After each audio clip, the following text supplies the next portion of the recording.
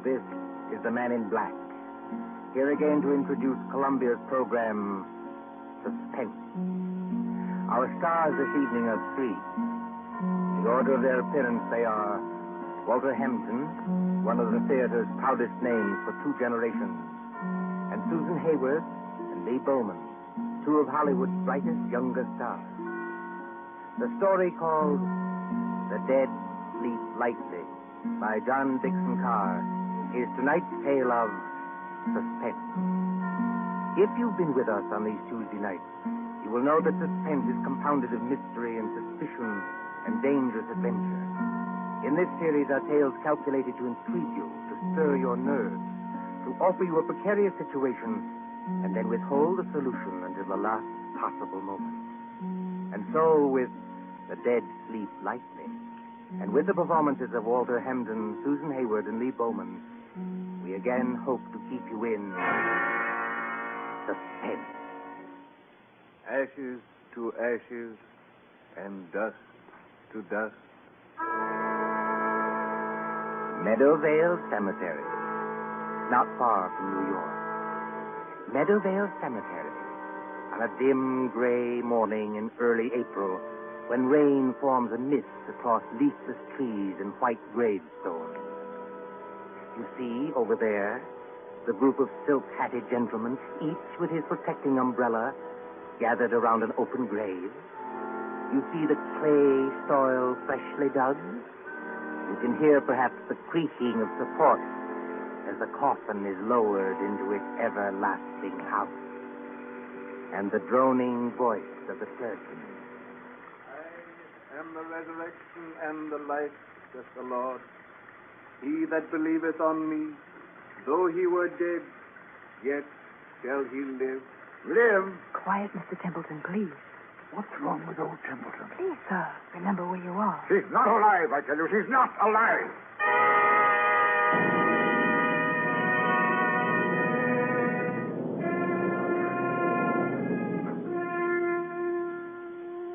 It might seem a long distance, that, from the Cosmopolites Club in Gramercy Park on the following evening, when that same well-fed man, as hard and unemotional as the diamond pin in his tie, hurries up the steps into the club and...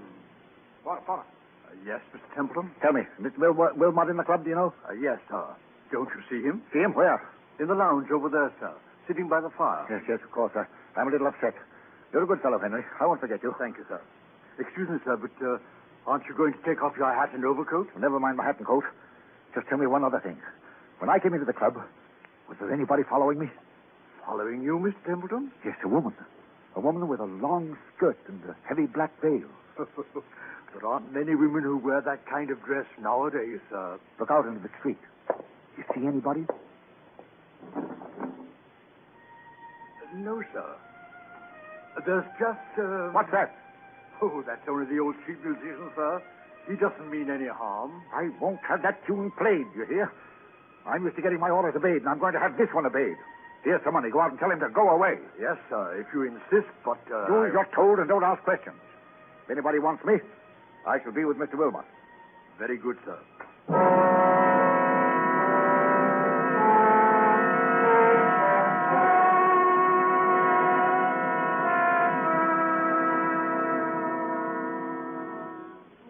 Good evening, Wilmot. Mind if I sit down for a minute? Oh, not at all. Pull up a chair. Want some coffee? No, thanks. I'll get down to brass tacks right away. Yes, you always do. I've noticed that. Well, I'm a pretty self-sufficient kind of a fellow, Wilmot. I've made a name for myself, even if I do stay it myself. But, well, the fact is, I need advice. A successful publisher asking advice from one of his own authors. That's something new, isn't it? Now, look here, Wilmot, I'm serious. All right. I take it back. What's on your mind? Well, you've studied what we'll call the supernatural, haven't you? I've lectured and written books about it, yes. And did you ever meet a ghost? No, I can't say I ever did. Have you? It might only be my own imagination. Yes, that's what scares me. You get on in years, and your arteries harden, and you don't take enough exercise, and you think something ought to be done about your waistline, but you never bother. You see, Wilmot, I went to a funeral yesterday. You did? Whose funeral was it? The person who died has nothing to do with this.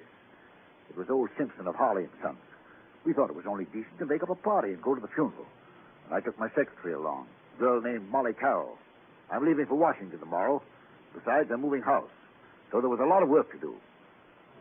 What I couldn't stand was that infernal cemetery in the rain. And we must have gone in by the wrong gate. Because we were in a neglected, desolate part of the cemetery where the rank grass grew over the grave.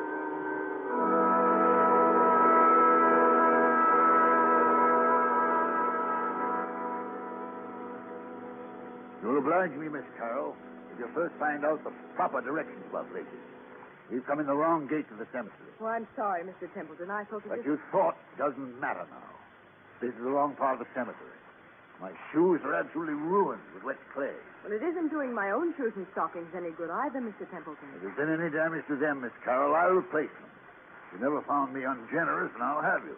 Well, not exactly ungenerous, no. I'll pay you the compliment, Miss Carroll, saying that you're the best secretary I ever had. Thank you. Yet you want to leave me. Yes, I want to get married. That's what Mr. Barnes is telling me. And who is this paragon of yours? What does he do? Does he make any money? Well, Frank's a radio technician. He's not very wealthy, I'll admit. Wealthy? A radio technician? I'll bet he doesn't make as much as I pay you. Yet you want to get married. Well, is there anything very strange about that? Yes, if it interferes with your career, if it's... Good Lord. Look at that. Look at what, Mr. Templeton? Over there, where I'm pointing. You mean that? It's only an old gravestone covered with weeds and brambles. I haven't seen that grave in years. It looks rather neglected. It is neglected, isn't it? Will you go closer, please, and read the inscription? Mr. Templeton, Do as I tell you, please. it says... Let's see if I can get some of these weeds aside. It says... Sacred to the memory of Mary Ellen Cleaver, born September 5th, 1892, departed this life March 25th, 1919. Thou shouldst still be adored as this moment thou art. Let thy loveliness fade as it will. If you lower that umbrella, Mr. Templeton, you'll get soaking wet. Sentimental crash. But she always liked it. She always liked it. Mary Ellen Cleaver. Did you know her? Very well indeed. She was my wife. Your wife? But I never knew you were married. Neither does anybody else. Where's my flask of brandy? What have I done with it? It's in your hip pocket, Mr. Templeton, but do you think that's very wise? You've already had more than enough. Whatever I do is wise, Miss Carroll. Well, we were married very young. She was a nice little thing. I was fond of her, yes. But she couldn't have helped me. I'm not a snob, but she wasn't in my class. No style, you know, no manners, no education. Indeed. Could I have introduced her to the friends I was making? No. Wouldn't have been kind to her. She didn't even want to go to the places where I was invited. She'd sit at home and say, what was it like? Did you have a nice time? What was Mrs. So-and-so wearing? And she loved me. I'll put that to her credit. But... You left her? I thought it was the kindest thing to do, yes. She went away. Then I heard she'd had... Had what? Nothing. Doesn't matter. Well, there was a war on, and I attended the peace conference in Europe. Never even knew she was dead until I heard some friends had buried her. I always promised to call her up. She said she'd come back to me if I did. You couldn't call her up now, Mr. Templeton, even if you wanted to. No, I suppose not. But I was fond of her. I wish there was something I could do. Well, you could have her grave cared for. Have some flowers put on it. That's it. That's an idea. She'd have liked that. Can you take care of that for me? I'll look after it tomorrow morning, Mr. Templeton.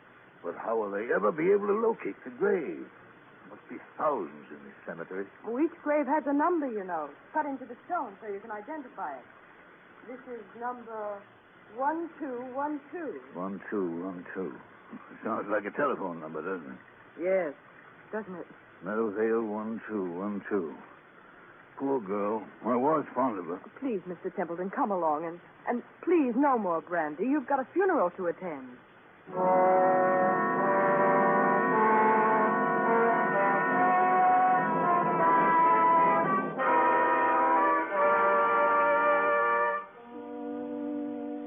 And then, Wilmot, The night came. And the horror.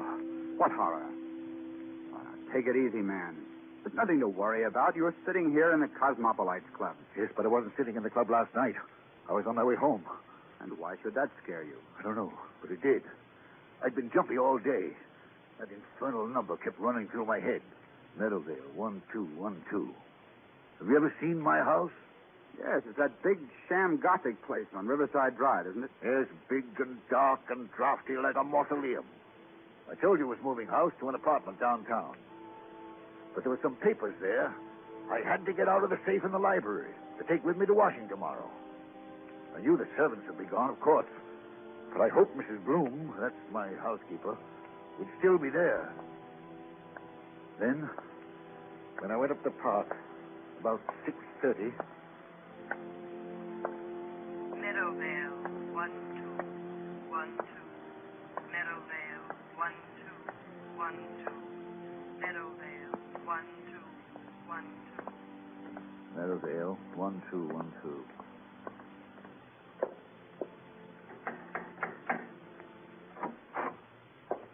Mr. Templeton, this is a surprise. Sorry to trouble you, Mrs. Bloom. I seem to have mislaid my key. The other could have sworn I had it on my key ring this morning. It's no trouble, Mr. Templeton. Only, I hope you're not planning to spend the night here. No, I'm going to a hotel. Why do you ask? Because they've disconnected everything except the electricity and taken away most of the furniture. I haven't touched anything in the library. No, sir. I told them you said to leave that. But it does seem a pity in a way. What seems a pity? To break up a lovely home like this after all these years. Home? This big, ugly picture gallery? It's been a home to me, sir. Well, I've treated you generously, haven't I? Yes, sir. I'm sorry. I've got several hours' work to do, Mrs. Bloom. A whole safe full of papers to sort over. I'm going to the library and... What's that you're hiding behind your back? I'm not hiding anything, sir. All the same, what is it? It's only a music box, sir. I found it in the attic when the moving men were here.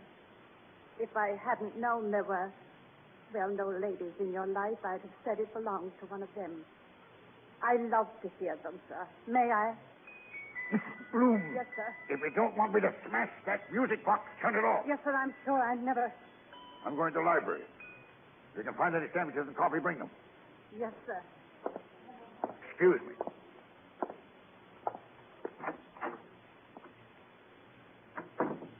Same old library. Same old claw-footed desk. There's the Venetian mirror she bought for them. Look at yourself in the mirror, Templeton.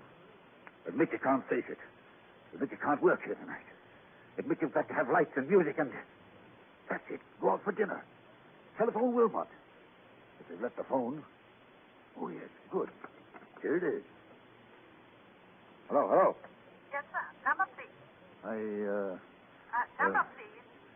I want, Meadowvale 1212. Meadowvale 1212. Wait, what the devil's name am I saying? Change that, I want... Hello, my darling. I knew you'd call me when you needed me. Who's that speaking? Who are you? It's Mary Ellen, dear. Don't you recognize my voice? You're not Mary Ellen. This is trick. Mary Ellen is dead. Yes, dear. But the dead sleep lightly, and they can be lonely, too. And now that you do need me... I don't need you. I don't need anybody. I'm coming back to join you, dear. It's not easy, but I'll be there by the time the clock strikes 7. I'll wear a veil because I don't look very pretty. I won't have this. I won't listen to you. I won't. Goodbye, my dear. Remember, when the clock strikes 7... Mrs. Bloom. Mr. Templeton, what on earth is the matter? Who's been playing tricks on me? Tricks, sir. I don't understand. Who spoke to me on this phone? But, sir, nobody could have spoken to you on that phone. Nobody could have. What are you talking about? That phone's disconnected, sir. Disconnected? Yes, sir. The man came here this afternoon and took that little metal box off the wall and rolled all the wires up and put everything on the desk there. Said he'd be back tomorrow to take it away. Mrs. Bloom, that's impossible. Look for yourself, sir. You're standing in the middle of the room holding that phone, and the wires don't lead anywhere. That's true. So you couldn't very well have talked to anybody on the phone that wasn't connected? Now, could you? I tell you, I got the operator. I heard it ring. I talked to someone else. Oh? And what did that person say? She said she'd be here to visit me When...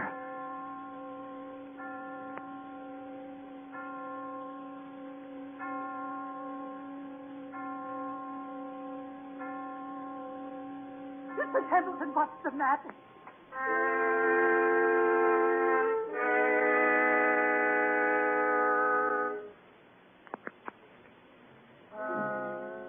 And so, Wilmot, that's what happened last night. The phone was disconnected. It was Mary Ellen's voice. There's no doubt about that. Am I out of my mind or what? Before I say anything about that, my friend, Well, let's hear the end of your story. What did happen when the clock struck 7? I don't know. You don't know. No, I lost my head. Ran out of that house as though the devil were after me. Maybe he was. And since then? I spent the night at the hotel. Today, I've walked past that house 50 times, 100 times, trying to muster up enough nerve to go in. I couldn't do it, but I've got to go in there. Why? It's those papers I've got to take to Washington. Send somebody else to get them. I can't do that, Wilmot. It's confidential information for the government. I've thought of everything. I've even bought a revolver, see?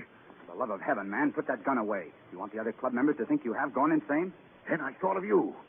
You know all the tricks of fake spiritualists. You've written about it and lectured about it.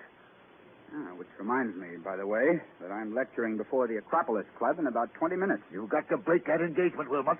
Why? Because you're going with me to my house tonight, now. Oh, that's impossible, old man. Now sit quietly and listen to me. I'll go with you willingly, tomorrow morning. That's too late. I'm taking an early plane to Washington. Well, then wait until I can get away from the lecture. Say, around midnight. I'll tell you what I'll do. I'll take a taxi and join you as soon as I can. That won't do. I've got to know the answer now. You understand? Aren't you being a little unreasonable about this? Unreasonable or not, I usually get my own way, and I mean to have it now. Well, then I'm afraid you'll have to go to the house alone. Besides, you know, Wilmot, you worry me. You sit there puffing at that pipe and looking at me out of those queer eyes of yours like a young Satan.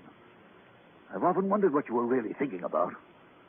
Since you flatter my intelligence so much, I was wondering whether you'd been quite frank with me. Frank with you, how? About your late wife, Mary Ellen Cleaver. What about her? Well, after she left you, something happened that, you don't like to talk about. Was there, by any chance, a child, a son, for instance, or... Did you say a son? Yes. I don't know what you're talking about. Well, then let's agree not to understand each other, shall we? Now, are you coming with me or aren't you? I tell you, man, I'll get there as soon as I can. All I can think about is the wet red clay in that cemetery, and the dismal graves in the rain, and what her face might look like if she raised the veil. And what am I going to see in that house? What am I going to see in that house?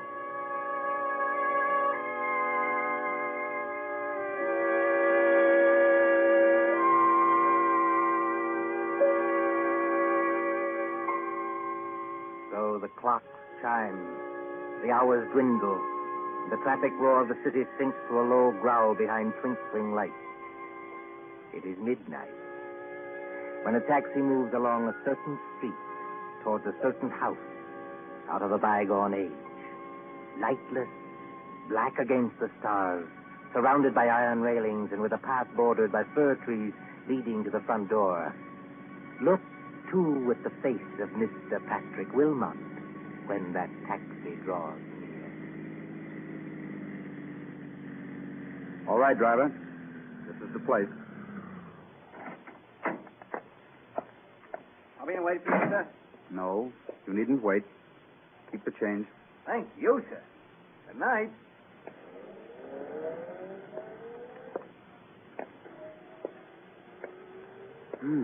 So the front gate is open. And he did go in. And... I beg your pardon. I didn't mean to bump into you. Mr. Wilmot. You know who I am. Oh, yes. I've seen you several times at our office.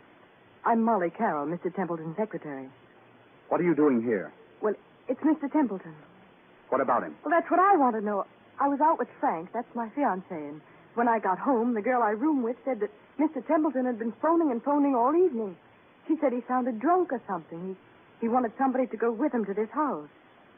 Evidently, I wasn't the only person he applied to. Shall we go in? Yes, but the whole house is dark. Suppose he isn't there. He's there, all right. You don't know men like Bert Templeton. But I'll push the gate wider. Now, straight up the walk to the front door. I've got a flashlight. what are we going to find? Something rather unpleasant, I'd better warn you. How do you know? I have my ways of knowing, Miss Carroll. Oh, look. What is it? That French window to the left of the front door. Yes. It's partly open. Well, there's nothing in that, necessarily. Templeton said he'd lost his key. He might have had to open a window. Oh, that's true, but... So you see it, too, do you? See what? There's a footprint across the sill of that French window. A footprint made in wet clay. It's like the clay of the cemetery. So I should imagine. Will you go in first, or shall I? Into that dark room, I will not. Well, then stay here, please, until I get some lights on. No, wait. I'll go. Let me take your arm. All right, be careful now. Yes, I thought so. This room is the library. And there are more footprints of somebody or something walking in. They lead... Who's there? Who's there? It's only me, sir. Mrs. Bloom, the housekeeper. Then what's the idea of standing in a dark room in the middle of the night with what sounds like... It's only a music box, sir. I left it behind along with some other things and came back to get them. I've got my own key. I thought I heard a noise in here. But why aren't there any lights? The electricity's cut off, sir. It was cut off today. I see. Templeton is here, or was here. He must have had some kind of light. If I turn this flashlight on the desk, maybe... Be quiet, Miss Carroll. What is it, sir? I'm as blind as a bat without my glasses. It's Mr. Templeton. He's lying on the floor beside the desk. Oh, he isn't. No, he isn't dead. But his face is the color of putty. I think he's had some kind of stroke. We'd better not take any chances. Mrs. Bloom, Yes, sir. get outside to the nearest telephone and call for an ambulance. Tell him it's an emergency case. You're Mr. Wilmot, aren't you? But what's happened to him? Ask a dead woman. I beg your pardon. Never mind. Hurry. Of course I'll hurry, Mr. Wilmot. What are we going to do? Now, let's have a look around. Templeton seems to have been working at his papers by the light of a couple of candles, which somebody's blown out. We'll relight them. There's the desk. There's all the papers scattered round Mr. him. Wilmot, please. What happened to him? I'll tell you. As he sat there in the dim light of two candles, a ghostly figure appeared at that French window. It wore a long, old-fashioned skirt and a heavy black veil to hide the face. It walked toward Templeton, tracking graveyard clay. It stretched its arms to him like this. Keep away from me, please. Templeton couldn't stand it. He collapsed. And now, before the old housekeeper returns, would you care to hear how the whole trick was worked? Trick? What trick? Have you heard about the ghost voice that talked on a disconnected telephone? Oh, yes. Yes, he said something about it this morning, but I thought he wasn't himself. He wasn't, but he heard it. Remember Mrs. Bloom's story about the telephone man? Yes. They don't send a man round to yank the whole apparatus off the wall, put it on the desk, and say he'll be back for it next day. This man from the telephone company was an imposter. The man from the telephone company was an imposter? Exactly. Oh, look, he's moving his hands. He's trying to open his eyes. Isn't there anything we can do for him? No, there's nothing we can do till the doctor arrives. In the meantime, listen to me. All right. What did this imposter do? He took away the real phone and substituted a spirit telephone. You don't know what a spirit telephone is? No, of course not. It's an old device used by fake mediums. You see a telephone without wires standing on a desk, like that one. You pick up the receiver and talk to the dead. Of course, you never really talk into the phone at all. But if you don't talk into the phone, then... Fixed underneath the desk is a tiny microphone with hidden wires leading to another room in the same house. That microphone picks up every word you think you are saying to the phone. Is that clear? I think so. Now, the dummy telephone is really a low-power radio receiving set. Somebody in another room can talk back to you after hearing what you say on the wired microphone. Then, Mr. Templeton... If Templeton hadn't rung Meadowvale 1212, then rest assured that same number would have rung him. Well, then the scheme couldn't fail either way. But, you see, there's one thing in this matter I haven't got quite clear even yet. And what's that? Tell me, Miss Carroll, just why did you work this whole trick? Why did you try to scare your father to death? My father. Templeton is your father, isn't he? That might be rather difficult to prove, Mr. Wilmot. By George, I admire you. Thanks very much. I'm flattered. Expressionless as ever. Eyes as hard and cold and blue and handsome as... Well, make your own comparison. But I knew you were guilty, of course, when I heard your fiancé was a radio technician. You can leave Frank out of this. Oh, you have scruples. Have I touched you? Nothing can touch me. Not since my mother died. Your fiancé installed the ghost mechanism and took it away today. He probably thought it was only a joke. He did. I swear he did. And the rest of it was plain enough. Who led Templeton to the wrong gate in the cemetery, past that woman's grave? You did. Who was the only one who could have stolen the key to this house off that key ring he took to the office? You were. You needed that key to come and go as you liked and impersonate the two voices on the phone. Is there any need to go on with this? He killed her, you know. You mean Templeton killed your mother? Oh, not with a knife or a bullet or poison. All he did was break her heart. And that's no offense in law. Yeah, steady now. Well, I've done what I wanted to do. I've thrown his whole rotten life to pieces. And there he is, gasping for breath on the floor. And I'm glad. Oh, God, forgive me. He is my father. Does he know you're his daughter? No, of course not. When I went to work for him as a secretary, he hadn't even seen me since I was a child. But I got near him. I worked for years to get near him. No, I wish I hadn't. Now, look here, you've got to pull yourself together. Why? Who cares? That's the ambulance coming and maybe the police. What do I care? Tell the police what you like. My dear girl, you don't think I'll tell them anything. I'm merely an onlooker. An amateur Satan who doesn't believe in ghost voices. Mary Ellen. What's that? Templeton, his eyes are open. He's trying to get up. Mary Ellen. It's as though he could see something that we can't What's see. that he's got in his hand? It's a revolver. He had one at the club. He's putting it against his chest. I'll stop him. Look out! Look out! Oh, he did love her after all.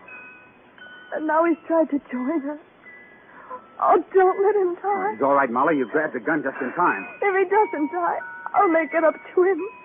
I swear I'll make it up to him. I tell you now, he's not going to die. But... Mary Ellen. What? Mary Ellen. But what?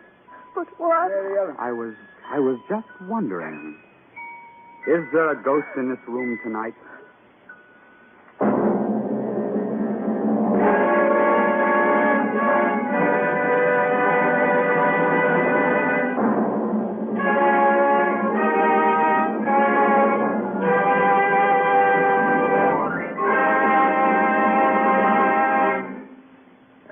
So closes The Dead Sleep Lightly, starring Walter Hampden, Susan Hayward, and Lee Bowman. Tonight's tale of suspense. This is your narrator, the man in black, who conveys to you Columbia's invitation to spend this half hour in suspense with us again next Tuesday. Miss Hayward appeared through the courtesy of Paramount Pictures, and Mr. Bowman appeared through the courtesy of Metro Goldwyn Mayer Studios. William Spear, the producer, John Dietz, the director, Bernard Herrmann, the composer-conductor, and John Dixon Carr, the author, collaborated on tonight's Suspense.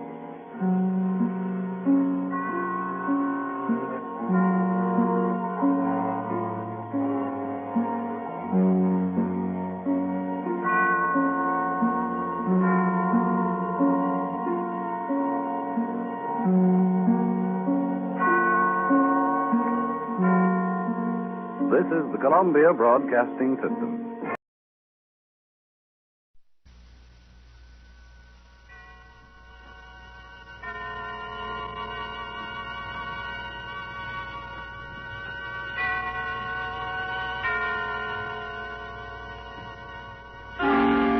Suspense.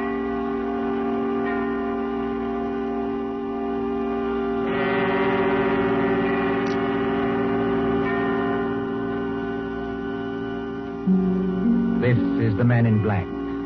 Here again to introduce Columbia's program, Suspense. Our distinguished star this evening is the stage and screen favorite, Mr. Paul Lucas, whose performances in The Lady Vanishes and in the stage production The Watch on the Rhine you will recall with pleasure. Tonight's tale of suspense is a story by John Dixon Carr, Fire, Burn, and Cauldron Bubble.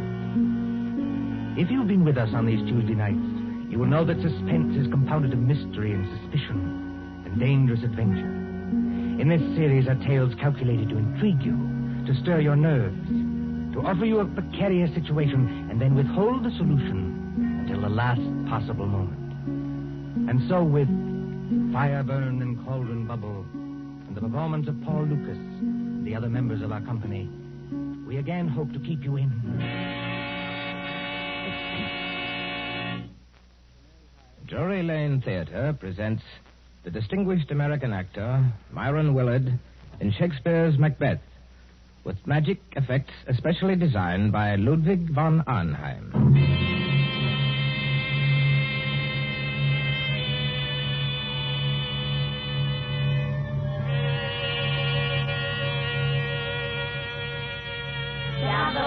Double, toil and trouble, fire burn and cauldron bubble.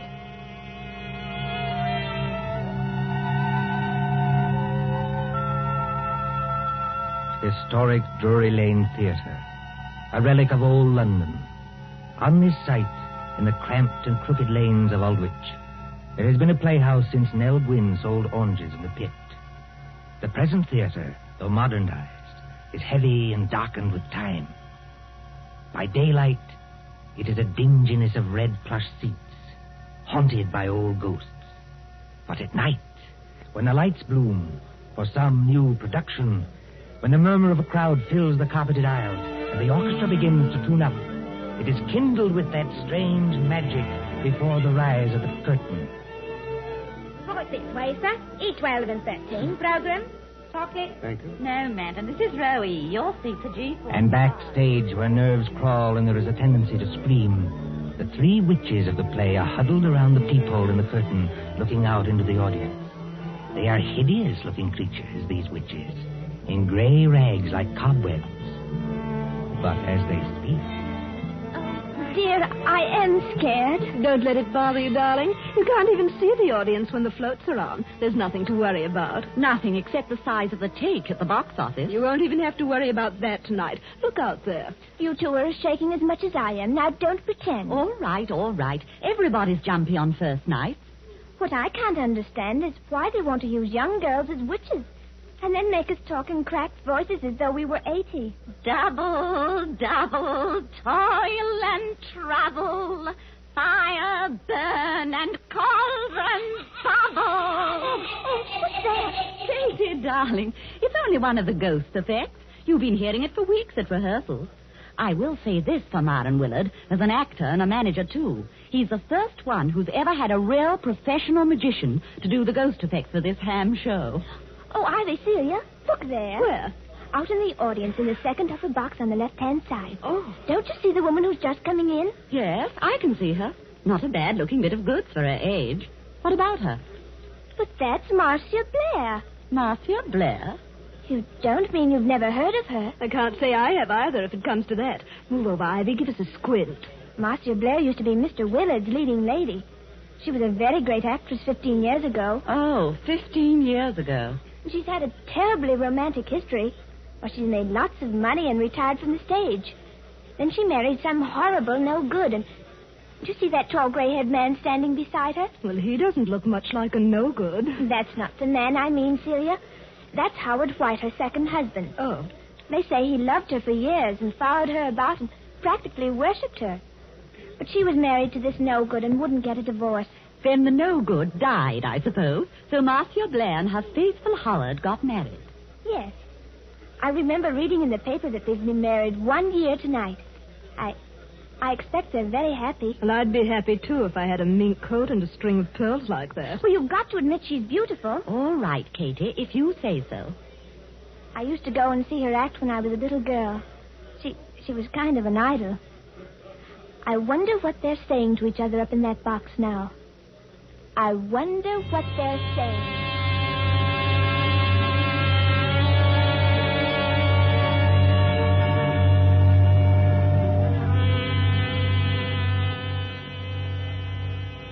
Marcia, dear, I wish you wouldn't be so uneasy.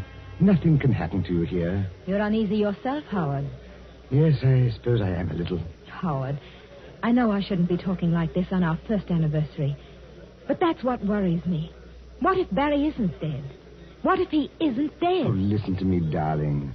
Your late husband, heaven condemn his soul, died in New York more than a year ago. We have proof of that. Well, then who wrote those letters to me? I don't know, dear. Somebody playing a joke on you. Joke? If you marry him, Marcia, you won't be alive a year from then. Joke. But you're married to me, my dear, and you are alive. Shall I quote you something from another play, Howard? Well? The Ides of March are come. I, Caesar, but not gone. And it's still 2 hours. 2 hours to the time we were actually married. Oh, look here, dear. This is carrying an obsession too far. It would be just like Barry to wait until the last moment, just to make it worse. You knew him. Yes, I knew him. He was a genius. I suppose so.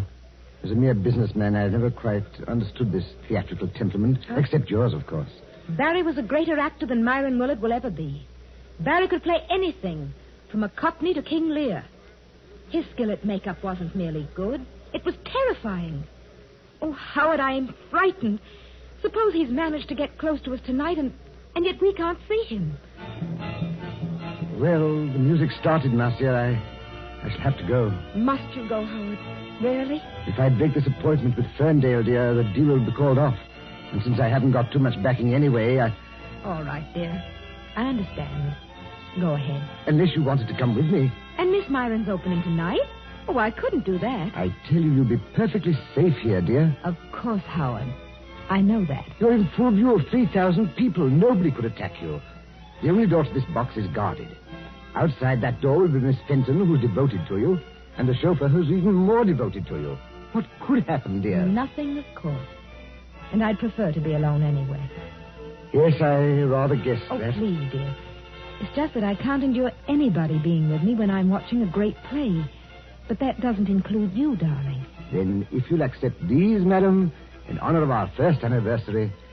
Oh, Howard. Well, they're lovely. Of course I'll accept them. And here's a program. Got everything else you need? Yes. Yes, I think so. I'll just open the door to the passage to make sure our watchdogs are on guard. Yes, they're out there, all right. Good night, Marcia. See you in an hour or two. Good night, Howard. And good luck. Miss Fenton, Bradley. Yes, Mr. White. Yes, sir. Anything wrong? Miss Fenton, you've been my wife's companion secretary for 5 or 6 years. Yes, Mr. White, and I've loved every minute of it. And you, Bradley, you haven't been my chauffeur for quite so long, but they tell me you're an ex-wrestler. That's right, sir. Champion of the Shoreditch Athletic Club. And in my prime, though I says it as shouldn't, as good a man as ever climbed through the ropes. Now, you know your instructions, Bradley. You trust me, sir. Nobody gets into this here box tonight unless it's over my dead body. Nothing must happen, you understand? Nothing. Please, you're as white as paper. As for you, Miss Fenton, I'm afraid it's a little awkward.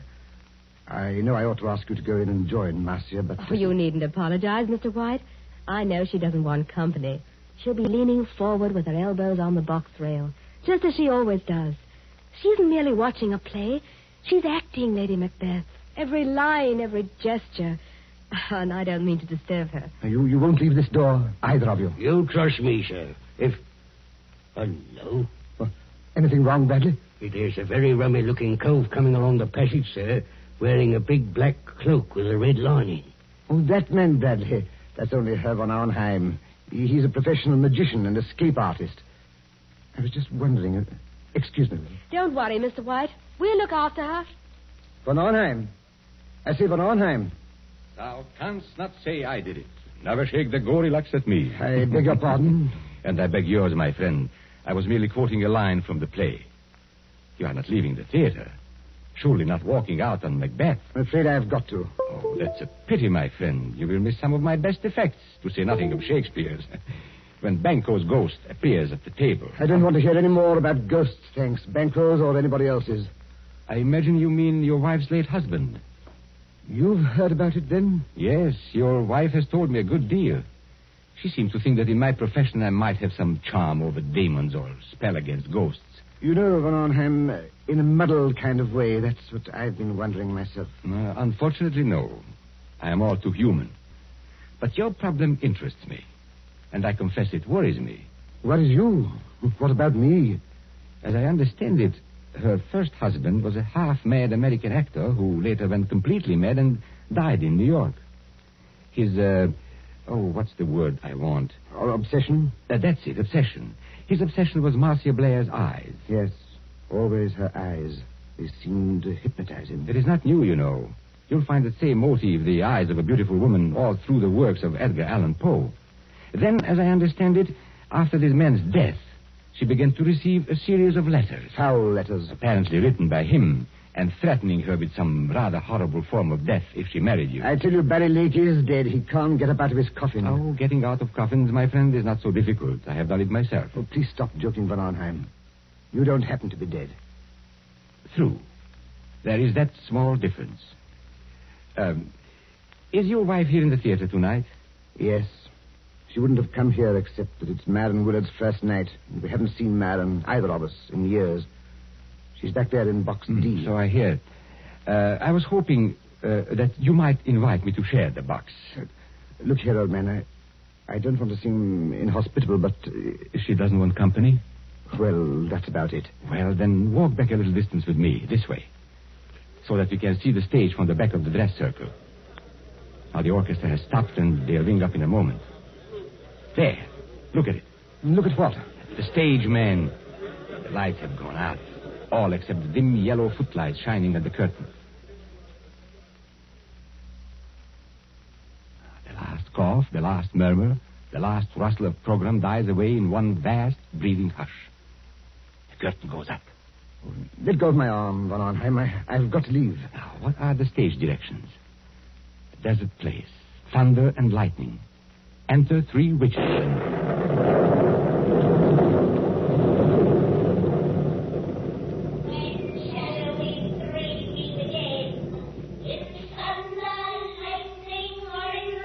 When, indeed, I wonder. I beg your pardon, Van Arnheim. Do you speak? No, it was nothing.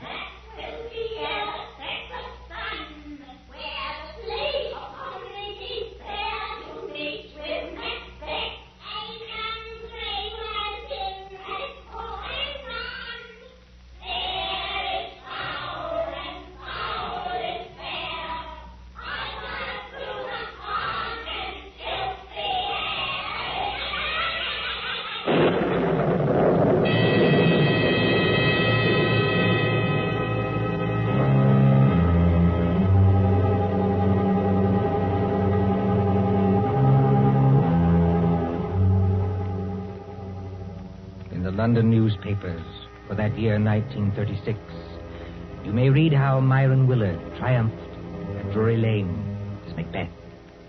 But tonight, as the clock ticks on, there is another drama in the dimly lighted corridor outside Box D. There sits Miss Louise Fenton, Marcia Blair's companion secretary. Beside her, burly and broken-nosed, is big Jim Bradley, the ex-wrestler. And when more than half an hour has passed... There's the applause, Jim. That was for the end of the first act. Yes, I hear it. Nothing's happened. And take my word for it, nothing's going to happen. Oh, she's such a likable person, Jim. And I think one of our greatest Shakespearean actresses. Well, I don't much care for this Shakespeare business, miss. You give me a good movie with gangsters in it. It's my style. Oh, you don't understand, Jim. I've seen her as Juliet, as Rosalind, as Portia, in our own drawing room without any props. I've heard her as Lady Macbeth, too. You should see her eyes. Her eyes, miss? Yes, you should see her eyes when she delivers that speech. The raven himself is horse that croaks the fatal end. Hey, miss, look there. What is it? That foreign-looking cove in the black cape coming along the passage now. Easy. I beg your pardon. You are Miss Louise Fenton, aren't you? Yes, my name is Fenton. What is it? I am looking for Arnheim, a friend of Mr. White's. And I must see Marcia Blair at once. No, you don't, Governor. You're not going in there. Why not? Because nobody goes in there. Not if it was the king himself. That's orders. Now listen to me, both of you. When the lights went on, I happened to be looking at Box D from the other side of the theater. And I think there is something wrong. But there can't be anything wrong. Jim Bradley and I have been sitting here the whole time. Except, of course... Except when? Well, except when I went in there for a few seconds. You went in there, Miss Fenton? May I ask when that was? Well, it was after Mr. White had gone and just before the play started. I went in to ask if she wanted anything. She said she didn't, so I came out again. And Bradley's been with me all the time, except when he went to get a drink of water up the corridor. That's as true as gospel, Captain. One moment and listen to me. Marcia Blair is leaning forward across the railing of the box. Oh, but that's nothing, Herr von Arnheim. That's the way she always is. Does she always fall forward with her arms held straight out and her head down on her arms? Better be careful, miss. It's a trick. Trick? Why not open the door and see for yourselves? Would that do any harm? No, I suppose it wouldn't, but... Oh, there must be some mistake. We haven't heard a sound from in there. There couldn't be anything wrong. You open the door, Miss Fenton. I'm going to hold tight to this gentleman, just in case. Quiet, please. Quiet. What is it, miss? Oh. Walk in there with me, both of you. Please go casually, as though nothing were wrong. We don't want to attract attention. Now. Oh, Herr von Arnheim. There's blood all over her face. Yes. And don't begin screaming again, Miss Fenton, when I tell you she's dead. Bradley? Yes, sir? Pick Miss Blair's body up and carry her out into the corridor. In another minute, we'll have the whole theater wanting to know what's wrong. All right, sir. You win. But what about the people in the other boxes? Won't they see? They've gone down to the bar to get a drink. They won't see anything. Hurry. She ain't no lightweight, the poor lady ain't. Steady does it. Hold the door open. That's got it. Now, close the door. Shall I put her down on the floor, Governor? Yes, better do that. I never took those threats seriously. That's what I blame myself for. And if something did happen, well, I thought he'd attack her. I never thought he'd hide away across the theater and fire a shot. And you were quite right, Miss Fenton. Marcia Blair was not shot. She wasn't shot. No. Take a look at the wound. Oh, I can't look at it. She was stabbed. Stabbed through the right eye with a narrow, sharp blade, which entered her brain and killed her instantly. Not a pretty death, but a quick one. You seem to know a lot about this, Governor. Perhaps I do, my friend, and perhaps I can guess a lot more. You mean somebody stood out there and threw a knife at her? Like a ruddy music hall turn? No, I don't mean that either. There's no knife in the wound and none in the box. The murderer took it away.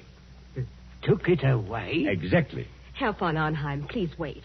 You're not saying someone climbed up from outside, 20 or 30 feet from the floor, and stabbed poor Marcia in full sight of 3,000 people? That, Miss Fenton, is what the evidence seems to indicate. But it's impossible. Yet it happened. There is Marcia Blair's body. What's that? Oh, it's the warning bell for the second act. People will be coming back here any minute. What are we going to do?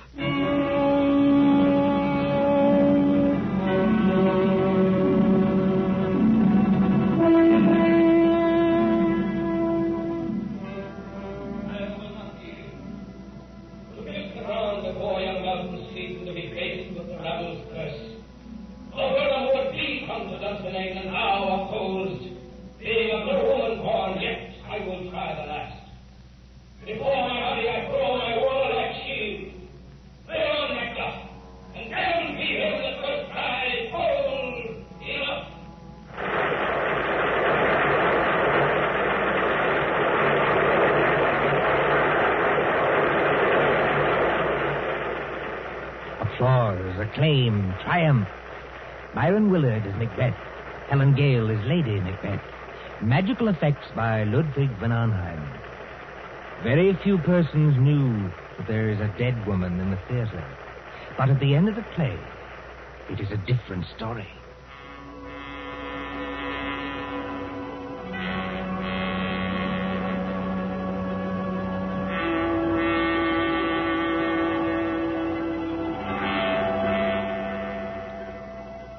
The crowd files out, past a cordon of police. The lights are extinguished. The great theater is dark, mumbling with echoes. See the stage now. Only the battens or overhead lights pour down a pale blaze on two men who stand grotesquely against the background of Dunsinane Castle. One of these men is Howard White, very near collapse. The other is Myron Willard himself, still wearing his makeup, still wearing helmet and chain mail. And when Willard speaks, Howard! Howard White! Confounded, man. Can't you hear what I'm saying? Excuse me, Madden. This is almost finished. Oh, not that I'm blaming you, old man. Thank you, Madden. It's traditional, you know, that Macbeth's an unlucky play. But up to the very end, I thought I'd never done better. 11 curtain calls. No, 12. How did you like my tomorrow and tomorrow speech? I'm sorry, Madden. I'm afraid I didn't hear it. Yes, poor old Marcia. She'd have hated to die like that. Marcia was proud of her eyes. Always nearsighted as an owl, but too vain to wear glasses. There's Von Arnheim looking at us from under the castle archway. Von Arnheim!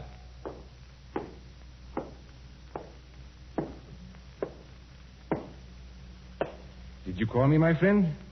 You're rather difficult to recognize under all that Macbeth makeup. Yes, I was just thinking the same thing. Never mind that. Where are the police now? At the moment, Mr. Willard, the police are in your dressing room. They are using it for questioning. No reception tonight, of course. No, but I thought you might be interested in 2 items of information that police have just discovered. Go on. We had a fairly full house tonight, I believe. Fairly full. Every seat was reserved. Reserved, yes, but not occupied. I don't follow you. 1 box on the ground floor, box E to be exact, was empty. Reserved and paid for, but empty. And box E, oddly enough, was just underneath the one occupied by Marcia Blair. Well, all the same, I still don't see quite what you're... Now, our next item of information comes from an usher. An outside eye seat in the stores, very close to that empty box, was occupied by a very curious stranger who arrived late in the dark and slipped out again by a nearby exit a few minutes afterwards. Just 1 moment, Von Arnheim. Are you saying this stranger climbed up and attacked Marcia in full view of the audience? No, my friend. The murderer did not approach from that direction. Then he must have reached Marcia through the door, guarded by Bradley and Miss Fenton? No, not from that direction either. Confound it, man. It must have been one way or the other. Not necessarily. Tell me, Howard, don't you think I've got enough troubles already without this nightmare on top of it? Herr von Arnheim. Herr von Arnheim. You must take it easy, Miss Fenton. You must not excite yourself. Have the police Yes. been... Look, you've got to help me. They won't believe me. They won't believe the young lady, sir, and that's a fact. I've tried to help her all I can, but there's things I can swear to and things I can't. You see, I did go into that box. Oh, just for a couple of seconds, I admit it. But no other person went in or could have got in. So they say, or at least they're hinting that I killed her. But I swear I never touched her. Who was questioning you, Miss Fenton?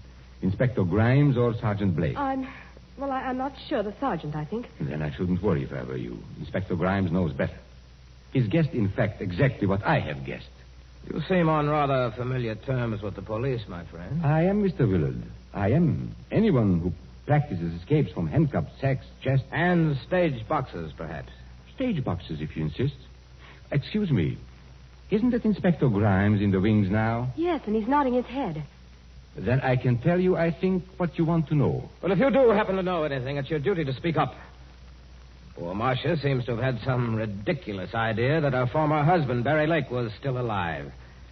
Her fears weren't justified, of course, and she wasn't killed by any dead husband. I beg your pardon. Her fears were justified, though not quite in the way she believed. And she was killed by her husband. Then Barry Lake is still alive. No, Barry Lake is dead. Well, does that mean Marcia was really killed by a ghost? No. I mean she was killed by her devoted second husband, Mr. Howard White. You hear what they say? That's not true. It's a slanderous statement. I'll have you in court for it. Everybody knows how devoted I was to Marcia. Your devotion, my friend, was devotion to her money. And your business affairs have been shaky for a long time. That's not true, and you can't prove it. Marcia Blair was inclined to be, shall we say, a little close-fisted with money. That's true anyway. It's a lie. Willing to marry him, but Mr. Howard White knew he'd never touch a penny unless he killed her. He wrote the letters himself. Herr von Arnheim, he can't be guilty. She was alive after he left the box. He wasn't anywhere near her when she died. Perfectly correct, Miss Fenton. He wasn't there, and yet he killed her. Exactly. But you and Bradley can supply the clue that will hang him. Me, sir? I don't know nothing. No, I don't either. I think you do if you'll put your mind to it. Do you remember what Howard White said to her just before he left the box? Yes, he said, "Good night, Marcia. See you in an hour or two." And she answered, "Good night and good luck." No, I mean just before that. There wasn't anything. You see? It's a slanderous statement without any proof. It's an insult to my position on the stock exchange. Wait. I do remember something rather queer. Think, Miss Fenton, think. He said to Marcia jokingly, "If you'll accept these, madam, in honor of our first anniversary." And Marcia said, "Howard, they're lovely. Of course I'll accept them." That's right, sir. He did say it. And what do you think he was referring to, Miss Fenton? What was he asking her to accept? Well, I imagined it was flowers, a corsage or something like that. Did you see any flowers in the box or pinned to Marcia Blair's gown? No. Come to think of it, I didn't. Then what did he give her? Don't look at me, sir. Now, here is a woman who is very nearsighted, yet refuses to wear glasses.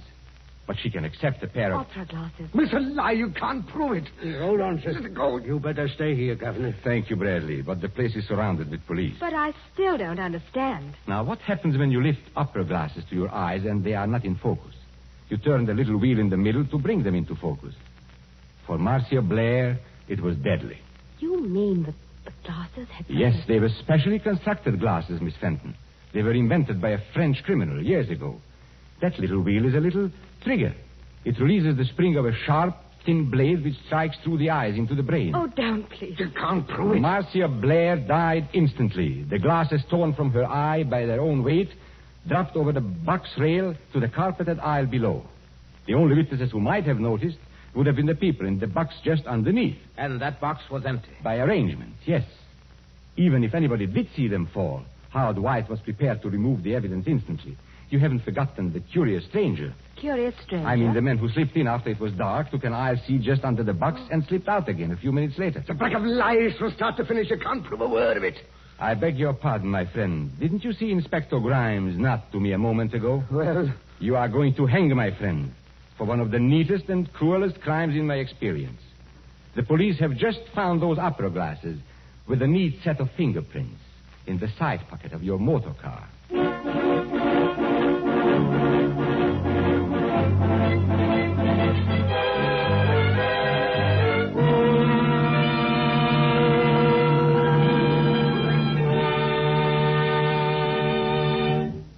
And so ends Fire Burn and Cauldron Bubble, starring the distinguished actor Paul Lucas. Tonight's tale of suspense. This is your narrator, Ted Osborne, the man in black, who conveys to you Columbia's invitation to spend this half hour in suspense with us again next Tuesday, same time, when Nancy Coleman stars in Fear Paints a Picture. William Spear, the producer, John Dietz, the director, Bernard Herrmann, the composer-conductor, Robert Salmon, studio technician, and John Dixon Carr, the author, collaborated on tonight's Suspense.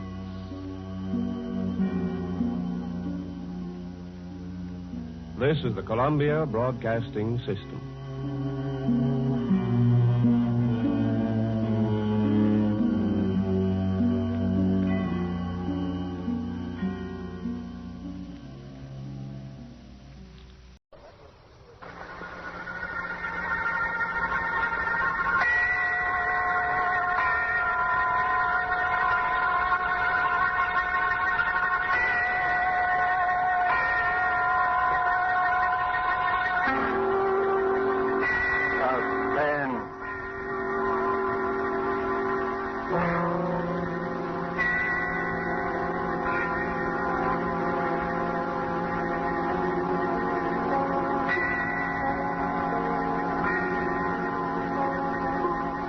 This is the man in black, here again to introduce Columbia's program, Suspense. Our leading lady tonight is Miss Nancy Coleman, one of Hollywood's most powerful and resourceful young stars, whose performances you may have admired in King's Row, the current Warner Brothers picture Edge of Darkness, and other noted films. The story called Fear Paints a Picture is tonight's tale of suspense. If you've been with us on these Tuesday nights, you will know that suspense is compounded of mystery and suspicion and dangerous adventure. In this series are tales calculated to intrigue you, stir your nerves, to offer you a precarious situation, and then withhold the solution until the last possible moment. And so it is with Fear Paints a Picture and Miss Nancy Coleman's performance. We again hope to keep you in suspense.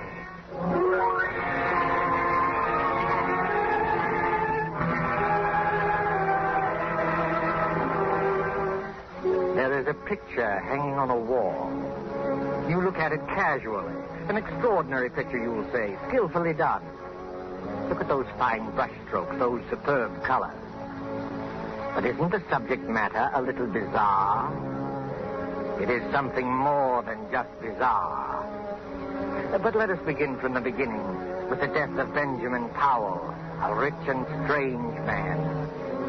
There were dark rumors about the Powells. His wife had died many years ago. No one knows how. But Benjamin Powell had a daughter, Julia, a high-strung and neurotic girl. And many of us wondered about her, too. Benjamin Powell died, and in his last will and testament, he made Julia heir to all his considerable fortune, except that...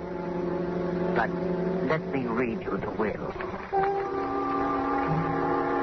I, Benjamin Powell, being of sound mind and in full possession of all my faculties, hereby request that after my death, my daughter Julia live with Mr. Harvey Lyons, my lifelong friend, until her 23rd birthday, at which date all my worldly belongings will come into her possession, provided that nothing untoward happens to her by that time.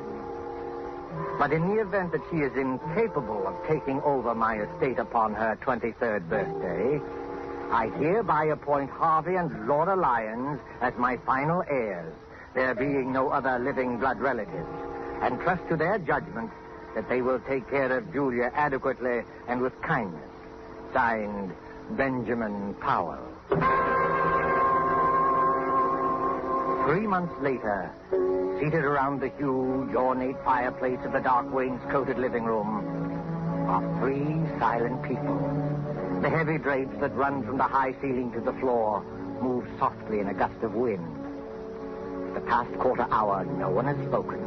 Harvey reads his newspaper, Laura knits with nimble fingers, and Julia stares with unseeing eyes at an unopened book.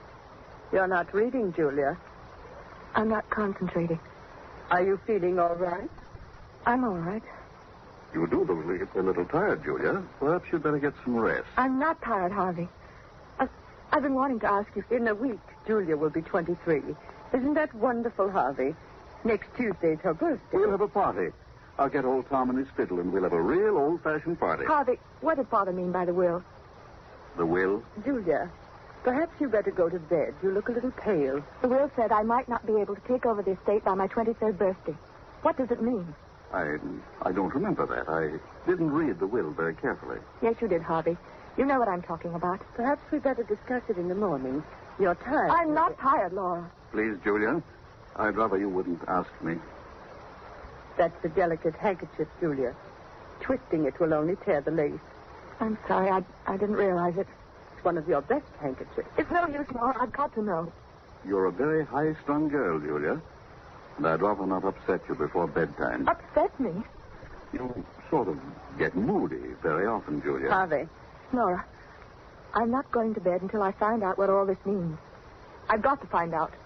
You don't like your room, do you? No, I don't. It's too big. The wallpaper. I don't like the pictures on the wall. There's nothing wrong with a big room.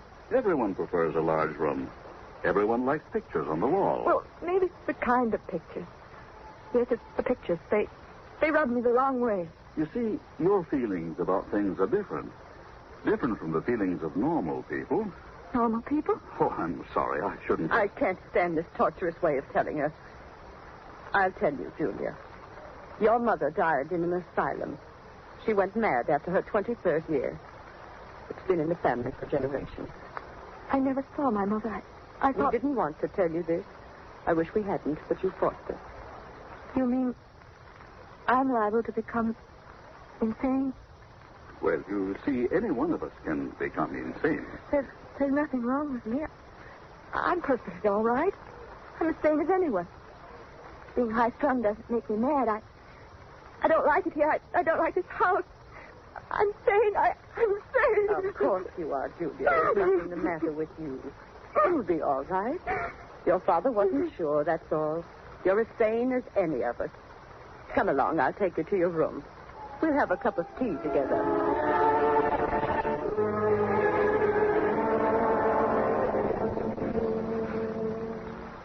How is she, Laura? She's calmed down. Is she asleep? No, Harvey, she's reading. That must be Dr. Barrows. I'll open the door. Hello, Dr. Barrow. How do you do, Mr. Lyon? Come in. Thank you. This is my wife, Laura. How do you do? I'm glad to meet you, Doctor. Let me take your things. The maid will have your room ready in a few minutes. That's very good of you. Here, sit down and make yourself comfortable. Thank you. Well, how is Julia? She's been very moody lately. Very moody. She seems so unhappy. I've tried to draw her out, but I haven't been much good at it. Is she still grieving over her father's death? No, it isn't that. I don't think she likes our house. She has some queer ideas about her room. And the wallpaper. She doesn't like that. She doesn't like the pictures on the wall either. I've caught Julia several times staring into the mirror, looking at herself with hate. Mm-hmm. I've heard her talking to herself very often. That's nothing. All of us talk to ourselves once in a while. I don't know, Doctor. I don't think she's very stable. There are things that go on in her mind that she won't talk about. All of us keep things to ourselves, things we never talk about.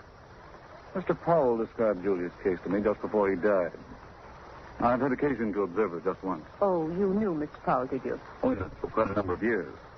I treated his wife, poor Mrs. Powell. She went mad. Started somewhat the same way as Julia. Oh, I wouldn't make that comparison.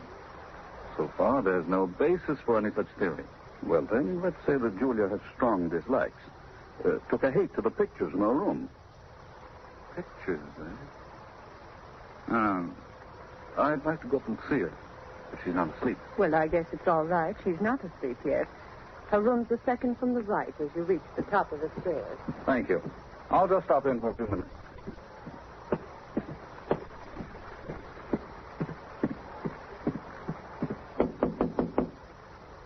Come in. Hello, Julia. You remember me, don't you? No, not exactly. I'm Dr. Barrow, a friend of your father. I treated your mother. My mother? No. Don't be alarmed. I'm staying with your guardians for a few weeks. Do you mind if I come in for a few minutes? No. Well, this is a fine room, Julia. A very comfortable one. I don't like it. It's too big. Makes me uncomfortable. Nonsense. You're just imaginative.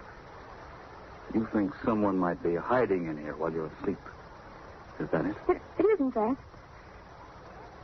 Don't you like that picture, Julia? What picture? The one you're staring at. I wasn't staring at it. I just... Just looking at it, eh? Looks like a fine painting. I don't like it. I'm going to have it removed. You can if you like, Julia, but I don't think you should. It's an unpleasant picture. It gives me nightmares. Look at it. That frightful-looking man about to come through the doorway, and the unsuspecting girl sitting in a chair with her back towards him. He's not frightful-looking at all. It's just the black scarf around his neck. He's about to kill her. You certainly have a vivid imagination. I'm sure the artist had no such idea in mind. I hate the picture. I'm going to ask Harvey to take it out of here. No, Julia. You mustn't be afraid of it. The longer you keep looking at it, the less afraid of it you'll be. You've got to conquer your fears, or they'll conquer you. Well, that picture has a horrible fascination for me. I can't take my eyes from it.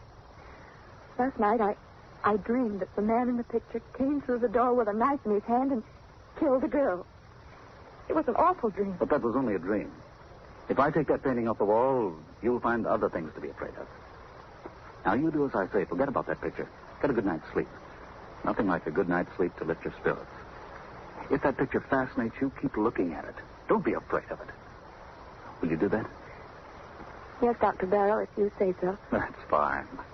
I'll see you in the morning. Good night, Julia. Good night.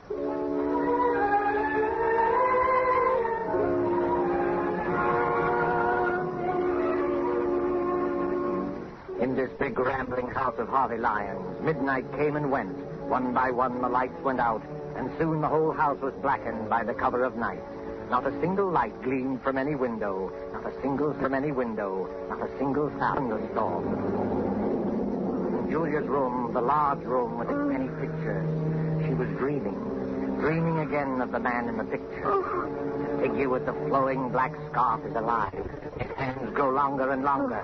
Julia tosses in her sleep, as if trying to avoid him, trying not to look at him.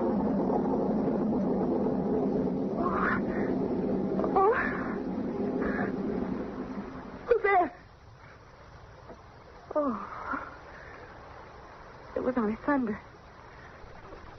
What a terrible dream. That awful picture. What was that? There's someone in this room. Someone's hiding in this room. The light. Where's the switch? Where is it? Oh, here. There's no one here. It's coming from the ceiling. From up above me. It's my imagination. There's nobody there at this hour. Nobody. I've got to go back to sleep. Dr. Barrow said I need sleep.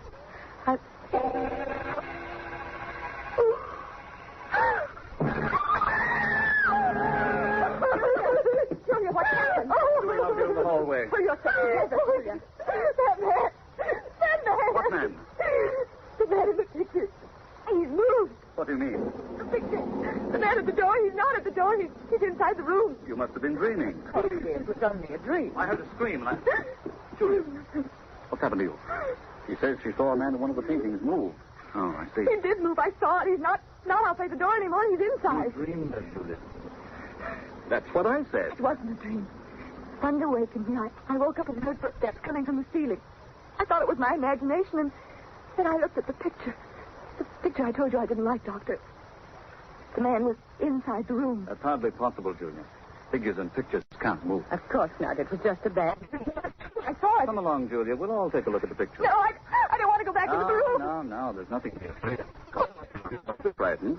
You've got to fight off these delusions. Here, give me your hand. Come along.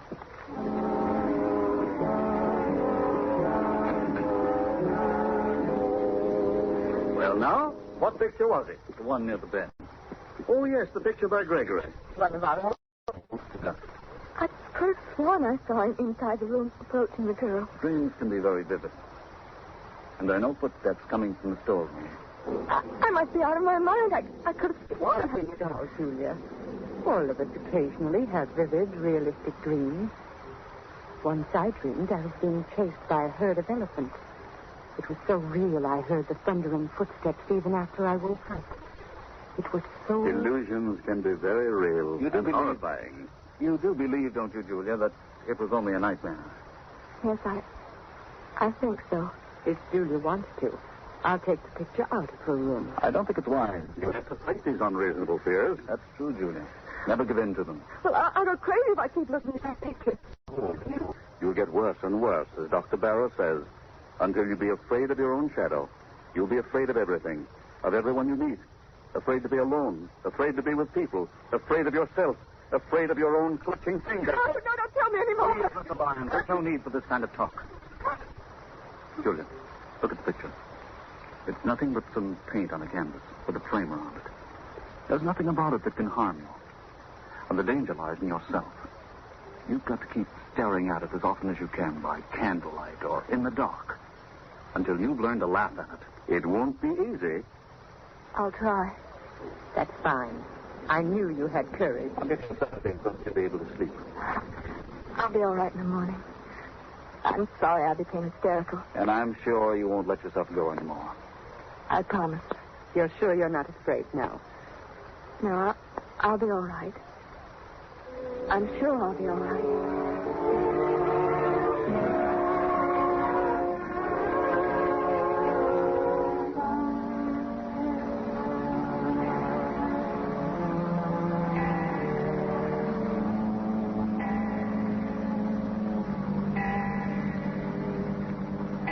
Well, Julia, it's 11 o'clock. You know what Dr. Barrow says. I'm not at all sleepy, Laura. I'd rather stay up for a while. I'm in the middle of a fascinating story. You run along. I'll go to bed presently.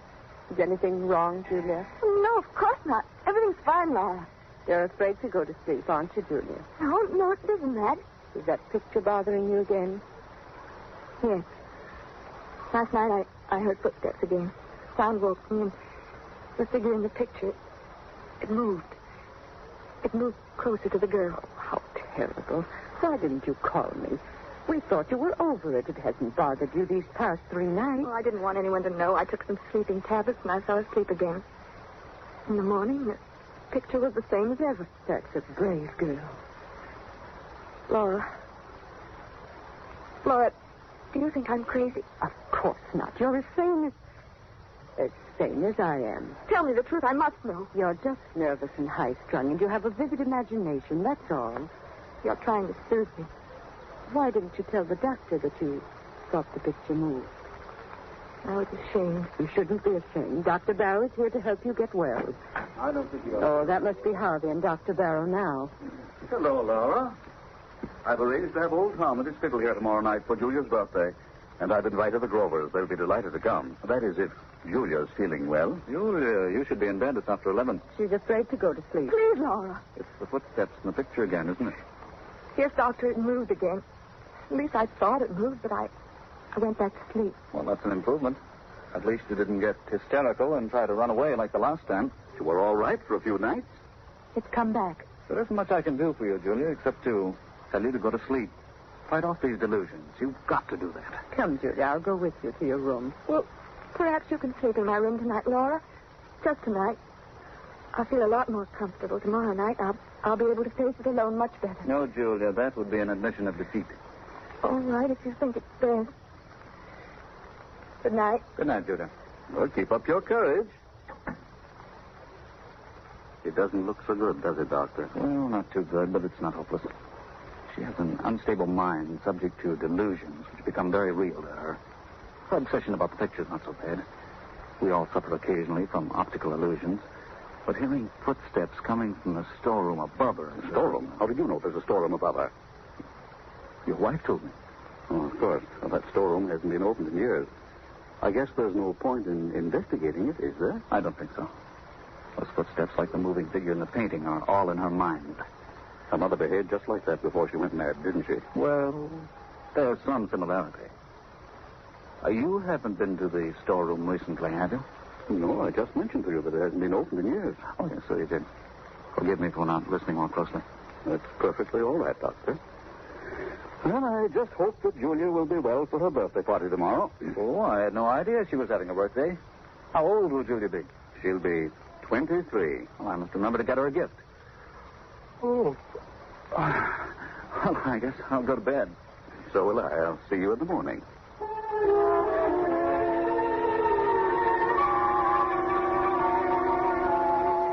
But Julia wasn't thinking about her birthday.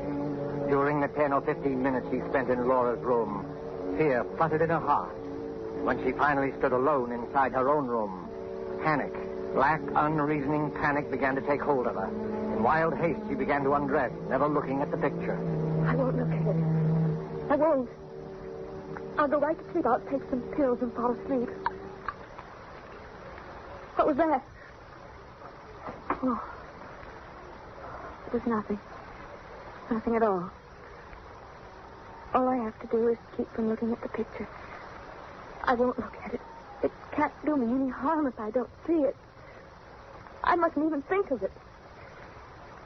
I'll think about the trip I made to South America. It was a wonderful trip. The sunset. Oh, there.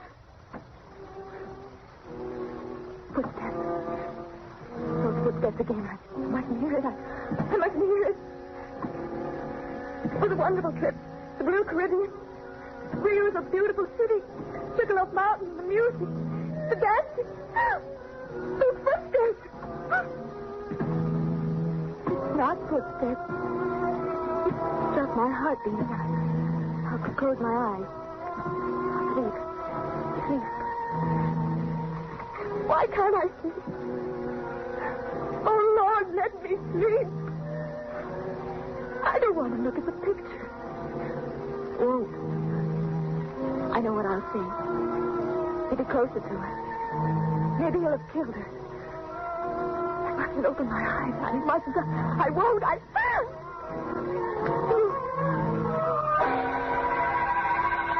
got to look at it.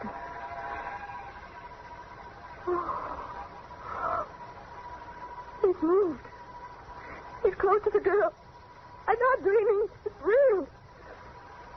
Girl? It's me. That girl is me. Me. I can't stand it. I can't. Laura! Laura! Oh, Laura, let me in. Let me in. Julia. Oh, you poor girl. Yes, sit down. Stop crying and tell me all about it. Tell me in detail. Don't be ashamed. Get it out of you. It'll do you good to talk. It's the same thing again and again. I tried not to look at the picture. I tried so very hard, but it was hopeless. I had to. Vicky with a black scarf was inside the room. A knife in his hand, very close to the girl. But this time the girl had turned around and it was my face. My face. Did you hear any footsteps? Yes. I heard them as soon as I got into the room. You think it's very real, don't you, Julia? Despite the fact that everyone says it's a delusion. It's very real to me. I must be really insane. I'm going crazy. Don't say that. It's no use. I'm not getting any better. It's getting worse and worse. Don't give up. You mustn't. Come along. I'll go to your room with you. I'll stay there until you fall asleep. Unless you want to stay here. Oh, I don't know. I don't know what to do. Will you stay with me, Laura? Yes, Julia. Come, let's go back.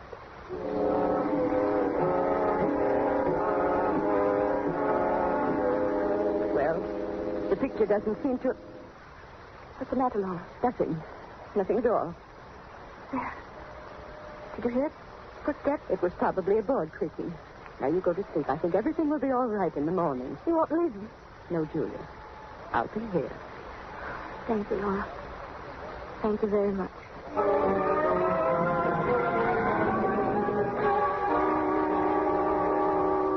Laura stayed in Julia's room until she was sure that she was fast asleep.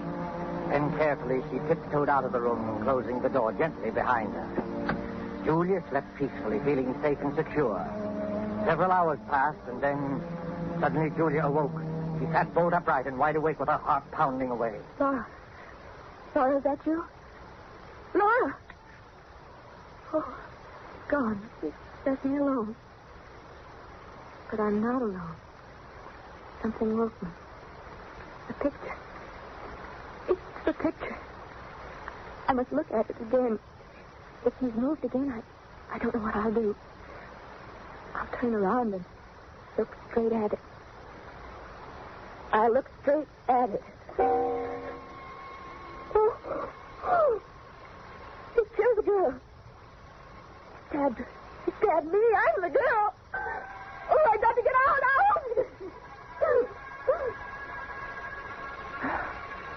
It's no use. I've lost everything. My reason, my sanity. I can't fight him anymore. I can't fight against you and this black scarf. And now you're here. I can touch you. I can feel you. It's real this time. What do you want me to do? No. I won't run away. I won't scream.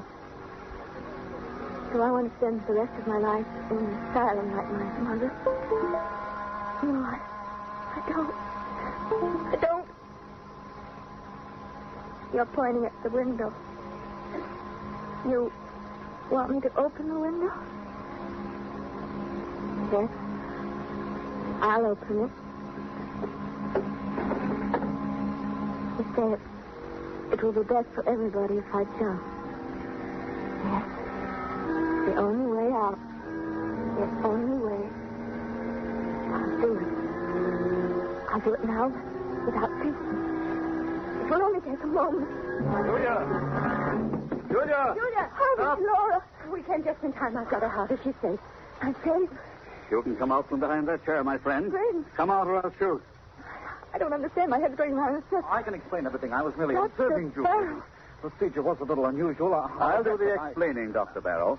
You tried to drive Julia crazy. Tried to drive me crazy. That's right. He tried to do it with the picture. You're all making a serious mistake. Mistake? Look at the picture. The figure is inside the room, stabbing the girl. No, it wasn't your imagination, Julia. He painted several pictures, each one of them with a figure close to the girl. He used the storeroom upstairs. That's why you heard footsteps. I got suspicious when I found a black scarf in his room. And when I looked at the picture a little while ago, it was full of dust. I dusted it off myself a few hours before. Yes, and Dr. Barrow seemed to know there was a storeroom above you. I couldn't understand how he knew that since it had been closed for years. Why? Why should he want to drive me crazy? Because he's not Dr. Barrow. He's Ralph Powell, your cousin, who disappeared many years ago. Everyone thought he was dead. After I got suspicious, Harvey and I went up to the storeroom and found a lot of pictures he's been painting. This scoundrel is a very talented artist. He's been changing the pictures on the wall. His plan was to drive you insane and then contest the will, since he's your nearest blood relative. Oh, horrible, and I really thought it... I had no intention of killing Julia. I swear I didn't. I just wanted to frighten her. Almost jumped out of the window. I might have been dead. Right now, lying dead outside. Don't think about it, Julia. It's all over now. You're all right. I'm not insane. Of course not, Julia. Why, I almost forgot. It's already Tuesday. Happy birthday, Julia. How does it feel to be 23 years old? It feels wonderful.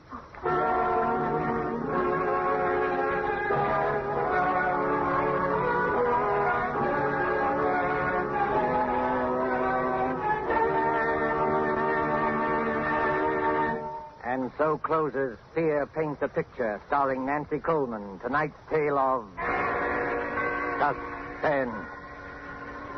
Appearing with Miss Coleman were Edwin Maxwell as Harvey Lyons, Fred Mackay as Dr. Barrow, and Beatrice Benaderet as Laura.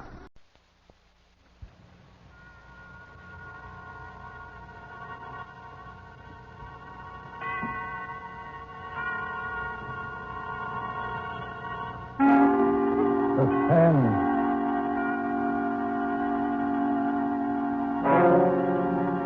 This is the Man in Black, here again to introduce Columbia's program, Suspense. In our starring Hollywood cast this evening is Mr. Peter Lorre, who appears as a mysterious gentleman called George Ravel. Miss Wendy Berry plays our worried heroine, Marjorie. Mr. George Zuko is the lawyer, Alex Stevens. The story called The Moment of Darkness is tonight's tale of suspense. If you have been with us on these Tuesday nights, you will know that suspense is compounded of mystery and suspicion and dangerous adventure. In this series are tales calculated to intrigue you, stir your nerves, to offer you a precarious situation, and then withhold the solution until the last possible moment. And so, with A Moment of Darkness, and with the performances of Peter Lorre, Wendy Berry, George Zuko, and our other players, we again hope to keep you in suspense.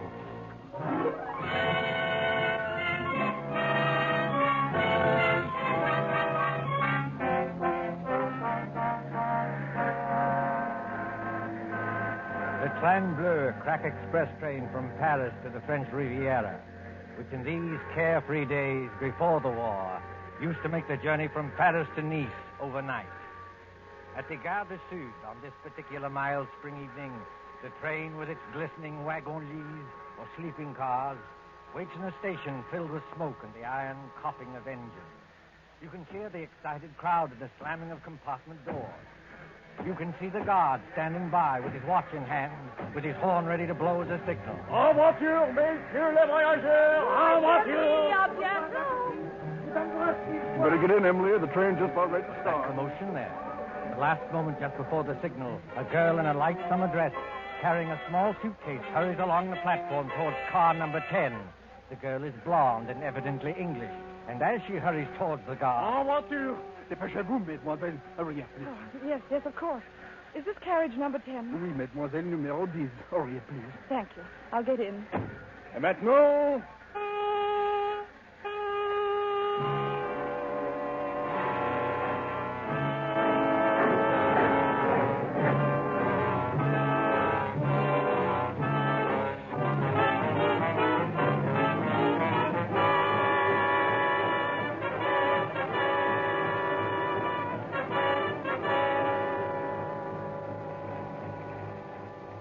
Must be at least a mile long. Car 10. Compartment number 6. Compartment number 6. Compartment... here it is. Yes, come in. Mr. Stevens, Oh, I beg your pardon. That's quite all right. Won't you come in? I thought this was Mr. Stevens' compartment. It is his compartment. I'm sharing it with him. He is on the train, isn't he? Oh, yes. He's going to look for some luggage that failed to turn up. In the meantime, won't you come in and sit down? Thank you.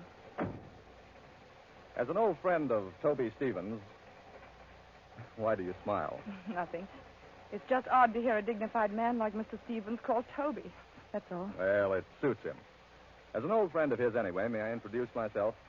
I'm Ken Blake, on vacation from the American consulate in London. How do you do? My name is Gray, Marjorie Gray. I most particularly wanted to have a word with Mr. Stevens. Miss Gray, will you pardon my impertinence if I ask... Ask what? Whether it's about your Aunt Hester at Monte Carlo and the man who seemed so determined to scare her to death. Do you know about that? Yes, a little. After all, that's why Toby's left his law practice and come all the way from London. He said... Mr. Stevens. Marjorie. Hey, Scott, what are you doing here? I came up from Monte Carlo especially to see you. I thought I'd find you in Paris, but when I got to your hotel, they told me you'd gone. Cook said they'd reserved a compartment on this train for you. So, well, here I am. But why? Before you see Aunt Hester, Mr. Stevens, I want to know what you meant by that letter you wrote me. I meant exactly what I said, Marjorie. I'm going to expose this faker, George Ravel. Excuse me, if you two want to talk, I'll just clear out of here. No, Ken, stay where you are. Really, Mr. Stevens? You made an impression on her, Ken. When the girl suddenly becomes thoroughly British after spending half her life on the Riviera, well, you made an impression. Don't talk like that, Toby. She won't get annoyed with you for saying it. She'll just get annoyed with me. Marjorie, this is Ken Blake. We've met, thanks. I asked him to come along with me, and for a very good reason. Indeed? Ken was for years at the American consulate in Paris. He knows all the heads of the Sûreté Générale, that's the Scotland Yard of France. And in particular, he knows the great detective Flamand, who's the chef de Sûreté. I thought Ken might be very useful when we nab Ravel. But I tell you, Ravel is dangerous. Dangerous, my eye. Something's going to happen. I know something dreadful's going to happen. Now, let's face the situation, Marjorie. Your Aunt Hester is middle-aged, wealthy, and... Oh, if only Uncle Paul hadn't died. He was the decentest person I ever knew. But he did die, my dear, and Hester can't be consoled. She can't eat, she can't sleep, she can't think of anything except getting in touch with his spirit. Along comes this faker Ravel to give seances. I wonder if he is a faker. You're not falling for this Tommy rot, surely? Really, Mr. Blake? If I'd asked for your advice in this matter... I beg your pardon, Miss Gray. When we get to Nice, I'll take the first train back to Paris. No, wait, please. I didn't mean to be rude. It's nice of you to help us, but it's the whole atmosphere of Monte Carlo. Well, that's quite all right, my dear. We understand, of course. There's Aunt Hester in that villa over the Mediterranean.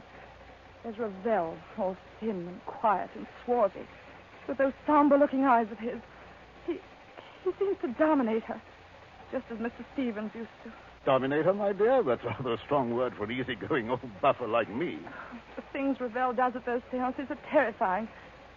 I don't know whether he's an imposter or not, but I am sure nobody else can do what he does. Now, there, Marjorie, is where you're wrong. I can. You can? Yes. I promise to duplicate in front of your aunt every single trick Ravel ever performed. Oh, but that's impossible. Is it? Wait and see. I'll put it up to Mr. Blake. It isn't merely that Ravel is tied up, tied hand and foot in a chair, while these horrible things are going on. I know there are people who can get out of ropes and back into them again. But Ravel lets you take one precaution that shows there can't be any trickery. Oh? And what is that precaution? Just before the lights go out, he takes a piece of white paper. Well? He puts one under each foot. You take a pencil and draw an outline around the shoe on the paper. If he moves a millionth fraction of an inch, it would show in the outline later. But it never does. Well, look here, Toby. That's a bad one. Why does it strike you as being so funny? Because I can do it, too. Just give me a moment of darkness, that's all. You mean he gets out of his shoes or something like that? No, he could hardly get out of his shoes and back into them without disturbing the outline. Then he doesn't leave his chair after all. On the contrary, he can be all over the room. Well, how in Satan's name does he do it? My dear fellow, there's nothing simple.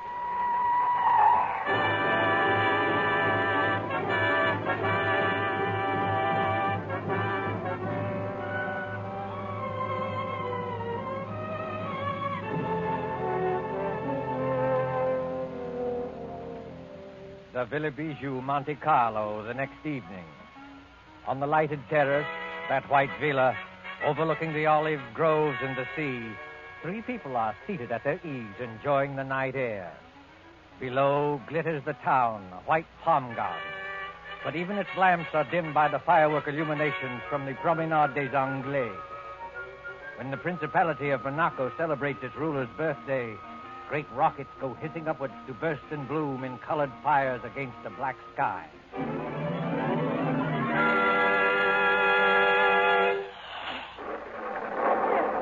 I don't like those fireworks. The noise upsets me. I wish they'd stop. Never mind the fireworks, Hester. You've heard my proposition. Give me an answer. Oh, what's more, you spill broth on your jacket at dinner. You're the clumsiest eater I ever saw. Here. Let me take a handkerchief to it. Please, Aunt Hester. Won't you answer Mr. Stevens? Why don't you two let me alone? Both of you. We're only trying to help you. Don't you believe that? Oh, yes, I believe it. But I'm happy. I talked with my husband twice last week. Now, look here, Hester. This has got to stop. Why? Ravel's a fraud, and I can prove it. If Monsieur Ravel is a fraud, what is he gained by this?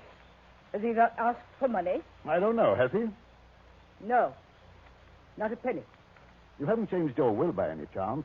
People do queer things sometimes that even their solicitors don't know about. Oh, no, dear. I haven't changed my will. When I die, Marjorie inherits everything. I am a lonely woman. I'm getting old. I haven't got much to look forward to. Now, why don't you go your way and let me go mine? Suppose Ravel is a fraud. Just suppose it. Well, all right. Have your way. You wouldn't like to think you'd been deliberately tricked and imposed on now, would you? Well, no. Now, listen, Hester. If I prove to you these so-called miracles were really tricks that I can do myself. Oh, don't be ridiculous, Alex Stevens. I hope to prove that here and now. Would that shake your faith a little? Yes, I suppose it would. But how did you become so clever all of a sudden? How did you become so gullible all of a sudden? You used to scoff at this sort of thing. You used to be gay and lively and go to the casino. Well, that was before Paul died. You're shivering, Marjorie. If you feel cold, put on a wrap. I'm not cold. It's only... Only what? Got a kind of presentiment that there's something dreadful hanging over us. I can't tell what direction it's taking or who's in danger. But I'm sure it's going to burst. Just as sure as By George, look at that rocket. Yes. Red and gold stars. And a deathly white blaze like the life we're living. You can see every leaf in the garden. Every blade of grass. And we can also see, look there, Ravel and Ken Blake coming up the path. This Ken Blake, Mr. Stevens. Are you sure he's quite honest? My dear Marjorie, Ken's all right. I've known him for years. I thought he came here to help expose Ravel. But he and Ravel are as thick as thieves. What sort of game is going on here? Game, mademoiselle? You spoke of a game? Yes, Monsieur Ravel, I did. So did I, friend Ravel. Are you ready for my demonstration tonight? Demonstration? In the seance room upstairs. You claim you can bring back the dead. Pardon me, monsieur. I claim nothing. When I'm in trance, I cannot tell what happens. But I can. I'm going to make ghosts walk by perfectly natural means. You know, Monsieur Stevens, I don't understand your logic. Logic? Yes, you wish to, how do you put it? Expose me? But how will you expose me by these childish tricks? If I show you a counterfeit 10-pound note, does that prove there's no Bank of England? I'm not going to argue subtleties with you. You can always beat me there. I'm a plain, ordinary man with a little common sense to back me up. No. Come on, my friend. Not an ordinary man, surely. Just exactly what are you hinting at? Yes, I'd like to know that, too. Oh, Madame Hester, believe me, I didn't mean to upset you. I wouldn't upset you for anything. No, I'll bet you wouldn't. Oh, I kiss your hand, Madame. I'm all apologies. Well, let this gentleman do what he likes. But I warn him. It is dangerous. Dangerous? How is it dangerous? That's the first time you've spoken, Mr. Blake. Why have you been so quiet? Please, Marjorie, please now. Be a good girl and stop interrupting. Oh, I'm sorry, Aunt Hester. But he's been muttering to himself and moving from one foot to the other and looking guilty. Confound it, I'm not looking guilty. Aren't you? No, it's a hot night. I don't like this business at all. Why will a seance be dangerous? Why? Because we shall be tampering with evil forces. Evil forces, my foot. Oh, you doubt it? Yes. This brave Monsieur Stevens is challenging the unseen world. He's mocking at forces he does not understand. Believe me, monsieur, they are not mocked without danger. I'll risk that, thanks. Well, up in a seance room, with a door bolted on the inside, we shall be at their mercy. The evil forces, the elementals, will wax and grow strong. They can take us in their grip, as I take this walking stick and... You've got strong hands, Monsieur Ravel. The hands of evil spirits are stronger. Much stronger. I'm afraid. I wonder if we ought to do this. I've been wondering the same thing. What does your aunt say? Oh, I don't know what to say. I'm so confused. And I want to break down and cry. I suppose we'd better do it, or Alex Stevens will never let me hear the end of it. For the last time, monsieur, will you be warned of danger? No. Very well. Oh, Madame Hester. Yes, Monsieur Ravel. Do you believe that I am an imposter? No, dear, of course not. But in your heart, you are not yet convinced. Well, I don't know. I'm not such a fool as some people seem to think. But if something did happen, something to show there are living forces beyond this world, it would convince you utterly? Oh, yes, I suppose it would. Then, shall we allow Monsieur Stevens to go on with his demonstration? I have a feeling we shouldn't do this. Oh, I'm afraid.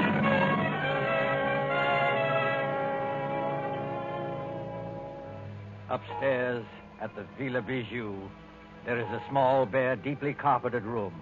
Its only furniture consists of a round table, 5 chairs, and a large cabinet phonograph. There is only one door, and there are no windows. In one chair, a little way back from the table, sits Mr. Alexander Stevens. He is tied hand and foot, the outline of his shoes drawn with pencil on pieces of paper, so that he cannot move. Now then, friend Ravel. Have you quite finished tying me up? Oh, yes. Yes, and I bet you won't get out of these knots, sir. Well, we'll see about that. Are the rest of you ready? Yes, all right. Oh, dear, I wish I'd put some smelling salts in my handbag. Well, what do you want us to do now? You'll have conditions exactly as they are for Mr. Ravel. I'll sit in this chair back from the table. You 4 sit round the table, clasping hands to form a circle. All right, let's get on with it. Ken, will you start the gramophone? I believe it's customary, Mr. Ravel, to have hymns played at the beginning of the seance to establish the proper frame of mind. Yes, monsieur, that's true. You fool. What did you say? Oh, nothing, monsieur. Please continue. Start the gramophone, Ken. When you've done that, turn out the lights from that switch by the door. Then join the circle. Clasp each other's hands tightly and don't let go unless... Unless what? Well, unless something gets me. Be careful, monsieur. Go on, please. Start the gramophone. All right, here goes.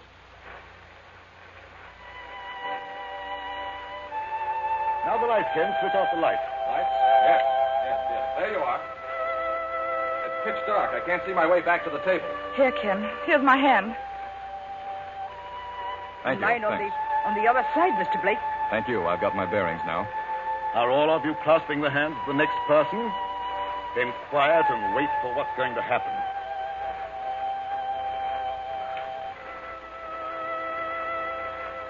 Ken, look. Look where? Over there, where Mr. Stevens is sitting. What about it? There's a luminous spot in the dark, about the size of a shilling. It's... Quiet, please.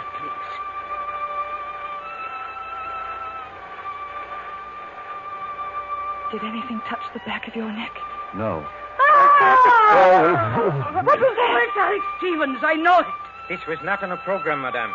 Break the circle and get those lights on. The luminous spot is still there. Oh, hurry, Ken. I can't see my way in the dark. I don't know which direction the lights are. Wait a minute. Here's the wall. If I grope along here, I ought to find the switch. Yes, here it is. Lights. Quiet. Silence, mademoiselle, if you please. What's wrong with Mr. Stevens? What's that sticking out of his chest? The handle of a dagger. And a good deal of blood has soaked through his coat, too. Oh, Monsieur Blake, will you turn off this gramophone? Yes, certainly. But you're not saying that Toby Stevens is dead? I'm afraid he is, my friend. That's a direct heart wound. Perhaps 10 seconds of intense agony, and then the end. Oh, is the door still bolted from the inside? Yes. Then we are all alone, here. The 4 of us. This rash gentleman, one imagines, did not kill himself. He's too well tied up. I know who killed him. Mr. George Ravel. You did, with luminous paint. I killed him, mademoiselle? With luminous paint? I mean, that was part of the trick. You tied him up. You were the only one who touched him. And? What is that, mademoiselle? Luminous paint doesn't show up in the light. You smeared a little of it on his coat. That showed you exactly where to strike in the dark. I commend your good sense, madame. But there are two excellent reasons why I had nothing to do with this.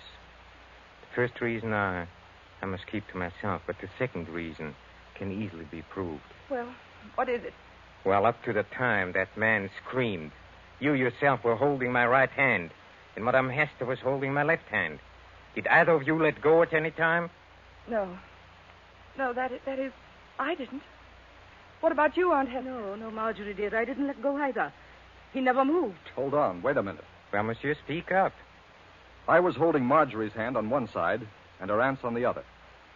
And they didn't move either. Nobody let go or left the circle. That's true. Consequently, none of us could have killed Toby Stevens. Yes, it is true. Somebody must have sneaked in here. Oh, no. As you said yourself, the door is bolted on the inside. Then who the devil did kill him? Well, that's the question. Has anybody ever seen that dagger before? No. It looks like one of those curio things you buy in the shop. Yes, and with the design of wooden scroll work on the handle. No fingerprints will show. Nothing else. Except some musical instruments. A tambourine, an accordion, and a speaking trumpet. You know, I blame myself for this. You ought to. Why? Because you killed him. Don't ask me how, but I know why. Indeed, mademoiselle. You found my motive. Yes, I have. You've got Aunt Hester fully believing in you now, haven't you? Easy, Marjorie. In another minute, you'll be talking about forces and elementals and heaven knows what. You'll be saying it was a spirit hand that killed Mr. Stevens because nobody else could have. Please, Marjorie, brace up. Someone's got to send for the police. Why don't you send for the police, Ken? Couldn't you help us there? Help you? How? Mr. Stevens said you knew the heads of the Sûreté. He said you knew this man, Flamand, who's supposed to be the greatest detective in France. Oh, but this isn't French territory. Monte Carlo is the independent state of Monaco. I'm sorry, Marjorie. Ordinarily, I might have helped. You mean you won't help us? I'm sorry, Marjorie. I can't. Then I've got to help myself. George Ravel, you killed Mr. Stevens. But how? Yes, how?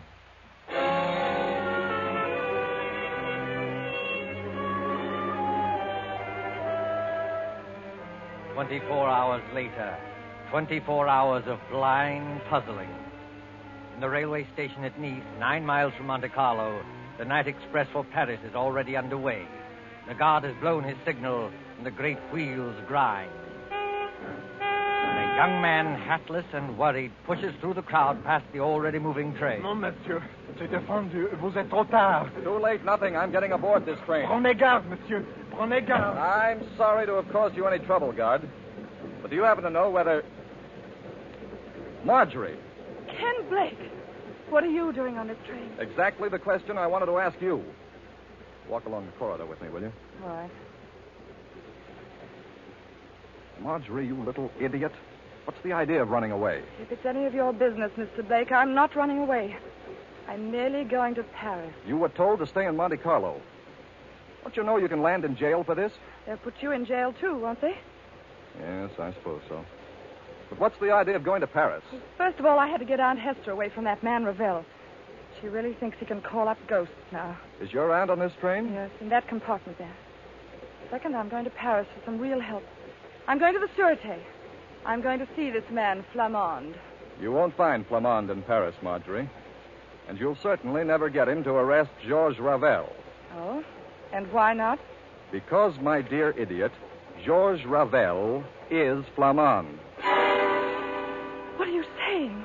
The man who calls himself Ravel is really Flamand, the head of the whole French Detective Bureau. He made me promise not to tell anybody. And that's why you've been looking so guilty for 2 days. Yes, I tried to tip you off today, but the police were with us all the time. So he is a fake spiritual medium. Mr. Stevens was right about that. And I still say I'm right about the other thing. Whoever he is, Ravel killed Mr. Stevens. But how and why? Oh, I don't know. This alleged detective.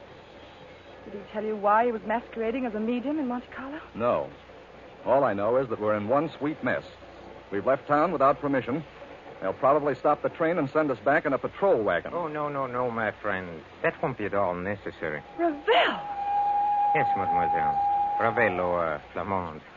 Well, since you know Miss Ravel, call me that. You knew that I was on this train? Oh, naturally. Look here, old man. I kept quiet about you because you swore it was a matter of life and death. But will you answer a couple of questions now? Oh, with pleasure. Why did you pose as a medium? Because the Moroccan government employed me to trap a murderer. So I had to work hard, undercover. All right. Why was Toby Stevens killed? Stevens was killed because he was a blackmailer. A blackmailer? Yes, mademoiselle. Does that surprise you? Yes. Oh, yes, of course. Very much. I tried to warn Stevens, but the fool wouldn't listen. And then, well, I wasn't quick enough. Stevens was murdered, of course, by one of us four in a seance room. Well, that's impossible. Impossible? Oh, no. The trick was baffling because of its simplicity. I'm sure you killed him. One moment, mademoiselle. Let me show you what I mean by trick baffling because it is so simple. Take, for example, the pencil outline drawn on a paper around the medium shoes. Did Stevens tell you how I did that? No. On this train 2 nights ago, he started to tell us. Then he just stopped in the middle of it and laughed. You see, the medium leaves his chair. Well, he makes tambourines rattle and ghost forms appear. Yet the pencil outline is not disturbed.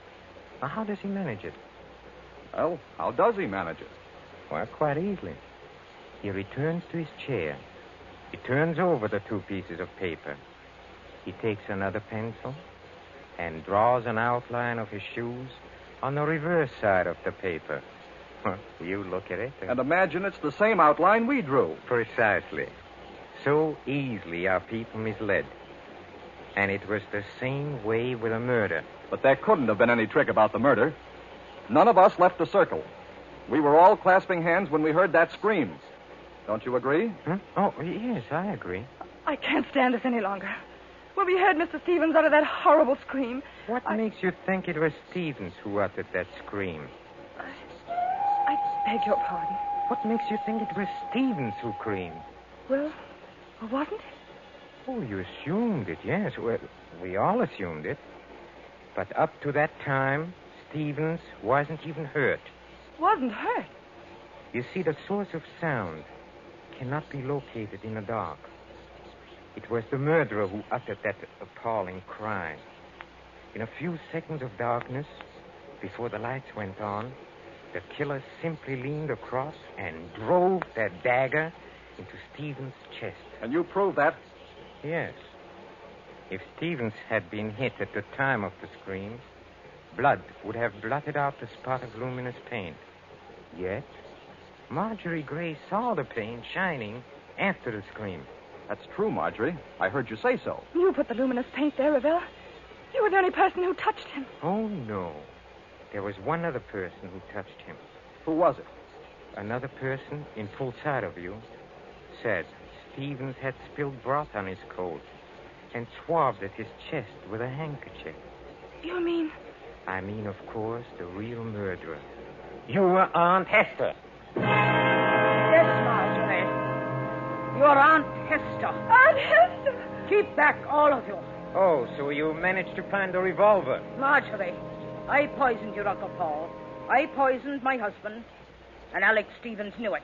You can't get away, madame. Keep away from that door. I never believed in spiritualism. I let myself be influenced by a medium because Alex Stevens would try to stop it. He was getting money out of me. He wanted no other influence. Don't open that door, madame. But I am opening it. Oh, Aunt Hester, don't! I told you I wasn't as fool as I looked. I had the knife in my hand back. Stop her, Ken! Stop her! Well, mademoiselle,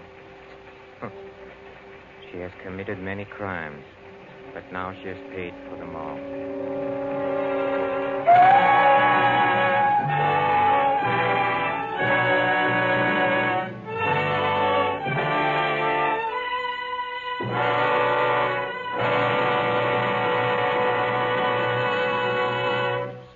And so closes The Moment of Darkness, starring Peter Lorre, Wendy Berry, with George Zucco.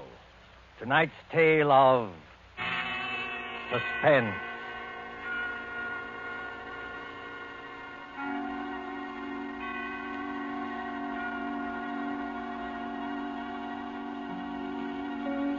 This is your narrator, the man in black, who conveys to you Columbia's invitation to spend this half hour in suspense with us again next Tuesday, when Agnes Moorehead and Ray Collins will star in a study in terror titled The Diary of Sophronia Winters. The producer of these broadcasts is William Spear, who with Ted Bliss, the director, Wilbur Hatch, and Lucian Morowick, conductor and composer, and John Dixon Carr, the author, collaborated on tonight's Suspense.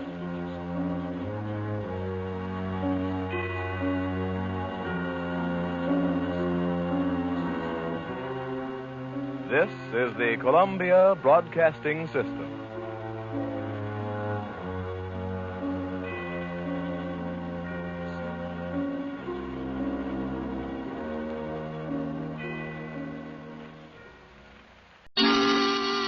Suspense.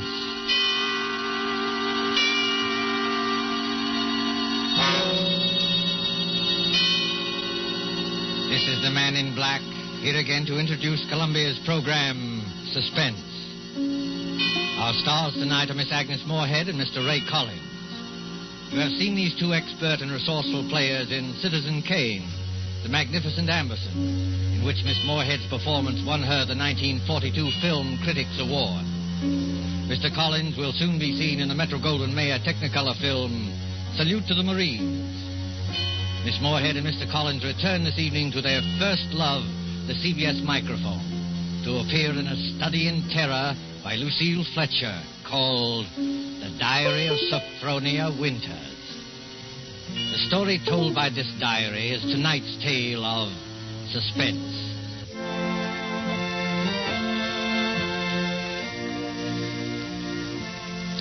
February 1st, St. Petersburg, Florida. I, Sophronia Winters, have hereby begun this diary because on this date I feel for the first time that I've begun to live. Diaries are no good unless one has thrilling experiences. For 40 years, I've never had what could really be called a thrilling experience. But Papa's death has changed everything. Here I am in beautiful St. Petersburg with everything to start life anew, money in my purse, 2 suitcases full of new clothes, and a gorgeous new permanent wave. And Florida is really the land of romance. It doesn't matter whether you're 17 or 70. There are parties and dances and bingo games and flirtations for all. My landlady, in fact, tells me that people often become engaged and even married to perfect strangers overnight.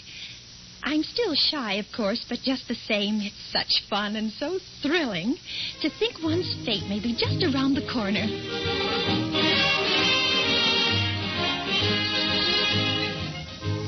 February 3rd. Oh, diary, it is beginning. This morning when I came out of my lodging house to go down to the beach, I noticed a man, a thrilling-looking man, sitting across the street on a bench. It was just as though he were waiting for me, because when I came out, he sort of started up as though he knew me.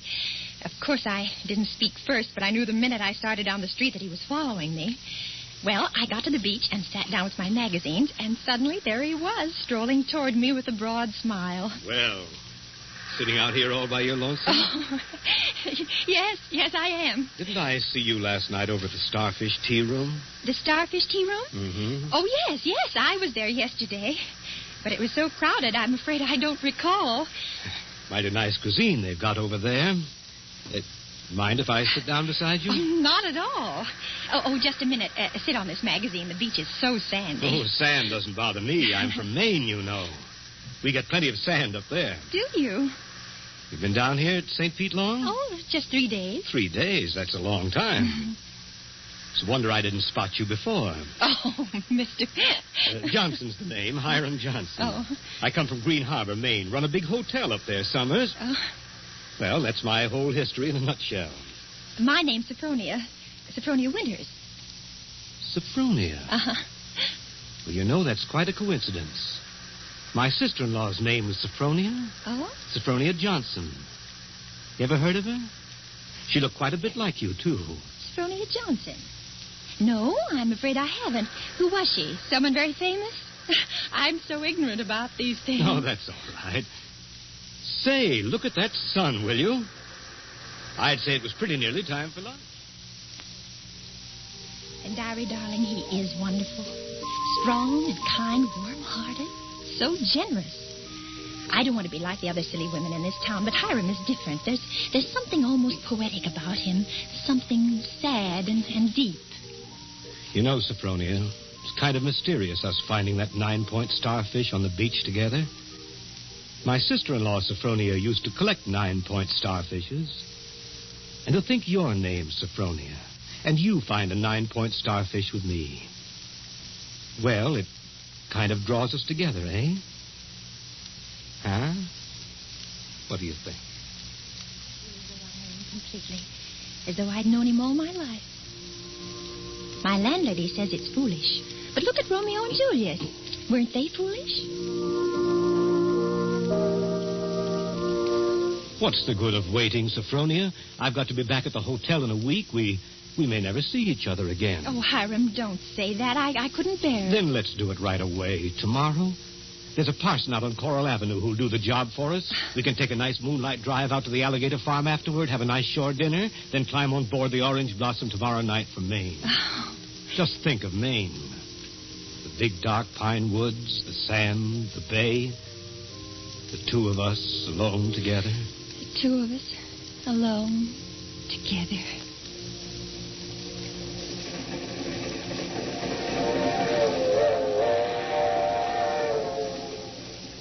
February 7th, on board the Orange Blossom. I was married in a wedding dress of Alice blue moiré, with a frill of white organdy at the collar and wrists, and a rhinestone belt buckle. Hiram sent me talisman roses. I'm pressing one precious flower between the pages of this diary for luck. Beyond this bend in a couple of minutes. Bags heavy? No, not particularly, dearest.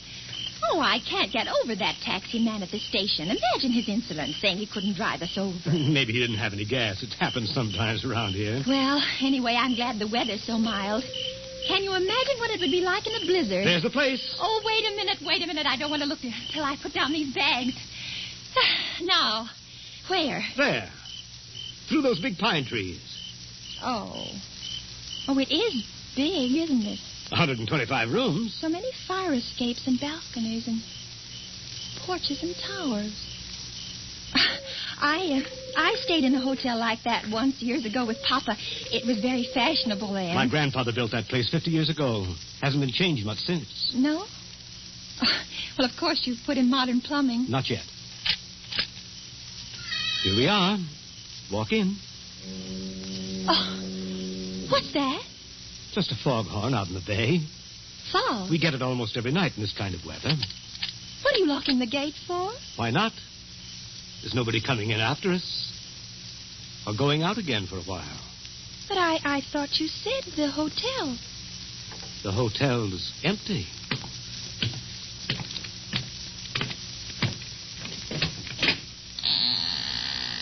Hiram. What is it now? Hiram, darling, I know it sounds silly, but let's not go in there tonight. Let's wait until morning. Why? Oh, just because it's so dark and empty. There's not a light in the whole place, and no one's expecting us. What do we eat? Where will we sleep? Let's stay in the village just for tonight. I've got things to eat and a place to sleep. Come on. Oh, my arm. Hiram! Do you remember my telling you down in Florida about my sister-in-law, Sophronia? Well, that's her over there on the wall. Take a look at her. Hiram, you hurt me. Oh, well, this glass is very dusty. She must have died many years ago. But her face is sweet. It's very sweet. And her eyes, there's something very sad and wistful about her eyes. She was a murderess. She was hanged in Portland 25 years ago for the murder of my brother Ephraim, here in the lobby of this hotel. She murdered him in cold blood with an axe. That fire axe hanging over there on the wall. Hiram. It was a summer day. There were guests sitting out on the front porch in the rockers. It was just after lunch. My brother Ephraim was sitting at the desk counting his loose change. My mother was crocheting in that old wicker rocking chair. Sophronia came downstairs, humming a hymn. Oh, don't, Hiram. Please don't tell me any more. Why not? Well, it makes me nervous to hear it like this in this big shadowy lobby. And your eyes, Hiram. Your eyes. Hiram, you're acting so strange. Hiram, what's the matter with you, dear? I know it was a terrible tragedy, but it happened 25 years ago. Don't touch me, Sophronia. Don't touch you. Do you remember what I said to you in Florida? What did you say? Well, you said a million sweet and wonderful things to me, Hiram. I said you resembled my dead sister-in-law. Look at her again. Look at her closely. Sophronia. But why? Oh, no, I can't. It's too horrible. I can't look at her face with any pleasure now, knowing she was a murderess. You're afraid to look at it? No, I'm not afraid. Hiram, please, my arm. Oh, very well. I'll look. Now, stand there quietly. Like that. Take off your glasses. That's all I wanted to see. That's all I wanted. February 13th, Green Harbor Hotel, Maine. I can't understand it. I try to fathom it, but my head aches and my heart is heavy. The hotel is deserted. Has been for 25 years. Everything is covered with spiders and cobwebs. Great dining room with its oak woodwork is alive with rats. And a row of broken rocking chairs on the front porch faces emptily out to sea. Does he mean this to be my home? He's downstairs in the shabby parlor, off the lobby, playing the harmonium.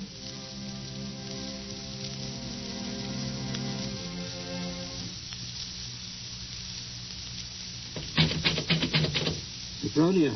Yes? Yes, Hiram? Sleeping? No, dear. Why is your door locked? Come out. I want to show you around the place. It's all right, dear. I've seen it. I've seen just about everything. No, you haven't. You haven't seen the grounds at all. The grounds? But, Hiram, it's after midnight. I want to show you where my sister-in-law, Sophronia, is buried. Well, not tonight, dear. Please, it's so late, and I have a headache. Open the door, Sophronia. I want you to come now. No, I shan't. Oh, go away and let me alone. I won't. I won't. No use carrying on like that. You see, I have pass keys to all the doors. See, Sophronia. Beyond, where those 4 birches are standing, is where my sister-in-law, Sophronia, was laid away 25 years ago. It was the biggest funeral in the neighborhood. Folks crowded outside the gate with the dozens trying to get a look, but we wouldn't let them. Buried her ourselves without a service out here by herself on the grounds. Ephraim's buried in town, but not Sophronia. I had a feeling I'd have to keep an eye on her even then. Keep an eye on her? I knew she was one of those restless sleepers who wouldn't stay quiet in her own grave. I knew before the year was out she'd find some way to start roaming around, hunting for mischief again. She was a young she-devil to the core, Sophronia. They could hang her till doomsday. Wouldn't do any good. You mean you think she haunts this hotel? No, not this hotel. She never had any use for it, alive or dead. No. She makes for the warmer climates. She was always a cold-blooded little fish, freezing and shivering all the time. It's places like California and Texas and Florida she makes for. Florida? Yes, that's one of her favorite haunts, particularly around St. Pete. She likes the flowers and the sun and the romance. Hiram, I feel cold. Do you mind if I go inside Just now? a minute. I haven't explained everything. You think I'm crazy, I guess. Crazy. But I'm a lot smarter than some people give me credit for. Because, you see, I have found her now. 3 times. Do you see that grove of birches over there? Under every one of them's a grave. I found her wandering the earth in disguise 3 times. And I've killed her 3 times. It still doesn't do any good. She's still restless. You mean you've killed 3 different women? So now I keep another open grave to remind her. It's waiting now. Would you like to see it, Sophronia? No, Hiram. No, please, Are you afraid to see it, Sophronia? No, Hiram, you don't mean to say that you think just because my name happens to be Sophronia and that I look a little like... Think what, Sophronia? Nothing. February 14th. My mind is made up. I made a terrible mistake, and I must get away from this place. I must get away from Hiram as quickly as I can. It should be easy. There's no fog today. If I can only escape from the hotel, I can run and hide in the pine woods. No. I shall wait for dusk, when he generally sits down in the parlor and plays the harmonium. I can hide a little earlier in one of the deserted rooms, and then, when his back is toward the lobby, slip out the front door.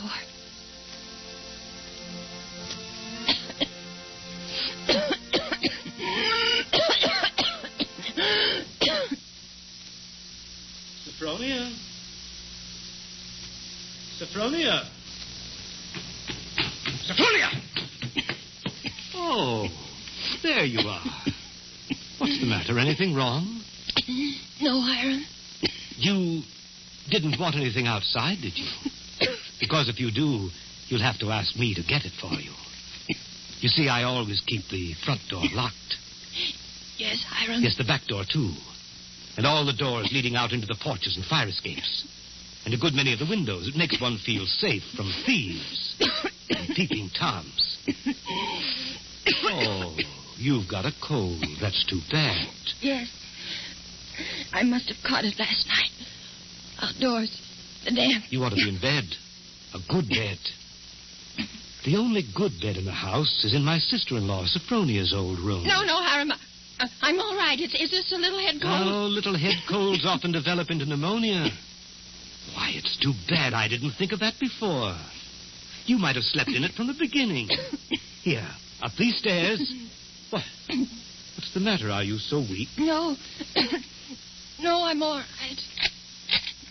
This room is the cleanest in the hotel, too.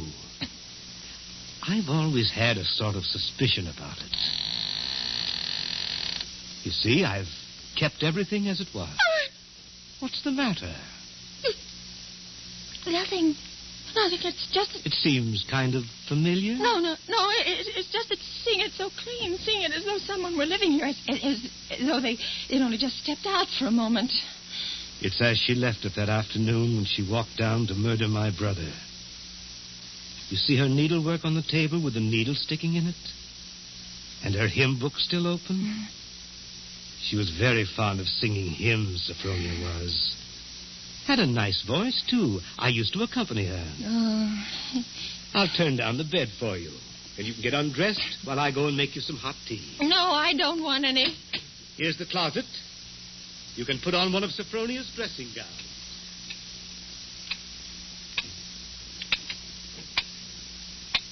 Diary, I'm beside myself. I shall go mad. 2 hours have passed since he locked the door upon me. Night's fallen and I'm alone. Alone in this horrible room with its hideous little mementos of death. I'm sitting here at her little wicker table trying to be calm, trying to write this. Somehow, when one writes about a thing, it doesn't appear so real. My hand is just brushed against her needlework. Her hymn book. Where they still lie, waiting. I can bear having them near me no longer. I must get them out of sight. Anywhere. In that closet. A bureau door. Ready for your tea? No. Yes, Hiram. Why aren't you in bed? You'll take worse cold, you know. I'll get in bed in a minute. First, Brushing up on your needlework again? My needlework? You've got it in your hand. Have I? Oh, yes. Yes, so I have. But I wasn't working on it, Hiram. I swear I wasn't. I've never done a stitch of needlework in my whole life. I don't know one embroidery stitch from another. Let me show you. Look, I don't even know how to hold a needle. Get into bed, Sophronia. You're feverish. Before we go on, Hiram, before you go on thinking, we've got to have an understanding. You've got to let me explain. I was born in 1892 in Kalamazoo, Michigan. My name is Sophronia, that's true, but they name lots of people Sophronia. I was named for my grandmother. She had just died. No, you've got to listen to me. I've lived in Kalamazoo all my life. If you'd only just write a letter or send a wire. Well, I've never heard of Green Harbor in my whole life. I never went anywhere. For almost 10 years, I stayed home day in and day out nursing Papa. He had a stroke. I wasn't out of the house. It was the red brick house with the green shutters.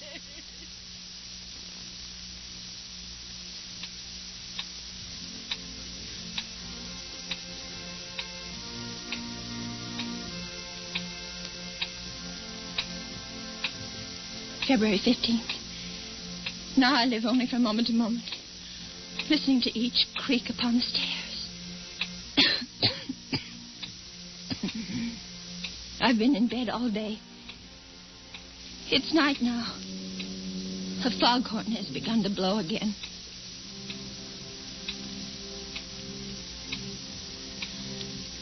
February 19th. I woke up early this morning after a wretched night, and the date was burning in letters of fire in my brain. If he's planning to kill me, it'll be today. But the hours have been crawling on. It's almost midnight. Oh, why, if he's going to kill me, doesn't he do it at once?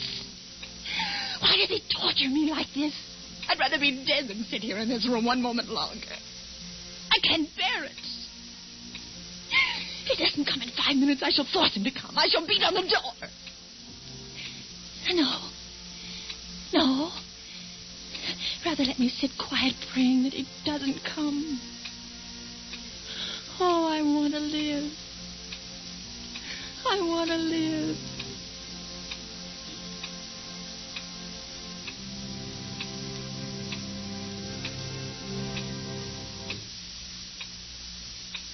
Sophronia. It's come. Sophronia, come downstairs. I want you to sing me a hymn. Sing? He never asked me to sing for him before. But she sang. I can't sing, dear. I told you that long ago. Did you? Well, I've forgotten. And besides, how can I come downstairs when my door's locked? It's unlocked. Try it. Unlocked? Oh, no. How could it be? Oh, it is, and I never know it. I never know it. Coming? He unlocked it. Sometime while I was just sitting. Oh, why didn't I try a few more times? Why did I just sit there assuming? No, he'd have caught me anyway. He'd have known. But I might... Oh, now it's too late. He's going to kill me. Sophronia! Yes, Hiram. I'm coming.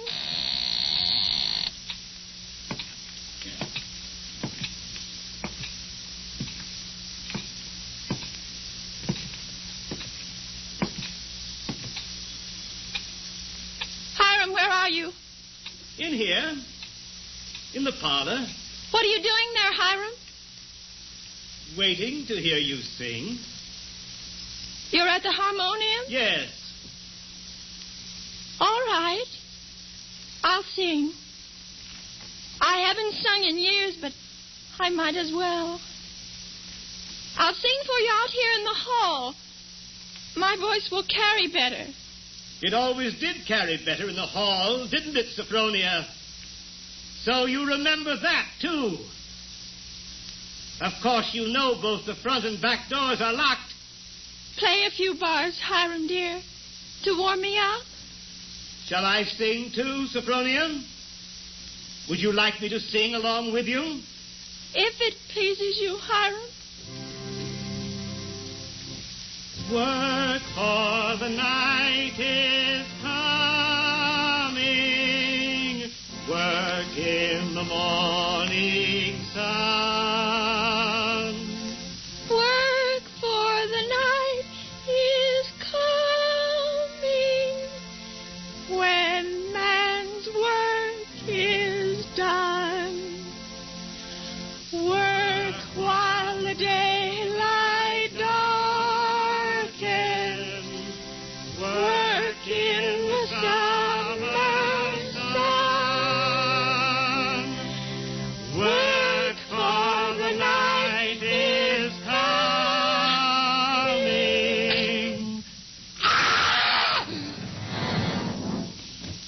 When man's work is done. There's only one more page. Shall I read it to you? Yes. Yes, go ahead. March 22nd. I've been sick, I think, for a very long time. The pages of my diary are blank, but I shall take you out again, poor diary, today and start you over again. No, I shall never look back at the other pages. I shall only write on and on about this beautiful place so that no one reading this diary will ever know that I did it.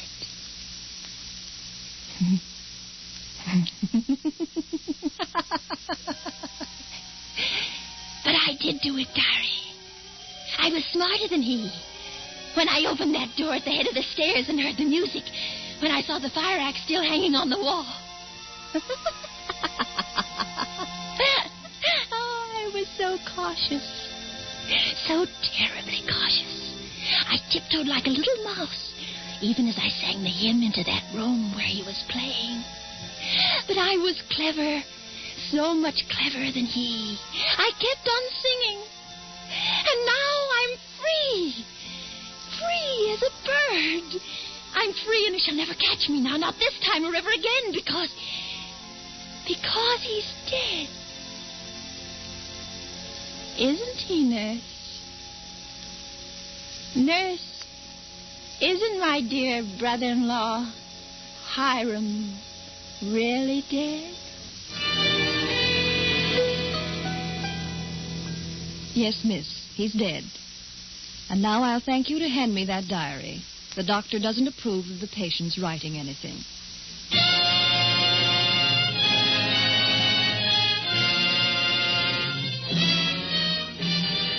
And so closes The Diary of Sophronia Winter, starring Agnes Moorehead and Ray Collins. Tonight's tale of suspense.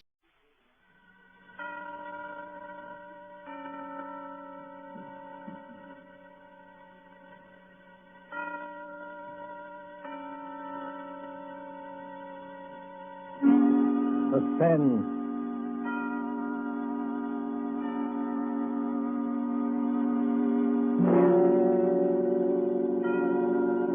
This is the Man in Black, here again to introduce Columbia's program, Suspense.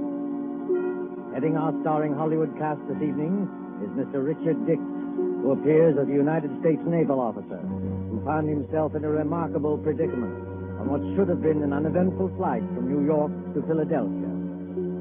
As fellow passengers aboard the airliner are Miss Gail Page is a girl named Monica, and Mr. Montague Love, who plays that aged and domineering millionaire Silas Naylor. A story by John Dixon Carr called Death Flies Blind is tonight's tale of suspense. If you have been with us on these Tuesday nights, you will know that suspense is compounded of mystery and suspicion, dangerous adventure. In this series are tales calculated to intrigue you, to stir your nerves, to offer you a precarious situation, and then withhold the solution until the last possible moment. And so it is with Death Flies Blind and the performances of Richard Dix, Gail Page, Montague Love, and our other players. We again hope to keep you in suspense.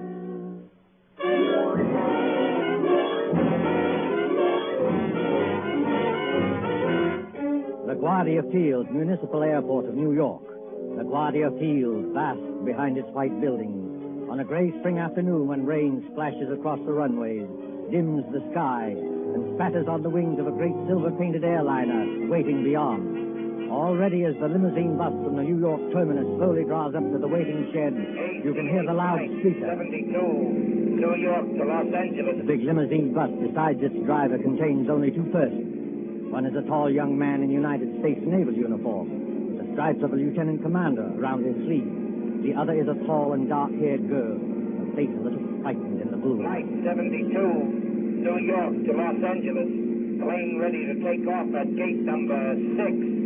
Have your tickets ready, please.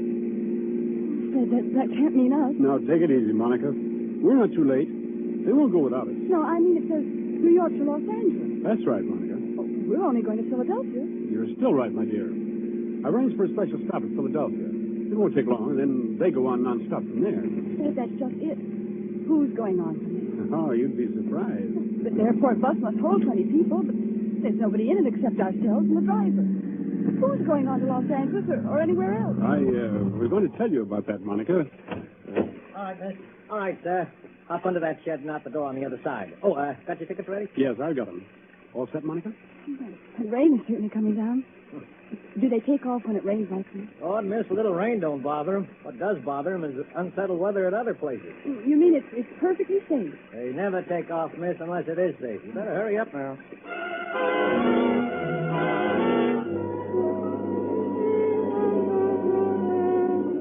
There's the plane, Monica. Shall we run for it? But I'd rather not run if you don't mind.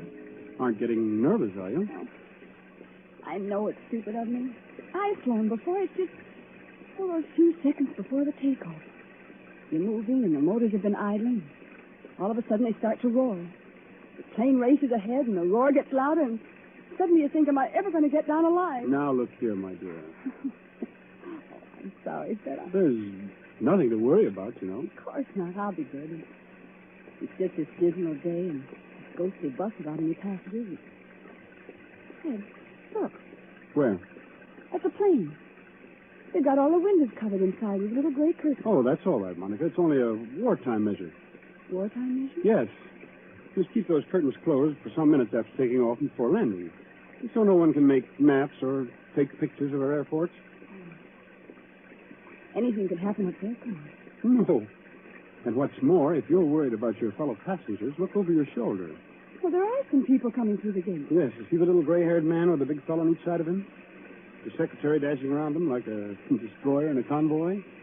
You know, I've seen that gray-haired man somewhere before. You've seen his picture. That's Silas Naylor, the third richest man in the world. Those two big fellows are his bodyguard. Does he need a bodyguard? Well, not more than most of us, I imagine.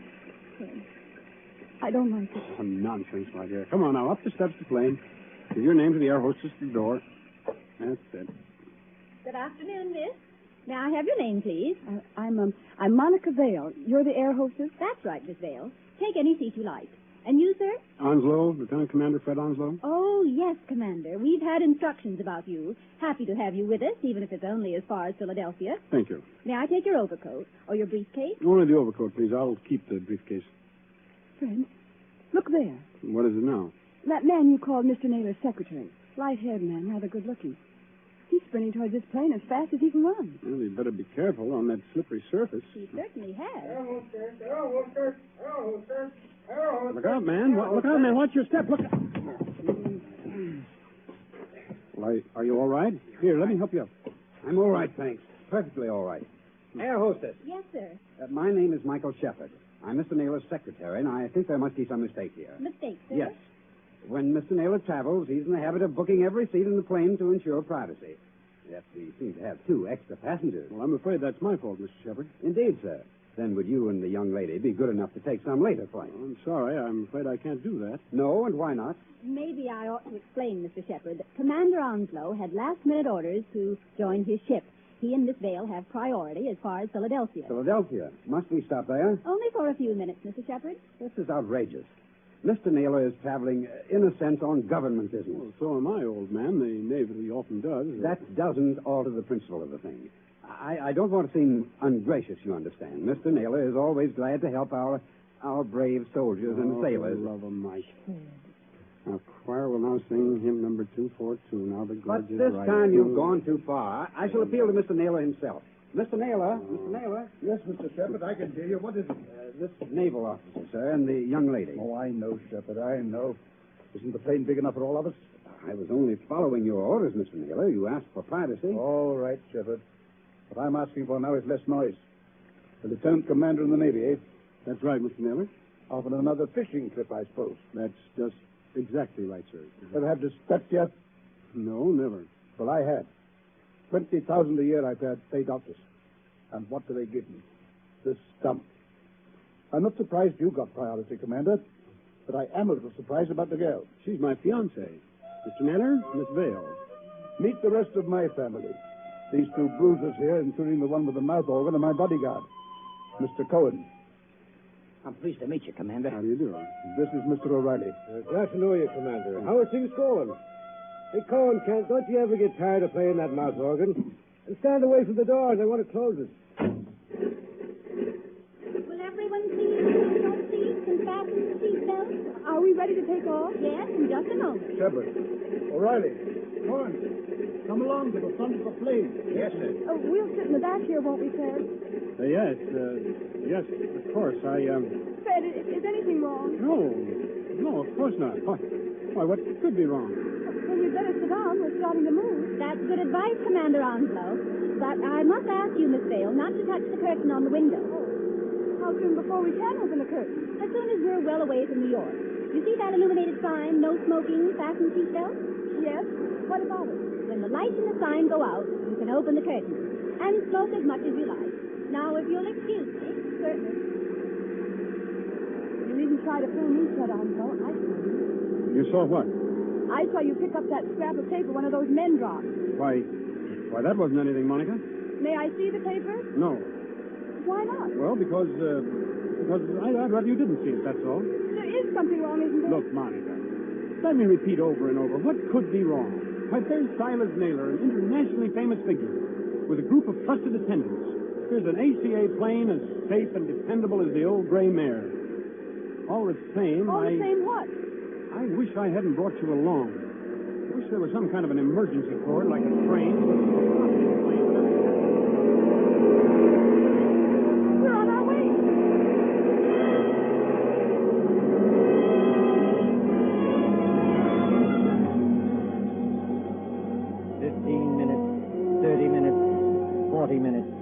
The great silver plane throbs against dead quiet.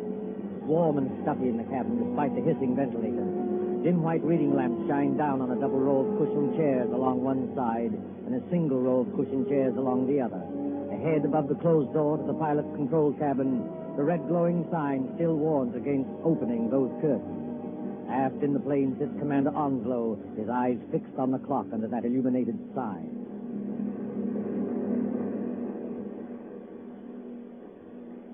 Monica. Yes? What? It's not exactly all right. Fred, why do you say that? Because we should have been in Philadelphia 5 minutes ago. At least we should have been circling over the field. And we're not? No. Well, we're still 10 or 12,000 feet up if the pressure in my eardrums count for anything. And traveling like a bat out of Hades. Weather's delaying us, I guess, huh? Maybe it is. Awfully bumpy, isn't it? Yes, a little. Makes you gasp for breath and your stomach turns. That was a bad one. Not getting airsick, are you? I don't think so. Wish I had some of that chewing gum they give you. Ring for the air hostess. She'll bring you some. I did ring the bell, Fred, and there's no answer. Oh, she's busy in the pantry back there, that's all. She doesn't hear you. Here, I'll get you some gum. No, wait, I'll go. Sure you're all right? I want a powder my nose anyway. Besides, you're going to have company. Our Mr. Shepard is reading along this aisle as though he didn't like air pockets either. Well, thank the Lord one of that party's awake up there. I thought they were all dead. Say that. Say what? Dead. Spooky plane with everything so quiet and dead itself. Remember how the pilot walked through a while ago and looked around and walked right back to the control cabin again? No, I didn't notice him. Oh, that's what I mean. It was like a ghost. I'll be right back. Hey, Commander Onslow. Yes, Mr. Shepard? Mind if I sit down? Not at all. Go ahead. Fact is, Commander, I want to apologize. Oh, that's all right. Forget it. I'm not such an ill-mannered guy as I must have sounded. No joke, you know, taking care of the chief. I've got to go ahead like a cyclone, so that everything would be quiet when he gets there. And it's a great responsibility, too. I can imagine. I go on these long trips. There's the chief, half asleep, and O'Reilly reading detective magazines and Cohen with his mouth organ. Doesn't that mouth organ bother the old boy? No, he likes it. Especially when Cohen plays the old square dancer. Chief's a great man in his way. I was just wondering about that. Wondering what? Is it true? Stop me if I'm talking out of turn. Go ahead. We can trust the neighbors. Is it true he's offered to design and build, at his own expense, a fleet of underwater cargo boats, submersible freighters, up to 5,000 or 6,000 tons? That'll do away with the submarine menace altogether? Where did you hear that? Oh, just rumor. Is it true? Yes. It's true enough. You see, Mr. Shepard, I'm one of the few people who believe that plan is practical. But there must be a lot of people who would like to see Mr. Naylor put out of the way. There are, Commander. Only they can't get at him.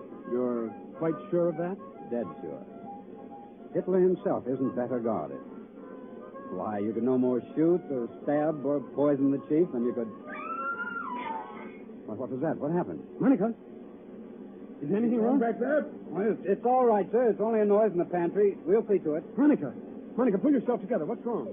It's that air hostess, Miss Lee. Well, what about her? She's lying back in the pantry among the broken dishes with her head all over blood. Somebody beat her over the head and left her there to die. Somebody? Yes. But nobody's gone back to the pantry. Nobody's gone past us Except the pilot or co-pilot of this plane, remember? Excuse me, Mr. Shepard. I'm going to open the curtains on that window. Do you think it's wise, Commander? We were told not to. Well, we were told a lot of things. I'll just take the responsibility of... Good Lord. There, Monica. Mr. Naylor. Yes, son? What's up? Draw the curtain on your window and take a look down. If O'Reilly and Cohen have got guns, they better keep them handy. That's so now. Why? Because we're not flying west. We're over the Atlantic Ocean now and headed straight out to sea.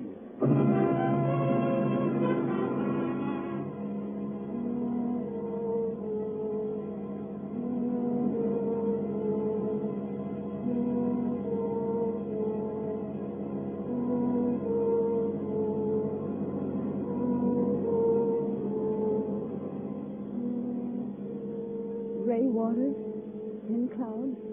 We must be miles and miles away from land. We are miles away from land.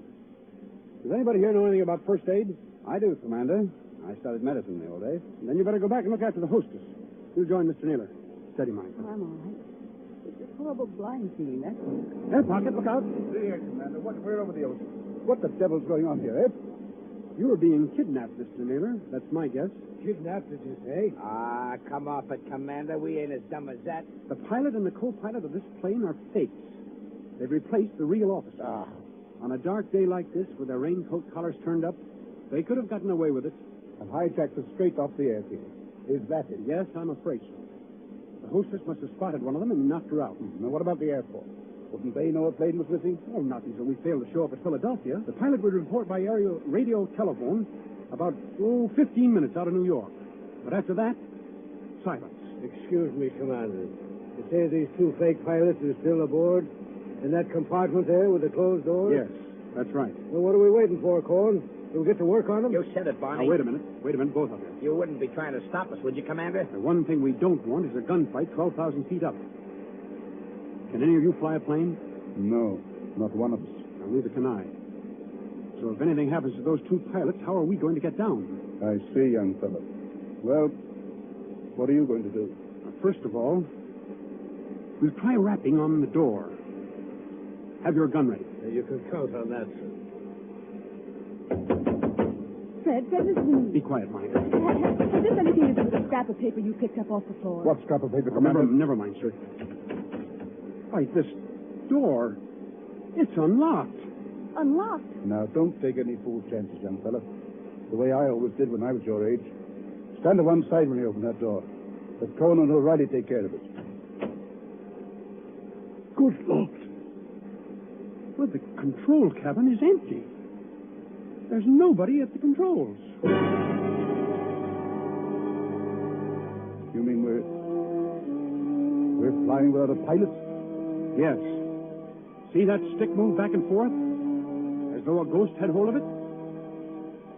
those crooks do? They set the automatic controls. It's a gyroscope attachment that keeps her steady. And then they must have bailed out. And what's going to happen to us? You see, Monica, the fact is... Go on, Fred. Tell me the truth. I'll know if you don't. Well, we'll go on until our gas runs out or until a storm hits us. Then we'll dive into the sea. It's as good a way of killing Mr. Naylor as any. I see, son.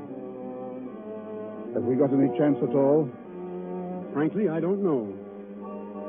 Wait till I get a look inside of that control cabinet. Holy Mother, that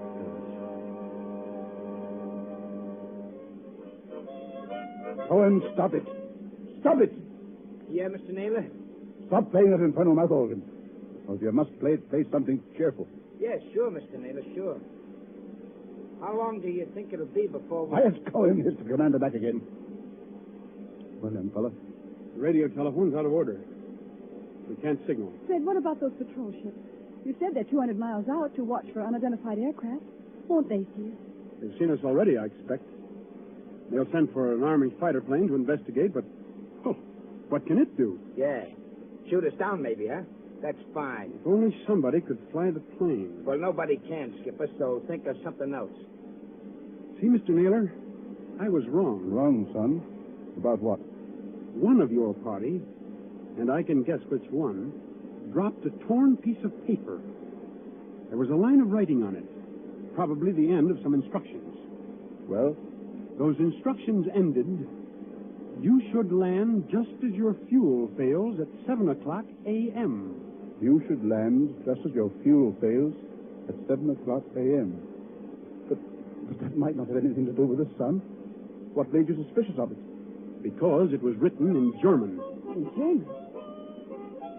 Quiet, Cohen. I can't hear myself think. Okay, Mr. Naylor. I'm sorry. I thought the fake pilots were kidnapping you, maybe abroad. There's not enough fuel for that, is there? Well, if there's enough fuel for Los Angeles, then there's enough for Europe. No, that won't work. They bailed out and left us to crash. Excuse me, sir, but it's getting black as pitch out there. I think there's a storm coming up. What happens when that hits us? Plenty, O'Reilly. Plenty. Yeah, well, I was afraid of that. If only somebody could fly this plane, I could navigate it. Navigate it? Yes. You have to learn aerial navigation in my business. With enough figuring, I might even set a new course and try the automatic controls on it. No, I don't dare handle the ship. Wait a minute. I know a way out of this. Well, then speak up, miss. There's a 90-mile wind going to hit us any minute. The air hostess, of course. Miss Lee, what about her? I remember reading somewhere that most air hostesses get flying instructions when they've been with a company for a given length of time. You know, Miss Vale, that's true. There was a girl of Inter Airways who told me the same thing. And if this one can even make a try at landing a plane, we may get back to New York yet. I thought you said she'd been knocked out. Well, she isn't badly hurt, but there's just a chance that maybe she's... There's Shepard, coming back from the pantry. Anybody got a drink? Wasn't very pleasant back there. How is she? You know, we were just wondering whether Miss Lee might be in any shape to pilot the plane. Pilot the plane? Why in blazes should she pilot the plane? There's no time to explain now, Shepard. But we're bound for Davy Jones unless something's done. Could she do it? No. Not even if we revived her? Not if all the doctors on Earth stood at her side. Why, but I don't think you understand, sir. Miss Lee has just died.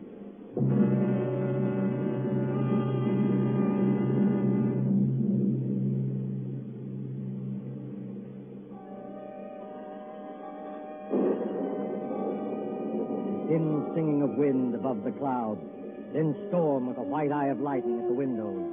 Losing height, gaining it again, blown off her blind course, flung partway back again, always racing forward on a flight to nowhere. Late afternoon, evening, night, the steady throbbing of motors like a pulse beat inside the head. Towards morning, the storm dies away. In that dim cabin, there is exhaustion of nerves. The hands of the clock stand at 1:45 in the morning.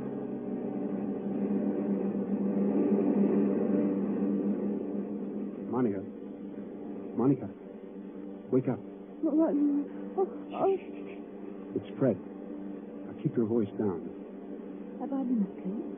Yes, for a couple of hours. They say condemned criminals sleep on the night before their execution. Where are the others? I was a boy back home in the county down there. My father used to say to me, Barney O'Reilly, says he ever see a banshee? A banshee, you see, is the old woman that lets you know when you're going to die. Pipe down, you two. I'm sorry, Mr. Miller. No offense, Chief. And the man play a quiet game of solitaire without somebody jacking all the time? That's 9 on red 10. Listen, Monica, and listen carefully. My first idea was right after all. What are you talking about? There's somebody aboard this ship who can fly a plane. Shh. There is. I proved it by the automatic controls. Proved it how? If those controls had stayed as they originally were, the side winds would have blown us clear off our course. But we're still on our course. That shows that somebody's been sneaking in there and setting us right again when we do stray. And you mean... I mean, we're headed for somewhere. We're being taken somewhere. But we may outwit this gentleman yet. Outwit who? Is somebody still talking back there? I'm sorry, Mr. Naylor. Monica's just waked up. None of us can feel very much like sleeping anyway. All right, son. I admit it. Come up here and join me, will you? With pleasure. I think myself a little twice in this card game, but I still can't make it come out. Oh, what's the use pretending anyway? We know we're in for it. It's this waiting the pitch. Yeah, that goes for all of us, Mr. Naylor.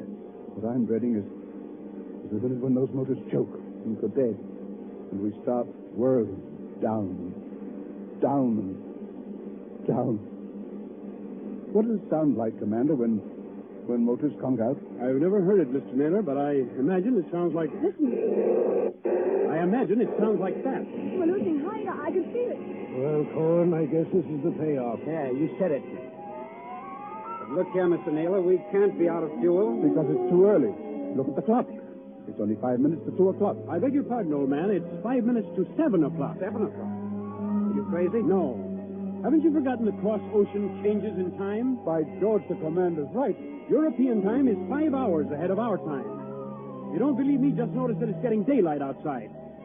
I was thinking of that message. You should land just as your fuel fails at 7 o'clock a.m. Stand perfectly still, all of you. Yeah, what's got into little Lord Fauntleroy? I'll show you what's got into me, my friend. Yes, I rather thought you would. I shall go into that control cabin. Follow me if you like. I shall sit down at the controls, and I shall bring this plane safely to the ground. Safely to the ground? Where? In Germany, of course. Germany? Don't pull a gun, Cohen. If you plug in, we're all done for. That is good advice, Mr. Cohen. I might add that we're getting closer to the ground every minute. For the love of... Do I take control? Yes, go ahead, but we're following you. Follow by all means. All right. Let's get comfortable here. I take up my position, so. There's fog below. Can you see? Well enough, Miss Davis. Well enough. We must go down rather quickly. And I can't help if it's somewhat rough on your ears. You young swine, what's the idea? The idea, dear Peter, is to bring you and your plans for a submarine freighter to a country which will appreciate them. Then those two fake pilots? They were colleagues of mine. Unfortunately, if they had remained, your pug uglies would have started a gunfight, and none of us might have got here. Well? So they left by parachute. And I brought you safely without blood or toil into the boundaries of the Third Reich. You're going down too fast, man. Now take it easy. I am perfectly in command, thank you. Look out. The trees, Look out, they're coming man. straight up at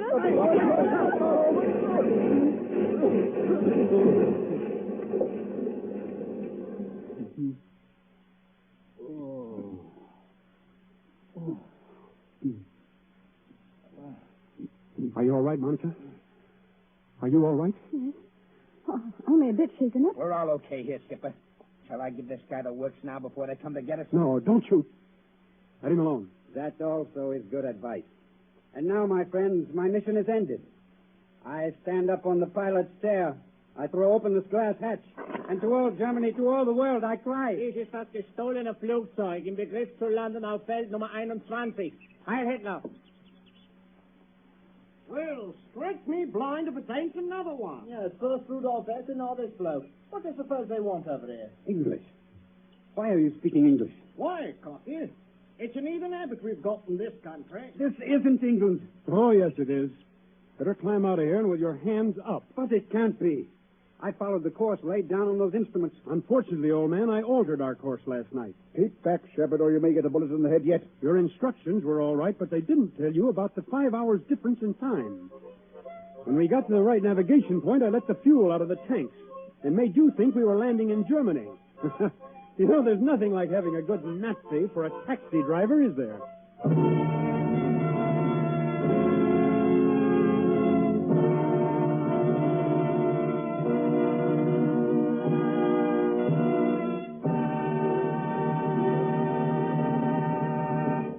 And so ends Death Flies Blind, starring Richard Dix with Gail Page and Montague Love. Tonight's tale of suspense. This is your narrator, the Man in Black, who conveys to you Columbia's invitation to spend this half hour in suspense with us again next Tuesday, same time, when Mr. Paul Lucas will star in the suspense play called Mr. Markham, Antique Dealer. Ladies and gentlemen, on the following Tuesday, May 18th, Mr. Charles Lawton and Miss Elsa Lanchester will be with us in one of the most famous of Agatha Christie's thrillers, The ABC Murders.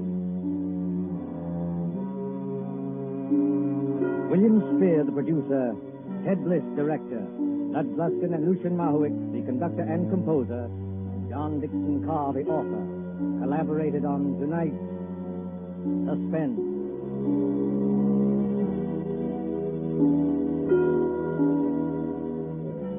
This is the Columbia Broadcasting System.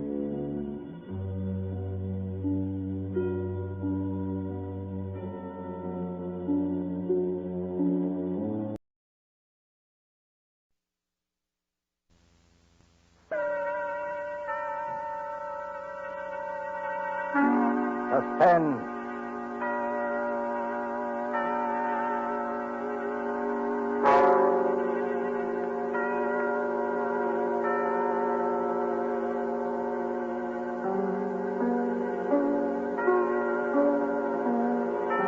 Man in Black, here again to introduce Columbia's program, Suspense. Heading our starring Hollywood cast this evening is Mr. Paul Lucas, and with him are Miss Heather Angel and Mr. Bramwell Fletcher. Story by John Dixon Carr, dealing with strange, very strange happenings in a London curio shop, and called Mr. Markham, Antique Dealer, is tonight's tale of suspense. If you've been with us on these Tuesday nights, you will know that suspense is compounded of mystery and suspicion and dangerous adventure. In this series are tales calculated to intrigue you, stir your nerves, to offer you a precarious situation, and then withhold the solution till the last possible moment. And so, with the performances of Heather Angel, Bramwell Fletcher, and Paul Lucas as Mr. Markham, Antique Dealer, we again hope to keep you in suspense.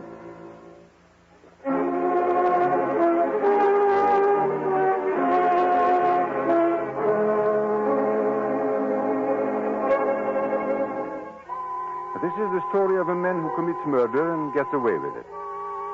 Does the idea shock you? Do you believe that justice must always be done? But let's be honest with ourselves. You and I needn't be cynics to know that justice is very seldom done. Innocence flinches. Guilt is childlike and bland.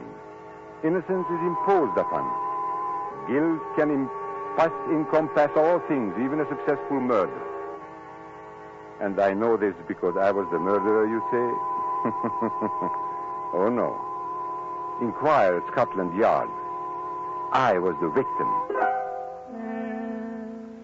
In Barn Street, not far from Piccadilly, there used to be an establishment, which in a less fashionable part of town would have been called a shop. On the windows, in letters as discreet as a visiting card, were the words, Charles Markham, Antique Dealer. Such a delightful fellow, Markham. Such a character. 30 years ago, yes, as long as that, this antique shop was a dingy place, despite deep carpets and crystal chandeliers. It rustled with the ticking of 100 clocks. It was shadowed by damascened armor and the loom of tall tapestries. And late one summer night, when the shutters were long closed on those windows, a four-wheeler drew up before the door in the gas-lit street.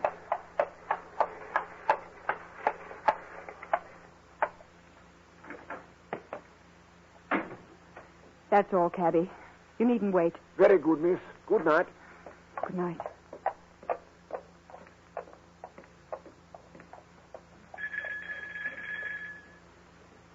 He must be here. He must be. I won't go back to that place. I'll kill myself first. Oh, look here, old man. You needn't be... Oh, I beg your pardon. And I beg yours. I'm not the person you were expecting, am I? No, madam. As a matter of fact, I was expecting a police officer. A police officer? Oh, merely an old friend who often drops in for a talk and a drink. You are Mr. Markham, aren't you? Yes, my name is Markham. Can I be of any service to you? I want to come in. I want to buy a present for somebody. Now, really, madam, this is hardly the time. Yes, I know it's late, but... It's nearly 1 o'clock, madam. Surely tomorrow morning will be... That'll be too late. This is a special occasion. It's a birthday present. That's it.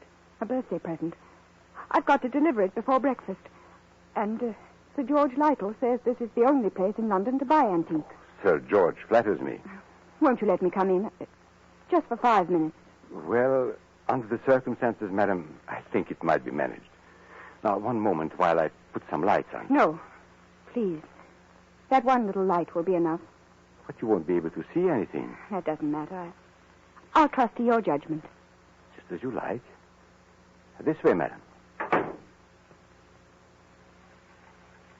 What's that? That noise.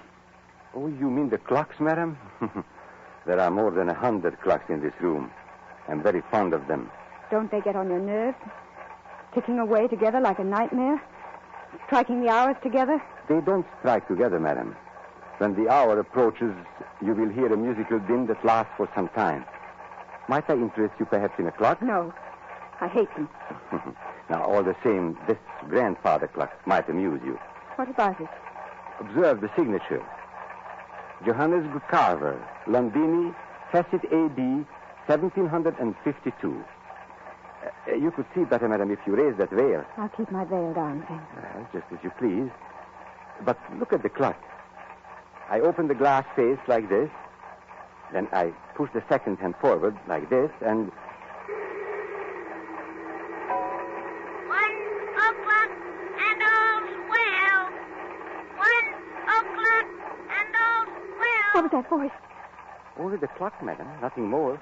The clock spoke. Clever, isn't it? A device of old John Carver, anticipating Mr. Edison's gramophone by more than 100 years. Oh, but you don't like clocks. No. May I ask whether the present is for a lady or a gentleman? It's for a man. Oh, has he some knowledge of antiques? Yes. I mean... furniture, perhaps. Porcelain, bronzes, tapestries, weapons. He might be very much interested in weapons. Then yes. I imagine his name is Mr. Ronald Gilbert. Now, will you tell me, Miss Ray, why you really came here tonight? So you know who I am. Naturally. You are Miss Judith Ray. And why did you come here? I wanted to see what sort of a man you actually were. Oh, and have you found out? No, but I won't go back to prison. I won't. As you will. But since it's to be a business conference, Miss Ray, and I imagine it is... Yes. Well, then suppose we go into my office, here at the back of the shop. Will you precede me? Thank you. Oh, you must excuse the dust covers I've put on the chairs here. I'm leaving for a holiday tomorrow, and the shop will be closed. When I return next week, Miss Ray, I shall expect the amount requested. In cash, of course. But I can't raise £2,000. You ought to know that. Well, your fiancé could raise the money, I imagine. Ron? Do you think I'd have Ron know where I've been? Or what I've been? It's better than having his father learn it, surely. Now, sit down, Miss Ray. I'd rather stand, thank you. Now, that's a very foolish gesture. But the ladies will do it. They think it gives them dignity and shows the disdain of the poor blackmailer. You see, I make no bones about it. I am a blackmailer. You seem rather proud of yourself. Why not? I am the one person in England, perhaps in the world, who has made it a large-scale business. Congratulations. And what is all lifeblood but blackmail? The child says, if you don't give me that, I'll scream. The grown woman says, if you go on behaving like this, I will leave you. Your sex, Miss Ray, are blackmailers from the cradle. You know, Charles Markham, I wonder... Yes? I wonder if anybody's ever hurt you very much. Hurt me? What do you mean? When you talk about the world and people in general, your face goes white under the eyes. You pick up that letter opener from the desk. Not a letter opener, please, Miss Ray. A Medici dagger. 16th century work. It isn't the money that really interests you. I don't understand. You hate the world. You just want to torture people, but you think you've been tortured. Isn't that so? This is a very sharp dagger, Miss Ray. If I throw it down on the desk, it sticks. Like that. Isn't it so, Charles Markham? My motives, Miss Ray, aren't in question. I wonder. Whereas your motives are. Now, let me see.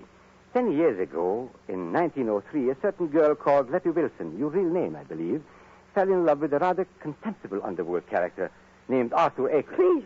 No humiliation was too great for her. She worked for him, lied for him, stole for him. I was only 18. I didn't know what I was Now, doing. this girl, for a very shabby theft, was sentenced to 3 years hard labor at Holloway Prison. 5 months later, she escapes from prison and disappears. All these years afterwards, she appears in the West End as Miss Judith Ray, fashionable milliner. Haven't I made up for it? Haven't I? No. For one mistake. After 10 years. The way of the world, my dear. I didn't create it. And I'm forgetting the best part of the comedy. This paragon of virtue next falls in love with Mr. Ronald Gilbert, son of Major General Sir Edmund Gilbert. Such a respectable family, too. Stop it, please. Then, shall we say, 2,000 pounds? Suppose I did raise the money. I don't know how, but suppose I did raise it. Well, What guarantee would I have that you wouldn't ask for still more money? I probably shall ask for more money, Miss Ray. But that's my privilege as a blackmailer. Then I'm never going to be free of you. Is that it? Well, frankly, that's it. Unless I kill you, of course. What if I did kill you? People have threatened it before, but they haven't meant it. Maybe I mean it. Well, we can easily test you out. There's a sharp knife stuck in the desk in front of you. I'm going to get up and deliberately turn my back on you. Like this. Be careful, Charles Markham. As a student of human nature, I'm curious. How much will you risk to keep this secret? Have you the courage to kill and risk hanging? Yes. I think I have. What was that? Now, aren't you glad you held back at the last moment, Miss Ray? I said, what was that? That, my dear, was the front doorbell. Probably my friend, Inspector Ross, from Wigmore Street Police Station. Come in, old man. Come on in. Make yourself comfortable. I'll be with you in a moment. You wanted me to attack you, didn't you? No, I was merely curious. And in any case, Miss Ray, it would be useless to kill me. Useless? Why? Because I shouldn't die.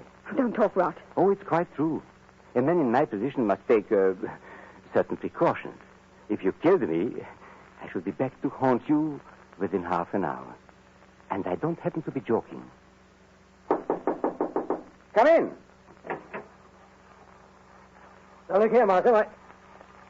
Good Lord, Judith. Ron! Mr. Ronald Gilbert, as I live.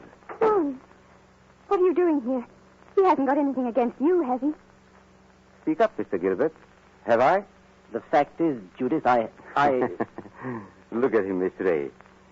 See how he changes color and twists his mustache and altogether resembles a boy caught in his mother's gem cupboard. Perfect picture of a gentleman being a gentleman. Look here, Markham. I'm not very clever.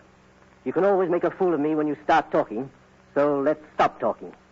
I've brought the money. What money? Oh, merely my fee for keeping quiet about you. So you went to Ron, too. You told him about it. Naturally. If possible, always sell your wares in two markets. How much money? Never mind, Judith. I hoped I could do this without your knowing. How much money? 3,000. It's all I could raise. Has he told you who I am and what I've been? Look here, Judith. Who the devil cares who you are or what you've been? I happen to be in love with you. Never mind. Let's get out of here. Ron, it's no good. He'll only come back for more money. I know that, but what else can we do? Nothing, I'm afraid. Well, what's that knife doing there, stuck in the desk? Nothing dangerous, I assure you. No? Merely a curio. I pick it up like this, I flip it down like this, and pick it up again. Miss Ray was very much interested in the dagger. Now, may I have that envelope with the money, please? There you are. Take it. Thank you. As I explained to Miss Ray, I'm leaving tomorrow for a holiday, hence the general disarray and the dust covers on the chairs. But before my departure, I'm glad we could settle this affair, as you would say, like gentlemen. Before we clear out of here, Markham, there's just one favor I'd like to ask. Well, of course, old man, ask away. This is your job, I suppose. You can't help being what you are, but never again, as long as you live. Well? Never even say the word gentleman. Be careful, Ron. Look at his face. Tell me, Mr. Gilbert, how much money is in this envelope? You heard what I said, 3,000 pounds. Then take it back, my friend. I find we can't strike a bargain after all. What do you mean? Just what I say. Here is your money. You will now oblige me, both you and Miss Ray, by leaving my shop. But what are you going to do? Tomorrow morning, perhaps even tonight, I'm going to get in touch with the police, and I shall tell them where they can find Letty Wilson, alias Judith Ray. You can't do that, Markham. Oh, yes, he can. You hit him where it hurts. 3,000 pounds, my friend, is not enough compensation for the way you talk. There is a way through the shop. Shall I escort you to the front door? No. Oh, so you prefer to stay here and make a fool of yourself? You're not going to tell the police, Markham. I promise you that. And how are you going to stop me? With this. Ron, put that gun away. It's a funny thing, Judith. I felt a bit of a fool, bringing this revolver along. But now I've got a use for it. Oh, I've got a use for it. Oh. Maybe the best thing would be to go into the street now and call a policeman. You'll never get into the street, Markham. Are you following me into the shop? Yes. So both of you, it appears, came here under false pretenses. You said you wanted to pay me some money. The money's still here, but you've lost your chance to get it. And our dear Judith said she wanted to buy a present for you. I showed her this grandfather clock here, this talking clock. Don't go a step beyond that clock, Markham. I warn you. Nonsense, old man. You wouldn't dare shoot. Wouldn't I? No, and I'll call your bluff. 1 step. 2 steps. I know your whole silly tribe, my friend. You wouldn't risk it. No, you wouldn't. What's happening to me? Don't try and grab out of the clock, Markham. It won't save you. You wouldn't risk your life. You wouldn't risk your family position. You wouldn't. 1:15 and all's well. 1:15 and all's well. I had to do it, Judith. Don't you see? I had to do it. Did you... Is he... Oh, yes. Yes, he's done for.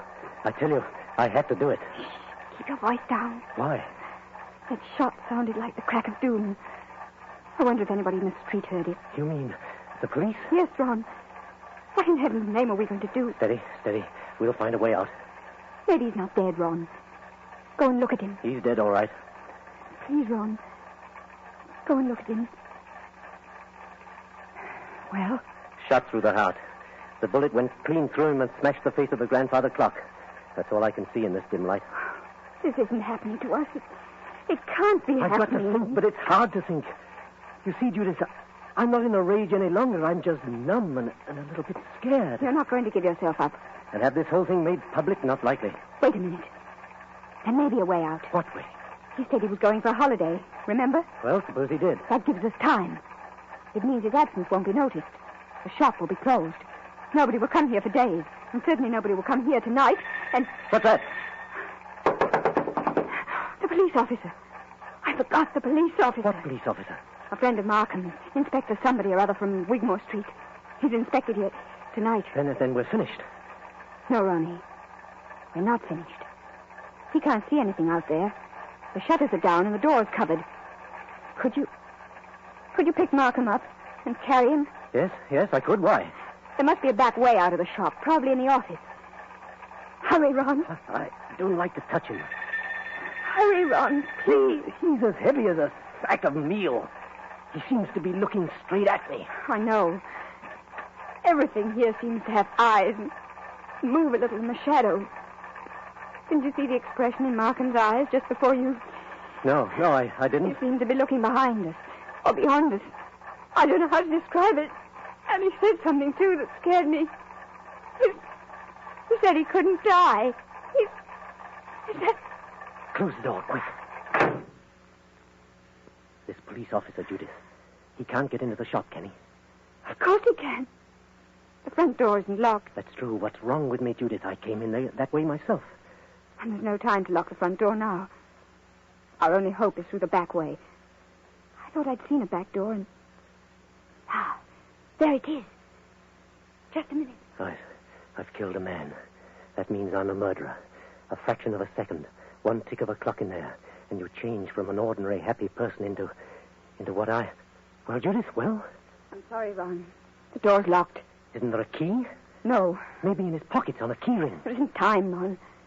I think I heard the front door open. Our visitor's coming in. I've got it. The dust covers. What? Those white cloths that fit over the chairs. Look at them. What on earth are you talking about? We used to play a game when we were kids. Somebody sits in a big chair. You know, you fit the dust cover over him and nobody can tell he's sitting there. Don't you see, Judith? That's how we can hide Markham's body. It might work if there's time. There's got to be time. Take the big cover off that chair, the wing chair. All right. Maybe there's a chance. I'll fit him into it. Arms along the chair arms. Feet pushed back. Now, put the cover back again and pull it round down his feet. Don't let it touch his chest. The blood will show through. There, that's got it. You can't see anything now, can you? No, but... Ron. Well? What did you do with the gun? The gun? The gun you shot Markham with. Oh, Judith, I put it down on the floor when I picked up his body. Out in the other room? Yes, I'm afraid so.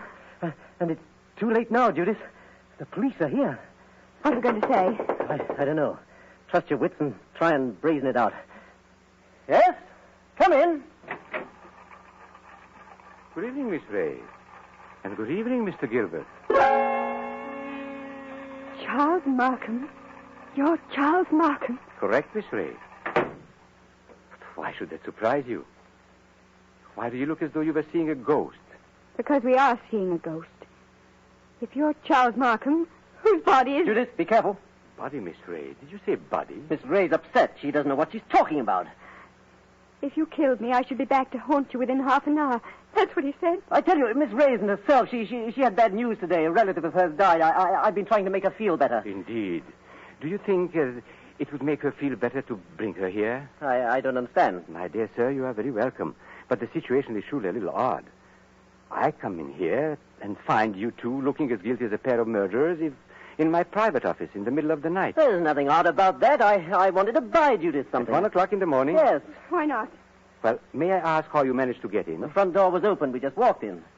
If you wish to buy something, why not stay in the showroom? Why come to my office? Well, hang it all. You don't think we wanted to steal anything, do you? Well, that thought did occur to me.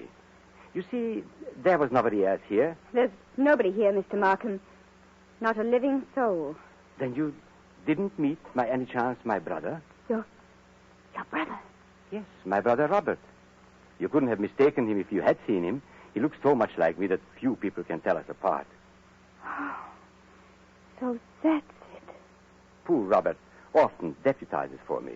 He's learned to act like me, think like me, and talk like me. But he doesn't like the work very much. Of course, you know what my work really is.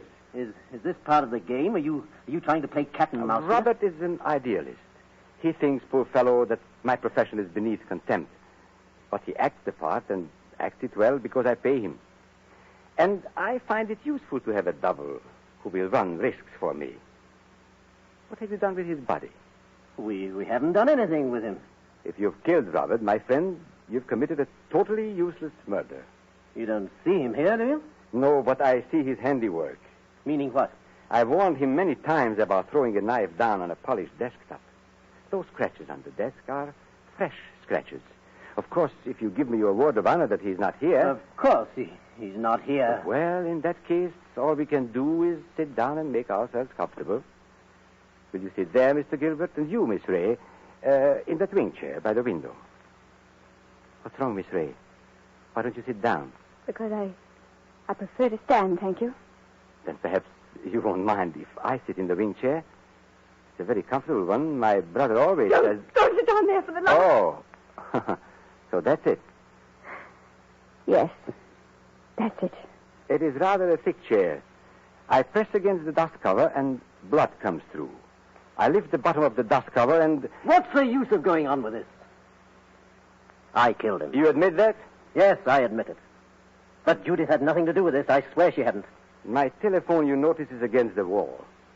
I shall have to turn my back to you when I ring. Ring? Where? Wigmore Street Police Station. Oh, no. Give him a chance. Please give him a chance. Hello? Hello, operator. I want Regent 0586. I won't let them take you, Ron. I won't. It's no good, Judith. I killed a man. I meant to kill him. That's all there is to it. A very sensible attitude, my friend. And if the lady has any idea of flying at me with that knife, just notice what I've got here. A .32 revolver, one chamber fired, picked up off the floor in that room where... Hello? Hello, Wickmore Street Police Station. For the last time, Mr. Markham, won't you give him a chance? Be quiet, Miss Ray. May I speak to Inspector Ross, please? Inspector Ross speaking. Oh, isn't that Mr. Markham? Got it in one, Inspector. Charles Markham here. I understand you were going to drop in and see me tonight. I intended to, Mr. Markham, but I'm afraid I can't make it now. Oh, why not? Anything wrong? Only a robbery in Davies Street, but it's likely to be a long jog. Sorry I can't get there. Well, that's perfectly all right, Inspector, because actually I rang up to make sure you wouldn't come here tonight. You see, I've got a lot of work to do, and I'm leaving for Eastbourne early tomorrow morning.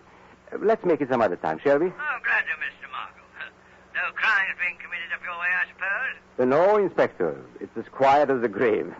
I've never known a more peaceful night. Goodbye. Why did you do that? Now, please, don't excite yourself, Miss Ray. Didn't you hear what I told the Inspector? Yes, but is this some more trickery? Trickery? How can it be? I don't know. That's what I'm asking you. I should call it generous when I let my poor brother's death go unavenged. You're not doing this without a reason. Naturally not. But has it occurred to you, either of you, that I might not want my business dealings revealed in court? What are you driving at? And has it also occurred to you that a man's double, who looks exactly like him and shares all his secrets, may become a danger rather than an asset? He knows too much. He wants too much, and so... I think I understand. You're glad he's dead. Not glad, my dear. You shocked my brotherly feelings, but definitely relieved. Look here, you can't get away with this. Get away with it, sir? Aren't you forgetting that you are the murderer? And what are you going to do? That is very simple.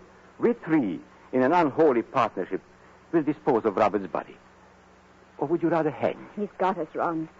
There's no other way. But how can we dispose of the body? This seems worse than killing him. It's filthy, cold-blooded... Practical necessity.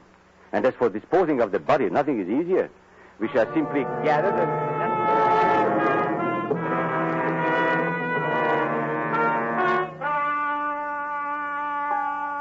And so, as I said before, this is the story of a man who commits murder and gets away with it.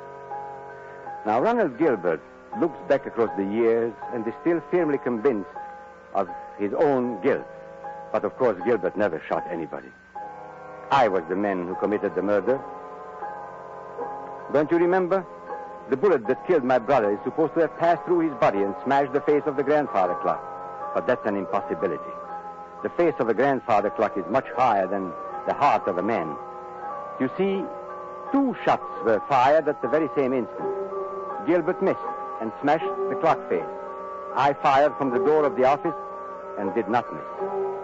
That was why my brother looked past those 2. I went out by the back door, locked it, and reappeared at the front afterwards.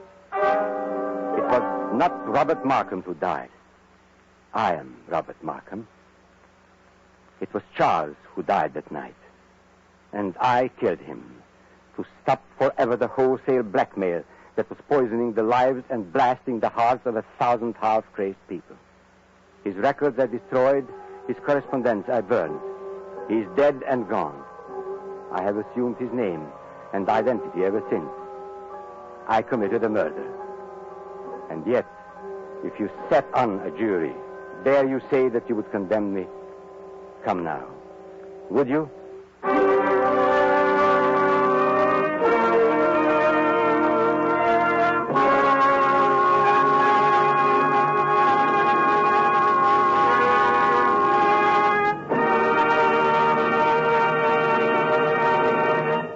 And so closes Mr. Markham, Antique Dealer, starring Paul Lucas with Heather Angel and Bramwell Fletcher. Tonight's tale of suspense. This is your narrator, the man in black, who conveys to you Columbia's invitation to spend this half hour in suspense with us again next Tuesday, when we will have the pleasure of bringing you Mr. Charles Lawton and Miss Elsa Lanchester, who will star in one of the most famous and suspenseful of Agatha Christie's thrillers, the ABC murders. The producer of these broadcasts is William Spear, with Ted Bliss, the director, Lud Gluskin and Lucien Morowick, conductor and composer, and John Dixon Carr, the author, collaborated on tonight's Suspense. This is the Columbia Broadcasting System.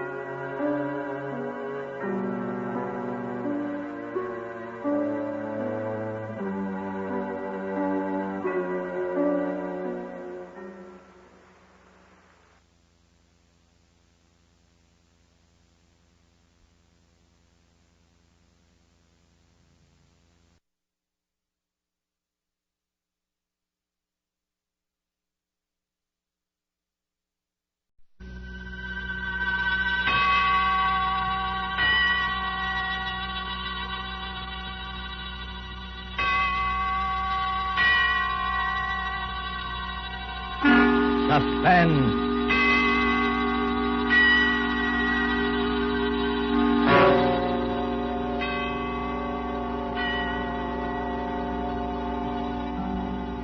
This is the Man in Black, here again to introduce Columbia's program, Suspense. Our distinguished stars tonight are two of the world's acknowledged masters of the art of suspense. They are Mr. Charles Lawton and Miss Elsa Lanchester. Mr. Lawton, who will soon be seen in the Metro-Goldwyn-Mayer picture, The Man from Down Under, is here to play a remarkable character created by England's noted thriller author, Agatha Christie. A mild-mannered character whose initials were ABC, and about whom revolved a series of savage murders, all neatly and alphabetically arranged. ABC was stamped upon all his belongings, those being his rightful initials. And ABC was stamped, too, upon the large railway timetable he always carried. But there was nothing so odd about that detail, since no traveler in the British Isles would dream of planning a journey without consulting this famous railway schedule, the ABC. And so, with the ABC Murders by Agatha Christie, written for radio by Robert Tallman and William Spear, and with the performance of Charles Lawton, we again hope to keep you in suspense.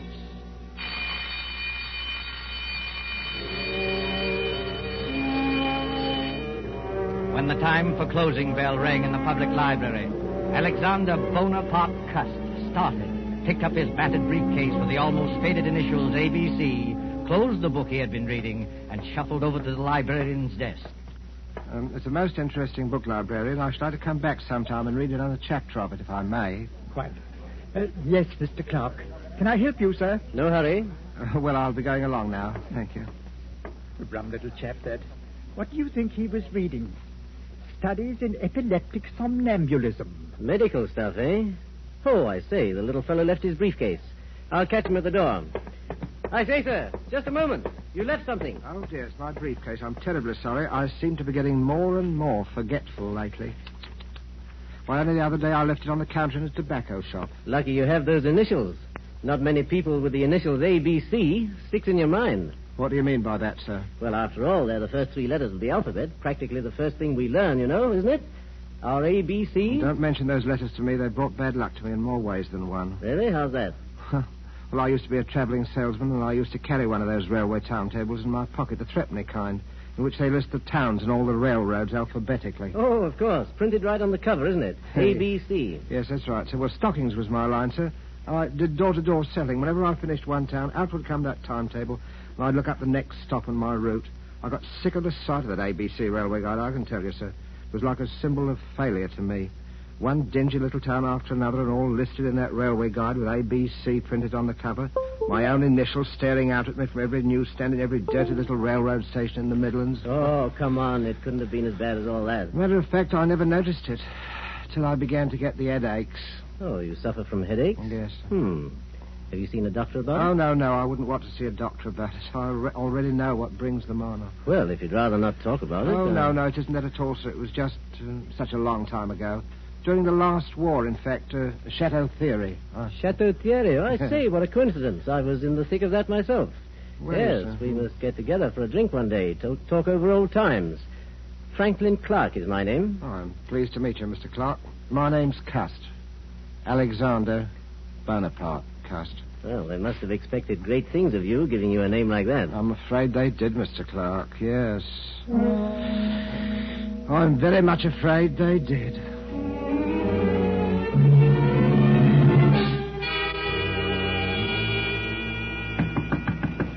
Mr. Cast. Oh, Mr. Cast. Who is it? It's me, Mr. Cast.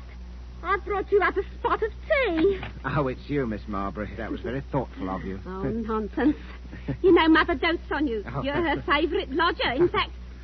Why, Mr. Cast, you're packing your things. You're not leaving us, are you? Oh, no, I'm just taking a little trip over the bank holiday, you know. Now, don't try to deceive me, Mr. Cast.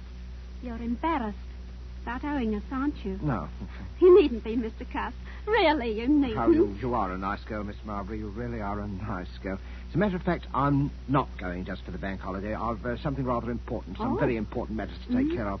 You know, it's very possible that my mother didn't have me christened Alexander Bonaparte. Cast for nothing. Oh, have you got a position, Mr. Cast? Well... What is it? Well... Oh, come, Mr. Cast. You can tell me, can't you? Well, Miss Lily, I can tell you this much. I shall be travelling quite a lot. In fact, where did I leave that ABC railroad guide? Oh, yes, here it is.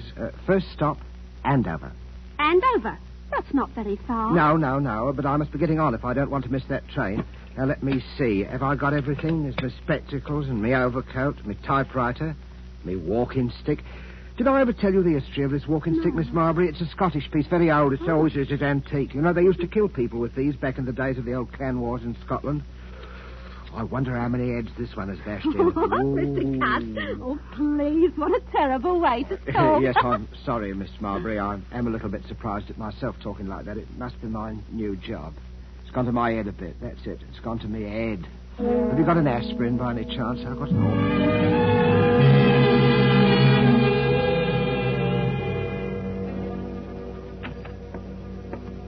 Yes, gentlemen. What'll it be? Packet of goldflakes for me. Yes, sir. And the other gentleman? 3 Havanas, the shilling cigars. Havanas? You gentlemen must be up from London. That's right. Is that your name on the window of this shop? That's right, sir. Olivia Asher. Been in business right here in Andover and right here in St. Andrew's Place for 20 years. All A's. Andover, St. Andrew's Place, and Asher. Funny, ain't it? Never so much as crossed my mind before. Well, Mrs. Asher, we're from Scotland Yard. We have reason to believe there may be a homicidal maniac at large in Andover. God, blimey. We don't want to frighten you, Mrs. Asher. For all we know, this may be just a practical joke. You see, we received an anonymous letter, typewritten, and signed ABC. ABC? This murderer, if there's anything in his story, is planning a series of murders. His mania seems to be centered on the alphabet. If he follows his plan through, his first murder will be committed in Andover, and the victim will be a person whose name begins with an A. The Lord help me, sir. You don't think... We don't think anything. Scotland Yard has taken its precautions. Oh, a woman takes a terrible chance. There's probably nothing to be alarmed about, but it won't hurt to keep a sharp lookout. Who's next on your list, Mackenzie? Next is Arthur Atwood. All right. Let's be on our way, then. Good day, madam. Don't worry. Thank you, sir. And good day to you, sir. A murdering lunatic in Andover, of all places.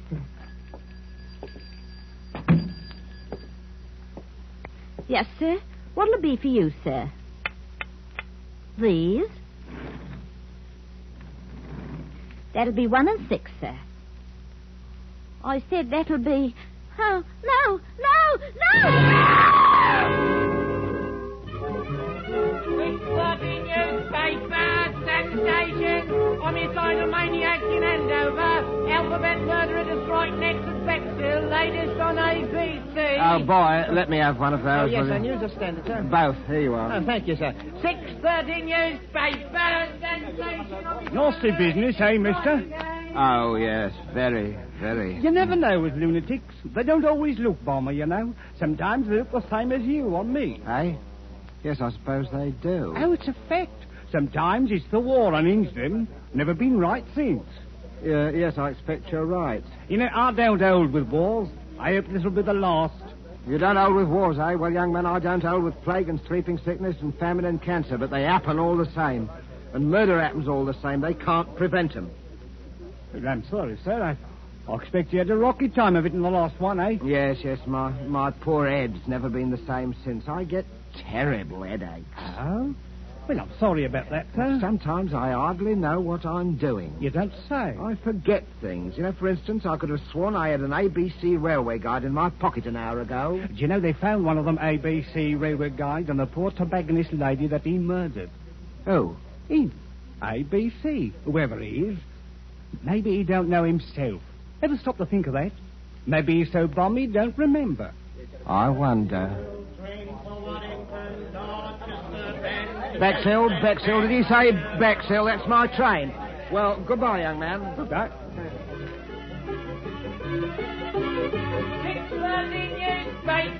Sensation on his side, lunatic to strike again. Police tracing typewriter on which murder notes were written. To strike at Bexhill, latest on ABC alphabet murderer.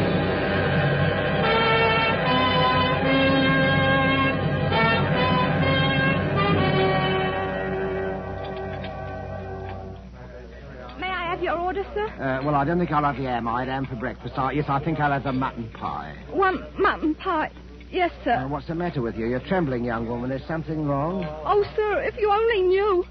I have to walk home tonight after they close up here. And there ain't hardly a light in Benson Terrace where I live. Benson Terrace in Bexhill? Yes, sir. You're afraid of the ABC murderer, aren't you? He follows the alphabet, don't he? That was the way he done in Andover. Hey. And does your name begin with a B? Barnard's my name. Mary Barnard. Oh, dear me, Miss Barnard. Well, I don't like to appear forward. Well, anyway, I'm old enough to be your father. Would it make you feel easier if I saw you home tonight? Oh, you don't know, sir. You just don't know what it would mean. Oh, well, what time do they close up here? 9 o'clock. All right, I'll wait outside for you. At 9 o'clock? All right.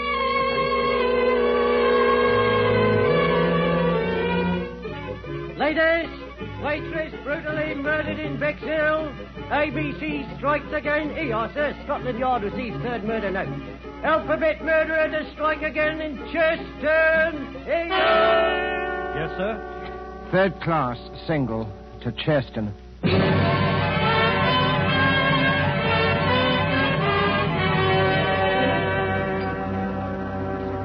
Give me a pint of half and half, please. Yes, sir.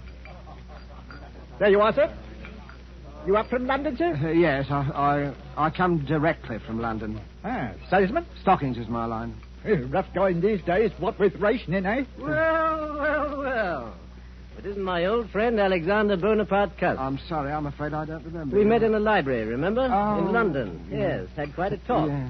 Franklin Clark, remember? Yes, of course. You'll forgive me, Mr. Clark. My memory, it seems to be getting worse and worse. But you must have come under better times, Mr. Cuss.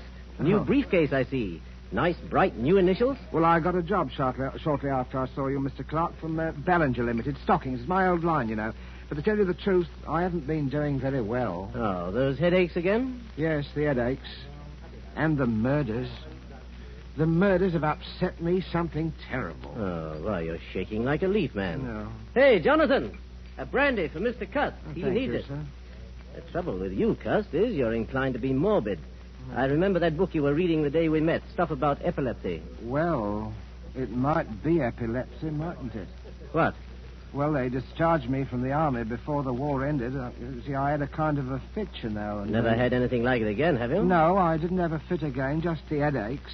I forget what happens, hours at a time. Do you know, once I was sitting in a station waiting room and a newsboy came by and I bought a paper from him, and it was all about that first murder in Andover. Oh. It said the police had got another note, another typewritten note, Mr. Clark, and the murderer was going to strike next in Bexhill.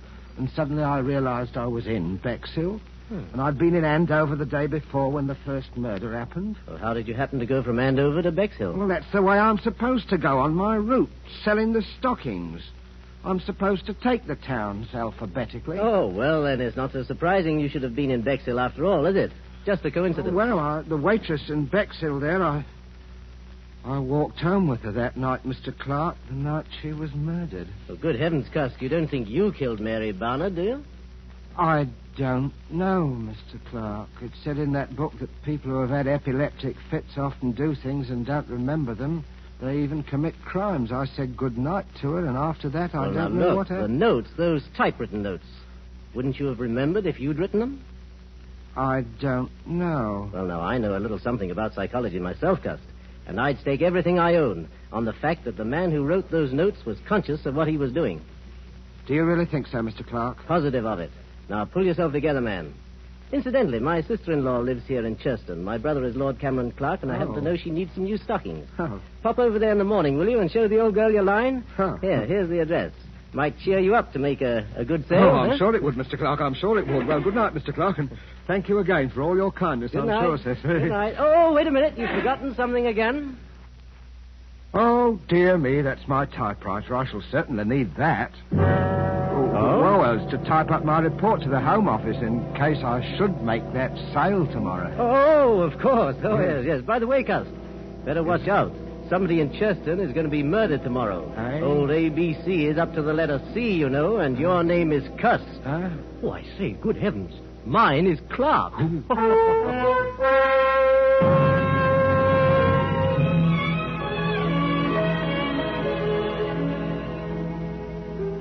Well, thank you again for your generous order, Lady Clark. I hope you'll be pleased. This line of woolen lined stockings is one of Ballinger's best buys right now, Lady Clark.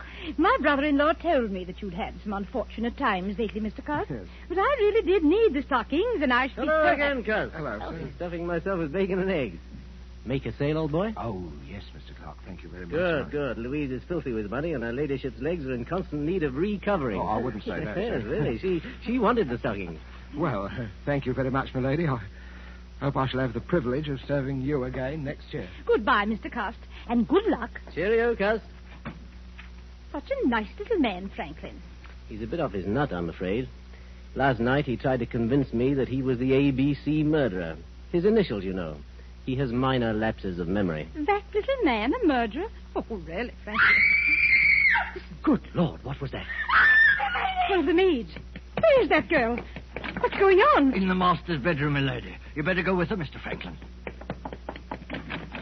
Brothers, whatever are you doing here? Oh, my lady, the master, Lord Clark, has been murdered.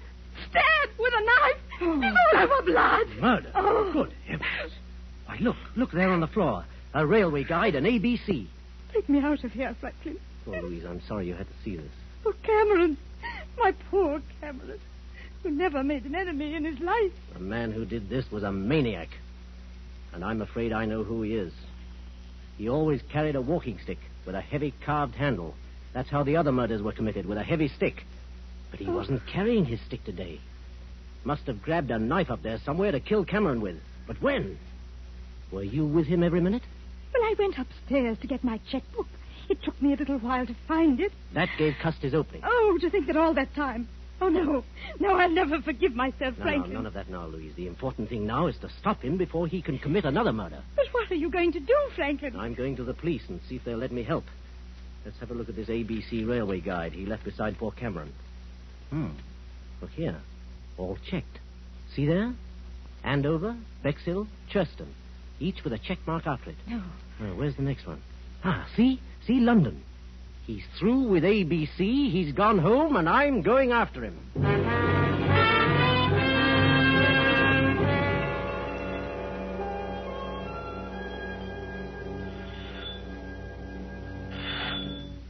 Yes? Well, Mr. Cust, come in.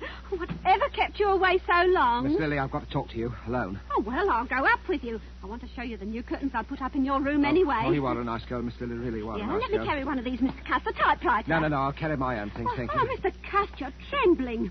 Oh, dear, you do look a fright. Look, I'm going to straight and get you a hot foot bath. No, not now, please, not now, Miss Lily. There's no time for it. What is it, Mr. Cust? Close the door and lock it. Are you in some trouble, Mr. Cust? I'm in terrible trouble, Miss Lily. I want you to hear the story first from me. You're the only one who's ever been my friend. Oh, I've had a lonely life, Miss Lily. Oh, poor Mr. Cust. Poor Mr. Cust. That's what they always say about me. Poor Mr. Cust. I thought you were Oh, different. don't take on so, Mr. Cust. It was only a manner of speaking. Oh, you don't need to worry. I'm all right now. I never get 2 spells in one day. Spells? Mr. Cust, I don't understand. What is it? You heard of the ABC murders? Shocking affairs. But, Mr. Cust, why are Miss you Lily, saying... the police will be here at any minute. Please let me finish. I don't want you to think harshly of me, Miss Lily. I didn't plan it ahead. My instructions told me where to go. Some people can't help what they do. There are diseases. Epilepsy, for instance. You do things you don't remember. You commit crimes. And I'm like that. Oh, Mr. Cust, I can't believe it. When I was a child, Miss Lily, they used to badger me about my name. My mother worshipped strength. She named me after the strongest people she knew about in history. Alexander and Bonaparte. But nobody ever called me by those names. They called me ABC. I used to dream I was boiling in a kettle of alphabet soup. I was a terrible disappointment to my mother. Mr. Cust, you're unsettled and tired. You've got to hear me out, Miss Lily. Oh, Now listen to me, Miss Lily. I could have been a hero once in the army in the last war. I was happy. I could have made something of myself. Then I started getting the headache. No, Mr. You must hear me out, Miss Lily. I started forgetting things after they discharged me from the army. Shock, they called it. I used to have dreams. I was a great ruler. The destiny of men was in my hands.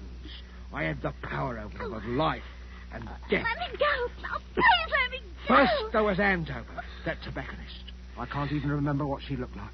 Then there was Bexhill. I walked home with a waitress from the station restaurant. She was murdered, too. In Cheston, I sold a dozen pair of stockings to a lady, and while she was upstairs getting her checkbook, her husband was murdered on the floor where I was waiting. And now I've come back here.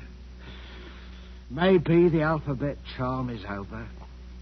Or is it? This is London. L. Your name is Lily. Are you trying to frighten me, Mr. Cust? I am trying to convince you. You, murderer? I'd as soon believe it as my own mother. What about this? Look at it. Oh, no. Look closely at it. I found it in my briefcase when I came on the train, Miss Lily. This knife murdered a man in Churston just 3 hours ago. No!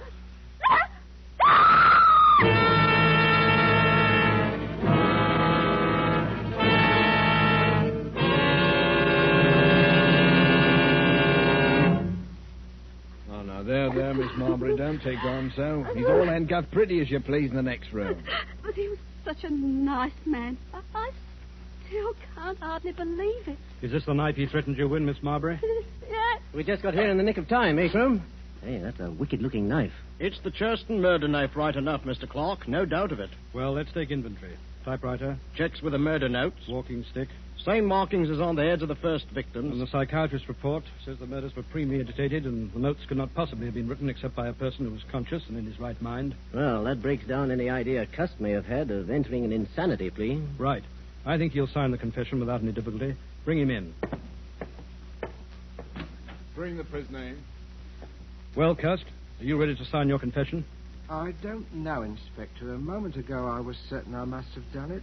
But why? That's what worries me. Why? Mr. Clark, why do you think I did it? You're wasting valuable time, Cust. I don't care why you did it. You killed my brother, and I want to see you hang for it. I don't care how balmy you are. You ought to be ashamed of yourself, talking to our Mr. Cust in that bloodthirsty manner. I don't know what's getting into the gentry, I'm sure. He tried to murder you, didn't he? Well, he couldn't help himself, poor thing. He's been terribly upset of late. You are a nice girl, Miss Lily. You are a nice girl. The murders were willful and premeditated. They couldn't have been premeditated, Mr. Clark. Why do you say that, Cust? Well, because I didn't go to any of those places of my own choice. I had my instructions from Bellinger's Limited. And those instructions were sent to me after the police got the warnings of the murders that were printed in the papers. There never were any such instructions. We ransacked all your things, Cust. There wasn't any letter of instructions, was there, Inspector? No. Oh, yes, there was. All right, we'll ring up Ballinger's. May I use your telephone, Miss Marbury? Why, certainly, Inspector. The number is Regent 3313, Inspector.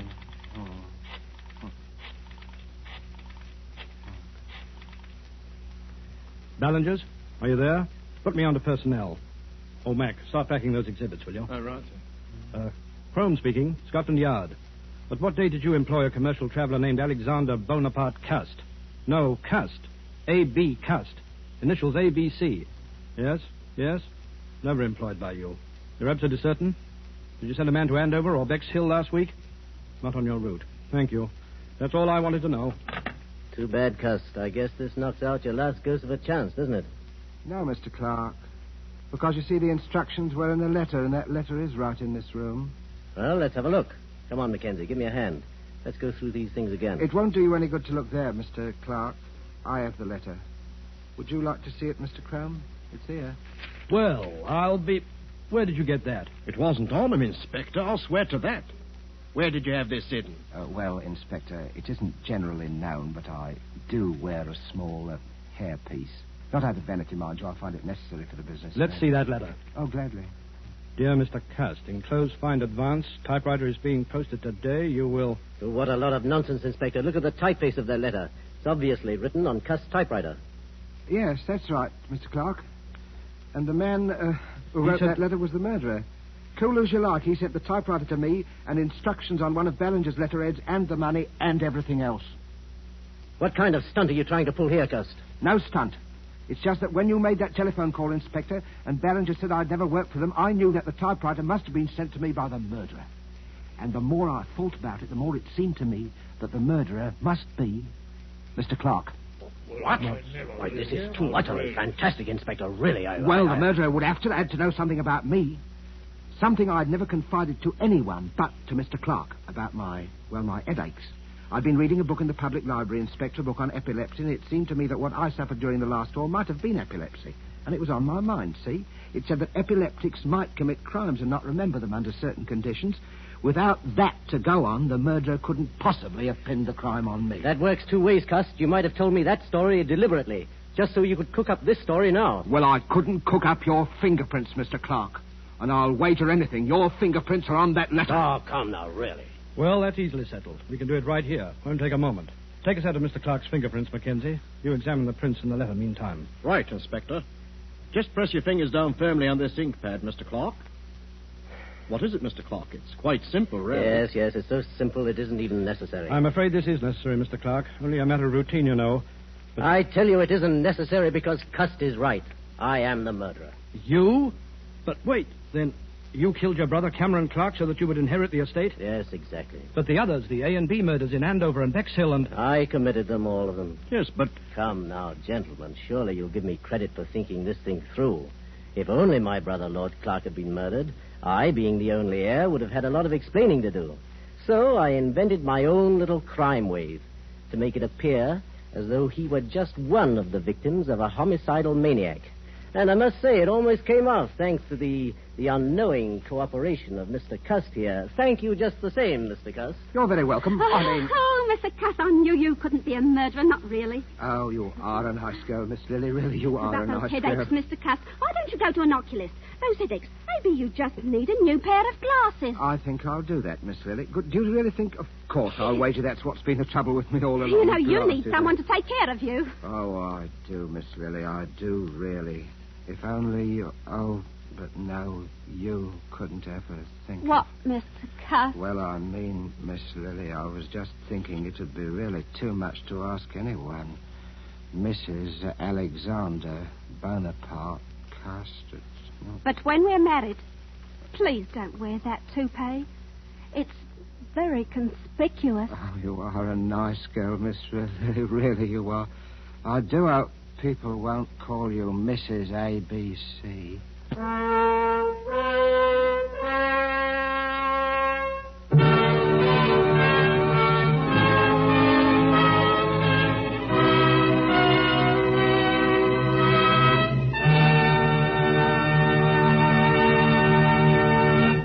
And so closes the ABC Murders, starring Charles Lawton, with Elsa Lanchester and Bramwell Fletcher.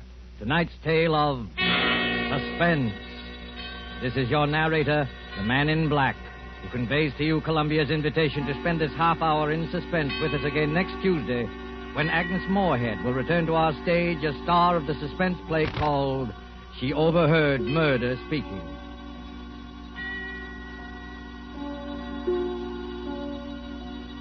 Producer of these broadcasts is William Spear, who with Ted Bliss, the director, Lud Gluskin and Lucian Mahowick, conductor and composer, and Robert Tallman, the radio author, collaborated on tonight's Suspense.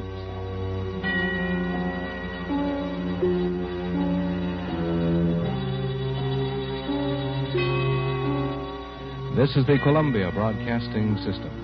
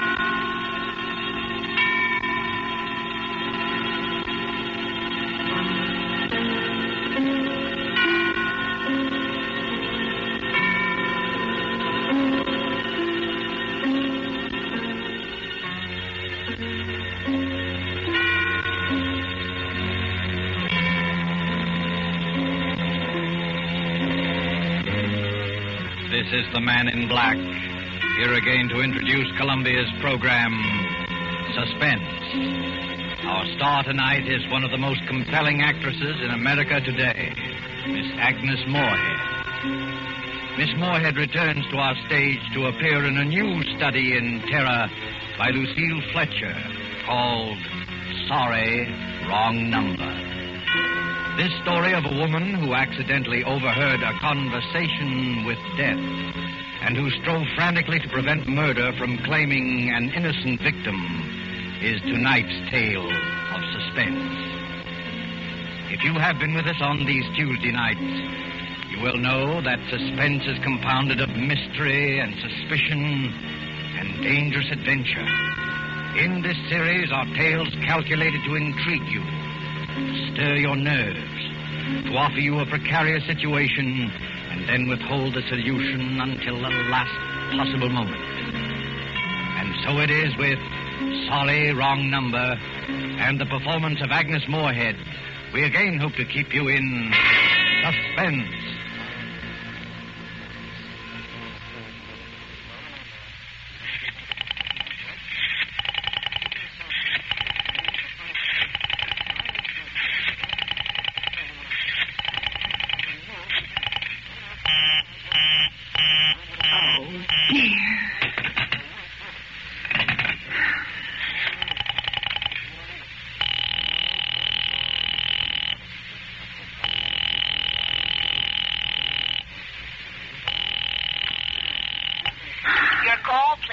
Operator, I've been dialing Murray Hill 70093 now for the last 3/4 of an hour, and the line is always busy.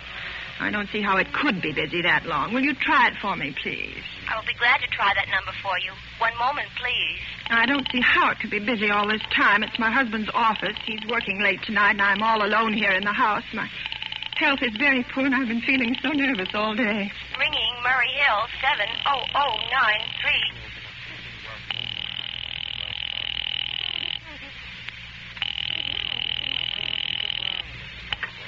Hello? Hello? Hello? Is Mr. Stevenson there? Hello? Hello? Oh, hello, George. Yes, sir. This is George speaking. Hello? Who's this? What number am I calling, please? I'm here with our client now. He says the coast is clear for tonight. Yes, sir. Where are you now? In a phone booth. Don't worry. Everything's okay. Very well. Now, you know the address. At 11 o'clock, the private patrolman goes around to the bar on 2nd Avenue for a beer. Be sure that all the lights downstairs are out, eh? There should be only one light visible from the street. At 11:15, a train crosses the bridge. It makes a noise in case her window is open and she should scream. Oh, hello. What number is this, please? Okay, I understand. Now make it quick. As little blood as possible, eh? Our client does not wish to make her suffer long. Will a knife be okay, sir? Well, a knife will be okay. And do you remember the other details? Yeah, I know. Remove the rings and bracelets and the jewelry in the bureau drawer. That's right. Our client wishes it to look like simple robbery. Don't worry. Everything is going to be okay. All right, then. Be sure to... Oh, how awful. How unspeakably awful. Oh.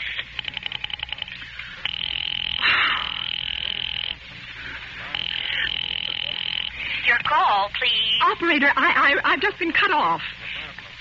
I'm sorry. What number were you calling? Why, it was supposed to be Murray Hill 70093, but it wasn't. Some wires must have got crossed. I was cut into a wrong number, and I've just heard the most dreadful thing. Something about a murder. And, operator, you'll simply have to retrace that call at once.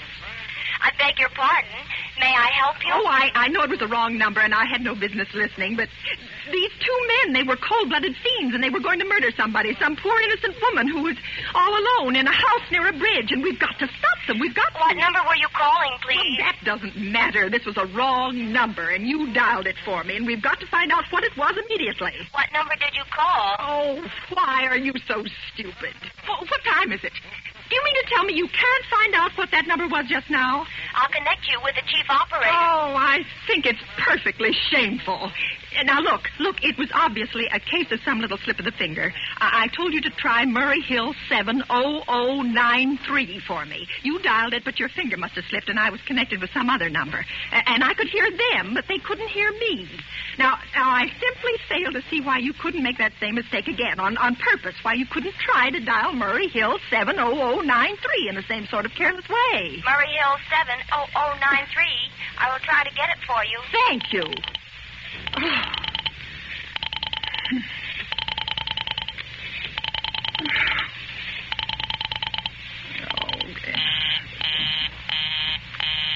I'm sorry, Murray Hill 70093 is busy. I will correct you in 20... Operator. Operator, will you answer me?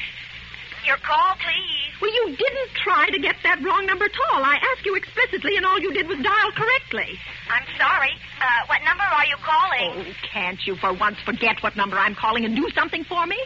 Now, I want to trace that call. It's my civic duty, it's your civic duty to trace that call and apprehend those dangerous killers. And if you won't... I will connect you with the chief operator. Please.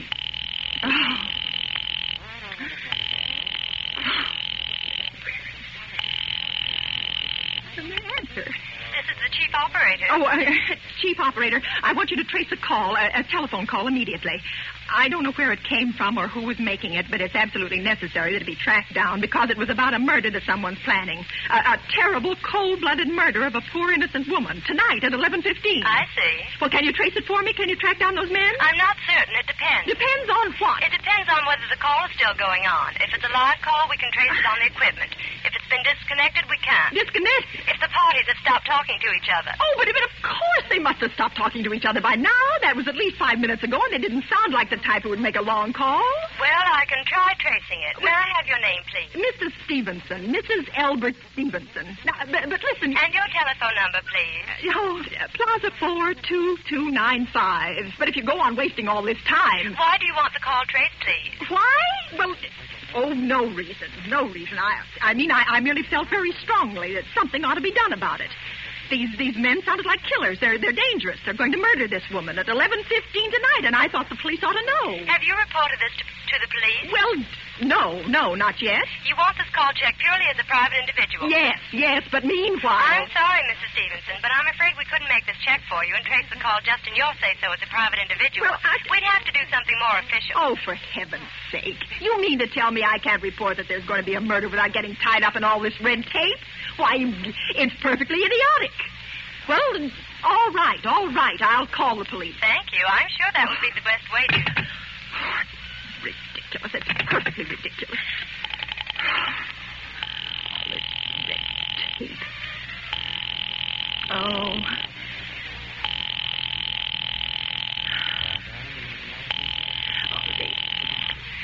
Your call, please. The police department. Get me the police department, please. Thank you. Ringing the police department. Okay.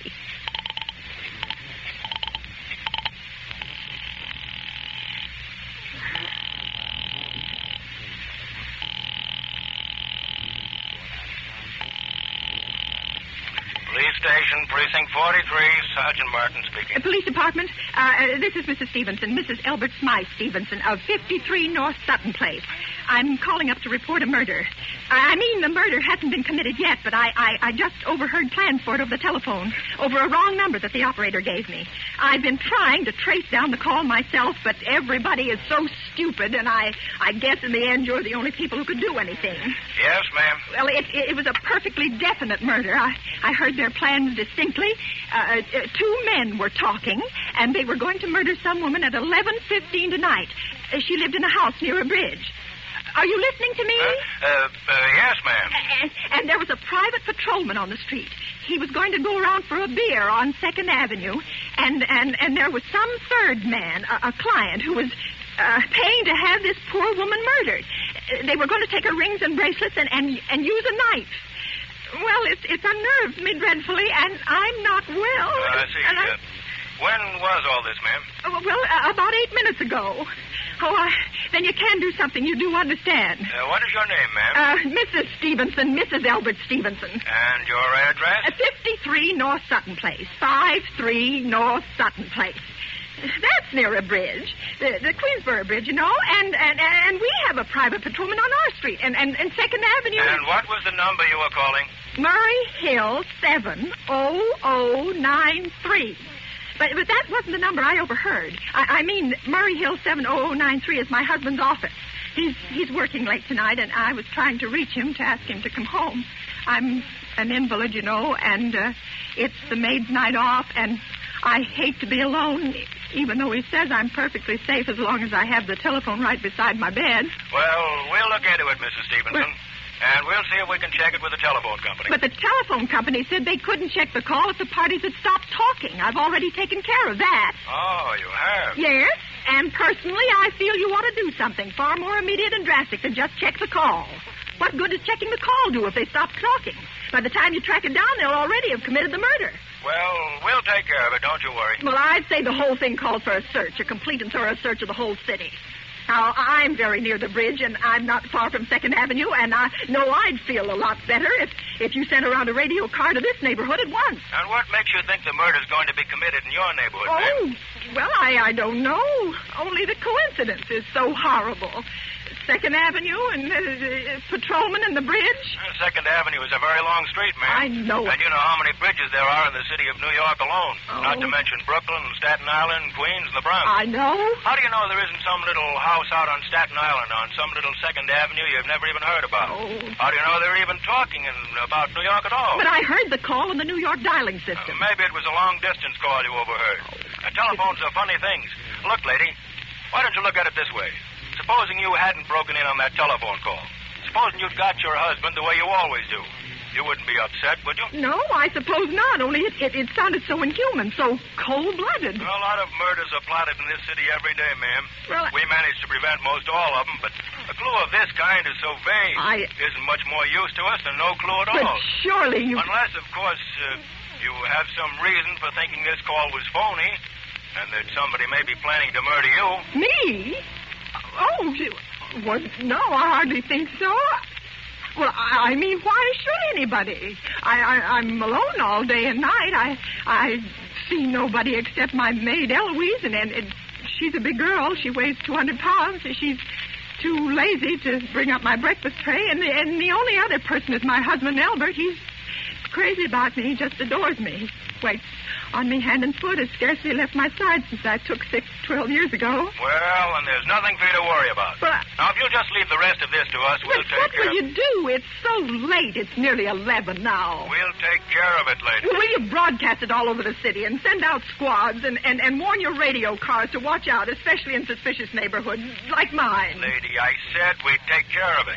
Just now, I've got a couple of other matters here on my desk that require immediate attention. Good night, ma'am, and thank you. Oh, you idiot.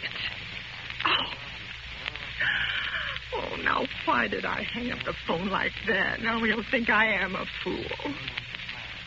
Oh, why doesn't Albert come home? Why doesn't he?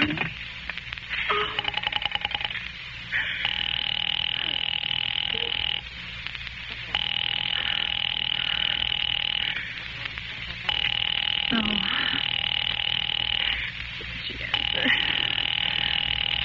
Your call, please. Operator, for heaven's sake, will you ring that Murray Hill 70093 number again? I can't think what's keeping him so long. I will try it for you. Well, try.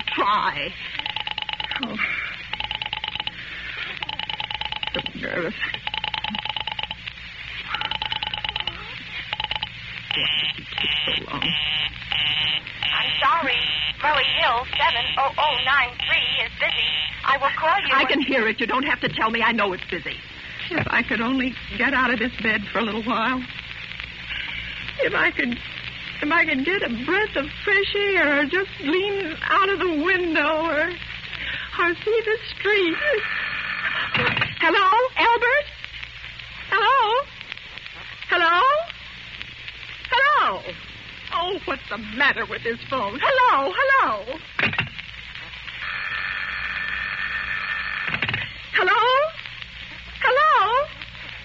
heaven's sake, who is this? Hello? Hello? Hello? Try it.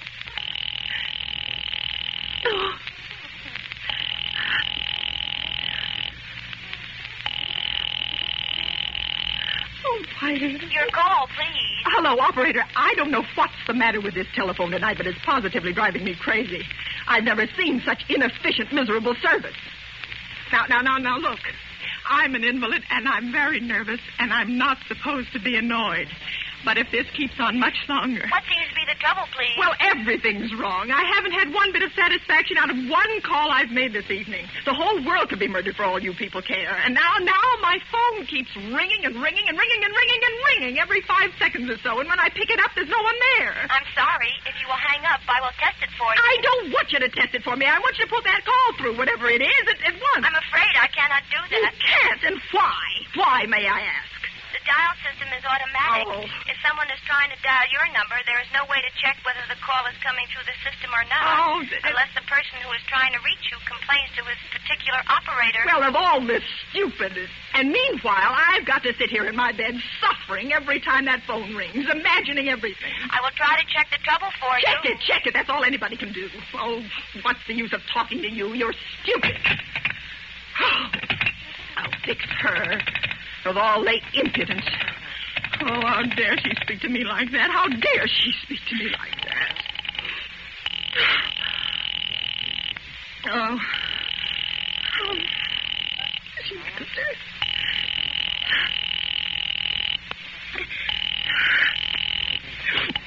Your call, please. Young woman, I don't know your name. But there are ways of finding you out. And I'm going to report you to your superiors for the most unpardonable rudeness and insolence it has ever been my privilege.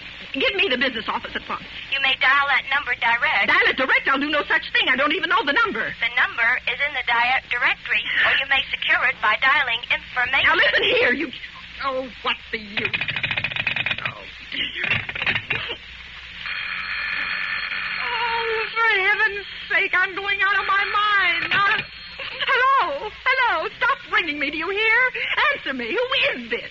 Do you realize you're driving me crazy? Who's calling me? What are you doing it for? Now stop it, I say.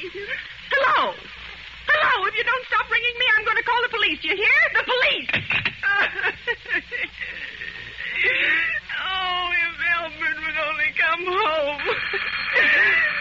Oh, let it ring. Let it go on ringing. It's a trick of some kind. And I won't answer it. I won't, even if it goes on ringing all night.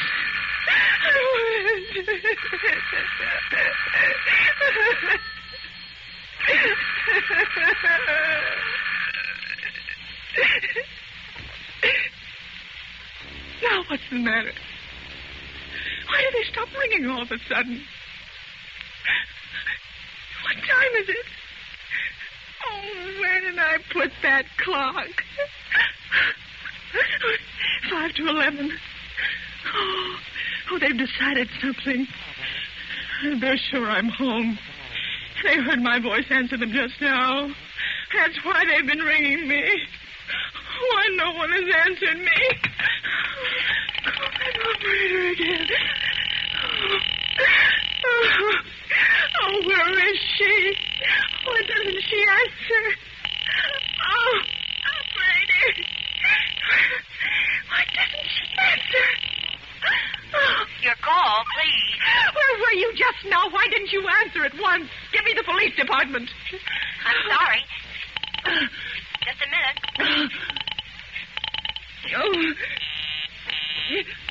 Oh. I'm sorry. The line is busy. I will call you. Busy? But that's impossible. The police department can't be busy. There must be other lines available. The line is busy. Oh. I will try to get them for you later. No, I've got to speak to them now, or it may be too late. I've got to talk to someone. What number do you wish to speak to? I don't know, but there must be someone to protect people beside the police department. A detective agency. You will find agencies listed in the classified directory. But I don't have a classified directory. I mean, I'm too nervous to look it up. I will connect you with information. Perhaps she will be able to help you. No. Oh, you're being spiteful. you. You don't care, do you, what happens to me? I could die and you wouldn't care. Oh, stop it! Stop it! I can't stand it anymore. Hello? What do you want? Stop ringing, will you? Stop it. Hello? Is this Plaza 42295? Yes, I'm sorry. This is Plaza 42295. This is Western Union. I have a telegram here for Mrs. Elbert Stevenson. Is there anyone there to receive the message? Yes, I'm Mrs. Stevenson. The telegram is as follows. Mrs. Elbert Stevenson, 53 North 2nd Place, New York, New York. Darling, terribly sorry. Tried to get you for last hour, but line busy. Oh. Leaving for Boston, 11 p.m. tonight on urgent business. Back tomorrow afternoon. Keep happy. Love, signed, Elbert. Oh, no. Do you wish us to deliver a copy of the message? No. No, thank you. Thank you, madam. Good night. Good night. Oh, no. No, I don't believe it. He couldn't do it. Not when he knows I'll be all alone. It's some trick. It's some trick. Some fiendish trick. I know. Oh, I'm so nervous. Oh, what is the answer? Your call, please. Operator, try that Murray Hill 70093 number for me just once more, please. You may dial that number direct. Oh.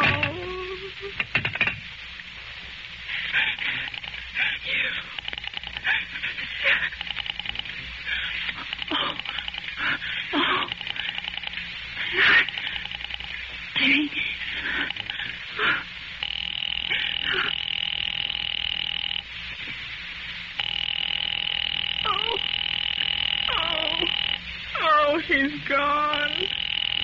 Oh, Albert, how could you? How could you?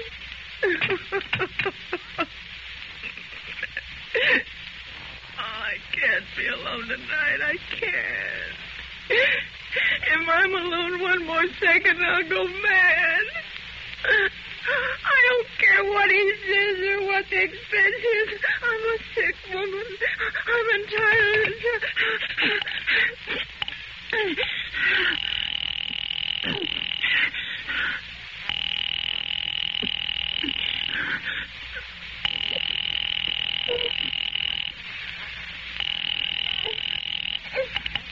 This is information. May I help you?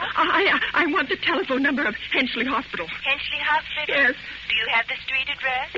No, it's somewhere in the 70s. It's a very small, private and exclusive hospital where I had my appendix out 2 years ago. Henchley, H-E-N-C-A...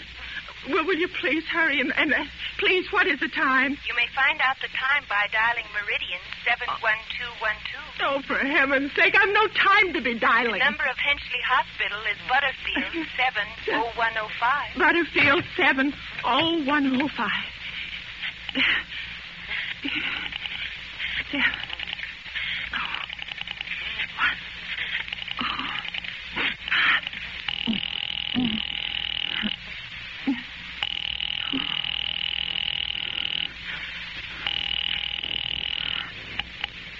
Henchley Hospital. Good evening. The nurse's registry.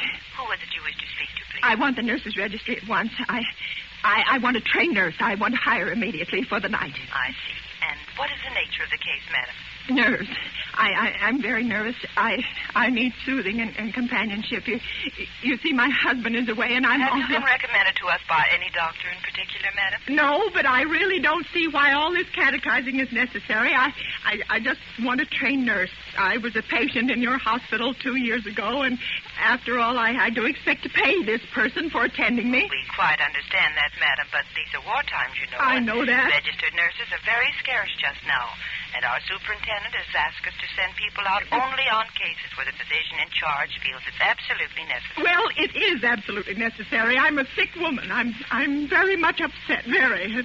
I'm alone in this house, and I'm an invalid, and tonight I overheard a telephone conversation that upset me dreadfully. In fact, if someone doesn't come at once, I'm afraid I'll go out of my mind. I see. Well, I'll speak to Miss Phillips as soon as she comes in. And what is your name, ma'am? Miss Phillips? And when do you expect her in? I really couldn't say. She went out to supper at 11 o'clock. 11 o'clock? But it's not 11 o'clock yet. Oh, my clock has stopped. I thought it was running down. What time is it? Just 15 minutes past 11. What was that? What was what, madam? That click just now in my own telephone. As though someone had lifted the receiver off the hook of the extension telephone downstairs. Well, I didn't hear it, madam. Now, about this... But I did. There's someone in this house. Someone downstairs in the kitchen. And they're listening to me now. They're listening! I won't pick it up. I won't let them hear me. I won't let them hear me. I'll be quiet. I'll be so quiet. And they'll think... Oh, but if I don't call someone now, while they're still down there, wait, there'll be no time. Oh, I've got to help. Your call, please. Operator, I'm in desperate trouble. I'm sorry, I cannot hear you. Please speak louder. I don't dare. There's someone listening. Can you hear me now? I'm sorry. Oh, but you've got to hear me. Oh, please, you've got to help me. There's someone in this house. Someone who's going to murder me. And you've got to get in touch with... Oh, there it is. There it is. Did you hear it? He's put it down. He's put down the extension phone. He's coming up. He's coming upstairs. Okay, give me the police department. The police department. Give me the police department. One moment, please. I will connect you. I can hear him. Oh, I can hear him. He's coming nearer. Oh, I know it. Hurry! Hurry! Hurry, please!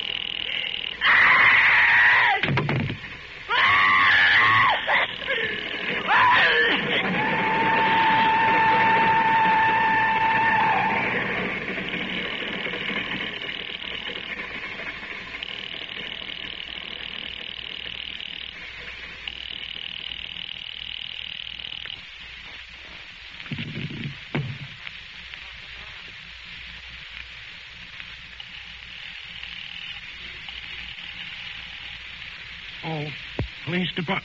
Oh, I'm sorry. Must have got the wrong number. Precinct 43, Sergeant Martin speaking. Police Department, Martin speaking. Police Department, Martin speaking. Oh, police department? Police Department. I'm sorry. Must have got the wrong number. Don't worry. Everything's okay.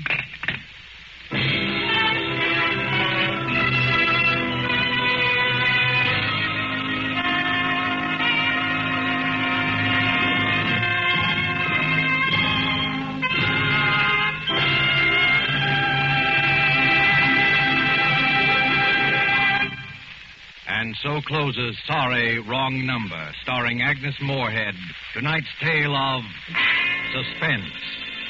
This is your narrator, the Man in Black, who conveys to you Columbia's invitation to spend this half hour in suspense with us again next Tuesday, when Mr. Donald Crisp and Mr. John Loder will star in the suspense play called The Extra Guest.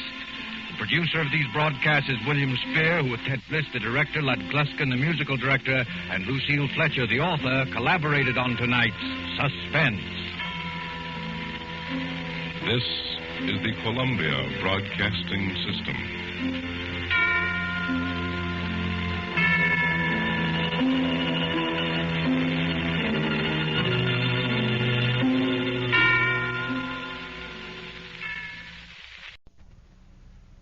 just a moment, CBS will present its weekly program of the world's outstanding thrillers, Suspense.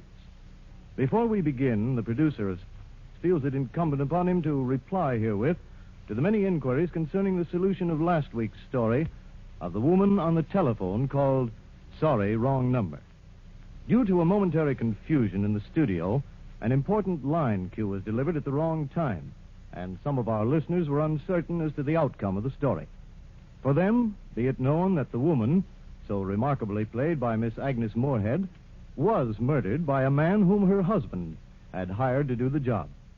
We should also like to announce that in response to many hundreds of requests, this suspense play will be repeated within a few weeks. And now, this is the Man in Black, here again to introduce our performance tonight of Suspense.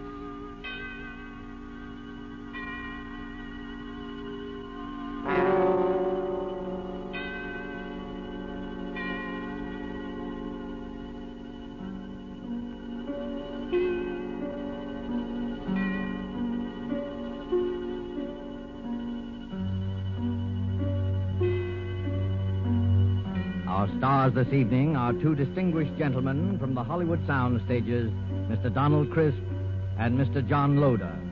Mr. Crisp and Mr. Loder are here to enact for us a strange and startling drama in which they, in the interest of justice, made use of an unusual method to wring a confession of guilt from a criminal. The story is by Rupert Croft Cook and is called Banquo's Chair. And so, with Banquo's Chair and the performances of Donald Crisp as Sir William Brent and John Loder as Arthur Grange, Sir William's friend who relates the story to us, we again hope to keep you in suspense.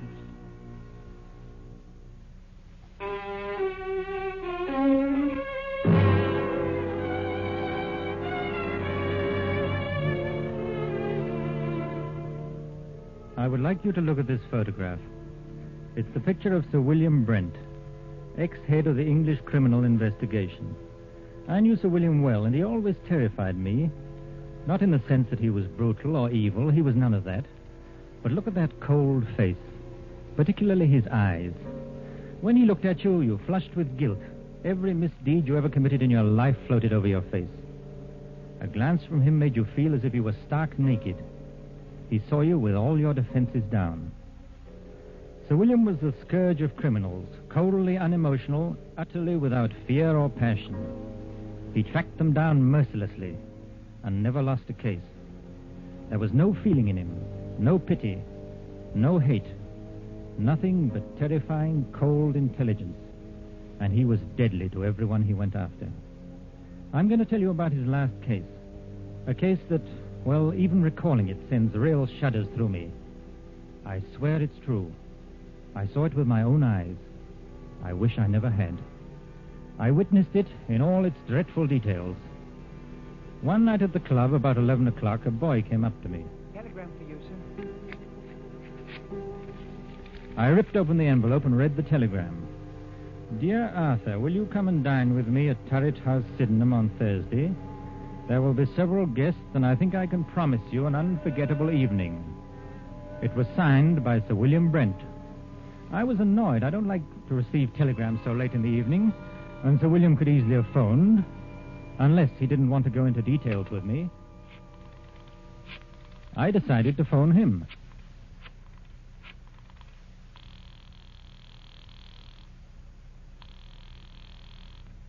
Hello? Hello? This is Arthur Grange calling. Yes, I know. Did you receive my telegram? Yes, Sir William. What's all the mystery about? Well, I'll tell you about it on Thursday. Are you coming? Yes, I'll be there. Very good. I particularly want you to be there. You sound so mysterious, I'm thinking of coming armed or bringing several bodyguards. No, it won't be necessary to bring any bodyguards. But you'd better come armed. Well armed. Yes, bring a revolver. Good night.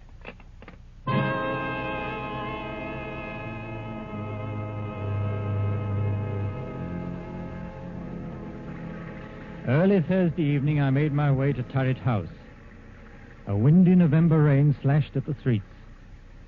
Turret House is a huge red brick, unpleasantly somber mansion, an ugly product of Queen Victoria's time. There it squatted, back of the road, almost hidden to view by several dripping pine trees. The neighborhood had known better days.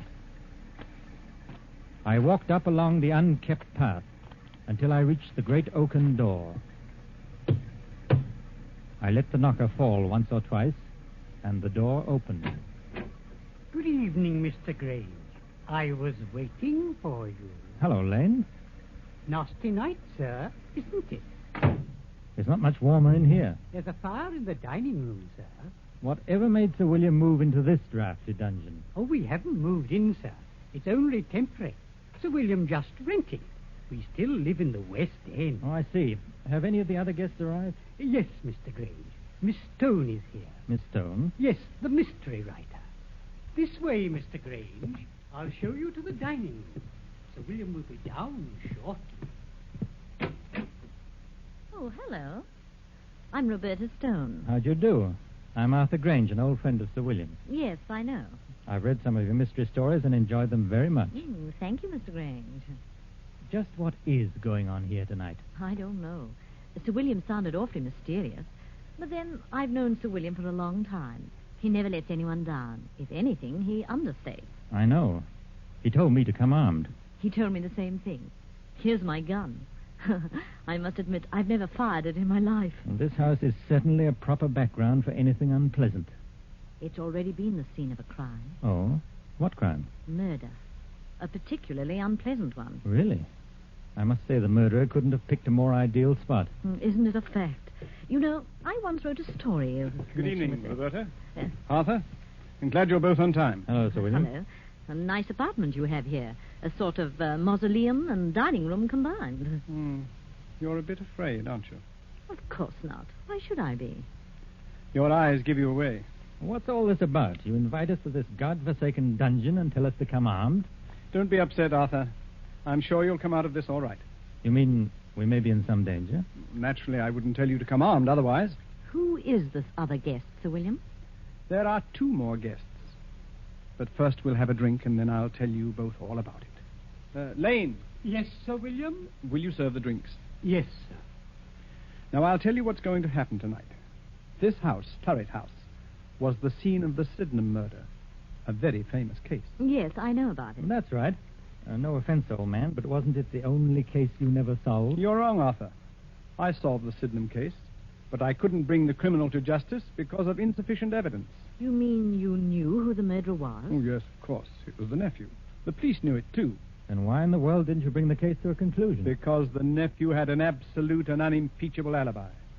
To have arrested him would have meant a waste of time and money and a release in the end.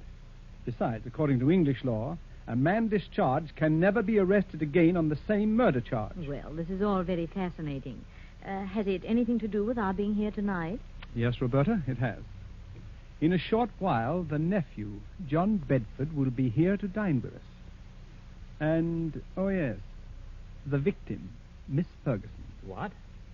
Well, wait. You mean Miss Ferguson wasn't actually murdered? Miss Ferguson is quite dead. Has been dead these 2 years. You mean you're going to have the body of Miss Ferguson here at dinner? Oh, this is a little too much. If you'll excuse me, I'll dine elsewhere tonight. Not so fast, Roberta. Perhaps you'd better wait until you hear the rest of the story. This promises to be a very gay dinner. Oh, yes. Now, as you both know, I've never lost a case, except the Sydenham murder, which will be finished tonight. Now, I'm an egotist.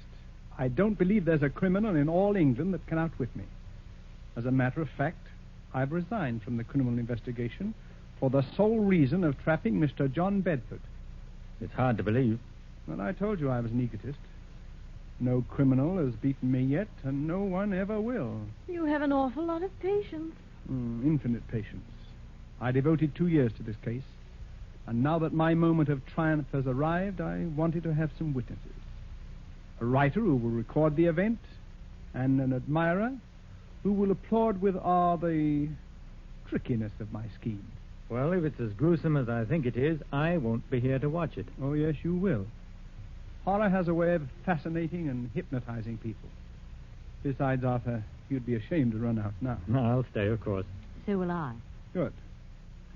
Now, before I tell you my scheme, let me first acquaint you with the details of the murder. Exactly 2 years ago tonight, Old Miss Ferguson.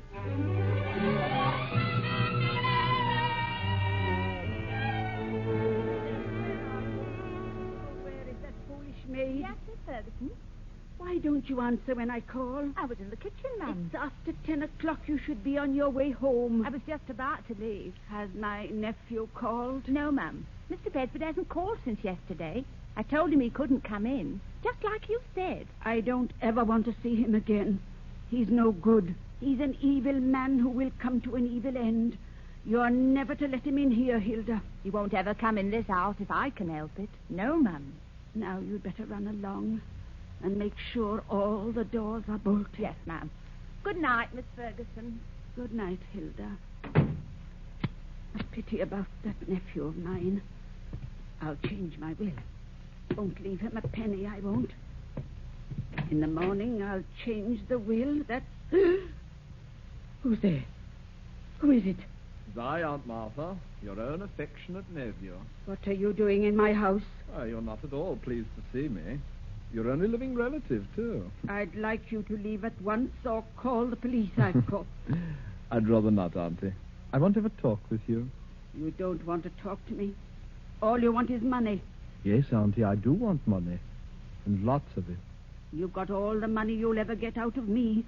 You won't even get a penny after I die. I'll see to that. Perhaps you'll appreciate the value of money after you've worked for it. You know, Auntie... You're wearing gloves. What are you up to? I've made up my mind. What are you doing? Keep away. You're an old woman. All that money's no good for. You can never use it. I'm young, and money means life to me. A rich and gay life. You're old, and you're going to die soon anyway. No, it can't be. You're not going to do that. Yes, Auntie, I am. You don't want to live anywhere. You're lonely, you're sick, and you're old. I'm going to do you a favor. Nobody can hear you now. I'm your heir. Your only heir, Auntie. Your next of kin. The estate is going to be mine. All of it.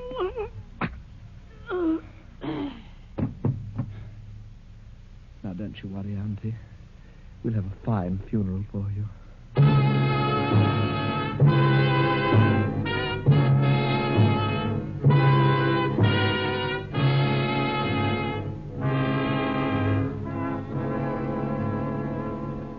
That's pretty much the way old Miss Ferguson was murdered. Oh, how ghastly. Hilda found the body the next morning. I immediately went to work on the case. All the evidence pointed to John Bedford. Everyone believed he committed the crime. He almost admitted it himself. I had him brought to my office for questions. Oh, hello, Bedford. Come in. Thank you, sir. How'd you do, Sir William? Cigarette? Oh, thank you. Well, how does it feel to kill your own aunt? May I have a light, please? Yes, of course.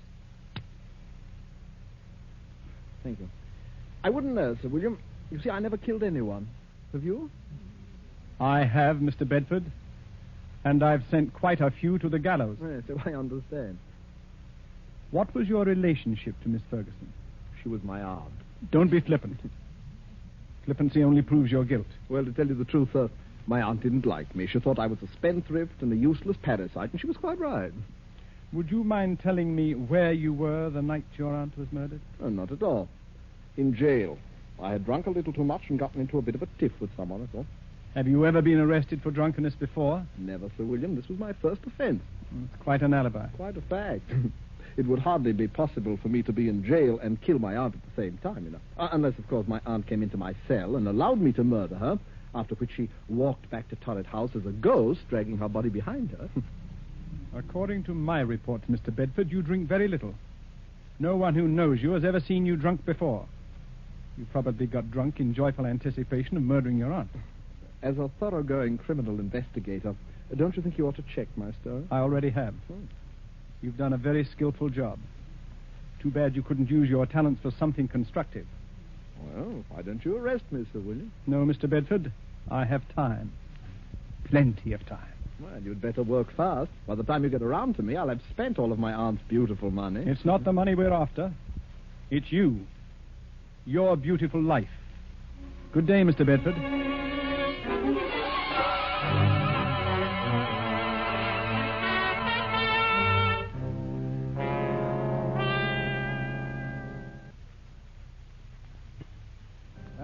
matter stood, I refused to let any of my men arrest him. But how in the world could he have murdered his aunt while he was in jail? Perhaps he bribed the prison guard to let him out for an hour. Yes, Roberta, I believe he did.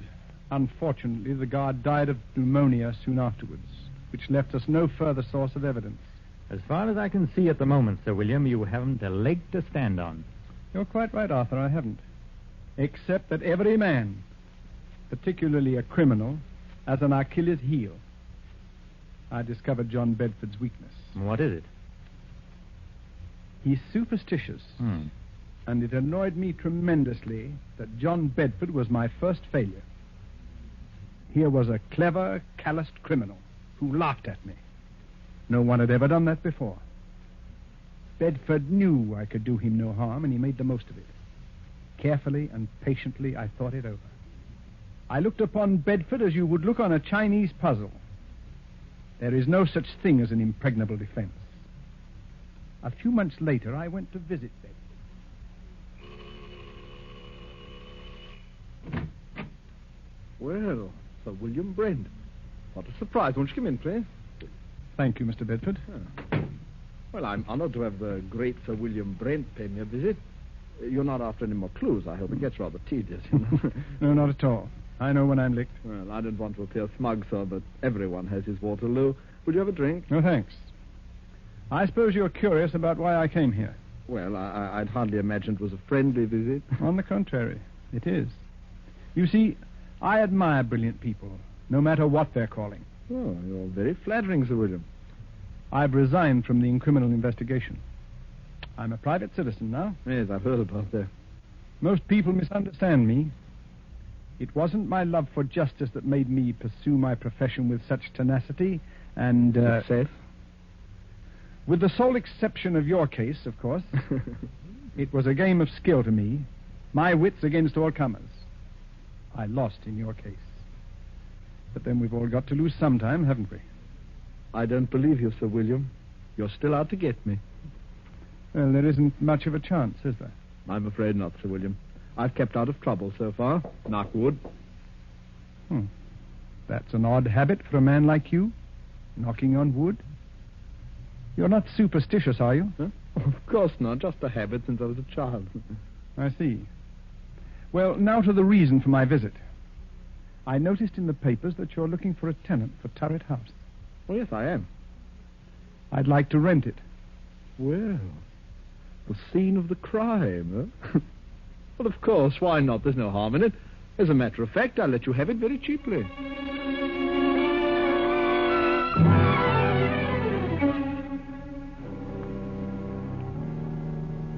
that's how I rented this house. The house where the murder was committed. Well, what's your plan? It had better be a good one. Mr. Bedford sounds like a hard customer. Yes, it's a strange plan, but an effective one.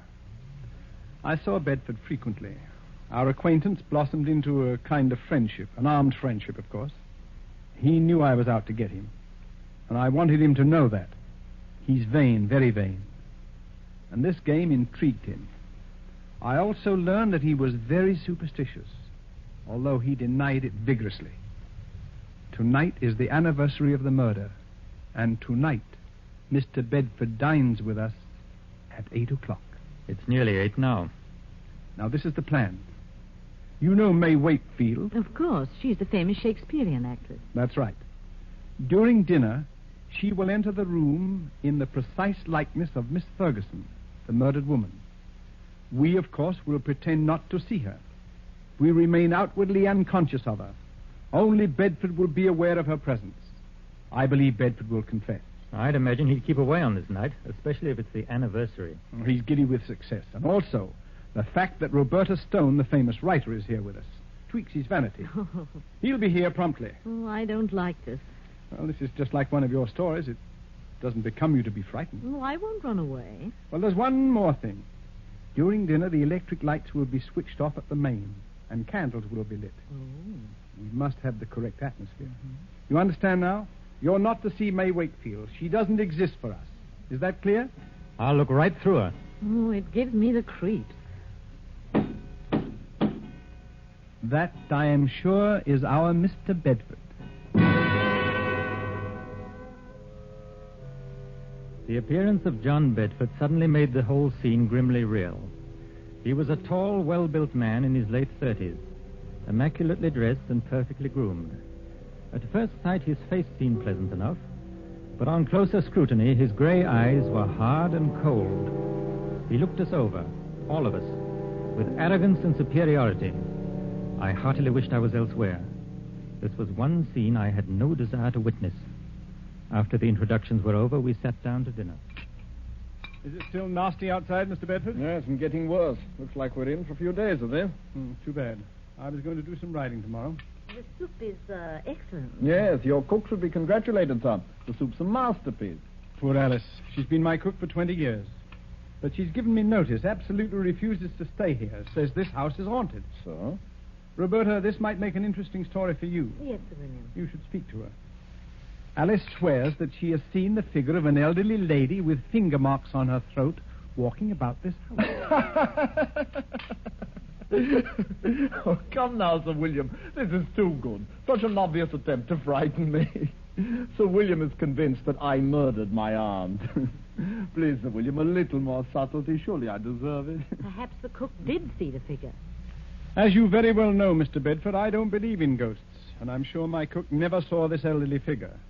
It's all in her mind. Well, I'm afraid your little attempt didn't work, sir, but I must admire your graceful admittance of its failure. Yes, I suppose I'd better give up, shouldn't I? Oh, no, never give up. If at first you don't succeed, you know. Do you live very far from here, Mr. Bedford? Thank you, Miss Stone, but there's no need to change the topic. I hope you find this game as amusing as I do. I'm sorry, Mr. Bedford, but this isn't my idea of pleasant dinner conversation. Oh, we'll talk of pleasant things. I saw a very exciting play last night. Excuse me a moment. It's really fearfully hot in here. Do you mind if we get a little air, please? Oh, I'm sorry. It is rather warm. Lane, open one of the windows, please. Yes, sir. Awful weather, isn't it? Yes. I don't know how we're going to get home, really. It's a bad month of the year. I'd intended to go to the Riviera for... What's the matter? Honest. Lane, what on earth is wrong with the light? I don't know, sir. Well, don't stand there. Light the candles. We can't sit here in the darkness. And get the chauffeur. He knows something about electric lights. I'll call the chauffeur right away, sir. I'm terribly sorry about this. We've had trouble with the wiring before. The chauffeur will have it fixed in a few moments. Now, let's get on with our dinner. If this is one of your tricks, Sir William, Oh, have some more wine, Mr. Bedford. It was a tense and terrible moment. I looked at Roberta. She was pale and frightened. Bedford, for all his poise, was uneasy. He didn't know whether Sir William was planning anything or whether this was really an accident. My heart was pounding away, and my palms were moist with perspiration. Only Sir William appeared cool. There was not a trace of emotion in his face. Oh, Mr. Bedford, you were saying about visiting the Riviera. Yes? It's quite a change from England at this time of year. Well, I suppose I'll make the trip next month when I... What's the matter, Mr. Bedford? Nothing at all. I wish we could have some light. Rather difficult to see. Yes, I'm terribly sorry this had to happen just at dinner. Have a little more wine, Mr. Bedford. Yes, thank you. The figure of a woman had entered the room. She had come in silently, like a ghost. We all saw her, but not one of us moved or made a sign of recognition. In the dim candlelight, she looked ghostly and unreal. Bedford looked at all of us to see if we also had seen the figure. But we ate our dinner grimly. He looked again, then shook his head and gulped more wine. Don't any of you see anything? See what, Mr. Bedford? This is another one of your tricks. Can't any of you see her? What's got into you, Bedford? It's my aunt. My aunt. Perhaps you've had too much to drink. Huh? Your aunt's dead, Mr. Bedford. You're not seeing ghosts, I hope. Perhaps I drank too much. Yes, of course. She's coming toward me. Now, calm yourself. I've never seen you like this. What? There's no one else here. Do you see anyone, Roberta? No, Sir William. I don't either. I'm leaving. I can't make you out, Bedford. You don't seem to be drunk. You're not wearing your gloves today, John. She's real. Can't any of you see her? Can't you hear her? What's come over you, Bedford? I'm leaving here. She's at the door. She won't let me out now. I'm an old woman. Money is no good for me. I'm lonely, John. I'm lonely. Let me fly on mouth out of my way. There's no one in your way, Bedford. Come, sit down. Get away from that door. I'll murder you again. Give me on mother. I'll murder you again. You old witch. I'll murder you again. All right, switch on the lights. Now, Officer Graham. Come along. What? Arrest him. You've heard the confession. Put the handcuffs on him. I've got him, sir. Heaven. Oh, I have never seen anything so horrible. Well, Bedford, it seems that I've finally caught up with you. I'll kill her again. I'll kill her again. That wasn't your aunt. It was May Wakefield, the actress. I'll kill her again. I'll kill her again. Take him away, Graham. He's in a state of shock. Well, shall we continue with our dinner? I hope you're fully satisfied, Sir William. Quite. It's been a long job, but it has ended as I knew it would. I'm most grateful to you both for your help. I thought it was a pretty grim affair. Oh, your methods repel me. But I suppose you know your job. May Wakefield certainly knew hers. That was the finest piece of acting I've ever seen. Her makeup was incredibly good. We must congratulate her. She's probably gone to her room. Lane. Yes, sir. Please call Miss Wakefield. Miss Wakefield, sir? Yes, the lady who's been assisting us this evening. Well, I'll look for her, sir. Yes, tell her to come down and join us. We have a fine dinner waiting for her. Excuse me, sir. But this telegram came a little while ago. I didn't want to disturb you during dinner. Oh, yes, let me have it.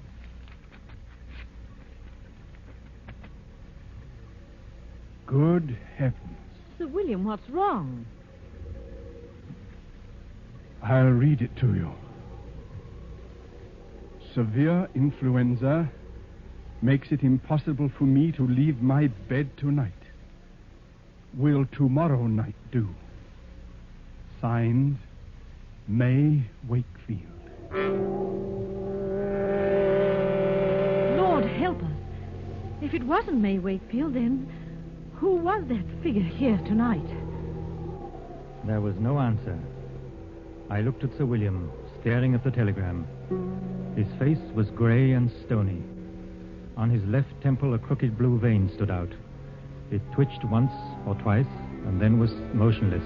He looked as though he'd seen a ghost.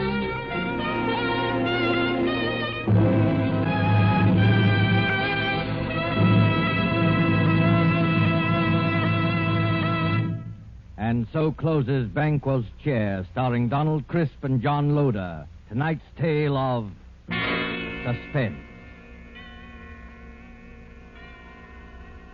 Now you may want to make a note of a change of time in these programs. Beginning next Tuesday, Suspense will be heard a half hour later, or 10 to 10:30 Eastern War Time.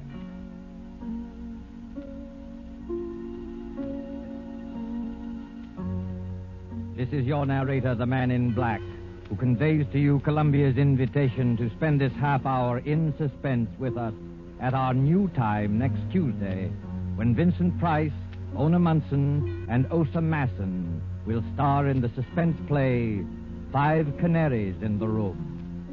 The producer of these broadcasts is William Spear, with Ted Bliss, the director, Lud Gluskin, and Lucien Morawick, conductor and composer, and Sigmund Miller, the radio.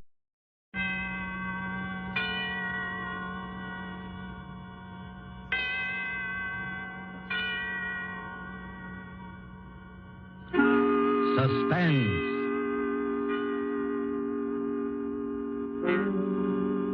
This is the Man in Black, here again to introduce Columbia's program, Suspense. If you have been with us before, you will know that suspense is compounded of mystery and suspicion and dangerous adventure. In this series are tales calculated to intrigue you, to stir your nerves, to offer you a precarious situation, and then withhold the solution until the last possible moment. And so with 5 Canaries in the Room, and the performances of Ona Munson as Anita, Osa Masson as Fifi, and with Lee Bowman as Ronald Denham, who tells the story, we again hope to keep you in suspense.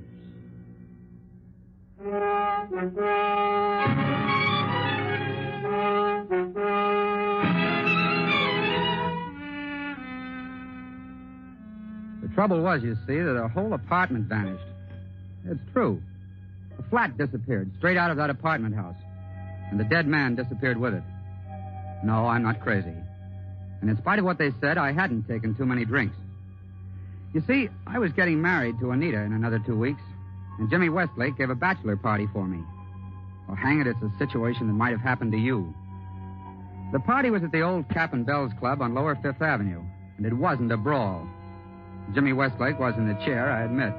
But nothing could have been more quiet, more dignified. Mademoiselle from Armitage's Parlez-vous. Mademoiselle from Armitage's Parlez-vous. Oh, Mademoiselle from Armitage's. Quiet, you fellas! Quiet! Pipe down, can't you? Wait a minute. The chairman wants to say something. Gentlemen, this is a solemn occasion. If those dopes over there will kindly get away from the piano and sit down at the table, I have another toast to propose. Excuse me, Mr. Westlake. Excuse me, please, sir. Yes, Uncle Cato. What is it? Excuse me, Mr. Westlake, but you ain't gonna bust the glasses on this toast, is you? And why shouldn't we bust the glasses, Uncle Cato? Why shouldn't we bust the glasses? Oh, but Mr. Westlake, if you keep on busting the glasses, there ain't gonna be no glasses left. Well, in that sad eventuality, Uncle Cato, we will simply start busting the plates. Isn't that fair enough, boys? Every goblet in the so-and-so place. Oh, we'll bust every goblet in the so-and-so place. Oh, look, Jimmy, don't you think you'd better tone the gang down a little? Be quiet, Ron. You're only the groom. Yeah, I know, Jimmy, but... Gentlemen, I regret to tell you this, but the protesting voice you just heard was that of our guest of honor, Ronald Denham. Now, we all know Ron, and we all like him. But I am sorry to say he is not himself. Where now is the terror of nightclubs, the chorus girl's friend? I say it to his face. He is sober. But we like him just the same. Friends, guests, and bachelors, I give you the groom.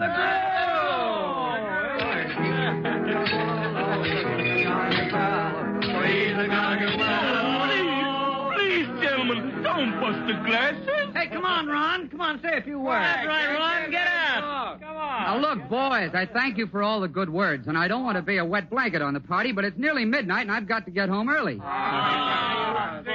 Don't you understand, boys? I'm a reformed character. Yeah, how's Fifi Latour? I haven't seen Fifi for over a year. She doesn't mean anything to me anymore. Methinks he doth protest too much. Oh, now, look, I'm marrying the sweetest girl in the world, but Anita's a little, well, straight-laced. You know how it is. What's more, there's my Uncle Rufus. Uncle Rufus.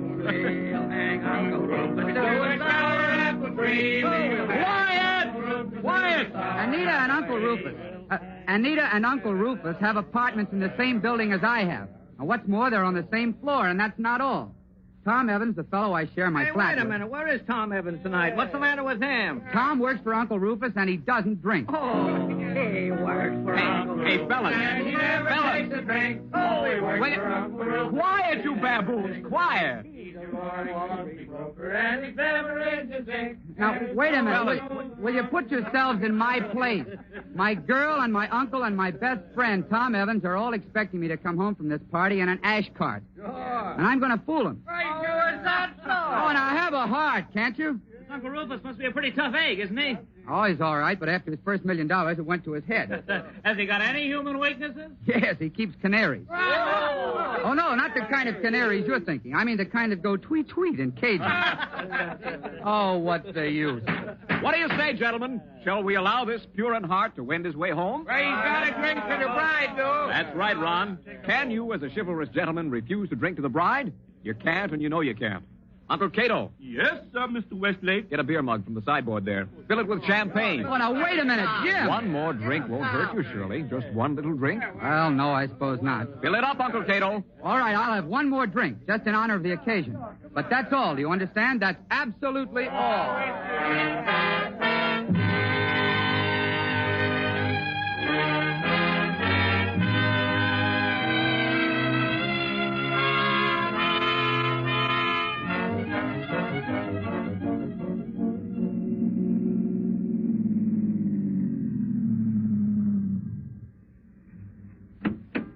Yes, sir.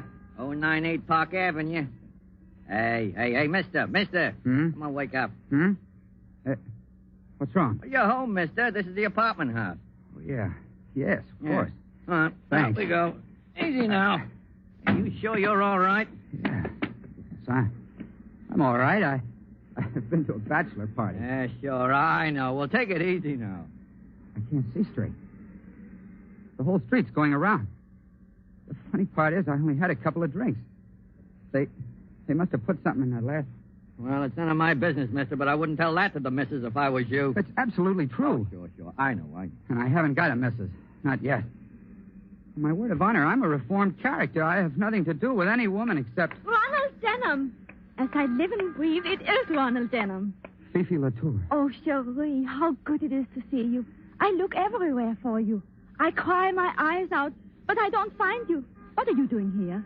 I live here, Fifi. I moved. Oh, you tried to get away from me, yes? Yes.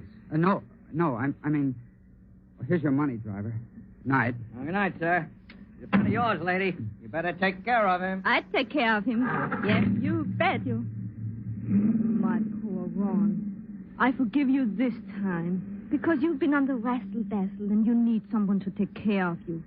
You live in this building, yes? Yes. 5th floor, Oh, good. I take you to your apartment. No. You say no, huh? And why not? Because you mustn't go in there. Oh, there's another woman. What? Oh, yes? Well, yes. The fact is, Fifi, I'm going to get married. Married? Oh, for heaven's sake, Fifi, don't make a scene in the middle of the street. Oh, you break my heart, eh? Right in the middle of Park Avenue, you take my heart and you break it bang, bang. Fifi, please. Now I tell you what you do. You will take me to your apartment this very minute. No, definitely no. You will give me 1 cigarette and 1 brandy. You will tell me what this means. Oh, I warn you, by golly, I start screaming so they can hear me at City Hall. I can't do it, Fifi. All right, then I start screaming. No, wait a minute. Oh, of all the times in the world, you had to pick this. Do I go along, Cherie? Yes or no? Well, if I do take you, Fifi, will you promise to be good? Cherie, I am always good. You won't kick up a row or start banging at doors. Oh, if Anita heard of this. Anita? And who is she? Oh, never mind. I'm too groggy to argue. Come on.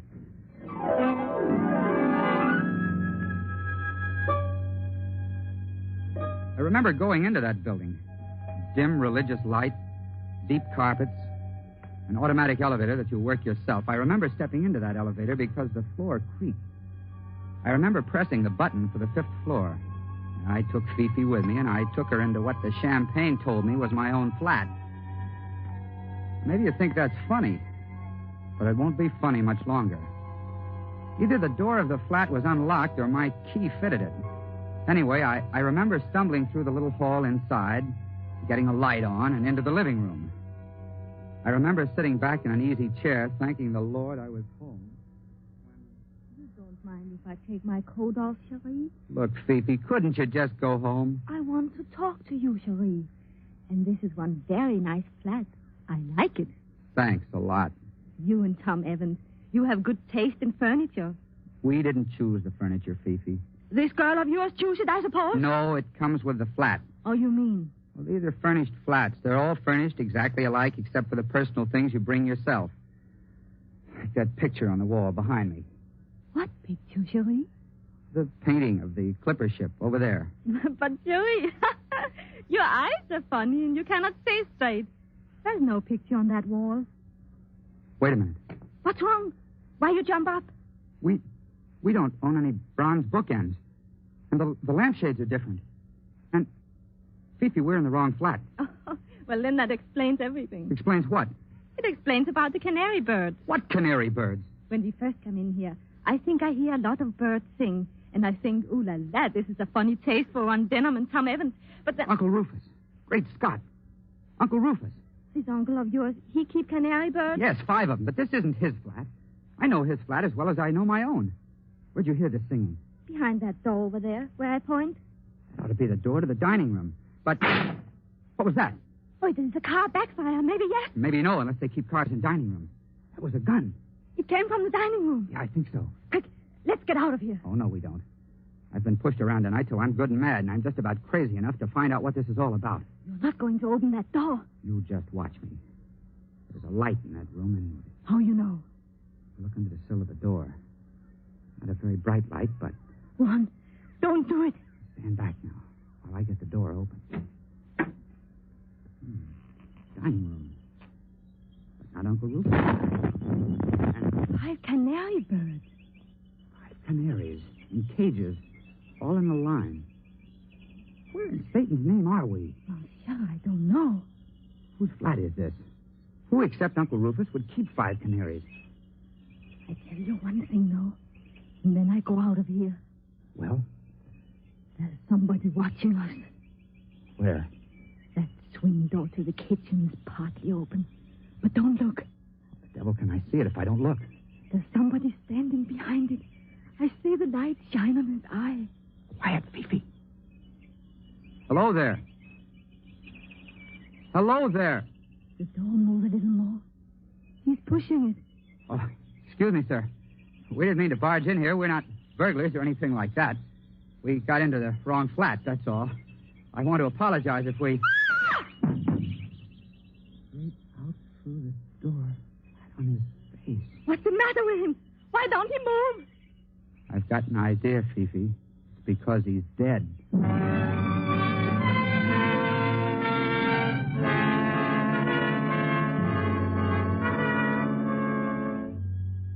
He was a little fat man with eyeglasses and a spade-shaped beard. He looked foreign somehow. And there was a bullet hole over his heart.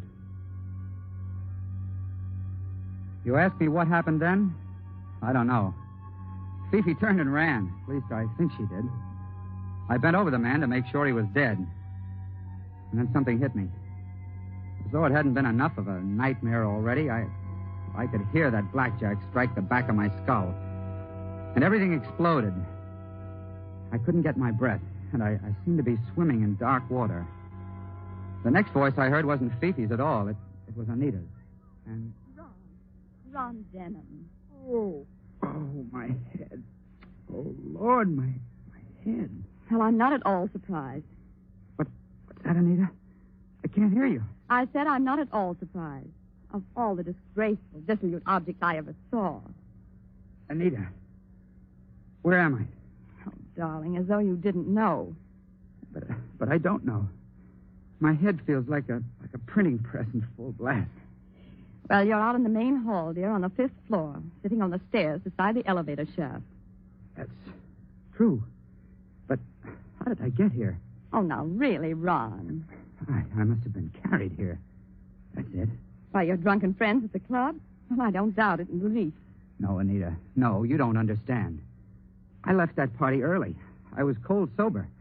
But the low hounds wanted to see me come home in bad shape. So they put something in my glass. Oh, naturally, Ron. Whiskey or champagne? Oh, no, Anita. I mean a drug of some kind. I was dizzy when I got here. Just as I was getting out of the taxi, I met... Oh, go on, dear. Whom did you meet? Nobody, Anita. Nobody at all. I came up here to what I thought was my own flat, but it wasn't my flat. It was somebody else's. There were a lot of canaries singing and a dead man with a bullet hole in his chest. And... Well, this sounds pretty crazy, doesn't it? Yes, dear, it certainly does. Yeah, but it's true. Oh, Ron, I suppose I've got to forgive you. I always do forgive you. Now run along like a good boy and sleep it off, Listen, Anita. There's a dead man in one of these flats. A dead man? In which flat? Well, that's just it. I don't know. You're not saying it's on this floor? Yes, I definitely remember pressing the button for the 5th floor. Suppose you listen to me, dear. Now, don't make faces and rumple your hair. Just listen. There are only 2 other apartments on this floor. One is your uncle's. It wasn't his. I'll swear to that. Well, and the other is mine. You don't think I'm hiding a dead man? No, it wasn't your flat either. Well, then where is it, darling? A whole flat can't vanish and take the dead man along, can it? No. But I'll tell you something else, Anita.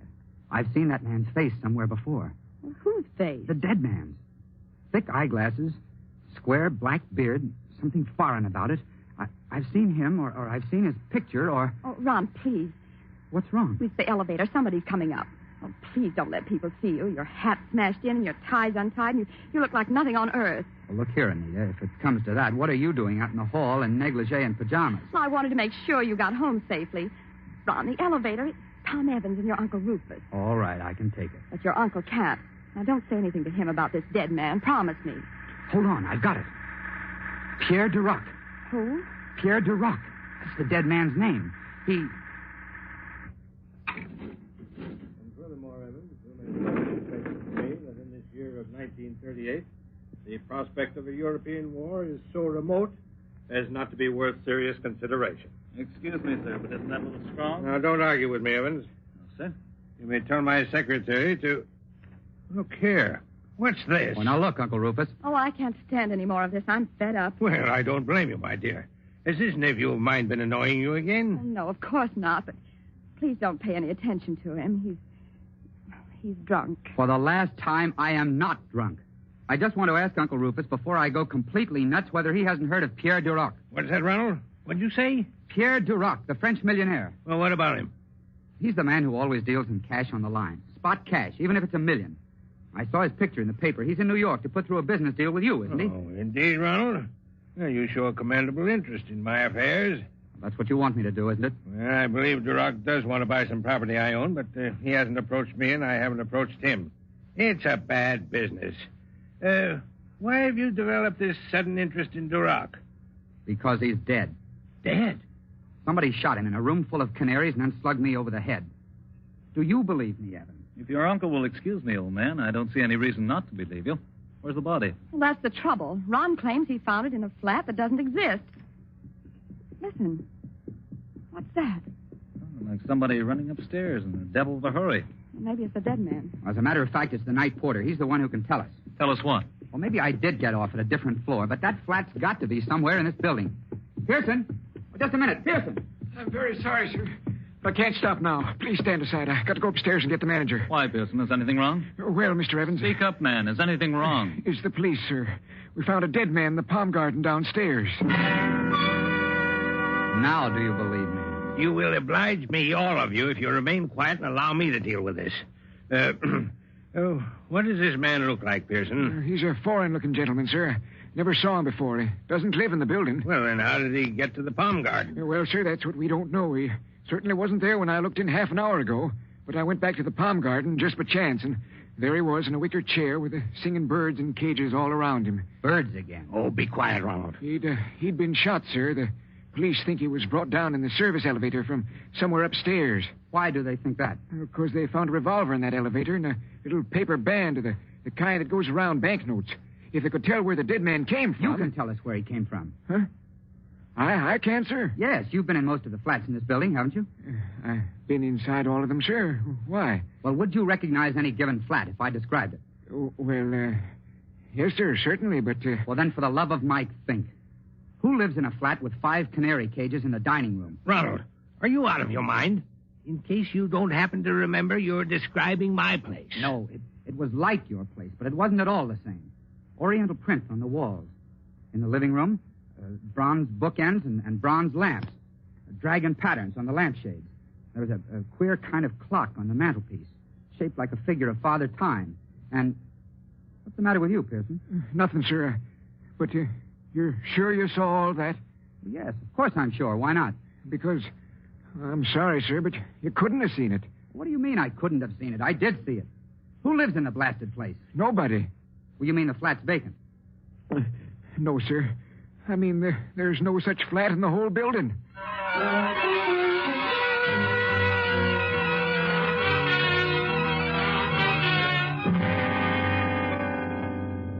And that's the position I was in when the police took us down to that palm garden to see the body.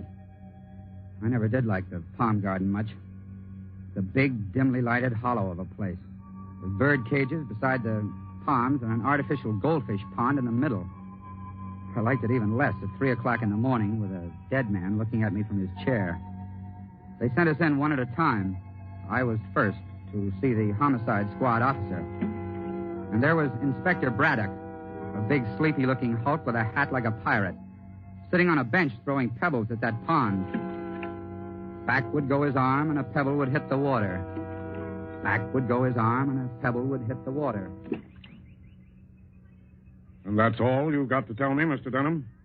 That's all, Inspector. It happens to be true. Oh, I believe you. After all, son, we've got corroboration. Corroboration from whom? From your other girlfriend, Fifi Latour. Fifi's not here. She ran out of here as soon as Duroc's body fell through that door. Yes, but she didn't run far. A cop wondered why she was running and brought her back. Where's Fifi now? In that room there, talking to your official girlfriend. Oh, that's fine. That's beautiful. The one thing I didn't tell Anita. Why don't you wake up? Wake up? How? This isn't post office any longer. It's murder. And one of that gang out there shot Pierre Duroc. Are you serious? Serious. Sure, I'm serious. This is as clever and slick and mean a trick as ever went on the blotter. Pierre Duroc was one of the goats. You were the other. This uncle of yours is a fairly important guy, isn't he? Wait a minute. Just exactly what are you saying about the old boy? I'm saying he gets lots of publicity. This hobby of his, keeping dicky birds, must be pretty well known. Yes, I suppose so. All right. So if Duroc came to visit your uncle tonight... You say if Duroc came to visit my uncle. What you're forgetting, son, is that Duroc's an important man, too. He's a visiting foreigner, capital letters, and the department's got to keep an eye on him. Duroc did go to visit your uncle tonight, and he was carrying $20,000 in cash. What are you intimating? Murder. Inspector Braddock. Yes, Sergeant? That crowd out there is raising Cain, especially the old man and the French gal. Shall I let him in? Yeah, you can let him in now. No, more than an hour. Sitting in an anteroom without even hearing why we're here. I tell you, Evans, this is intolerable. It's all right, sir. They probably know what they're doing. You think so, my friend? But I still don't know why I'm here. How very interesting, Miss Latour. Such extreme absent-mindedness. Or perhaps Ron could tell you why you're here. Oh, listen, Anita, I can explain everything. Can you explain the disappearing apartment? Well, that's better. I'd like, if you don't mind, to have a little quiet here. Now, which one of you is Mr. Rufus Denham? I am Rufus Denham, sir. Rufus Denham of Denham and Company. Can there be any doubt whatever about that? No, but I thought I'd ask. I was just telling your nephew, Mr. Denham, that Pierre Duroc came here tonight to see you. To see me, Inspector? That's right. I can only characterize that statement, sir, as a flat and downright lie. I've never met that man. I didn't say you met him. I said he came here to see you. Duroc wanted to buy some property from you, didn't he? Well, I suppose he did. And Duroc always paid spot cash, didn't he? Yes, I believe so. Just one more question. I imagine you've got a secretary. Yes, naturally I've got a secretary. Miss Helen Gardner. What about her? Somebody, posing as your secretary, telephoned Duroc at the Metropolis Hotel and spoke to him in very good French. Well, Inspector, don't stop there. Go on. This person, pretending to represent Rufus Denham, asked Duroc to come here with the money and said they could settle the deal immediately. Don't you see the trick now? Don't you see Duroc was lured into a dummy apartment? A dummy apartment? What does this man mean? I'll tell you. All the flats are furnished exactly alike except for personal things. Pictures, books, lampshades, ornaments. Is that correct? Yes, of course it is. The murderer didn't dare use Rufus Denham's real flat. But the murderer could always decorate an imitation flat so that Pierre Duroc would be deceived when he saw... 5 canary birds. That's it, son. But what was the idea? A very neat swindle. Look at Duroc's body now. Oh, I can't look at it. Look at his thick glasses. The man was half blind. This so-called secretary, disguised, would meet Duroc in an imitation flat. Duroc would hand over the money and get forged title deeds in return. When Duroc had gone, the flat could be put right again and no evidence left. But, something went wrong. That's right. Something went wrong. Duroc suspected. And had to be killed. Right again. Inspector Braddock, who is the murderer? Can't you guess? Green Gnome. I think I know how it all happened. Do you, Miss Latour? Well, it's very smart of you. This poor Ronald of mine, he is at a bachelor party. They do not think that he will be home until daylight. But he get reformed and come home early. He blunders straight into that flat in time to interrupt. In time to interrupt the murder, yes. Afterwards, when you were supposed to run away... But I did run away. Sure, Miss Latour, I'm admitting you did. Then why do you look at me as though I didn't? Afterwards, as I was saying, the murderer had to hit Ronald Denham over the head and drag him out in the hall. Duroc's body was brought down here along with the canary cages that had been borrowed from here. And the dummy flat was set right again. Just one moment, Inspector Braddock. I'm not disputing anything you say, but... Well, sir, what's on your mind? The murderer. What about the murderer? Well, all this. Wouldn't it have been much too heavy a job for a woman? Who said the murderer was a woman? Well, didn't you? I don't think I did. I said the murderer was somebody who planned a swindle. And you still don't see it, any of you, because you can't find the dummy flat. No, and I can't find it myself. That's one question you've got to answer here and now. Where in Satan's name did I go? Whose flat was I in? Your own. My own? Naturally. If you'd been cold sober, you might have made a mistake. But your instinct brought you home to your own flat. And the only possible murderer is the man who shares that flat with you. The man who thought you'd be away until daylight. The man who knows enough about Denham's business affairs to plan this swindle against Duroc. Look out, Inspector Braddock. Grab him, Sergeant. Well, Well, what do you... Thomas Evans, I arrest you for the murder of Pierre Duroc. Good Lord. Heaven.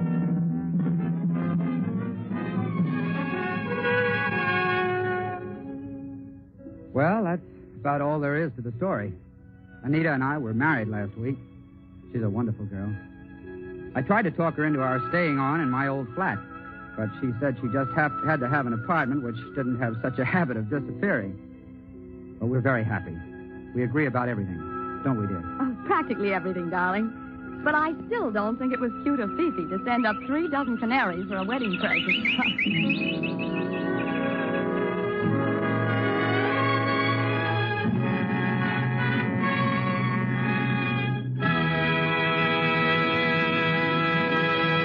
And so closes 5 Canaries in the Room, starring Ona Munson, Lee Bowman, and Osa Masson. Tonight's tale of suspense. This is your narrator, the Man in Black, who conveys to you Columbia's invitation to spend this half hour in suspense with us again next Tuesday, when our suspense play will be Last Night by Cornell Woolrich, and will star more of your Hollywood favorites. The producer of these broadcasts is William Spear, who with Ted Bliss, the director, Lutz Gluskin and Lucian Marowit, conductor and composer, and John Dixon Carr, the author, collaborated on tonight's Suspense. This is CBS, the Columbia Broadcasting System.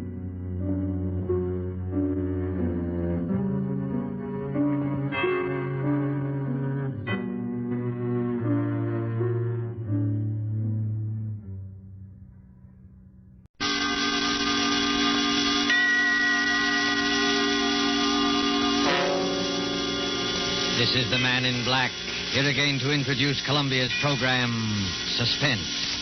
Heading our Hollywood cast is a young lady known simply as Margot, whose talent for the art of suspense has been heard before on this series. Tonight, Margot, using the name of Jacqueline Blaine, tells of strange happenings on a Dude ranch, including the hurried and unexplained departure of an important guest. Appearing with Margot is Mr. Kent Smith, a newcomer to our microphone, as Gil Blaine, a young man forced by unrelenting circumstances into many odd and mysterious actions. Margot will soon be seen in Behind the Rising Sun, and Ken Smith is currently appearing in This Land Is Mine, both RKO radio productions. The story by Cornell Woolrich called Last Night is tonight's tale of suspense.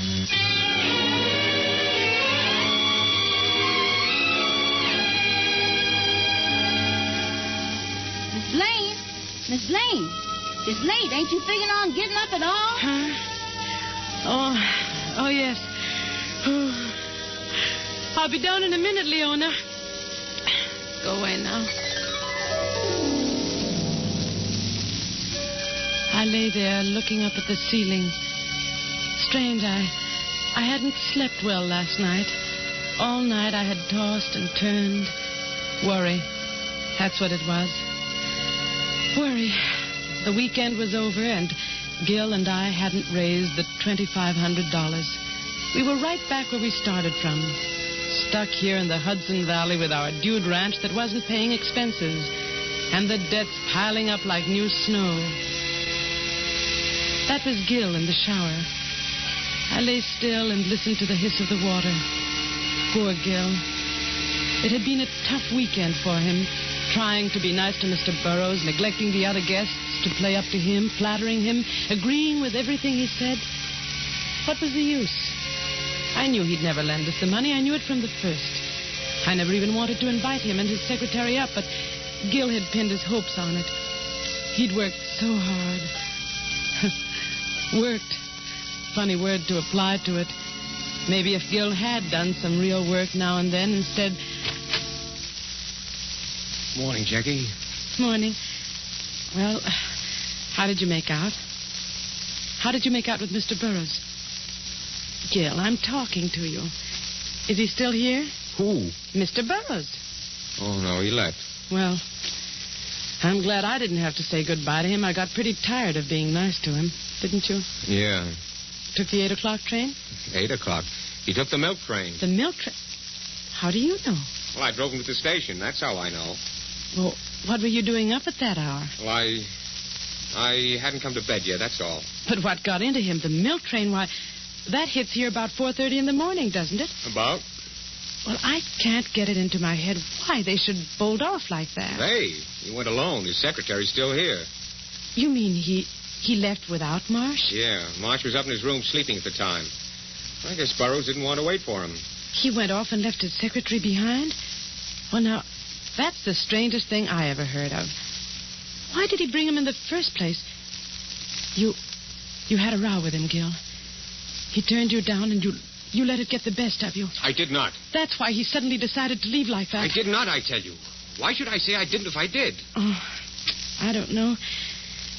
Everything is so mixed up. Gil, dear, want to toss me my dressing gown? It's on the chair there. Oh, here you are, honey. Oh. Jackie? Yes?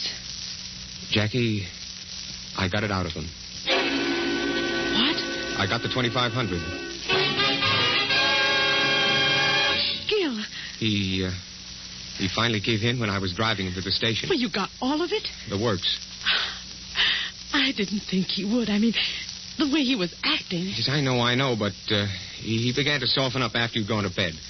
When I asked him, he came through. But, Gil, you mean he carries that much cash around with him? Well, there it is, isn't it? That's funny. You know, he came to me only yesterday and asked me where he could cash a $25 check. Oh, yes, I know about that. I cashed it for him. But the $2,500? Well, he had that all ready for deposit when he got back to town Monday. Couldn't get it to the bank on time on Friday. Oh. He didn't want to touch it, but when I told him I'd rather have cash than the check, well, he just went the whole way and accommodated me. Well, if there wasn't any friction, why did he leave at such an unearthly hour? I don't know. But, Gil... And I don't care. Oh, look, baby. We got the money. Let's just be thankful. Well, of course I'm thankful. It's just that... Miss Blaine? Miss Blaine? Yes, Leona. Well, just about to give you two up. Miss Ravel and Mr. Carmen's almost finished with the breakfast. Ain't you two coming? Yes, in a minute, Leona. Come on, Gil. Let's hurry. It's hard enough to get paying guests without neglecting the ones we have. Well, I done fixed up Mr. Burroughs' room while I was waiting for you. Mr. Burroughs' room, but... You didn't have to bother. He won't be using it anymore. He won't? No, he left. You done left? Why, yes. Leona, what's the matter? Then what about all them suits and things he left hanging up in the closet? His clothes? Left in the closet? What about that, Gil? Well, he left in an awful hurry, that's all. Oh, leave me alone. Don't let's talk about it. All right. But somehow I feel that something very strange happened last night. That's what happened, Miss Bubbles. I told him I wouldn't take any more stuff from him. Next time he tries it, it'll be too bad. For him. Here comes Gil and Jackie. No. Have some more eggs, Carmen? Oh, hello, Gil. Oh, hello, Jackie. Gil. What do you do so chummy about? Why, we were just talking of Mr. Burroughs. Mr. Burroughs? Why, yes. Mr. Carmen had an appointment to play golf with him today. Golf? Yeah, yes, fine player. Oh, by the way, where is he? I haven't seen him all morning. He's not here. Not here? Well, what do you mean? He's left. He left? Yes, can't a guy leave if he wants to? Sure, Well, for one, I'm glad. He was an old goat. He's mad because he made a pass at him. Well, you didn't like him too well either, Carmen. You see, Carmen had a run-in with him back in the days of bootleg gin. Oh. Well, let's not talk about it. Gil's right. Mr. Burroughs is gone. Let's forget it. What's this? Oh, Mr. Mars. What did you say about Mr. Burroughs leaving? Do we have to go through this again? Gil, please. Mr. Burroughs left on an early train. Oh, you're joking. No, I'm not. But I don't understand. Well, you're his secretary. You ought to know what he's going to do. That's right, Gil. I should know. That's why it's so strange. He told me we definitely were going to stay until this afternoon. Well, he changed his mind. Blaine, Oh, yes, and she's here. Just a minute. Miss Blaine, telephone. Coming. Excuse me, please.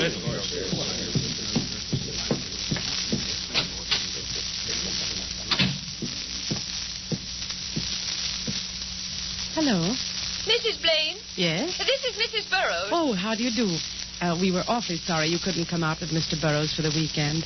I'm sure you'd have I think it enjoyed was most inconsiderate of Homer not to let me know he was staying over an additional day. And you can tell him so for me. I think the least he could have done was phone me or send a wire. Mrs. Burroughs... I don't doubt he finds it attractive up there. Mrs. Burroughs, wait a minute. He isn't here anymore. He did leave early this morning. Early this morning? What do you mean? Well, he took an early train. He should have been in at, now let me see, at 8:30 this morning. 8:30? Well, then where is he? Why hasn't he come? Well, maybe he went directly to his office. Oh, no, I called his office. They haven't heard from him. You see, that's why I'm calling you. Oh, I don't understand all this. It does seem that Marsh would at least get in touch with Marsh? me.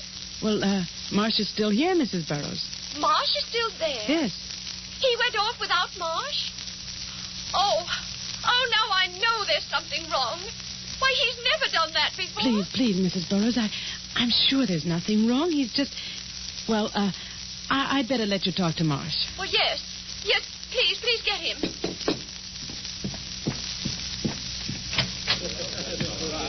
Mr. Marsh, Mrs. Burroughs is on the phone. She wants to talk to you. Better take the extension in the front room. All right. She's very upset. We have to calm her.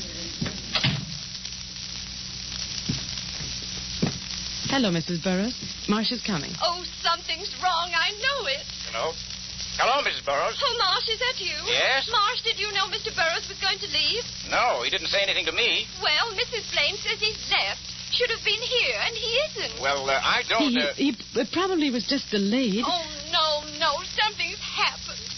Charles, Marsh, he had that important package in his inside pocket. He did? Yes. Oh, I don't know what to do. Shall I call the police? The police? Well, that's not necessary. Mrs. Blaine's right. Let me take care of it. I'll wait a few hours, and if he hasn't shown up by then... All right. Do what you think best. Hello? She hung up, Mrs. Blaine. Important package. The $2,500. The $2,500 Gil got. Oh, Gil.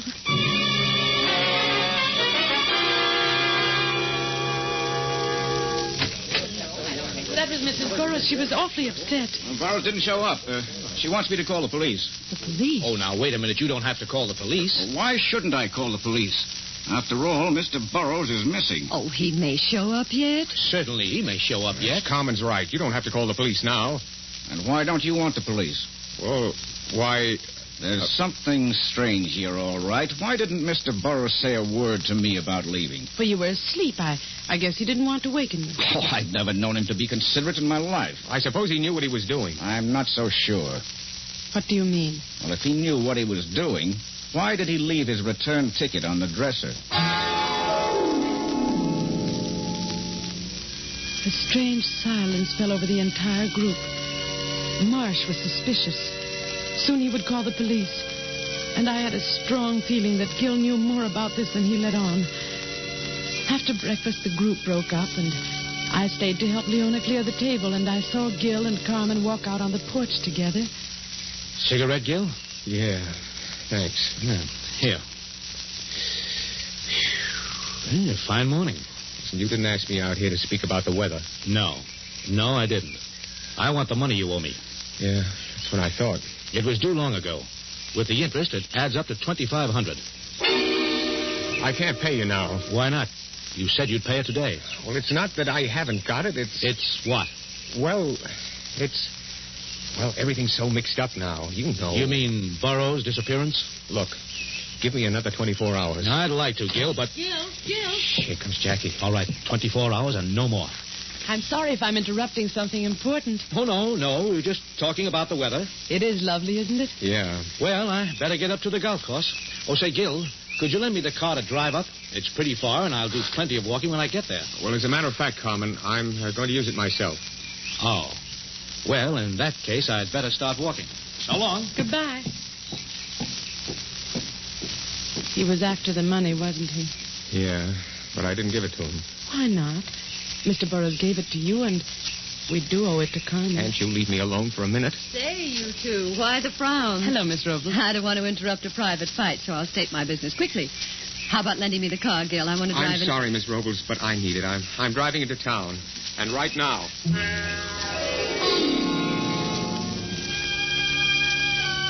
Gil drove off. The rest of the day went by in a haze. Gil didn't come back. He stayed away all day without even phoning me. He had never done that before.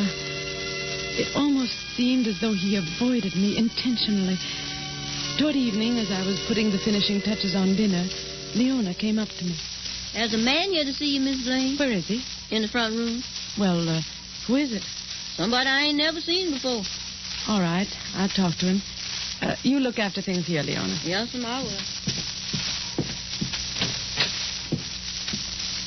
Good evening.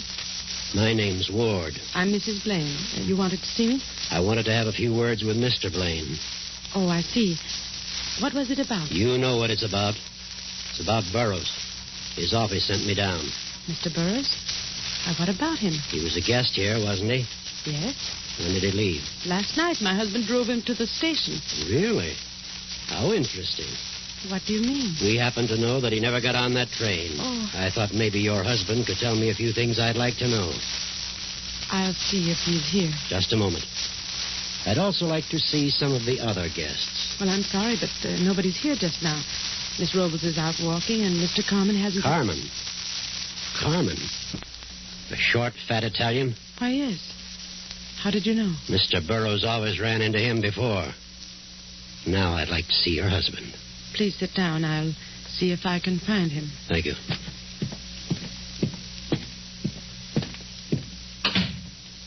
Leona. Yes, Miss Blaine? Has Mr. Gill come back yet? Oh, no, ma'am. I ain't seen him since he drove off this morning. I see. Well, tell the gentleman to wait. I'm going out on the veranda.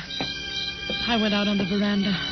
Up and down the length of the porch and back again I walked, my eyes glued to the dark highway that ran past the house, hoping against hope that Gill would show up before the detective came looking for me. Gill had the $2,500 on him, Burroughs' cash, that important package Mrs. Burroughs spoke of to Marsh. I had to see Gill first, and suddenly I saw a car speeding down the road. Gill's car.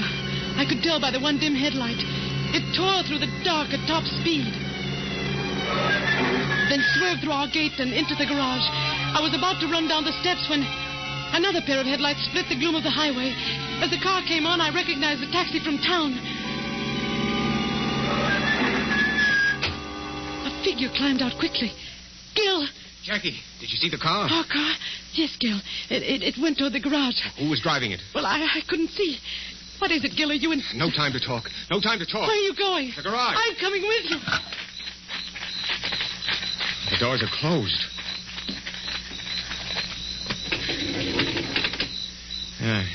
There. Nobody here. Anyone in the car? No. Whoever it was, beat it. Oh. I'd like to know who it was. Gil, I don't understand what this is all about. Well, frankly, I don't either. I was parked in front of the store in town. I came out and saw somebody hop in my car and drive off like mad. That's odd. I don't know what he was after, but I don't think he got it. I chased the car all the way here in the taxi. I saw it coming down the road. I thought it was you. Well, let's go back to the house.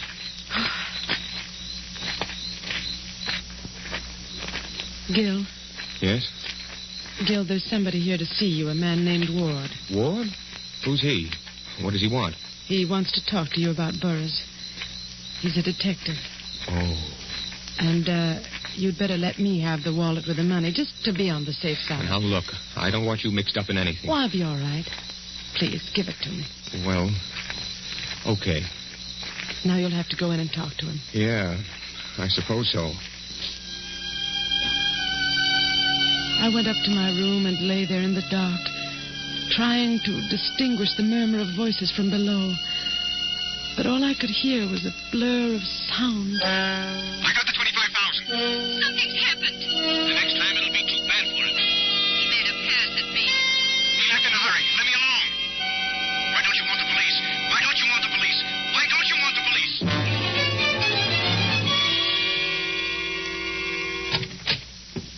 Jackie, you awake? Yes. Here, sit down, Gil. You look tired. Yeah, I am. Very. What did Ward say? Not much, but I know he's suspicious. He's going to stay tonight. Oh. Well, let's get to bed. I'm tired.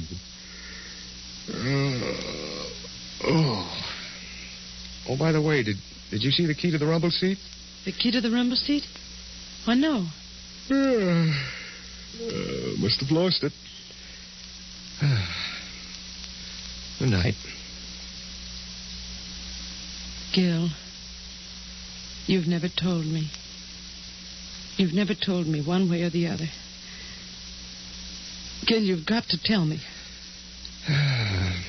All right, Jackie. I will. Burroughs never gave me the $2,500. He refused me. We quarreled, and I was mad. I suppose he was afraid of me, afraid of what I might do to him. Anyway, that's why he left so suddenly. Made me drive him to the station. Did you see him get on the train? No, I left him at the station. Left my car there and walked down the street. I was sore. I had to think. I heard the train come and go. And when I went back, Burroughs was gone. I got in the car and drove home. And the $2,500? Oh, I lied when he said he had that cash. Then where did you get it? Remember the $25 check I cashed for him? Yes. I added 2 zeros after the 25. Oh, Gil. I wrote in the word 100. There was a space for it made to order. Then I cashed it. Gil. Oh, I know I'm low, Jackie, but I didn't kill him. I didn't. Then what became of him? Where is he? I don't know. I wish I did. What's that? Somebody's out there. Whoever it is trying to open the garage door. I can't see who it is. It's not a woman. Not Miss Robles. I can see that much. It could be Carmen.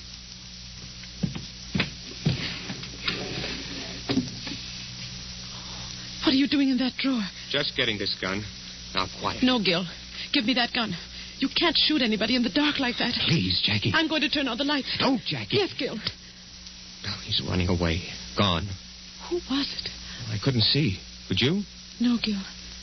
Well, now it just means waiting until the next time. Oh, Jackie, what am I going to do? I don't know, dear, but we'll get out of it somehow. How? I'm all mixed up. There's one clear thing. Somebody is awfully interested in that car.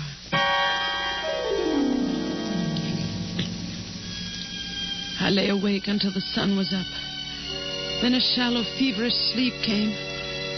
And when I awoke, it was almost evening. Gil's bed was empty. There were the indistinct sounds of life in the house below. I rose, and as my mind cleared, my words of the night before broke through the edges of my consciousness. There's one clear thing. Somebody is awfully interested in that car. I dressed slowly. A tantalizing thought hovered just beyond my grasp. The car. What was there about the car? I slowly walked down the hallway, my eyes half closed, thinking. I had to talk to Gil. Leona? Yes, sir? Where's Mr. Gill? Well, he done went to town with Mr. Ward. You went with Ward? Yes, and right after breakfast. Mr. Carmen gave him a lift down and... Carmen? Yes, but Mr. Gill, he done left you this note. Oh, let me see it. Jackie, I've gone downtown with Ward. I'm going to tell him about the check. And whatever happens will have to happen. No, Gil. No, Gil, Miss no. Jacqueline. Leon, I've got to stop him. I'm going to drive to town.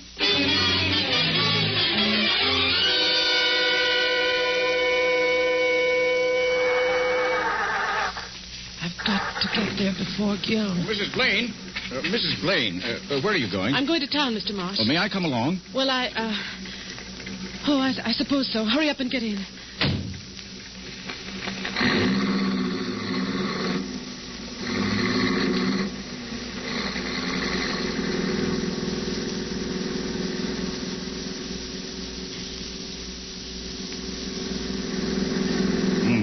Getting dark. Yes.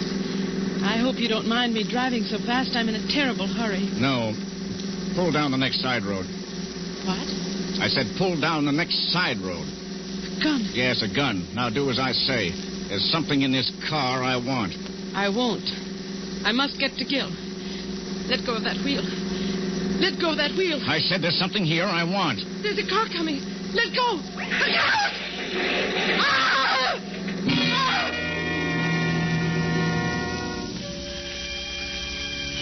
I tried to move. Miraculously, we were alive. The other car had careened beyond us up the road. I saw that the side was smashed in. Then I heard Marsh's voice. I ought to kill you for this. That was a police car. Keep your mouth shut. Here he comes now. Now remember, there's a gun pointing at your back. Hey, you maniacs. What's the idea? You trying to kill somebody? Oh, sorry, officer. We had a little trouble with the steering wheel. Well, you won't have any more trouble with it. This is the end of your license. Oh, see here, officer. I'm in a terrible hurry. If you let me drive to the station... Wait a minute, buddy. Let's have your names. What's yours? Come on. Marsh. Charles Marsh. Charles Marsh. What's yours, lady? Mrs. Gilbert Blaine. Yeah. And yours? Well, come on. What's yours? What's your name? Who are you talking to? That guy in the rumble seat. The rumble seat? Mr. Burroughs. Oh, it's Burroughs, is it? Well, why don't you say so? Hey, what are you, a wise guy sitting there like a mummy? Come on, answer me, will you? Hey, wait a minute. This guy's dead. You did this. The rumble seat flew open when we crashed. Officer, he's got a gun. He murdered that man. I'm warning you. Keep back or I'll... That takes care of him. We're all right now, sister. Yes. I'm all right now.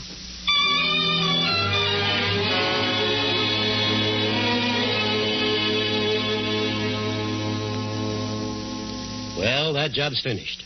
Nothing left for me to do but go back to town. So it was Marsh after all. Yeah. I don't understand why. He was contemplating a change from secretary to husband. Naturally, with Mr. Burroughs dead, Mrs. Burroughs would inherit all the money.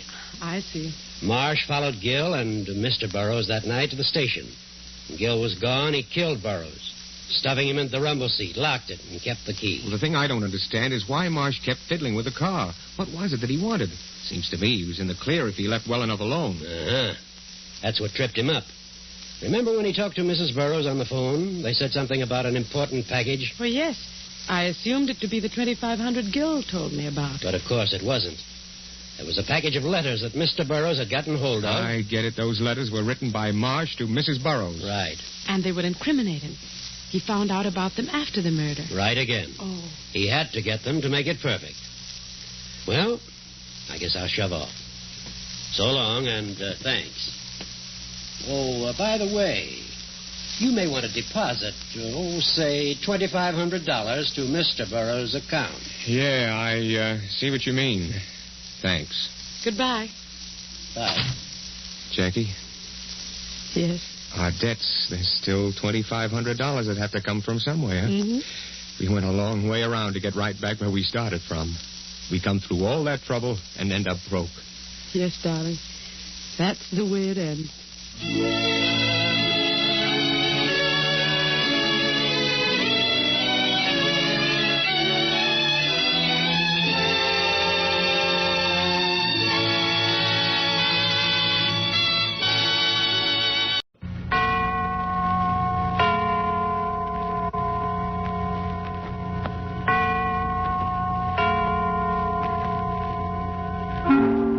Suspense.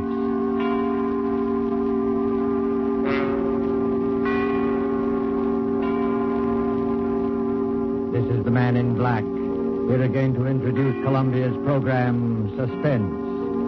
In our starring Hollywood cast tonight are Mr. John Sutton, who appears as a young English doctor, Jim Norwood, who knew a great deal more than he admitted concerning the strange events which we are about to relate, and Mr. George Zucco, who plays the village curate, the Reverend Arthur Morley. Our story, and it bears none but a coincidental resemblance to H.G. Wells' famous short novel, The Invisible Man, is by John Dixon Carr and is called The Man Without a Body, tonight's tale of suspense. If you have been with us on these Tuesday nights, you will know that suspense is compounded of mystery and suspicion and dangerous adventure.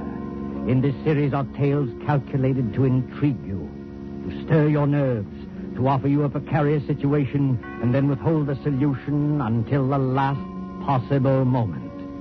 And so it is with The Man Without a Body and the performances of John Sutton and George Zuko. We again hope to keep you in suspense. A lonely beach of low white sand hills edged by the surf of the North Sea. And back from the beach, drowsing as it has drowsed for 10 centuries, lies the village of Aldbridge in Suffolk. There is the seawall, now defaced by air raid shelters. And there are the rolling grain fields, the thatched white cottages, the spire of St. Luke's Church above the oak trees. Ancient and bell-haunted, lost among hedgerows, this village could never cause consternation in London newspaper offices. And yet, on that warm night nearly 4 years ago... This time it's really happened. A man without a body, completely invisible. Copy, boy. Copy, boy. Look at this dispatch.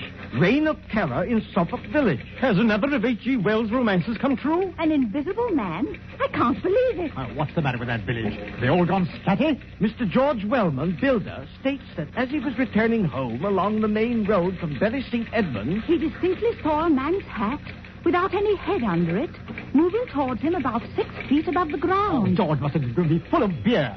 We can't use this story. Copy, boy! Even more surprising evidence was given by the Reverend Arthur Morley, vicar of St. Luke's Church. Who? The parson? You don't think he was full of beer? One question above all agitates the village.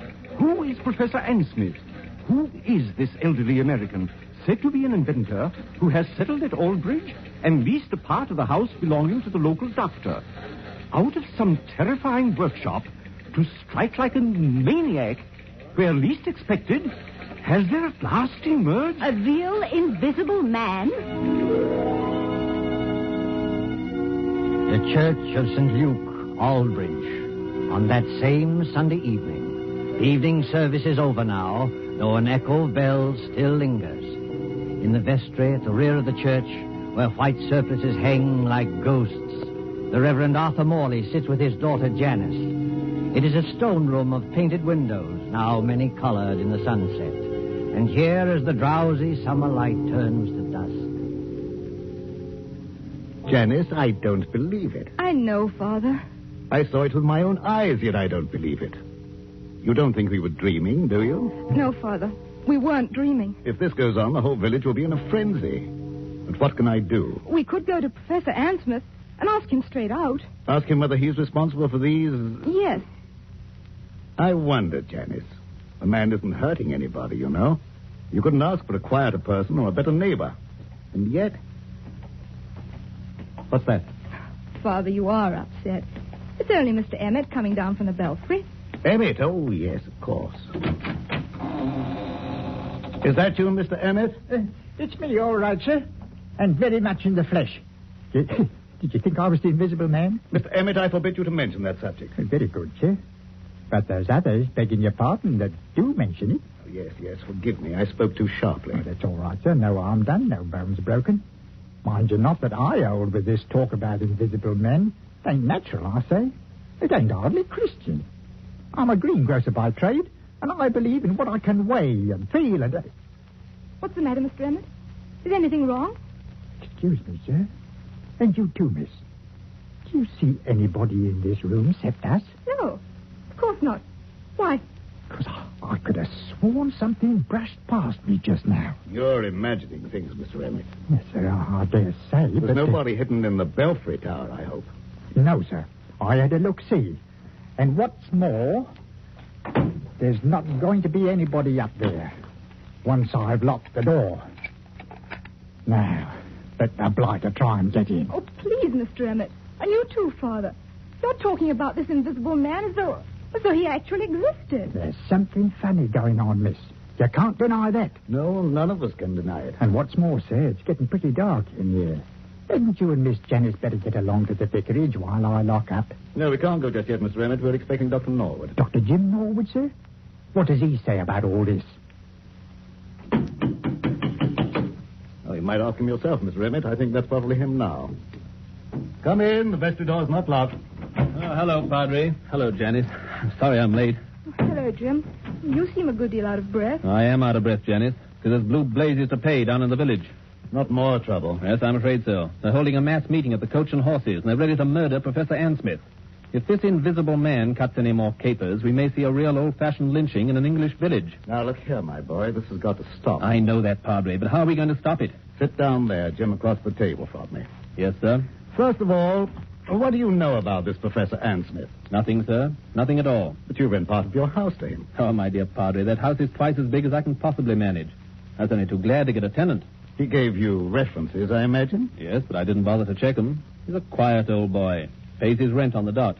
Never does anything except read and go for long walks. Are you quite sure of that, Jim? The village has war nerves, that's all. With the camouflaged aerodrome in the neighborhood, they're apt to imagine anything. True, perhaps, but... That talk about dynamos humming in the old boy's room and blue lights flashing is rubbish out of a sensational film. They imagine the whole thing. Finally, this crazy story about an invisible man playing the gramophone. Why, It's not a crazy story, Jim. Janice and I saw it happen. You what? Last night, about 9:30, Janice and I were out for a walk in the lane that runs past your house. On the way, we met Willie Kendrick, and he joined us. Well, sir? Listen, Jim. On that side of the house, there's a little square room with 2 windows and no furniture except a round table and a couple of chairs. Do you know the one we mean? Yes, of course. Professor Ansmith uses it. What about the room? It wasn't quite blackout time. The windows were up. The curtains weren't drawn. And the room was brightly lighted. On the table stood an old-fashioned gramophone with a horn and a crank handle. Beside it lay a pair of white cotton gloves, like gardener's gloves. The gramophone was playing away for dear life, but there was nobody in the room. Janice thought that was a bit odd, a gramophone going full tilt with nobody there, and called my attention to it. Just then, the gramophone started to run down. We could hear the record slow and go off key. As it did so... Well, sir, go on. As it did so, those white gloves got up off the table. Got up off the table? Got up off the table, took hold of the gramophone, and wound it up again. Mr. Emmett, what on earth are you doing? I dropped some candlesticks. So I see. Please pick them up again. Yes. Padre, are you serious? Perfectly serious. A pair of gloves without any hands inside them? Yes. But what did they do exactly? The left-hand glove steadied the gramophone. The right-hand glove wound it up. Then they both hung in the air, beating time to the music. It should have been funny. I can only assure you it was not funny. Oh, what happened then? Oh, Jim, it was horrible. Willie Kendrick let out a yell and ran down the lane between the apple trees as though the devil were after him. I can't say I blame him. Father and I just stood there and... Stared is the word, my dear. Yes, stared. I can't forget any of it. The 3-legged table and the whirling record and the blue flowers on the wallpaper. But there was nobody there. We could see past the table and under the table and all over the room. And there was nobody there. Except the man without any body. Confound the man without any body. Father, suppose it is true. As a clergyman, my dear, I prefer to remain agnostic. This thing's a trick. Yes, but how's it done and why? That's the whole point, Jim. What worries me is the effect on our people here. We call ourselves intelligent, and yet, look at us. Even Mr. Emmett there. Hey, what's that about me, sir? A few minutes ago, you thought something brushed past you when you were coming down the stairs from the bell tower. Now, didn't you? Well, yes, sir. You see what I mean, Jim? But I didn't really think so, sir. Not really. It was imagination, just like the doctor said. Because I searched that tower. I locked the door afterwards. Exactly. But the mere force of suggestion, nothing more, might lead you to believe. That's not suggestion, Father. Oh, step by Bible oath, there's nobody in that belfry. Bells can't ring by themselves, old man. There's somebody pulling the rope up there, and we're going to find out who it is. Now, one moment, all of you. Well, what's wrong, Padre? You're as white as a ghost. This blasphemous mockery, it seems, extends even to the church. Very well. You will stay with Janice, my boy. Emmett and I will collar this invisible man. Why can't I go, too? I don't believe in this, but I should prefer to have someone with Janice. You're not afraid, Mr. Emmett? If it's alive, sir, I'm not afraid of it. And if it's dead, well, you're not afraid of it. The tower door's open, sir. I'm ready. Don't do it, Father. Don't go. You can't help him, Janice. Sit down here. Take it easy. Jim Norwood, what's wrong with you? Wrong with me? You've got an odd look, too. And the light's fading. And the surplices look like ghosts. And in another minute, that bell would drive me mad. Suppose he has got in. Who? The invisible man. Oh, don't talk rot. As there are sounds that the ear cannot hear, so there are colors that the eye cannot see. I read that somewhere. He hasn't hurt anybody yet. But suppose he turns nasty and does hurt somebody. He can't hurt anybody. How do you know? Janice, listen to me. Take my hand. Oh, but Jim... I want to tell you a few things you won't understand. I don't ask you to understand. I just ask you to remember. Well, what is it? The first is a question. If you were a government official and wanted to find an expert on camouflage, where would you go? An expert on camouflage? Yes. And the second point is this. I studied medicine in Germany. I know, Dad, but that's One night on a bet, I hid backstage at the Winter Garden Theater in Berlin. I saw the whole show from backstage, and I learned a great deal. Jim Norwood, what on earth are you talking George about? Wellman and I have talked the whole thing over. In a way, Janice, there is an invisible man. I can tell you who he is and how he works. But there's no danger, do you understand? There's no danger at all. Jim, what was that? I don't know. You do know. I can see it in your face. You do know. I think somebody's fallen Fallen? from the top of the belfry. Oh, Father! Stay here, Janice. You can't do any good. Let go of my arm. I'm going up there. No, you're not. I didn't think what the danger might be. Besides, there's somebody coming down the stairs now. Stay just where you are and don't move until... Oh, Father. Father, are you all right? Steady, sir. Take it easy now. I'm perfectly all right, yes. But you'd better go into the churchyard and see to Emmett. He fell? No, Janice, he did not fall. He was thrown. Oh. Thrown? By whom? There's no time to argue now. You're a doctor. Go out and see to him. Well, is he in... I don't know. Go. Yes, sir. For I will work a deed in your days which ye will not believe, though it be told you. Janice, this is incredible. Why? You heard the bell ring. I saw it ring. Without anybody there? I was as close to that bell as I am to you now. No hand held the rope. There were no strings or wires or any tricks to make it move. Yet it clanged back and forth alone in the tower. And I thought I heard someone laugh. Laugh? Oh, don't take that too seriously. We were both overwrought, and the noise of the bell was deafening. What about Mr. Emmett? Emmett yelled some words I couldn't hear and lunged for the bell. Then something caught him. Something caught him and gave him a sledgehammer blow in the back. That belfry's nothing but open arches. You heard him scream. I saw his face just before he went over. Lock the door to the tower, Father. Lock it. I can't lock it. Emmett has the key.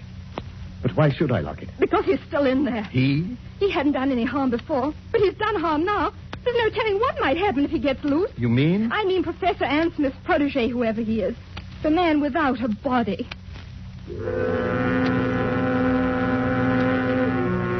Under the red sunset, some quarter of a mile away, a grass-carpeted lane winds between rows of apple trees. The lane is dusky, though lights shine into it from the windows of a large stone house, Dr. Norwood's house beyond the apple trees. Up and down, a shadowy figure is pacing.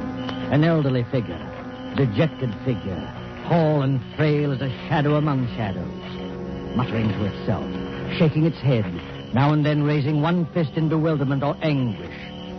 Sometimes the light gleams on large spectacles and a kindly mouth. Up and down, endlessly up and down strides Professor Ann Smith. I'm not guilty. I'm not guilty. How can I convince them that I'm not guilty? Who's there? I saw you dodge behind that tree. Stand out, sir. Did you call me, Professor Ann Smith? Yes, I did call you. Who are you? You probably won't recognize me, Professor Ames. Nevertheless, my friend, may I ask what your name is? My name is Wellman, Professor. George Wellman. Wellman. I've heard that name. Maybe you have. I'm a builder by trade, and a great friend of Dr. Norwood. Wait one moment. Aren't you the young man whose firm is putting up these air raid shelters along the seawall? And making such an unholy din with your riveting machines? That's me. And come to think of it, aren't you the one who first started this alarm about an invisible man? Yes, because I met him. You did not meet him, sir. This whole thesis is scientific nonsense, and I won't have it. You won't have what? I'm an old man, Mr. Wellman. I never did anybody the least harm. As God is my judge, I know nothing whatever about this... What's that? It looks like the vicar's car, Professor. You'd better stand back. This is a pretty narrow lane. Ansmith! Professor Ansmith! Yes, Mr. Morley, I hear you. We thought you'd better drive over here straight away. I think you've met my daughter. And, of course, you know Dr. Norwood. Yes, but there's no time for any social formalities. Get into your house, Professor Ansmith. Get in quickly and close the shutters. But why should I do that? Because there's a mob coming, sir, and we can't stop them. Hurry, do hurry. A mob coming here? Why? Haven't you heard the news? I've heard nothing, my friend. The only person I've seen has been that young man there who chews a toothpick and hides behind the trees. George Wellman? What on earth are you doing here? Watching, Janice. Watching and waiting, just as usual. Listen to me, Professor Ansmith. Henry Emmett, the head verger at St. Luke's, was thrown from the belfry window not 20 minutes ago. Not by me, sir, I assure you. I had nothing to do with it. No, not by you, but apparently by the invisible man. Oh, Father in heaven, will this never stop? Not till we catch the fellow. No. Be quiet, Mr. Wellman, please. I'm sorry, Padre. I take it back. I myself can testify that no visible person laid hands on Emmett. He was struck as though with a gigantic fist. What's the matter, Professor Ansmith? Is anything wrong? No. I was just thinking. Is Emmett dead? Fortunately, no. I'm glad of that, my friend, for a certain person's sake. He's not even seriously hurt. The bell tower isn't high, and a tree broke the force of his fall.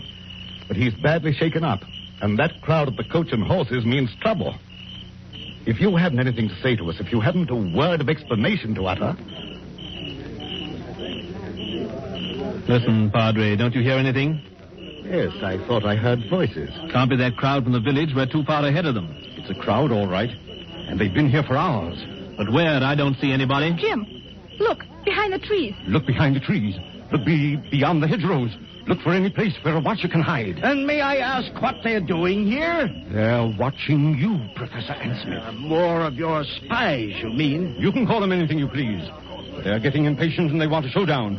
If I as much as hold my hand up like this... Don't throw stones at the windows, you fools! You're only breaking the doctor's windows! Gentlemen, I can't have any more of this. Be quiet, all of you, and listen to me. Well, sir, we're listening. I'm a peaceful man. I like to live in peace with my neighbors. I have nothing to do with this so-called reign of terror. But you don't believe that, do you? No. Then I must expose a fraud. Now, don't blame me if I expose the trickster, too. I have made preparations to show you the invisible man. The man without a body. Quiet, everybody. Mr. Morley, I believe you and your daughter walked through this lane last night while I was away at the Bury St. Edmunds. I don't know about your being away, sir. My daughter and I were certainly here, yes. Good. Miss Janice Morley. Yes, Professor Ansmith. Will you look toward your right, please, at the house? What do you see? It's the same room. What room? The room with the little round table and the gramophone. It's a three-legged table, you notice. Yes, of course. But there's nobody in the room. No, nobody at all. Are conditions exactly as they were last night? Yes, except there aren't any gloves on the table. No, but the invisible man is there. Oh. A living presence, ready to act and breathe and even kill. With your permission, I shall now address him. Hello in there. Hello in there.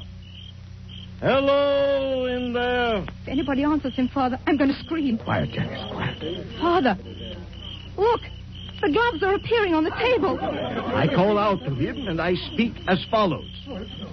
Hold the phonograph with your left glove. That's it. Turn the handle with your right. One turn, 2, 3, 4. That's enough. touch the spring with your left hand. Push the record. Lower the needle with your right and...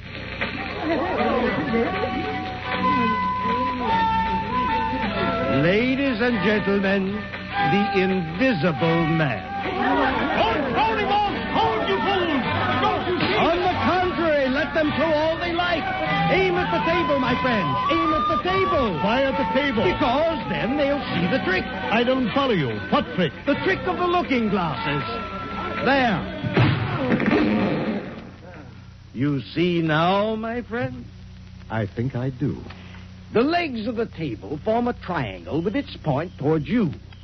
Panels of looking glass are fitted in the two sides facing you. What do you know about that? You think you can see under the table, but what you actually see are the side walls of the room reflected in those two mirrors. Oh, wait a minute. You mean... I mean that my old servant, hidden behind the mirrors, has just been working the gloves to a panel in the tabletop. It's a very old trick, first shown by Colonel Stadair at the London Polytechnic. And that's what happened last night? Yes. And you had nothing to do with it? Nothing whatever, nor had my servant. Then who did do it and why? What is the explanation of all this? Well, I can't tell you why. That's what beats me. But I can tell you everything else. This invisible man who's been scaring us all silly? My dear young lady, there's no invisible man. There never has been. I might believe that, Professor Ansmith, if I hadn't seen a church bell ringing where there was no hand to ring it. And poor old Emmett flung out of the tower as though a giant hand had got hold of him. You're not saying that was done with the looking glasses? No, my friend, not at all. That was really clever. Strings? Wires? Ropes? No, they weren't necessary. But the thing's impossible. Oh, no. The same principle was used by my old friend Jan Maskelyne to make mechanical figures work. Psycho played whist, and Zoe drew pictures. I myself, Go on, sir. You yourself. What are you going to say? The secret I was about to say remains unknown even today. You were right, in a way, when you tell us that Emmett acted as though a giant had got hold of him. A giant had got hold of him. At least, a gigantic force. Oh, before we all go completely mad, would you mind telling us what this gigantic force was? Not at all. It was compressed air. Compressed air? But don't you see it even yet? Any of you? No. A compressed air pipe with 1,000 pounds pressure behind it was run up into the tower facing the bell. It could be operated from the ground outside. The pressure was turned on and off in bursts. It made that heavy bell swing like a toy. Emmett, don't you remember? Emmett rushed forwards towards the bell. And the air pressure? The air pressure struck him like a sledgehammer and flung him headlong out of the tower. There's your miracle, gentlemen. That's all there was to it. Sir, I can't doubt what you say. It's too circumstantial and too right. But what, my friend? The compressed air tanks. The mechanical apparatus to work this trick. Well, what about it? Where did it come from? Such things don't grow on bushes. No, but they do grow on riveting machines. Riveting machines? Yes, such as the riveting machine they're using on the air raid shelters along the seawall. Would you care to tell us, Dr. James Norwood, why you and your friend Wellman have been playing all these tricks?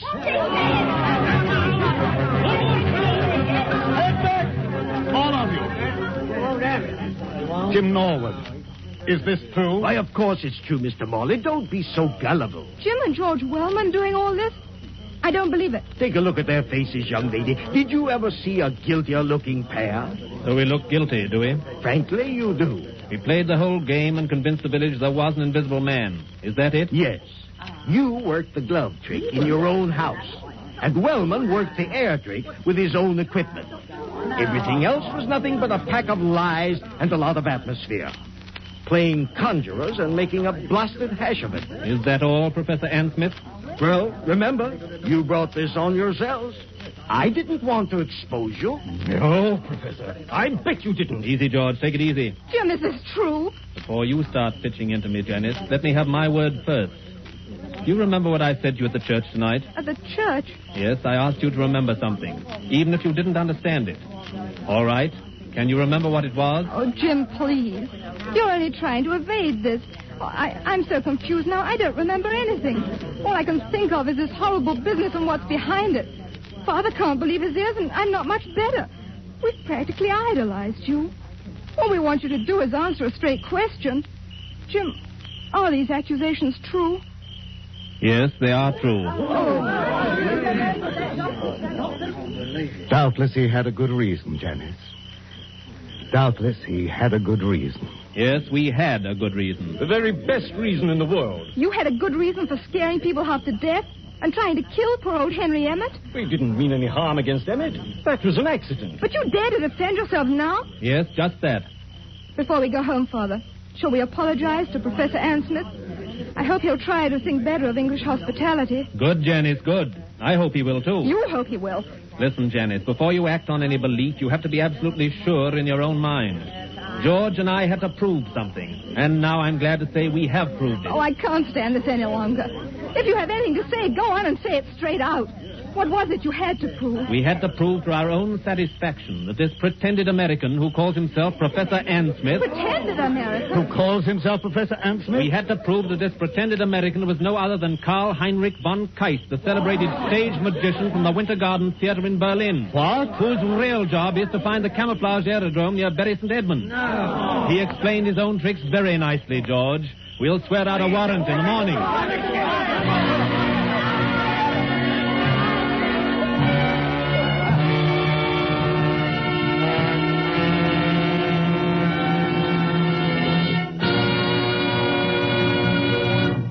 And so closes The Man Without a Body, starring John Sutton and George Zucco. Tonight's tale of suspense. This is your narrator, the Man in Black, who conveys to you Columbia's invitation to spend this half hour in suspense with us again next Tuesday, when the distinguished actress, Miss Agnes Moorehead, will be heard in one of her many brilliant characterizations. Starring with Miss Moorehead will be Miss Ellen Drew, who as Carol Linden tells the amazing story of Uncle Henry's Rosebush. The producer of these broadcasts is William Spear, with Ted Bliss, the director, Bernard Herrmann and Lucian Mahowit, conductor and composer, and John Dixon Carr, the author, collaborated on tonight's Suspense. This is the Columbia Broadcasting System.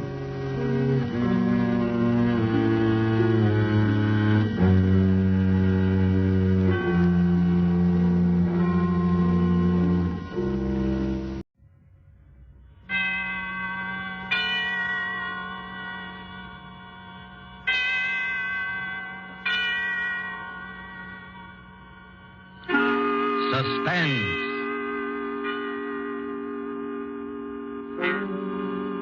This is the Man in Black, here again to introduce Columbia's program, Suspense. Our starring Hollywood cast of characters reads as follows for tonight.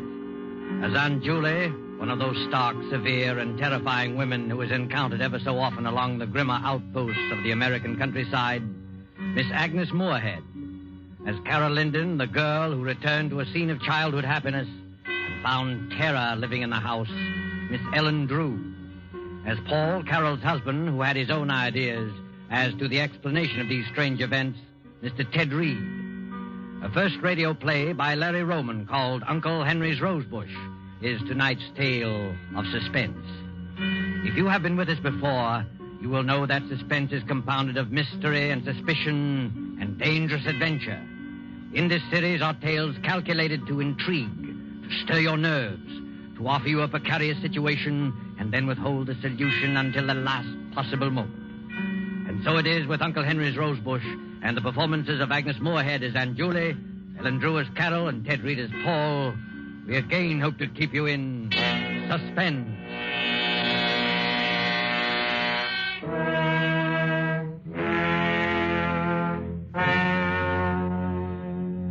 I shall tell you the story exactly as it happened. There's no use pretending. I'll never forget, and I know I'll not awake and find it all a dream. It's real, and for the rest of my life, I shall know it's real.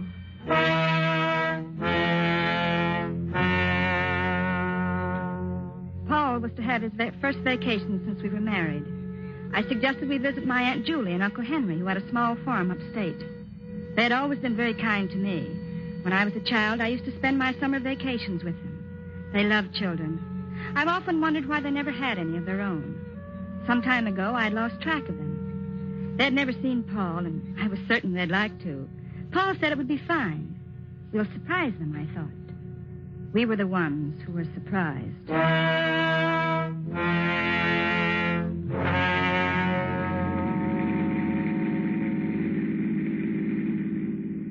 Just a few more miles, Paul. I remember this road. We used to hike along it going to the village. This country air is wonderful. 2 weeks of green grass and wicker chairs. I can't think of anything better. Oh, you'll love Aunt Julie and Uncle Henry. They live alone, quiet and peaceful. It'll be quite a change from the city. Yeah. Now, they must be happy together. Oh, they are, but they're lonely. Smooth lawns and orchards. And flowers. Uncle Henry planted huge rose bushes around the porch. Every night as I crawled into bed, he used to bring me a rose. They're his favorite flowers. Vacation, here we come. Come on, car, let's go.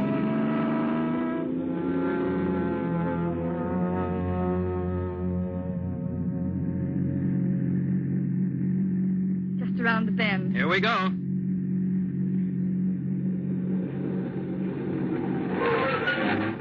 There it is. Carol, look. Why, Paul. Are you sure this is the place? Yes, but all the weeds and the broken shutters.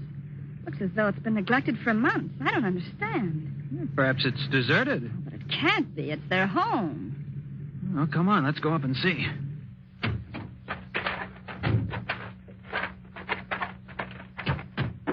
The dirt on this porch must be an inch thick.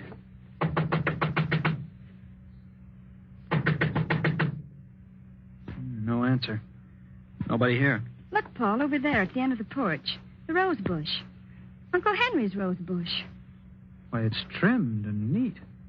It's the only thing that seems to be taken care of. Well, then somebody must be here. Maybe they can tell us what happened to Aunt Julie and Uncle Henry. Knock again. Mm-hmm. Someone's coming. Well? We're looking for a Mr. and Mrs. Connors. They used to live...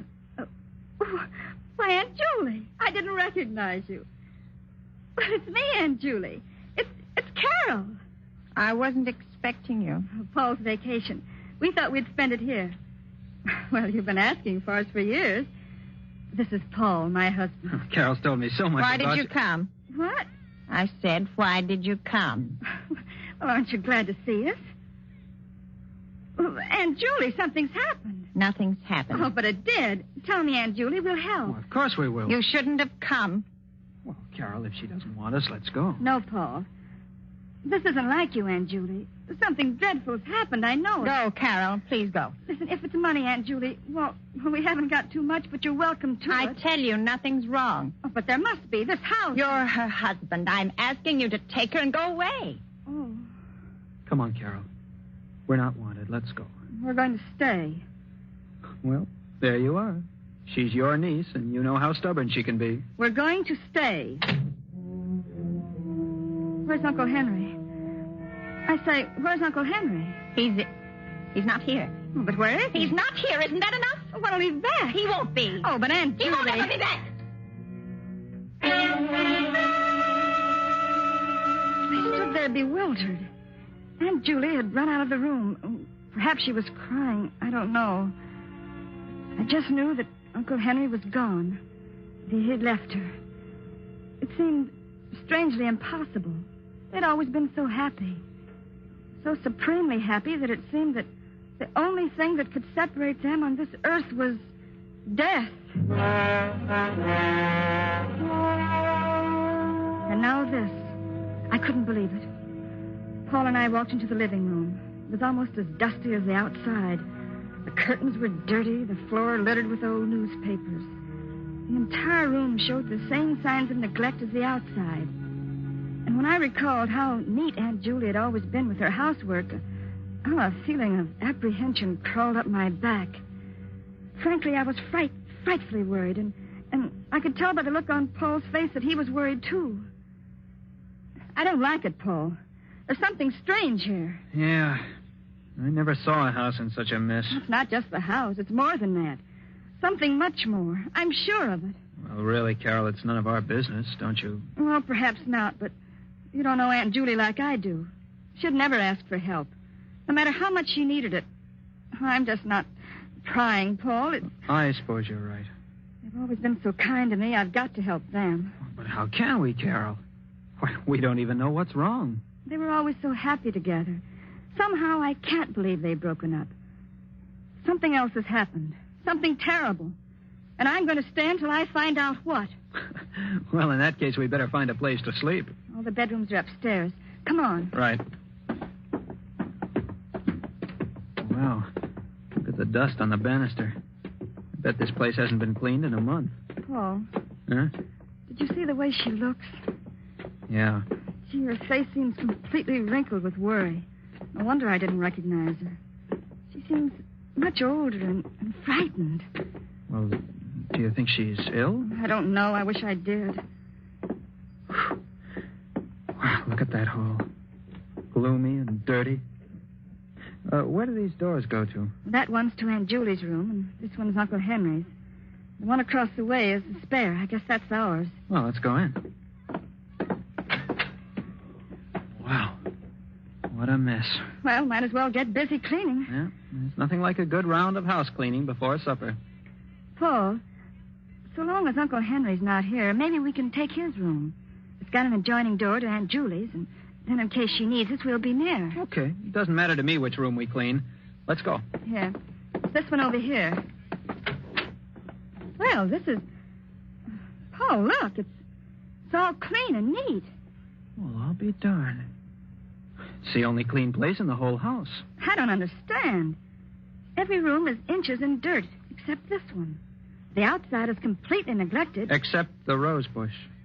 Uncle Henry's room and Uncle Henry's rose bush. I don't get it. Well, look, on the dresser there.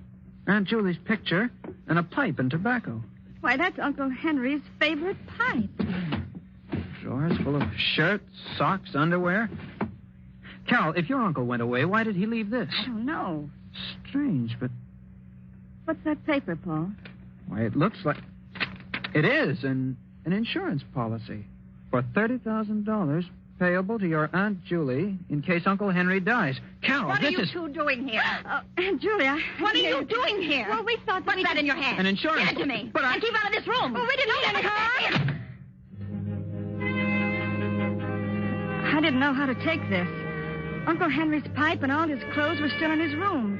And yet, Uncle Henry was gone. I couldn't understand why Aunt Julie got so angry. I looked to Paul for an explanation. I could tell he had something on his mind, but I didn't dare ask him what it was, and he didn't say. After Aunt Julie's outburst, we went back to the spare room and cleaned it. Then we washed and started downstairs for supper. Watch your step, Carol. These aren't the strongest-looking stairs. It'll be all right. Paul, what do you make of Aunt Julie's behavior? Frankly, Carol, I'm worried. I'm frightened. May as well admit it. There's something strange here that frightens me to death. Well, I don't think there's anything to be frightened of. It's just that... Oh, there, that's the last step. This way to the kitchen. Right. No, as I was saying, I don't think there's... Look out, Carol! Wow. That was close. That vase just missed you. A vase? Yes, and it was a heavy one. The one at the top of the stairway. If it would have hit me. Yeah. Oh, Paul, I'm frightened. Look, coming down the stairs. What happened? The vase fell. Just missed Carol. Oh, don't worry about it. I didn't like the vase anyway. The vase? What about Carol? She almost got killed. Never mind, Paul. It was an accident. An accident? We were just going in for supper, Aunt Julie. Care to join us? Well, I... Oh, come on, Aunt Julie. It'll do you good. Oh, all right. Here. You two sit right down. I'll have something prepared in a minute. I'm not very hungry. Oh, nonsense, Aunt Julie. I'll fix something that'll make your mouth water. You know, when Carol and I get through cleaning this place up, it'll look just like new. Yeah? Sure. I think when Carol and I have a family, we'll take them to a farm. Really? Yes. You know, this place would be swell for children. Oh, what do you mean? What did I say? What's the matter? What's the matter with Aunt Julie? Where's she going? I don't know. I was just trying to make conversation. Just talked about children on a farm, that's all. Oh, Paul, I'm frightfully worried. Do you think we ought to call a doctor for her? I don't know. We have to do something. She certainly doesn't look too well. But maybe she isn't really sick. What do you mean?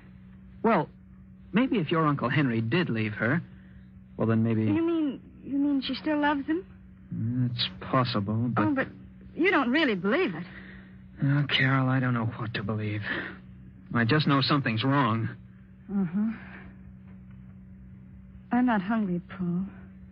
Me either. Let's go for a walk. Maybe we can figure something out. Country's so peaceful and beautiful in the night. Yes, it is. I wish you could enjoy it. But I can't. Oh, don't try to fool me. Your first vacation in years, and you run into this. Well, we have to help her. Of course. But how? Yes, we don't even know what's wrong. She not only won't tell, but we can't get near her long enough to talk to her. Suppose Uncle Henry really did leave her. He may have gone off in a huff. That would account for the clothes being here. Well, perhaps. And suppose she still is in love with him. Well, that would account for... But even if that's so, could that make her feel so badly? Make her act like this? Not talking, neglecting everything? Everything except his room and his flowers. I don't know. A woman's love is a strange thing. If you left me, I don't know what I'd do. Well, if that is the case, the thing to do is to make her forget. That won't be easy. No, I don't imagine it would be.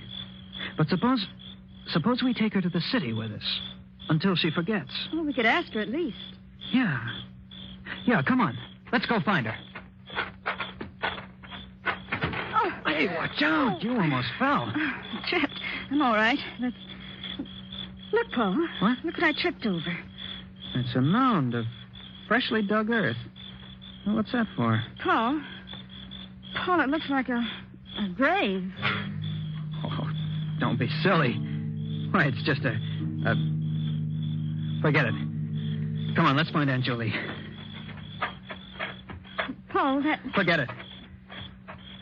Say, what's that building over there? That's the barn. There used to be a swell old cow there with a bell around her neck and chickens and ducks and all sorts of pets. Yeah, this must have been a happy place. It was. But now... Paul, standing by the barn, it's Aunt Julie. Come on, let's ask her now. Aunt Julie, what are you two doing? Following me? How could you? Well, it was a nuisance. Oh, Aunt Julie. Oh. A cat. With its neck wrung. This was the first indication of Aunt Julie's ruthlessness. It seemed so unlike the Aunt Julie that I knew. She was always kind. But there was no mistaking the anger in her eyes as she stood there in the dim moonlight, the strangled cat in her hands. She killed it, she said, because it was a nuisance. If she could do that, what else was she capable of doing? Paul and I went into the house. We went upstairs and put the finishing touches in our room and went to bed. I couldn't sleep. And as I watched the moon make its slow, solitary way across the heaven, I kept thinking, Paul and I are also a nuisance. Paul and I are also a nuisance. Toward midnight, I became drowsy and was just beginning to fall off to sleep when I heard footsteps in the hall. Paul. What? Paul, wake up. What is that? Shh. I hear footsteps in the hall. Footsteps? I don't hear anything. There. Hear it? Yeah. Must be Aunt Julie. What would she be doing up this time of night? I don't know, but who else could it be? Well, I'll go see. I'm coming with you. Now, quiet. Don't put on the light. I can't see. Yes. Now I can. It is Aunt Julie. She's walking down the hall. I think she's coming this way. Quiet. Shh. I think she's... What's she got in her hand? Looks like a scissors. Scissors? Yes. What would she be doing with... Carol, she's coming this way. Get back in bed, quick. What? Get in bed. All right, now, quiet.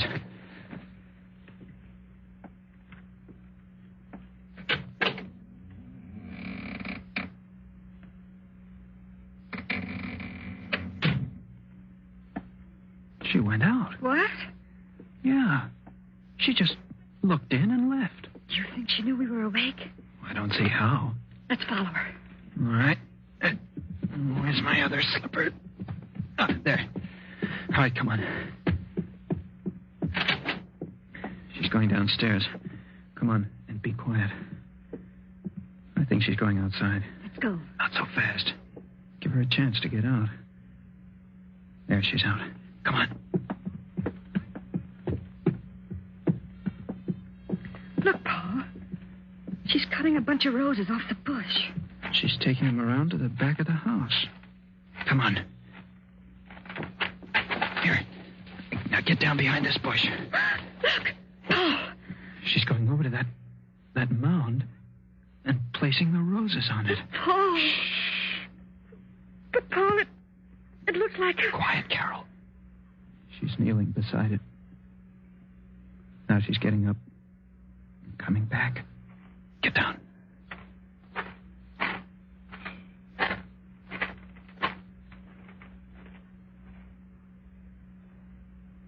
She's gone.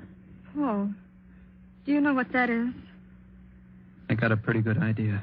Uncle Harry's roses with Uncle Henry's grave.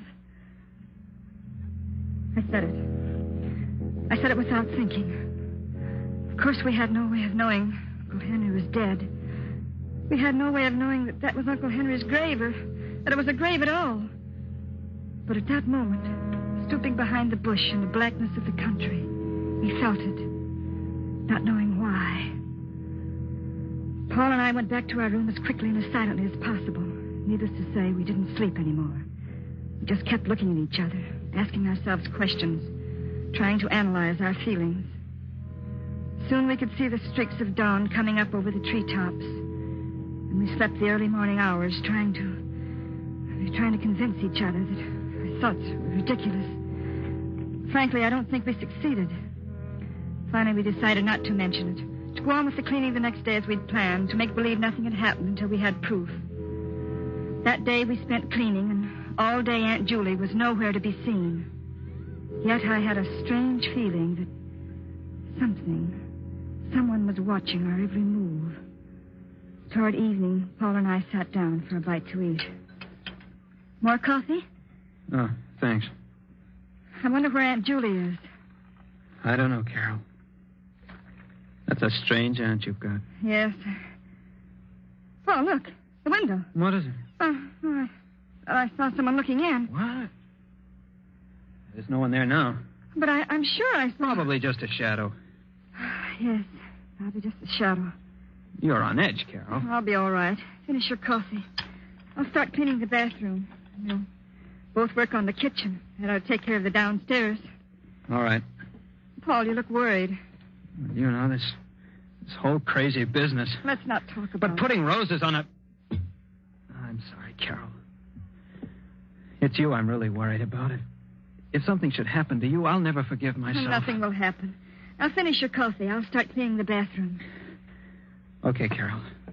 I won't be long. Mm-hmm. Well, it isn't too bad. There's the sink. Some hot water. There, that's it. A wash rag around the sink bowl.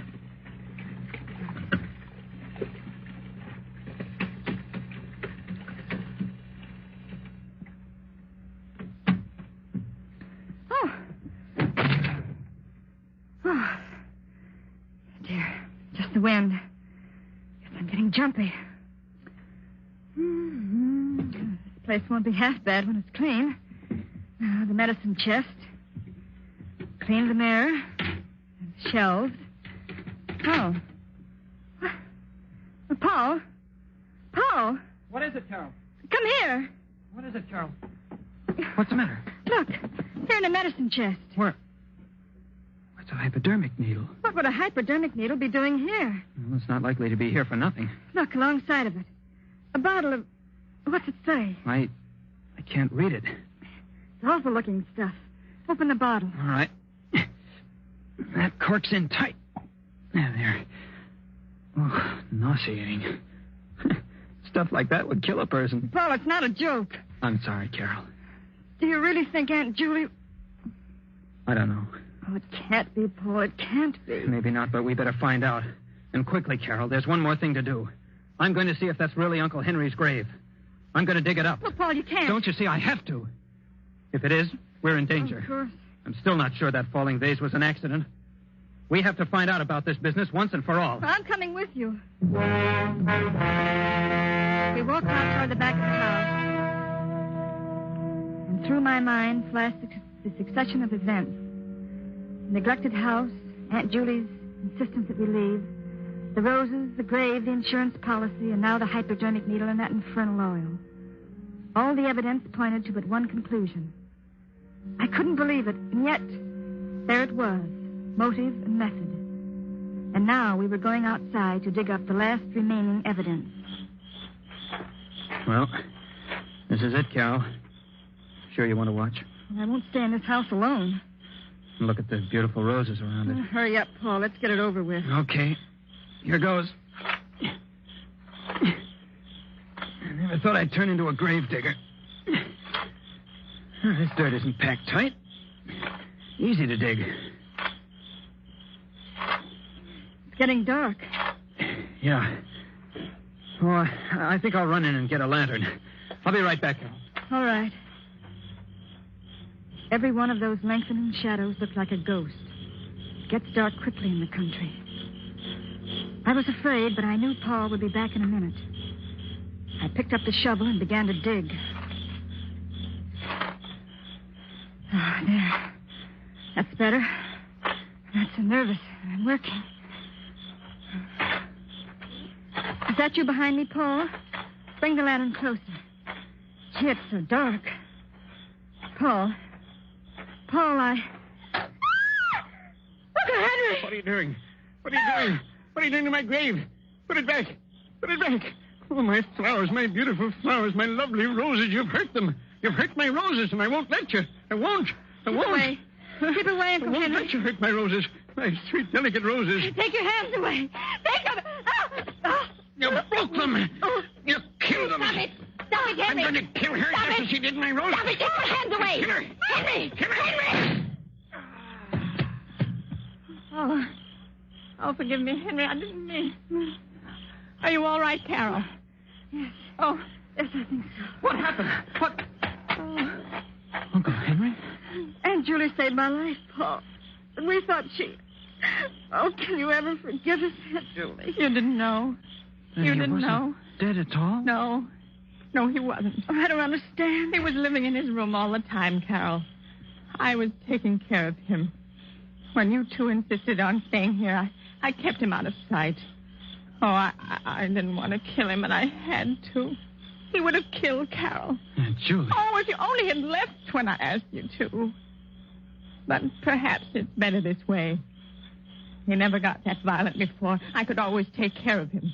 The hypodermic needle and the sedative calmed him when he got a little wild, but then when I saw him strangle the cat, I knew he was getting completely out of hand.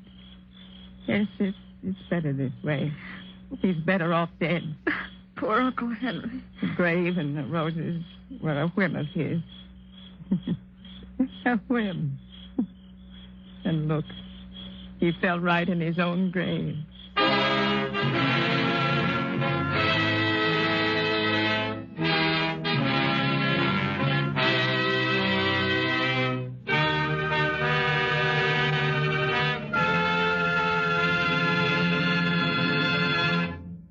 And so closes the story, Uncle Henry's Rosebush, starring Agnes Moorehead, Ellen Drew, and Ted Reed. Tonight's tale of suspense. This is your narrator, the Man in Black, who conveys to you Columbia's invitation to spend this half hour in suspense with us again next week, same time, when we will present another flowery bouquet of suspicion and terror and a homicidal maniac at large. Only this time, the roses will be white. The story will be The White Rose Murders. by Cornell Woolrich. The tale of a killer who trademarked his crimes by leaving a white rose on the victim. Our star will be Maureen O'Hara. The producer of these broadcasts is William Spear, with Ted Bliss, the director, Bernard Herrmann and Lucien Mahowick, conductor and composer, and Larry Roman, the author, collaborated on tonight's Suspense.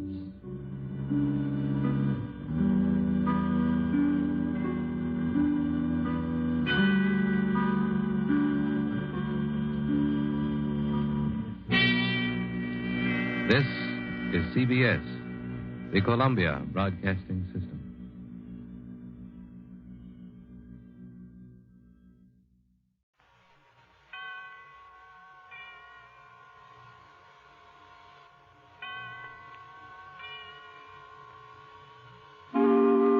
Suspense.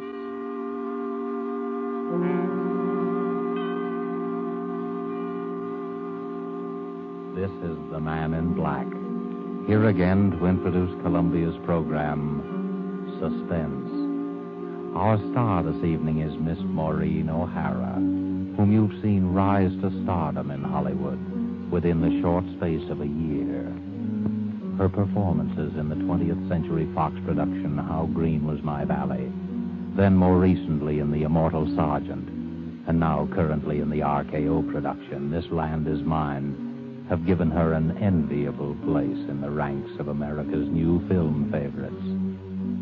Miss O'Hara makes her first appearance on our suspense stage tonight as the heroine of A Study in Homicidal Mania, The White Rose Murders by Cornell Woolrich, which is tonight's tale of suspense. If you have been with us before, you will know that suspense is compounded of mystery and suspicion and dangerous adventure. In this series are tales calculated to intrigue you, to stir your nerves, to offer you a precarious situation and then withhold the solution until the last possible moment. And so it is with The White Rose Murders and the performance of Maureen O'Hara. We again hope to keep you in suspense.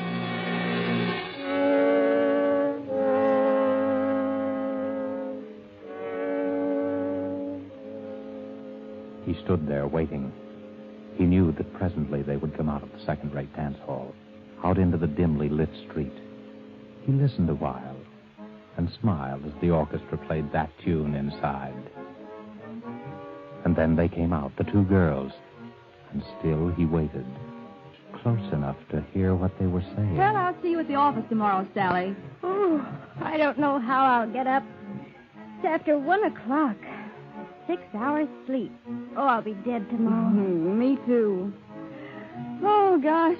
I gotta have at least 8 hours or I'm no good at all. I wish I had someone to walk me to the bus. 4 long blocks. I'll walk you down, Sally. Oh, don't bother. We go in different directions. It's no trouble. Really, I don't mind. Well, really, it's not necessary.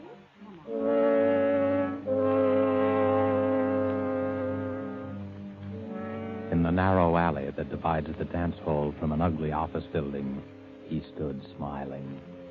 Just a little inside the alley, he stood stiffly against the wall, his head back, eyes closed, arms straight down, and in his left hand, a white rose.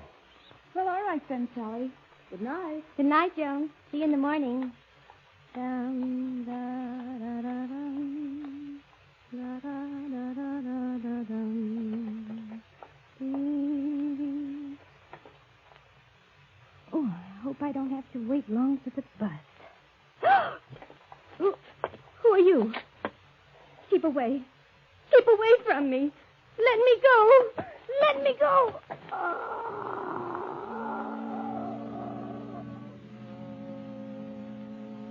The girl is dead. Tenderly, the figure straightens her hair and gently places the limp body on the ground. Then he opens her clenched fist, and carefully, so that the thorns will not bruise her flesh, he places in her hand the white rosebud.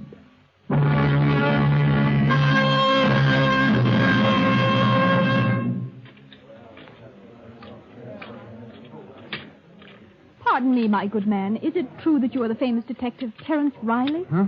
Oh, Jenny, I didn't see you come in. Well, now that I'm here, how about offering to buy a cup of coffee for the girl you're going to marry? If you can ever get up enough nerve to ask her. Well, it's no use, Jenny. I guess we better call it quits. I'm just a dick on the homicide squad, and that's all I'll ever be. And I'm a rich debutante. We don't belong together. Oh, you've been reading too many of those romantic stories, Terry. What is it this time? What's wrong? Yeah, they call him the White Rose Killer. And he's got to be caught. There's a general demotion coming on if he isn't, and that's all I need to get back into uniform. Oh, don't worry, darling. You always look good in blue. Yeah. Just to match the way I feel. Tell me more about the White Rose Killer. What's he like? That's the stumble. He could be anybody. No one's ever seen him except the dead, and they don't talk about it afterwards. Just slips out of the shadows and kills and then slips back again. How many has he murdered? 4. And he's not through yet. It's going to be one of those chain things if he's allowed to keep on. Are you sure it's always the same one? Yeah, that part of it we're sure of. It's the same touch, the same way of operating every time. How do you know that? Well, it's a rose. A white rosebud. A death rose. Puts it into each victim's hand after he kills her. Her? Yep. It's always a woman. A young woman between 19 and 23. What's behind it? Do you have any idea? Well, I'm not sure. But here's what I figured out. You know what a rose stands for. Symbolically, I mean. Why, yes, it's the flower of love. The white rose, the bud, has another meaning. Purity, loyalty, devotion, and especially it stands for a young girl. That's right. And that's about the way I see it. So maybe it's a double cross, committed against our murderer by some young girl whom he worshipped and who betrayed his faith in her. You ought to be a detective, not me. Thanks, darling. I've got a very fine teacher. Sweet. There's another thing. The murders were all committed near places where there was music. Dance halls and cabarets and the like. There's a song that brings back the original shot that, gives him the final push over into the darkness. As far as we can figure out, it's the beer barrel polka. Well, how does he commit the murder? Is it always the same way? Always. Strangulation between the hands, with the thumb into the windpipe to keep his victims from crying out. But isn't there anything else you know about him? No, that's why it's so hopeless. He's insane, of course. But there's only this one phase to his insanity. Probably perfectly normal in appearance and behavior. You could pass him on the street and even know it. Well, it's only when he sees someone vaguely like the girl he loved and hears that song that the one defective wire in him is jangled and short circuit. But, Terry, the flowers, don't the flowers tell you? He must get them somewhere you could trace. Well, we don't know where he gets them. Maybe he steals them or... Terry, what if you were the one to get him? Well, it would mean a citation and a promotion.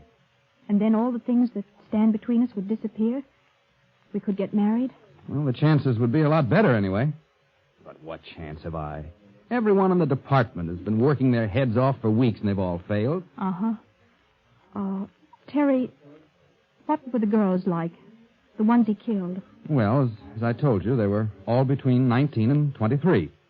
Their heights were pretty much the same, too. They're all tall girls, around 5 feet 6 or 7. A little taller than you. And all dark-haired. How did they wear their hair? Why, they... Say, what is this? Oh, nothing, darling. Just interested.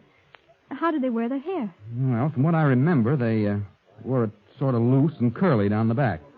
I suppose each one had a resemblance to that long-dead love of his. That's probably it. Well, anyway, that's how the record stands.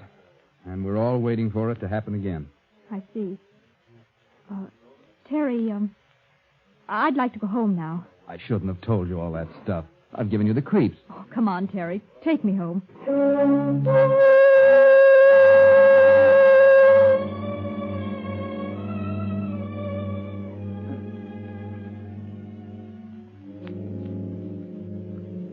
Later, Jenny stands by the window in her room, looking out, thinking. She doesn't move for a long time. Then suddenly, quickly, she goes to her closet and begins to rummage through her many pairs of shoes. Carefully, she picks one pair with 3-inch heels. 5'6" or 7. Then she walks quickly to the dresser, opens a drawer, takes out a comb and starts redoing her hair. Worn loose and curly down the back. Well, here we go. Edward! Yes, miss? Is the car ready? Yes, Miss Virginia. I've been waiting for you. Let's go before Mother sees me. Your mother's been looking for you, miss. I hope you didn't tell her. No, Miss Virginia, I didn't. Good. Come on, Edward. Where do you wish to go, Miss Virginia? The Starlight Dance Hall on Grove and 2nd Street. The Starlight, miss? Yes, Edward, that's the place. I wouldn't go there unescorted if I were you, miss. It's one of the worst places in the city. Has a very bad reputation. The Starlight Dance Hall, Edward. Very good, miss. Very good.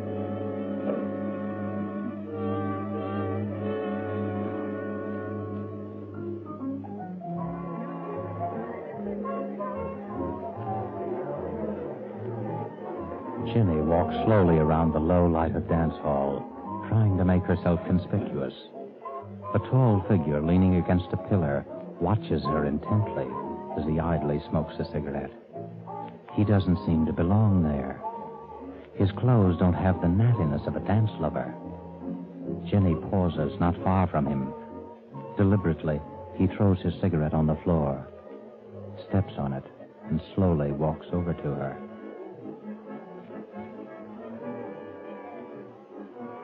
Hello. Oh, hello. You're not with anyone, are you? Oh, no, I'm alone.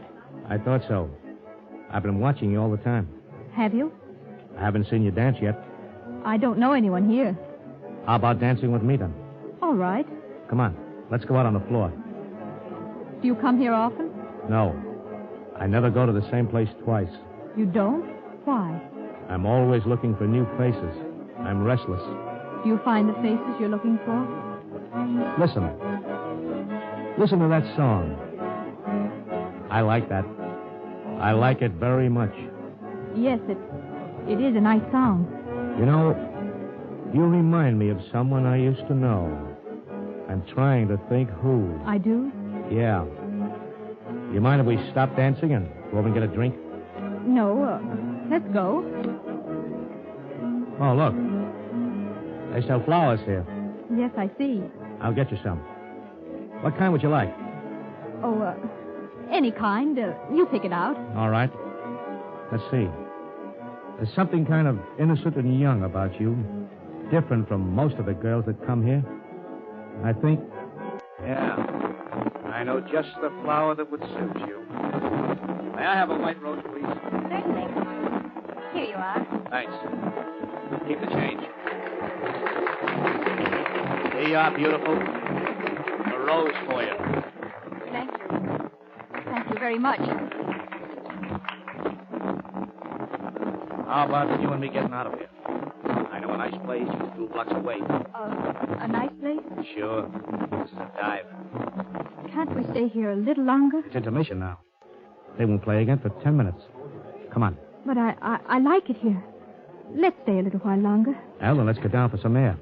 We can come back in a few minutes. Come on. But... We'll be back before the music starts. Oh, you're hurting my arm. Am I? I'm sorry.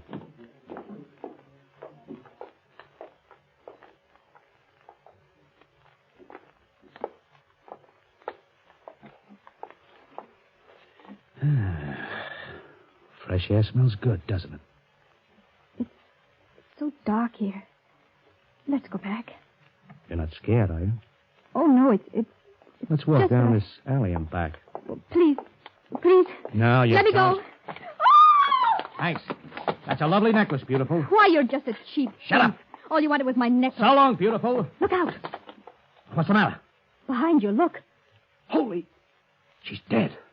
A girl. Murdered. With a white rosebud in her hand.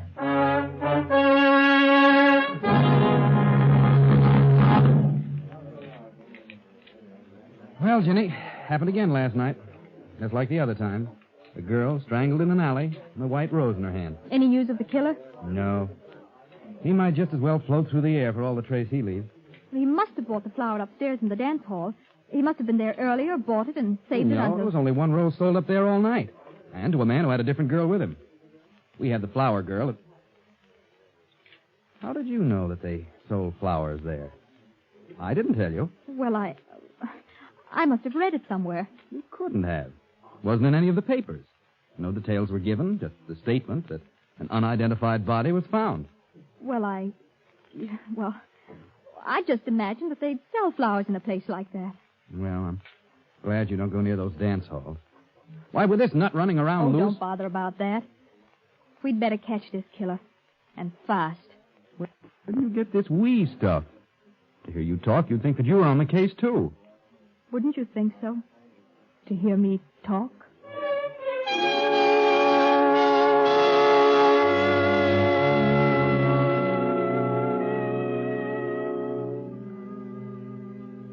Again, Jenny tours the low dives, hunting for the White Rose killer. Her search carries her to the waterfront. And as she walks past each dingy bar, she listens to the jukebox music.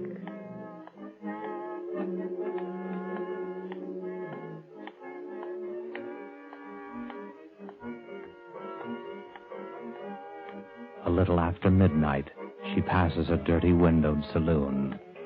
The thin music catches her ear.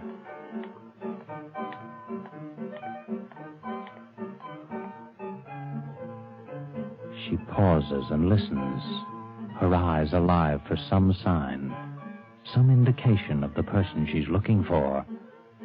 Then suddenly her body becomes rigid as her eyes fall upon a figure huddled in the shadows. Someone's watching me. Slowly she starts to walk up the street. Behind her, the heavy tread of a man's footsteps keep pace with hers. It's a quiet tread, unhurried but deliberate. For several blocks, it keeps the exact distance. Jenny starts to walk faster. I've got to know if he's really following me. The man quickens his pace.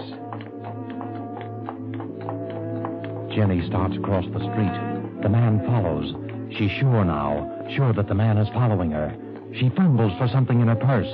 Her hand closes around a gun. If he tries anything, I'll shoot. You in any trouble, lady? Oh, no, officer. It's all right. You scared him away. Scared who away? Oh, just a man who wanted to bring me flowers. That's all. Well, he brought you one anyhow, lady. What do you mean? Right there on the ground, right by your feet. A white rose.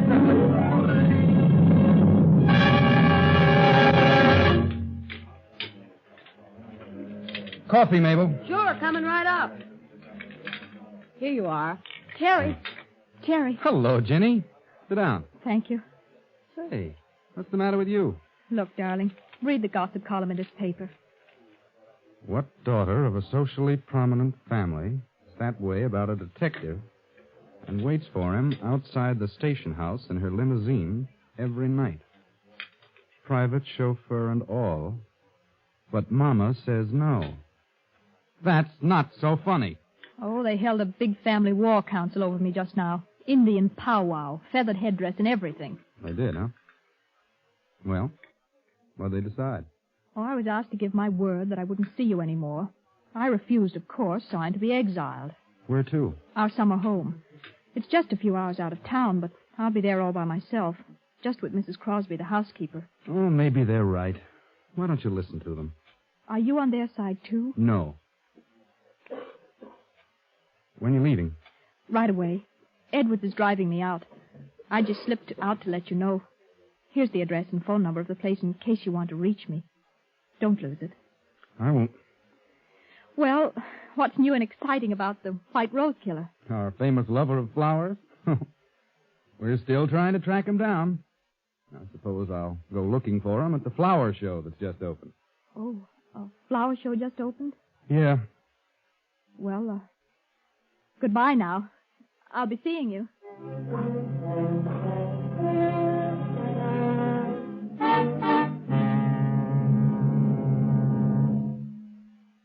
What floor is the flower show, please? 3rd floor, miss. 3, please.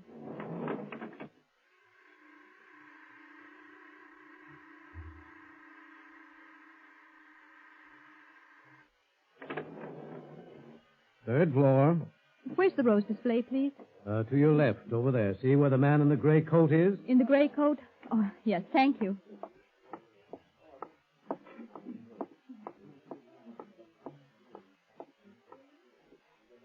They are lovely, aren't they? Oh, you startled me. I'm sorry. I was just admiring the roses. Oh, yes, the nicest flowers here. I just can't keep my eyes off them. Yes, you can feel that way about some flowers. Now, that's the way I feel about white roses. Have you been here long? I really don't know. I suppose so. You see, I've come here every day since the show opened. I like to be near the roses, the white roses. Those big ones are nice. No, I like the little ones best, the little tightly curled rosebuds. They're so little and innocent. Oh, well, I really better be going. Are you going down? Yes.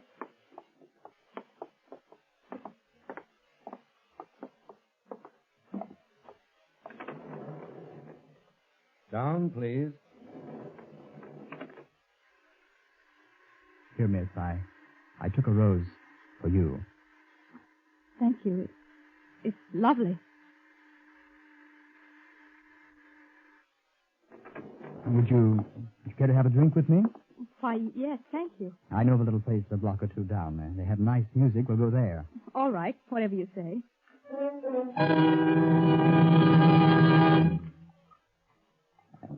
This is it. Where's the music? A nickel in the jukebox does it. Any special song you'd like? No, go ahead and pick one. Okay. There we are.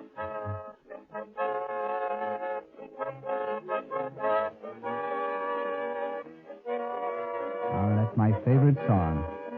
Reminds me of a girl I used to know. Oh, excuse me, I want to powder my nose. I'll be right back. Do you mind? No, of course not.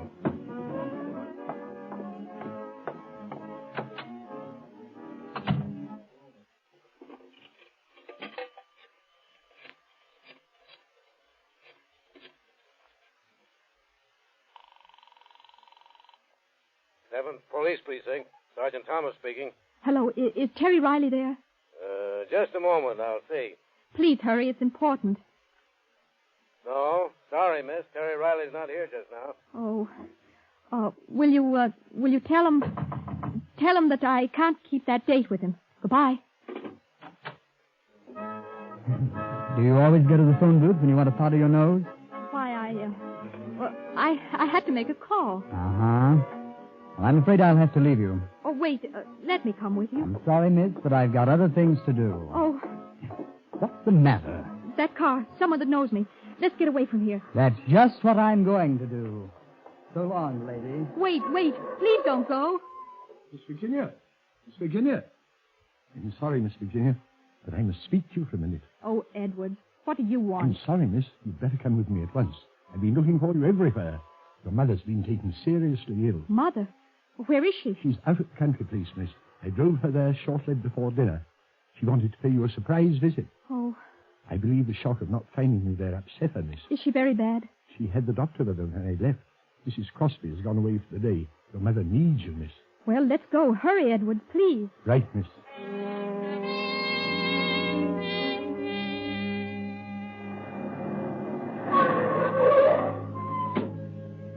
Where is Mother, Edward? In her room, miss. You'd better hurry.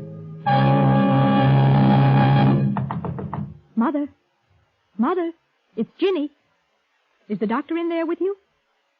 Mother? Why, there's no one here. The room's empty. The bed hasn't been touched.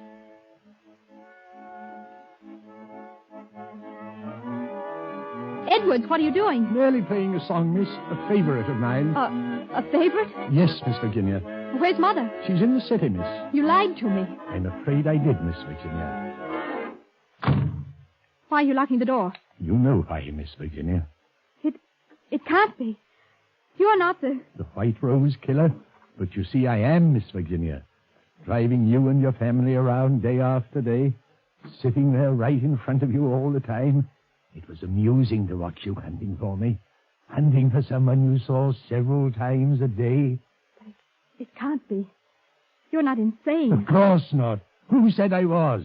Edward, You know I'm not the girl who betrayed you. Yes, I know that. Well, then unlock the door and let me out. Please, Edwards. I've killed 5 times. I've never regretted it. I'm going to kill you, Miss Virginia. Why, Edwards? Why? Because you've been so clever. Too clever. You made yourself look like her, the girl who deceived me. I could have killed you the day you first went out looking for me, but I had to be careful. Oh. I almost caught you that night at the waterfront, the night I dropped the white rose when that police car came. Edwards, I've never done you any harm. Your sweetheart, Terry. He loves you, doesn't he? Yes. That's good, because now you won't be able to deceive him like my girl deceived me. Keep away, Edwards. Keep away, or I'll... You thought you'd use your gun, eh? Well, don't think I was fool enough to overlook that. I took your gun out of your purse. It won't do you any good to kill me, Edwards. I didn't have anything to do with... No, and you're not going to have a chance to break another man's heart like she broke mine. Jenny, where are you? Terry! It won't do you any good to call to him. He can't get in here without breaking down the door. Keep away from me. Terry! It will be too late then, because I'm going to kill you now. Jenny, where are Terry! Just let me get my hands on that pretty white throat. Oh, keep away. Keep away from me. Terry! Stop! Jenny, are you all right? Yes, Terry, I'm all right. Oh, take it easy. Here, sit down. Oh, Terry, I was so scared. There was nobody here but Edwards and I. How did you know where I was? Oh, it was simple. You were supposed to meet me at the coffee shop. You never broke an appointment, and when you didn't show up, I called the number you gave me. You told me the housekeeper was here all the time, and when there was no answer, I got suspicious and came down. Besides, when I got a message down at headquarters that you had to break a date with me, I knew something was wrong. Are you sure you're all right? Yes, I'm... Terry, look. On the floor beside Edwards. A white rose. Must have fallen out of his pocket. That was meant for me. Oh, Terry, it's all crushed. Yeah. Crushed and dead. Just like the white rose killer.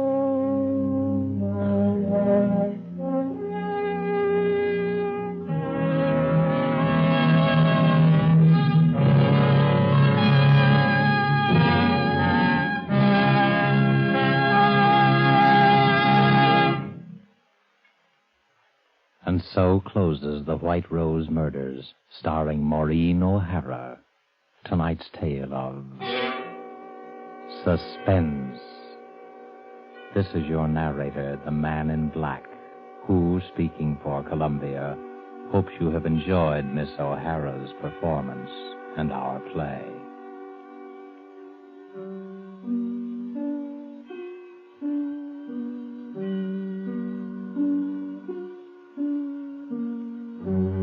Next week, because of a special broadcast of the All-Star baseball game, suspense will not be heard. But again the following week, we will be back with another play on this series and more of your Hollywood favorites. The producer of these broadcasts is William Spear, who, with Ted Bliss, the director, Bernard Herrmann and Lucienne Marowick, conductor and composer, and Cornell Woolrich, the author, collaborated on tonight's Suspense.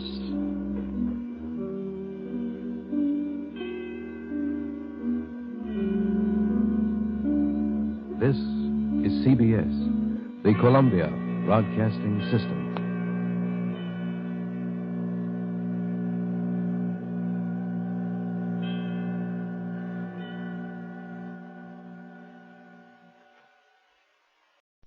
Suspense.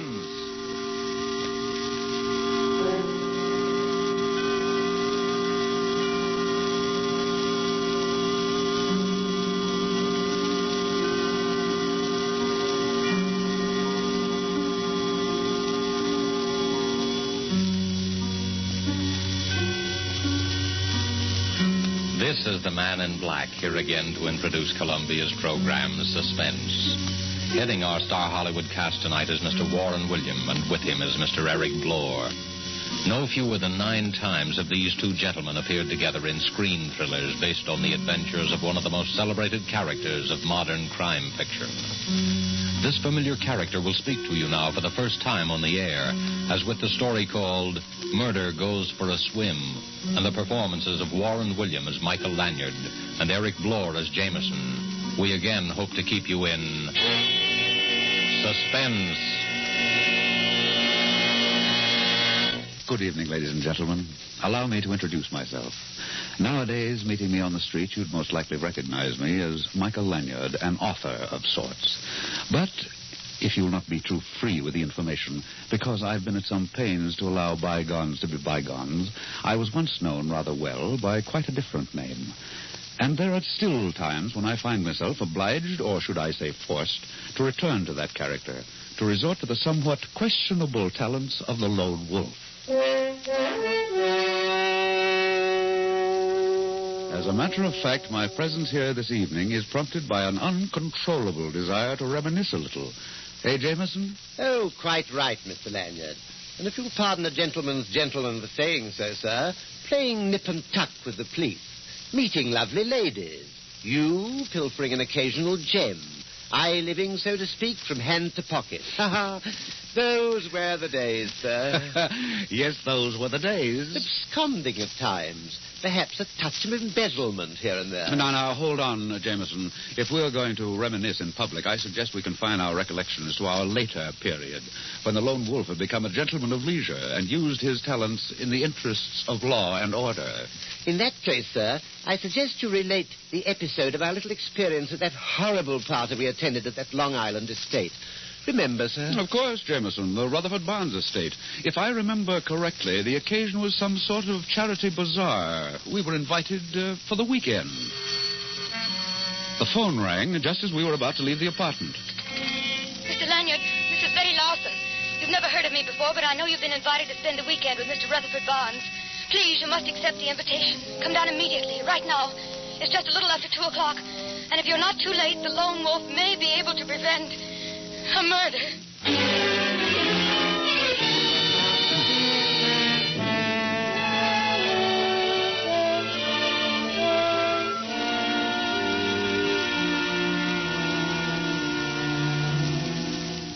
Jameson and I arrived at the Barnes estate a bare 2 hours after we'd received the mysterious telephone message.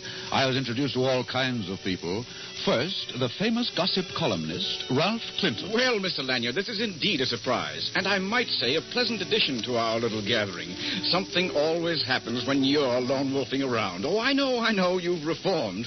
But a fellow can hope for a little excitement, can't he? See you later, old man. Then I met a very, very beautiful young lady. Oh, Mr. Lanyard, we haven't met yet. I'm Cynthia Waring. I've read all your stories and admired the ingenious way you solve those baffling mysteries. I think you're wonderful. Really. And, of course, there was our host himself, Mr. Rutherford Barnes, who had recently announced his engagement to Miss Waring. I believe you've met just about everyone, Lanyard. That is, everyone except Bill Hodges. He's the firebrand of our little congregation. He's probably wandering around walking off the effects of the last 10 cocktails. Just make yourself comfortable.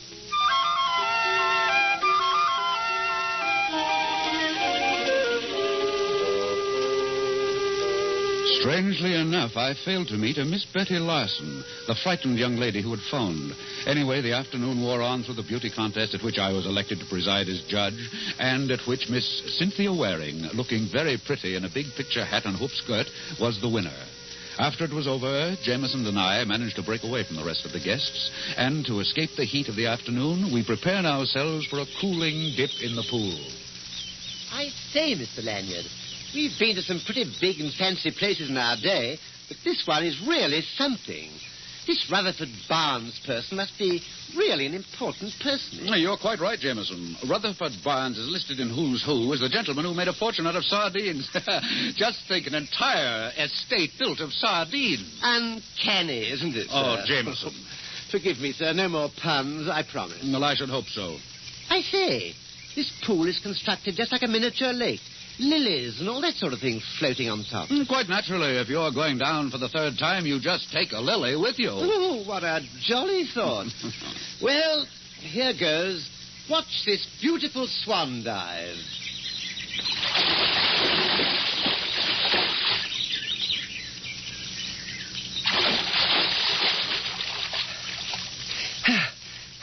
I say, this is most unusual.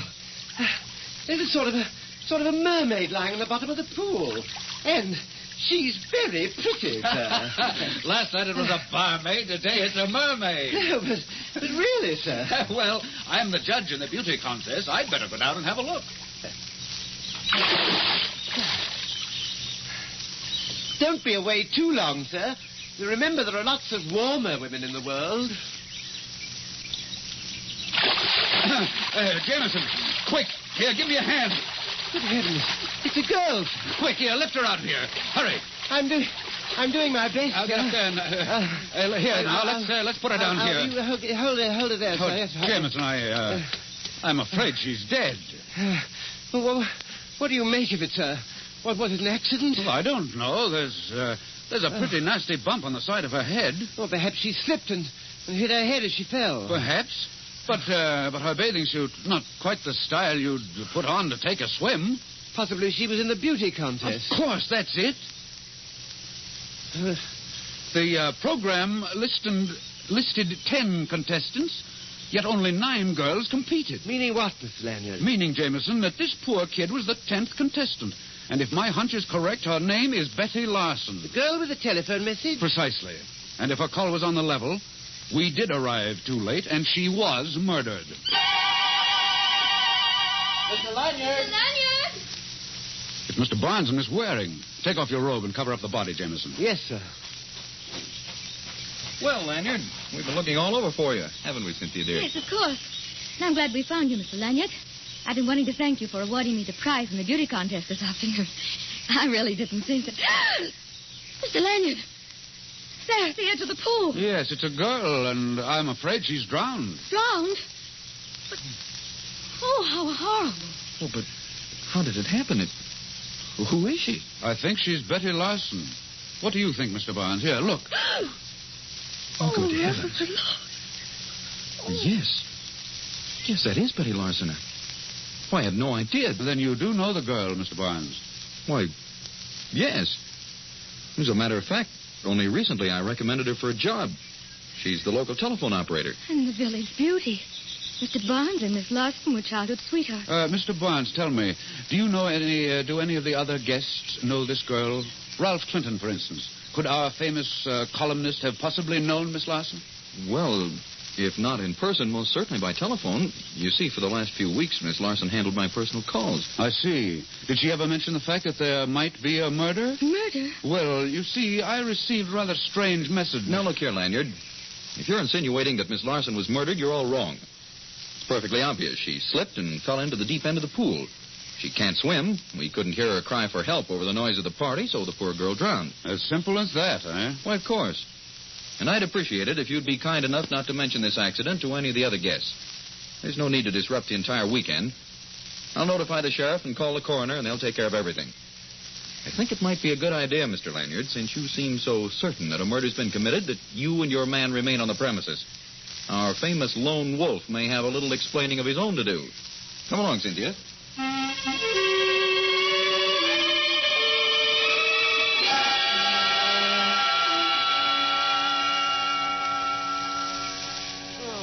Completely at sea, Mr. Lanyard. The sheriff seems to think the whole thing was an accident, that this Miss Betty Larson person dived into the pool and that's how she hit her head. I doubt that, Jameson. According to Barnes, the girl couldn't swim. Hey, buddy. Oh, I think we have company. Hey, yeah? If you see Mr. Barnes around, I want to see him. I think he's over at the other side of the house, getting things ready for the bazaar. Bazaar? They don't care how they celebrate a murder, do they? If I'm not mistaken, you're Mr. Bill Hodges, eh? Yeah. Betty Larson and I were going to get married. Everything was great until she starts going around with this society bunch. I got a few things to settle with that society crowd. Especially that keyhole peeper, Ralph Clinton. You seem quite positive, Hodges, that your girl was murdered. Well, what do you think it was, an accident? That girl could swim like a fish. Nothing could happen to her in the water. Yeah, but Barnes says she couldn't swim a stroke. I said she could swim like a fish. But Barnes says... Did you hear me, you little runt?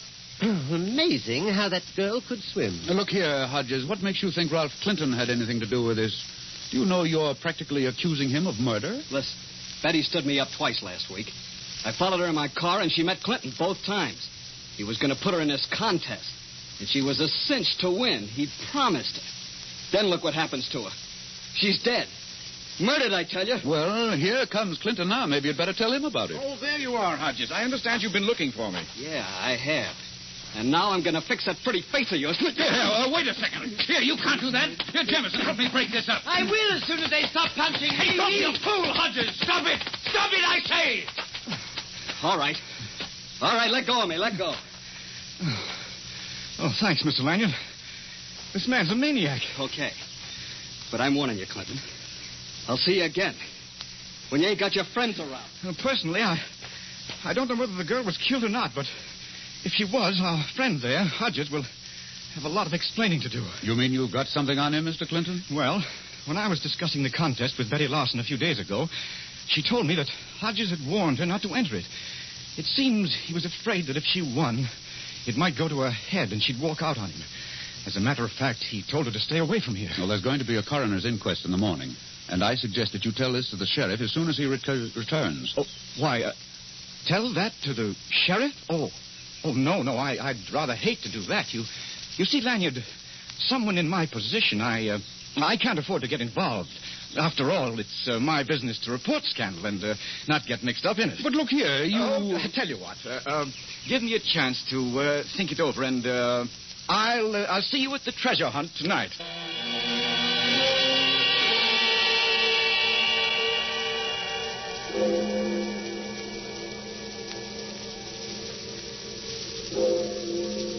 Oh, dear. 2 o'clock in the morning, Mr. Lanyard. What a ghastly hour to go tramping over the ground. Must we participate in this treasure hunt? Of course, it's all a part of the weekend. Come in. Well, it's the witching hour, Mr. Lanyard. Here's your envelope with the clues for the treasure hunt. You'd better hurry. Everybody's ahead of you. Thank you, Mr. Clinton. We'll catch up. Fine. This ought to be very interesting. Seeing the lone wolf stalking down his prey. You know very well, Clinton. Oh, sure. I forgot. You're not the lone wolf anymore. You're just nice, innocent Mr. Lanyard. Well, good hunting. See you later. Well, here you are, Jameson. This is our clue. Go ahead, read it. Under the oak and under the cover, where have met many a lover, light a match and look deep down, find your clue and win your crown. I say, isn't that lovely? Can you decipher it? Oh, of course, sir. It means, Exactly, Jameson, the old well. That's where we'll find the next clue. Come on, let's get going.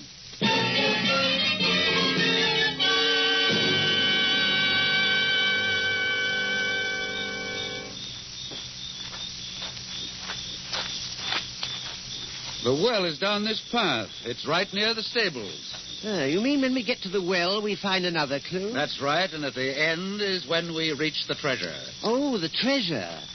I say, what is this treasure? Jameson, it's unimportant what the treasure is. It might be a bag of jelly beans. It all sounds very silly to me, sir. There's the well over there. And look here. It's got a wooden cover on it. Exactly like it said on the poem.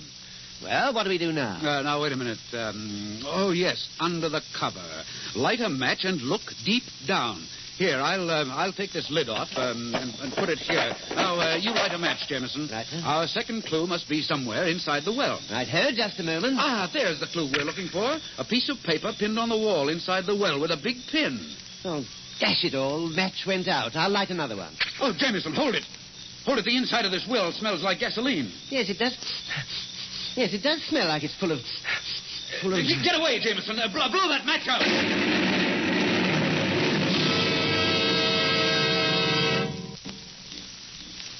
Are you all right, Mr. Lanyard? Yes, and no thanks to you. Oh, I couldn't help it, sir. If you ask me, we walked right into a trap. And quite obviously. Here, let me help you up. Oh, thank you, sir. Oh, if I'd had any idea... Ouch! Well, now what's the matter? Oh, I've been stabbed. Well, let me see. Oh, steady, Jameson. I'll pull it out. Oh, be careful, sir. Oh. Oh! There we are. And very interesting. What is it, sir? Oh, it's that big pin. You could have been hurt quite badly. Well, if you ask me... Come along, Jameson. We've got work to do.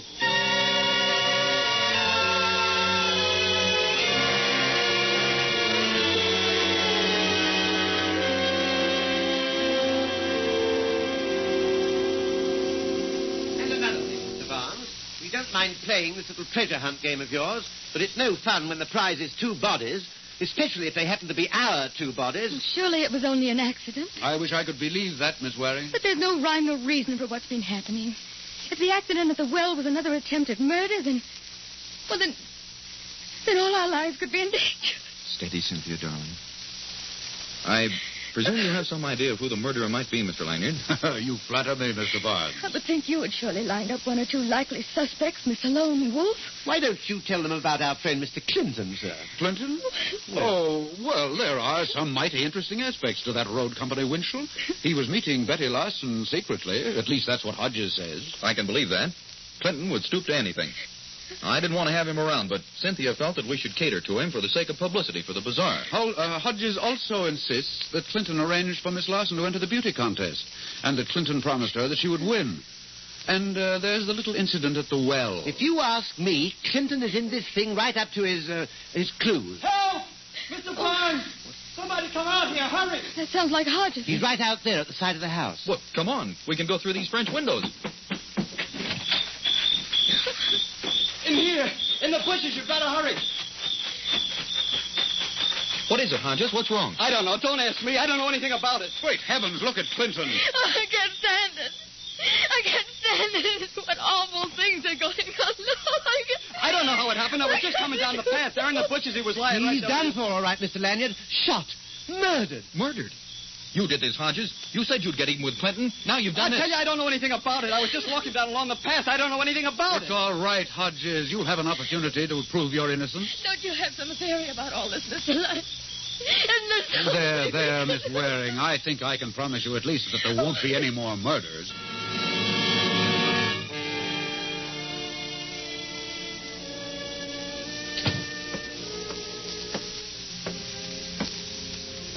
Hold the flashlight a little higher, Jameson, on the clock on the mantelpiece. Yes, sir. Just as you say, sir. But aren't we taking a bit of a risk, Mr. Lanyard? Leaving the estate without checking with the sheriff? Shh, quiet, Jameson. If I don't find what I'm looking for here in Clinton's apartment, I'm afraid we'll have a lot of explaining to do. I'd just as soon we didn't go back. There's been 2 murders already, and they say things come in 3s. How interesting. Jameson, why do you think I've got you flashing the light on that clock on the mantelpiece? Well, sir, I'm a bit rusty. I think it might be safe to say, it would be safe. Exactly, Jameson. You never fail. The safe behind the clock on the mantelpiece. I say, I was right. Ingenious, eh, Mr. Lanyard? You have your moments. Well, it's a long time since I've operated in this fashion, but we'll see, Jameson. If you don't mind, sir, this is like old times. I do mind, Jameson, but unfortunately, certain situations are born of necessity. Then allow me to compliment you, sir. You haven't lost the old touch. No, I'm not so sure. There we are. Not much of a haul, if you ask me. Nothing but a stack of letters and a notebook. Let's have a look.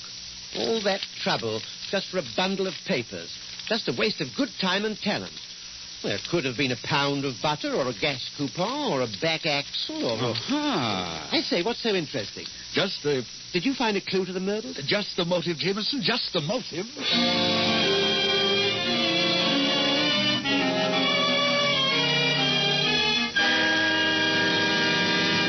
Look here, you can't keep me here, Sheriff. All I did was find Clinton. You can't hang a guy for that. Keep your shirt on, Hodges. Nobody moves out of this room till Lanyard shows up. If he doesn't come in 5 minutes, I'm going to put out a call and have him pulled in. Seems to me that Mr. Lanyard has admitted his guilt by disappearing. Well, whatever the case may be, I think you should allow me to go. After all, this is my house, and I do have guests. They might think it rather strange if their host isn't around. Look, Mr. Barnes, party or no party, there's been a couple of murders committed around this joint, and everybody in this room is under suspicion. Really, Sheriff? If you're going to keep us here and allow Mr. Lanyard to sit... Good evening, Sheriff. Jameson, say good evening to the Sheriff. He's been very patient, I hope. Good evening, sir. Constable. Sheriff. All right, you two. You'd better make it good. Running away from the scene of the crime won't sit so well in court. Please accept my apologies, Sheriff. Well, now that you're here, Mr. Lanyard, perhaps we can clear up this nasty mess. Yes. I presume you've been spending your time checking up on the murders, Mr. Lanyard. That's right. And I've uncovered a few details which I'm sure will prove most interesting, Miss Waring. You're wasting time, Lanyard. Somebody in this room has been running around committing murders. And I'm going to find out who it is or die trying. Who said that? Oh, if it's all the same to you, Sheriff, I think I'll join the other guests. Now, isn't that thoughtful of you? Get away from that door before you tempt me to bring the murder score up to 3. Do as he says, Jameson. After all, you don't want to miss all the fun. In just a minute, you're going to have the pleasure of meeting the murderer. Yes, that's just what I'm afraid of, sir. All right, Lanyard. Let's have it. Very well, Sheriff. First, allow me to review events from the beginning.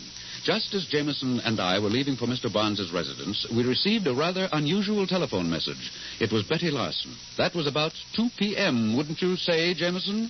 5 minutes after 2, to be exact, sir. Thank you. We arrived at Mr. Barnes's estate by 3:30. At 5, Jameson and I went for a swim in the pool. It was then we found Miss Larson. At what time did the coroner examine her, Sheriff? Around 7 in the evening. But what difference does it make? The poor girl had been dead for 10 hours. All the difference in the world, my dear fellow. Simple arithmetic will show you that it was impossible for Miss Larson to call me at 2 o'clock. At 2 o'clock, she'd already been dead for 5 hours. Hodges, you did it. You paid someone to make that call. You're crazy. I had nothing to do with it. Pipe down, Hodges. Go on, Lanyard. Sheriff, what do you think was used to murder Miss Larson? Well, Could this have been the weapon? The pin. The pin, the one I fell on when the well exploded. Yes, Jameson. Let me paint a rather gruesome picture for you, Sheriff. Miss Larson is called down to the edge of the swimming pool. Someone who poses as a friend suggests that she try on a hat. In trying it on, our murderer, pretending to assist, neatly jabs Miss Larson and thrusts the pin through the base of her brain. Oh, how horrible. Could I examine the pin, please? Well, of course, Mr. Barnes. Why, it's a hat pin. Well, Cynthia, it's the one you had in the large hat you wore in that beauty contest.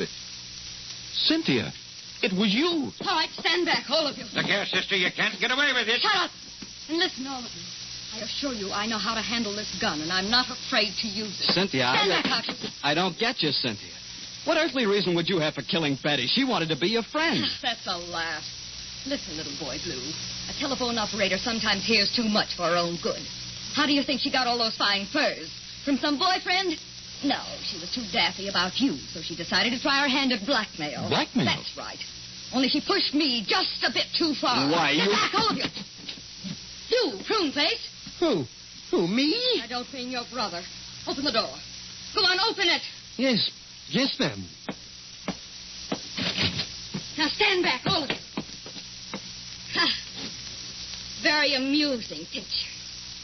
That's right, Mr. Lanyard. Step forward just a little. I'd like to thank you for spoiling a most delightful weekend. And here's a little something to remember me by.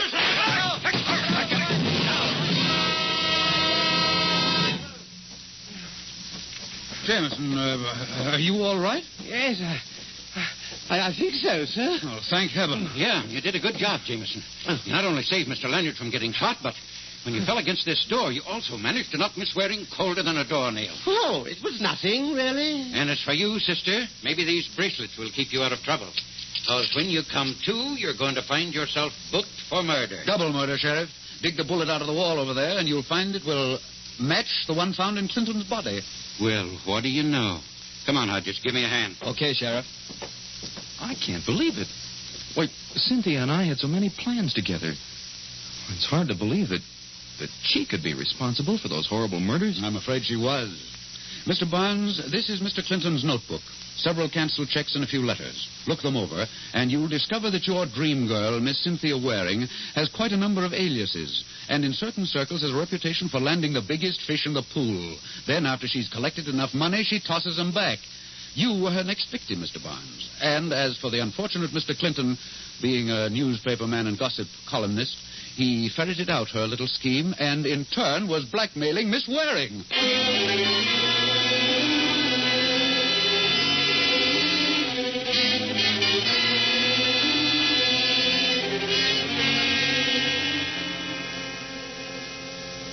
Well, ladies and gentlemen, I guess that just about puts the cap on that story of our little adventure at the estate of Rutherford Barnes. Miss Cynthia Waring was a very shrewd and fast-thinking young lady. She got one victim with a gun. She almost got Jameson and me at the old well when the gasoline exploded. All of which began with the first and most ingenious of the murders. The particularly cold-blooded murder of Betty Larson with that hat pin. And, Jameson, of course, we have you to thank for having discovered that most important bit of evidence, the pin itself. Yes, Mr. Lanyard. And I must say, I got quite a lift out of that myself when I discovered it. Now, Jameson, remember your promise. Suffice it to say, you discovered the pin. The hard way, I admit. Oh, yes, sir. There's no doubt about that. The criminal would never have been stuck in the final analysis if I hadn't sat down and got myself stuck. That will be all, Jameson. Good night, ladies and gentlemen.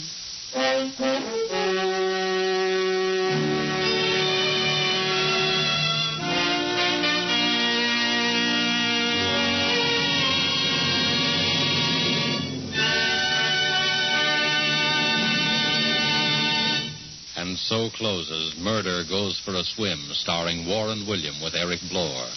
The first appearance of the lone wolf on the air, and tonight's tale of suspense.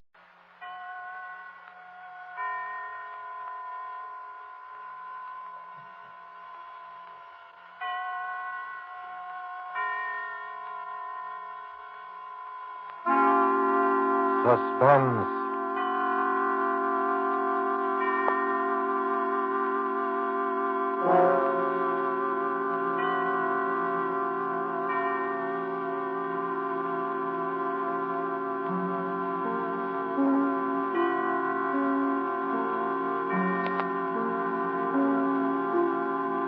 This is the Man in Black, here again to introduce Columbia's program, Suspense. Heading our starring Hollywood cast tonight is Mr. Laird Cregar, who will be seen shortly in the 20th Century Fox production of one of the great suspense stories of all time, The Lodger. Tonight, Mr. Cregar appears as a cynical gentleman who made an unusual bet with death. With Mr. Cregar as a cast of the screen's most distinguished and characteristic players, Miss Helen Vinson, Mr. Walter Kingsford, Mr. George Couloris, Mr. Harold Huber, and Mr. Ian Wolfe, here to bring us the suspense play called The Last Letter of Dr. Bronson. And so with the performance of Laird Cregar as he writes for us this last letter of Dr. Bronson, and with the performances of, in the order of their appearance, Walter Kingsford, Ian Wolfe, Harold Huber, Helen Vinson, and George Couloris, we again hope to keep you in suspense.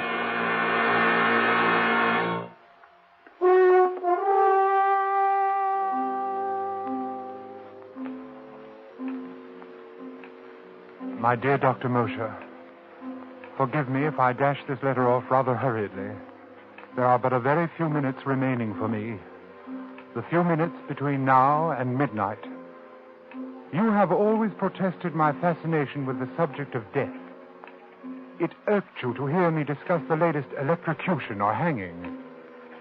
I remember your sarcasm the day you found me staring down from the top of the Empire State Building, speculating on the thoughts of a man about to leap from that pinnacle. You alone, Moshe, know how this fascination led to my latest experiment. I should say, my last experiment. I promised you a complete account of it all. Here is that account. First of all, let me recall a conversation which we held here in my study a little over a year ago. There you go again, Bronson. Death and murder. Really, you're unhealthy. Please answer my question, Moshe. Why do men behave as they do? What keeps them from breaking loose? Why don't they kill one another as animals do? Why, because they aren't animals. But, my dear Moshe, being neither vegetable nor mineral, they must be animals. But what I mean That is... you do not know the answer. I do. So? I have been studying the question for some time, and I've concluded that there are 5 basic checks which serve to restrain man from murdering his fellow man. Oh, really, Bronson? The obvious corollary is that murder occurs only when some stronger drive overrides these 5 basic checks. Oh, you make it sound very simple. It is simple. And what are these 5 basic checks? Well, I'm not prepared to reveal the outcome of my study as yet. I must put my theory to the test. That would seem to be a difficult undertaking. Difficult, yes, but intriguing. Oh, well, I take it you're about to embark upon another of your experiments. Correct. Bronson, why must you keep on? These studies invariably bring you some physical, or what is more dangerous, some nervous disaster. And in turn, your handsome bill for putting me in shape to conduct the next. Sooner or later, you will experiment yourself into a position beyond my power to aid you. Let it be later, then. Meanwhile, I shall continue to pursue my sole interest in life. And how do you propose to conduct this restraint from murder experiment? Well, a murder is composed of 4 elements.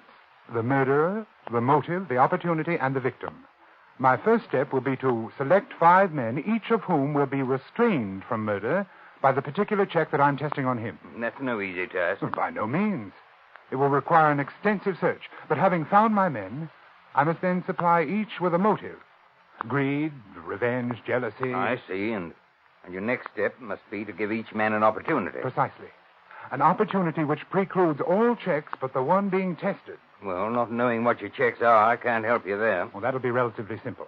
And finally, I must supply an intended victim. And you'll ask this victim to face 5 men, each standing to profit handsomely by murdering him? Correct. His only chance of survival being the correctness of your theory of checks in all 5 instances? Yes. And do you imagine you will discover a man with such utter confidence in your reckoning? There is one such man. Who? Myself.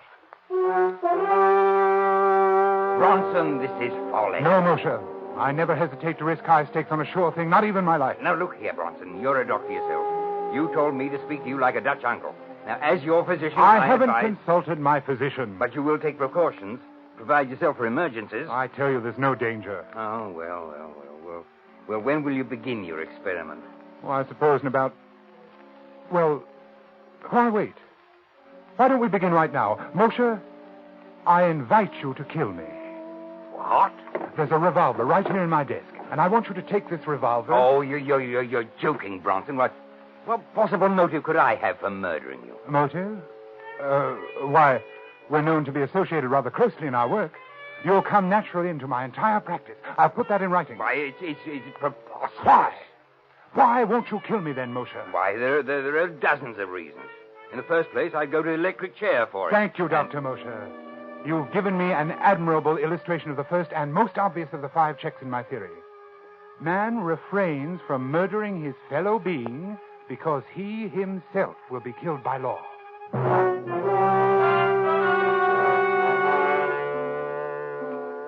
Remember, Moshe? Remember how it began? That was more than a year ago. Yes, I've spent more than a year in selecting my other 4 subjects, because the checks I wanted them to prove were not so simple. In selecting my people, it was necessary that I cultivate the friendship of each, so that when the time should come to confront him with my proposition, I should be certain of how he would act.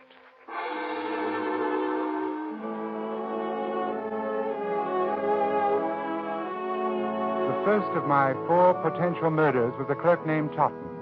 Totten was badly in debt, his wife in the hospital about to undergo an expensive operation, and he was a deeply religious man.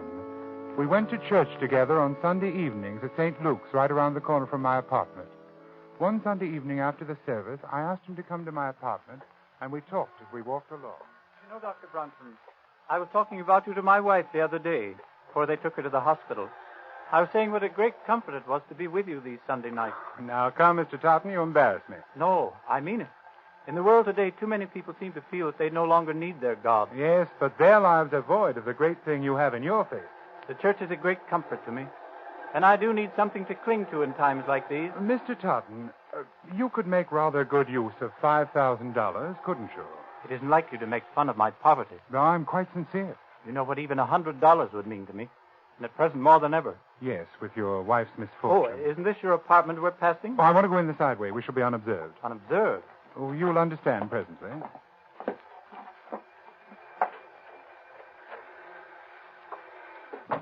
Please, come into my study.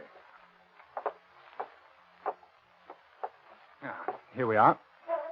And now if you'll take this chair opposite my desk. Thank you. Mr. Totten, you said that even $100 would be a great help to you. Here in my desk, I have this package containing $5,000.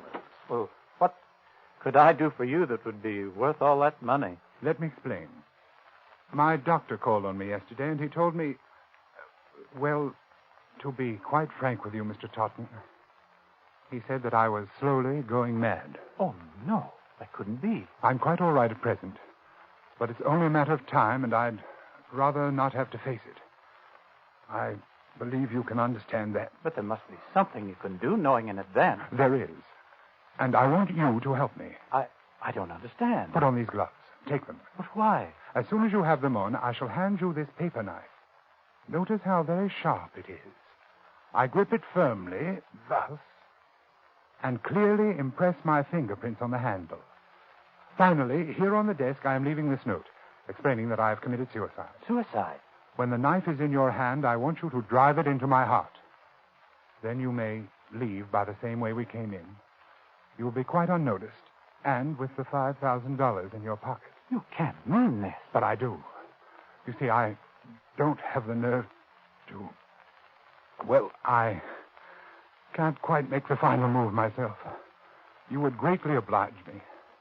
And with the $5,000, you will be able to give your wife the treatment she needs. What do you say?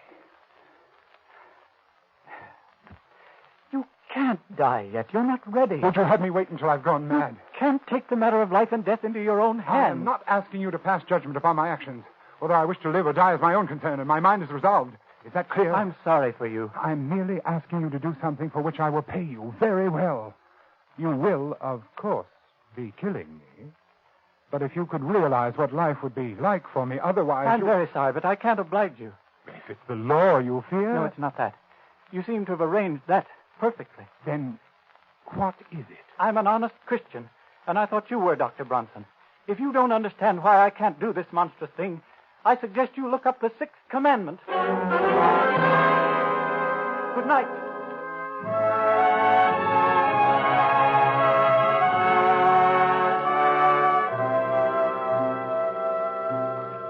So, Moshe, my second point was proved.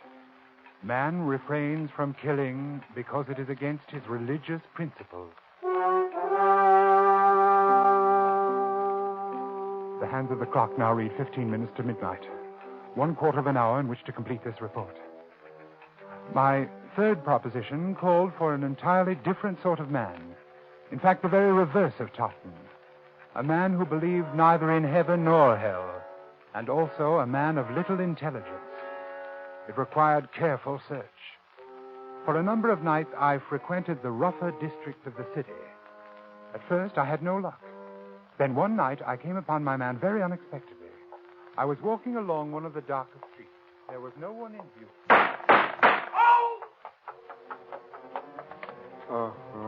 He was slumped down beside an ash can. He'd been shot in the chest and left arm, severing an artery. He was bleeding profusely. I tore off his shirt and made a tourniquet for his arm. Oddly, no one came into the alley to investigate. Never mind me. Get away.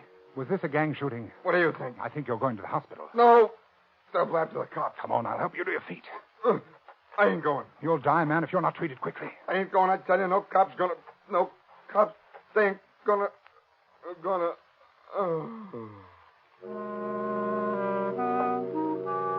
His name was Matt Doyle. I visited Doyle in the hospital almost every day. Several months later, I decided to put him to the test. I found Doyle in one of his hangouts and brought him to my apartment. Hey, this sure is a fancy roost you got yourself, Doc. I find it very pleasant. Have a cigarette? Thanks.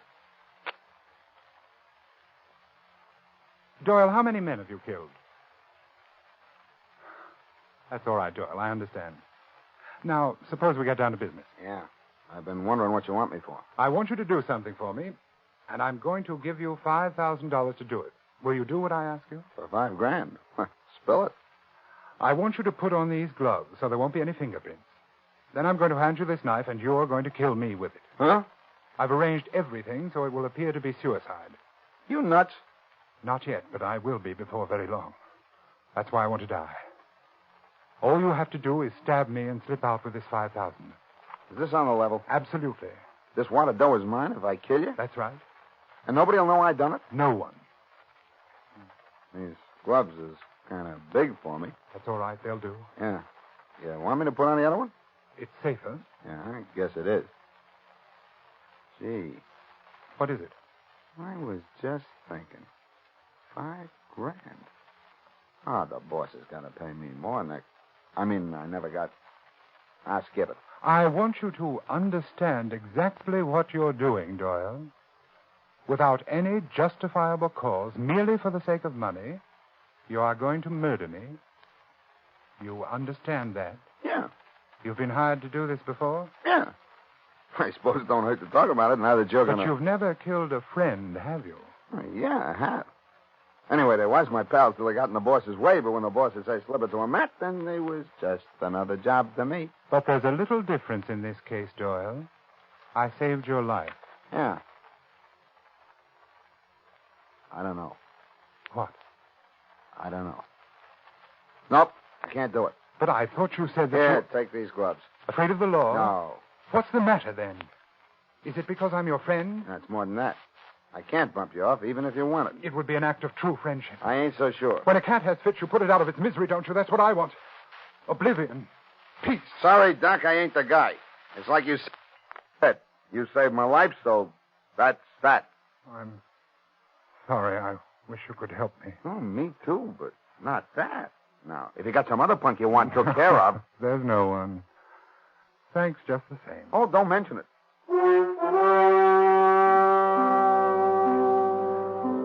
There was my third proposition.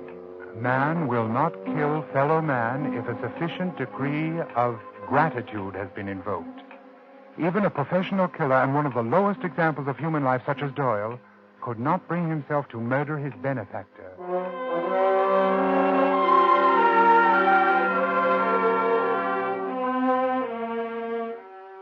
My next subject was altogether different in temperament. With Judith Ainsley, I used a special technique. I first encountered Judith Ainsley when I operated on Barrett Sheffield, the actor. You will recall that Sheffield was brought to the hospital with a lung abscess. As I prepared, the nurse standing beside me was greatly agitated. What? His dyspnea is more pronounced. Listen. Miss Ainsley, another hemostat, please. But he's getting blue. Doctor, do you think you're really sure this is cyanotic? Miss Ainsley. I'm sorry, Doctor, but it's... Doctor. Quickly, caffeine. Quickly!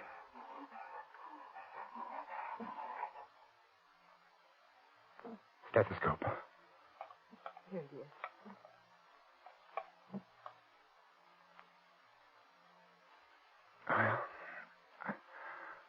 That's that. Yes. That. Miss Ainsley, what's the matter with you? You've been acting strangely all through this operation. You killed him. You shouldn't have gone ahead. You know that. I warned you. I shall see to it, Miss Ainsley, that you are never assigned to one of my cases again. What's the matter with you, anyway? Have you never seen a pulmonary before? Or does it upset you to see a handsome actor like Barrett Sheffield die? Yes, it did. Oh? Yes. We were going to be married next week.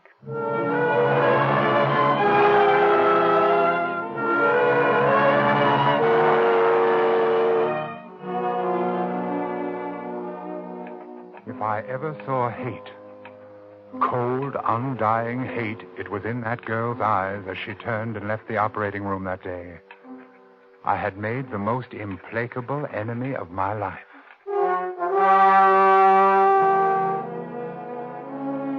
As I come to my third check, dear Moshe, it suddenly occurred to me that Judith Ainsley was the perfect subject. One day at the hospital, I inquired about Miss Ainsley and learned that she had done 4 years of medical and was now interning at Cedars of Lebanon in hope of picking up a resident fellowship. I went down to the hospital and sat in the doctor's lounge waiting for her. Presently, she came in with another intern. I stood up. She turned and looked at me. I saw again in her eyes that inexorable hate. She had never forgiven me for what she felt was my negligence in the death of the man she loved. I walked toward her. Excuse me, please. I see you remember me, Miss Ainsley. Yes, will you excuse me, Miss please? Ainsley, you may not believe this, but I've come here especially to talk to you today. To talk to me, Dr. Bronson? Yes.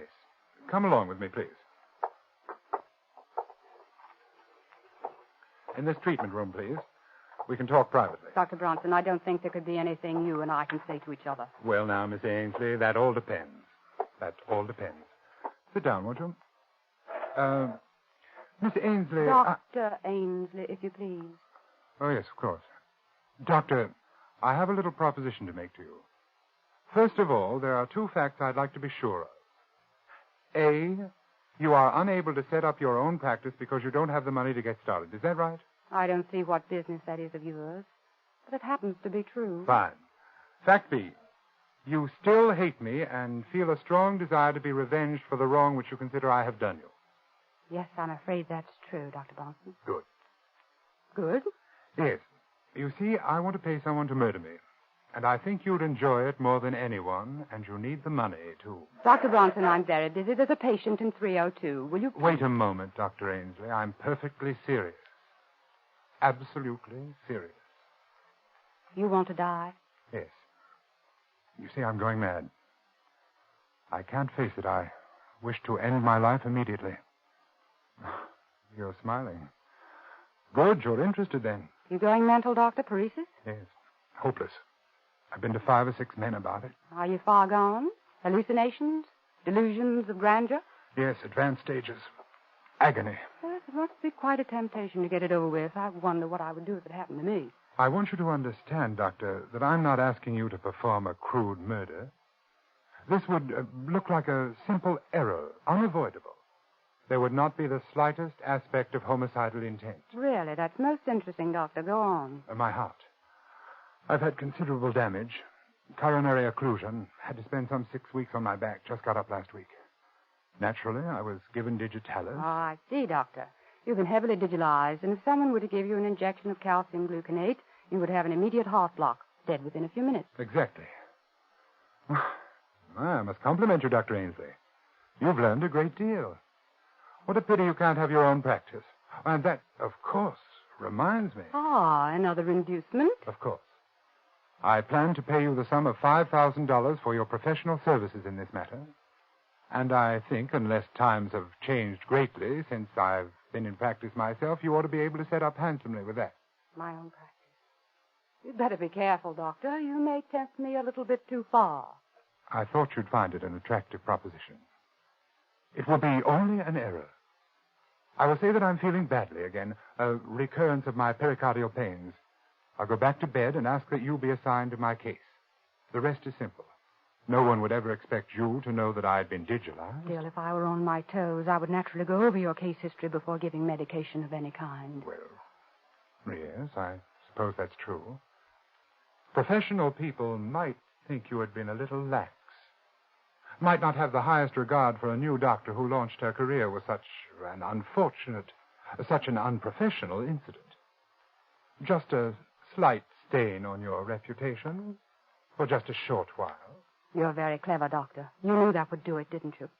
I want to thank you. You've done me a great service. You mean you'll do it?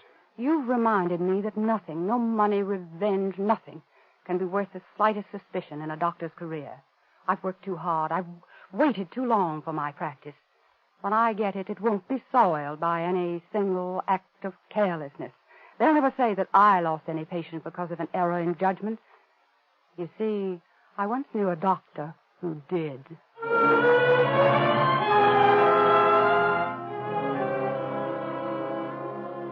There, Moshe, is my 4th check. Man, or in this case, woman, refrains from killing because of the fear of loss of reputation. Now I come to the testing of my fifth subject. A man who would not murder because he couldn't bear the sight of blood, much less the responsibility for shedding it. Laderne was my man, and I found him shortly after my search began. On that day, I saw him turn a ghastly white as a fast-moving car almost ran over a small dog which had run into the street. It wasn't a particularly frightening sight, but Laderne clutched at his throat and fell in a dead faint. I, of course, made it my business to become acquainted with him.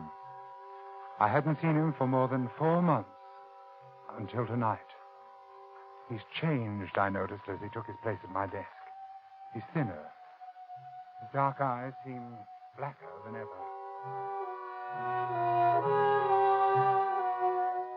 Laderne, I want you to do me a favor. It's a little peculiar, but I'm perfectly sincere about it. Well? Circumstances require that my life be ended. But I can't quite reach the point to kill myself.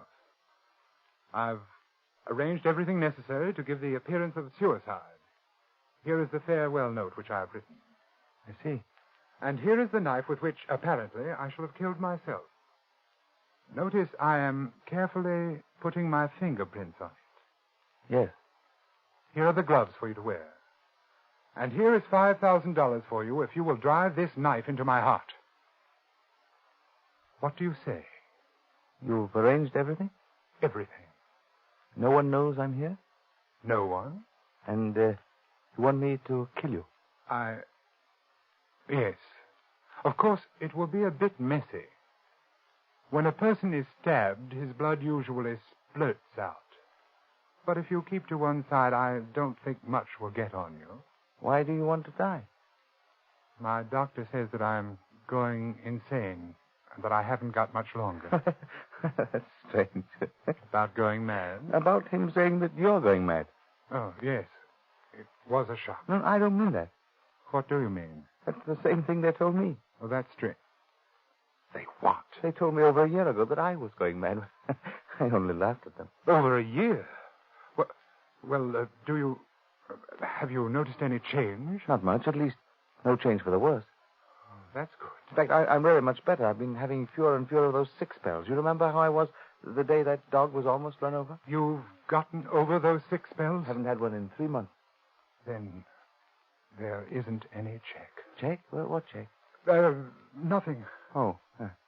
Well, this is going to be a pretty messy business. You might as well get it over with. Nice gloves you've got here.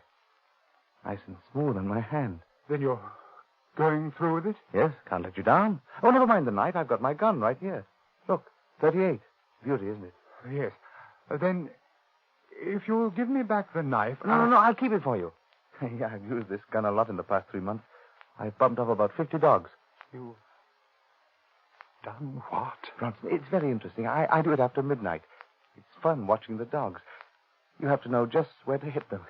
It kills them instantly. But the noise in here, aren't you afraid that somebody will... A silencer, look. I don't like to wake people up when I kill their mutts. But they'll find the bullet. They'll trace to your gun. They're sure to get you. In a suicide, the weapon stays right beside the body where it falls. Suicide? Who says this is suicide? It's murder. I'm going to murder you. That's what you asked me to do. Look here, Laderne, this has gone far enough. I was only joking. I don't want you to kill me. 5,000, eh? All here. Listen to me, I was only joking. You ready? Laderne! Shall I shoot now? No, wait. Do you want it through the heart or brain? Not yet. Can't you wait? Just a little while. Wait, what for? Well, I've been conducting a little experiment. I'd like to write an account of it before I go. Oh, what sort of an experiment? I don't think you'd understand. Oh, okay. I'll wait. Till midnight. Then I've got to go. There's a German police dog I've been wanting to get. Big, ugly brute. It'll be fun. Yes. I'll wait. Thank you. The clock says 10 minutes past 11. Yes. You've got 50 minutes. I'll wait by the window.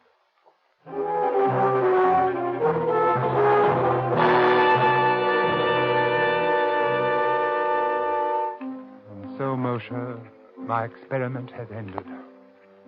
As you predicted, I have finally placed myself in a position beyond your power to aid. Strange, isn't it? that the one thing I didn't count on was the choosing of a subject who would not respond to my checks, who in fact had no checks at all, for insanity knows no restraint. Bronson, midnight. Oh, yes, Laderne, I'm hurrying. He is still at the window, and he is sure to shoot me. There is nothing I can do to say or stop him. I know that.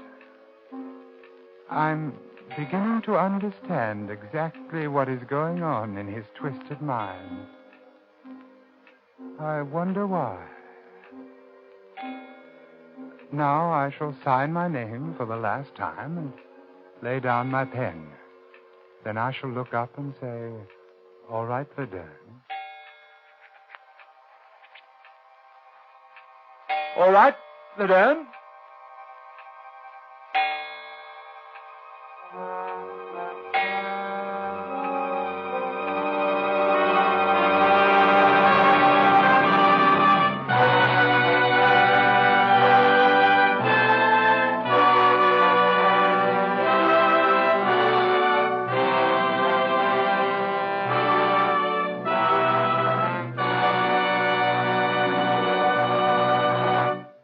So closes the last letter of Dr. Bronson, tonight's tale of suspense.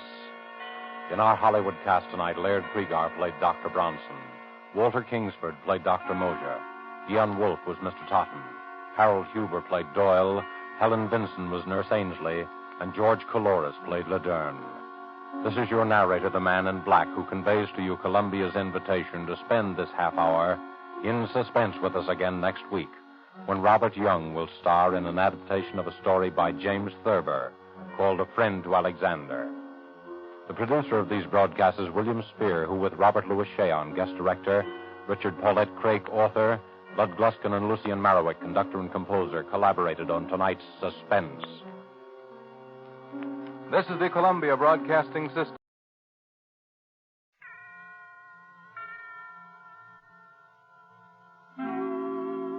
Suspense.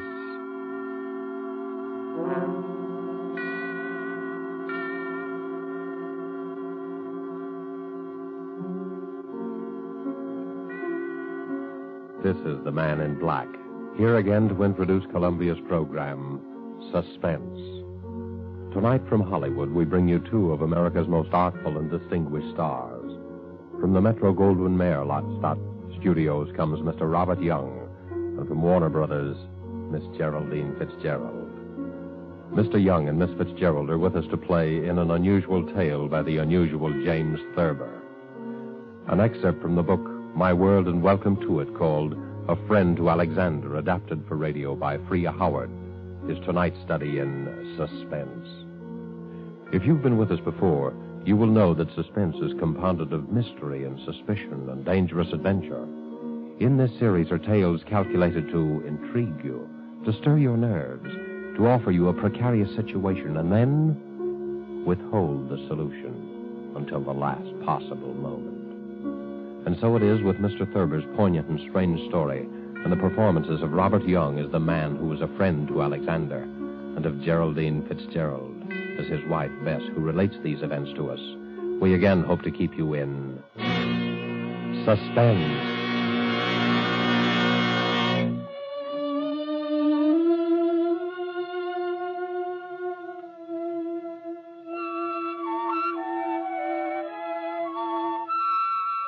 Harry was a laughing, happy-go-lucky fellow before he began to have those dreams.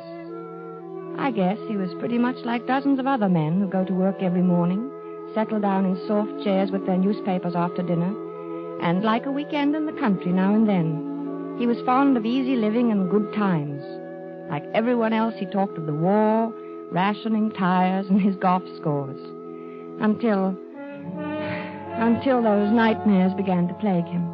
At first, I was amused. You know, I've been dreaming about Aaron Burr every night. What for? Well, how do I know what for? Aaron Burr is a funny person to be dreaming about nowadays. Why? I mean, with all the countries in the world at war with each other. What's so funny about dreaming? Maybe you're upset. Well, everybody dreams, don't they?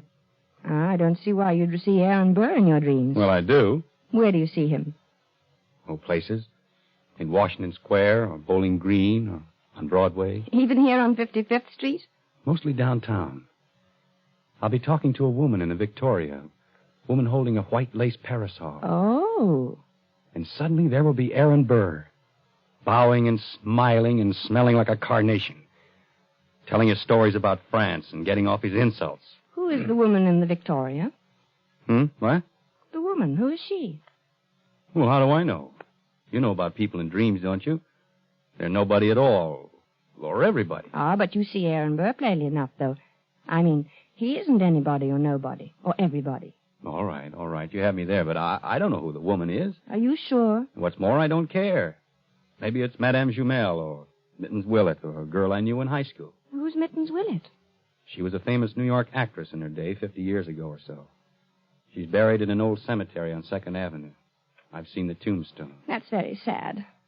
Why is it? Oh, I mean, she probably died young. Almost all women did in those days.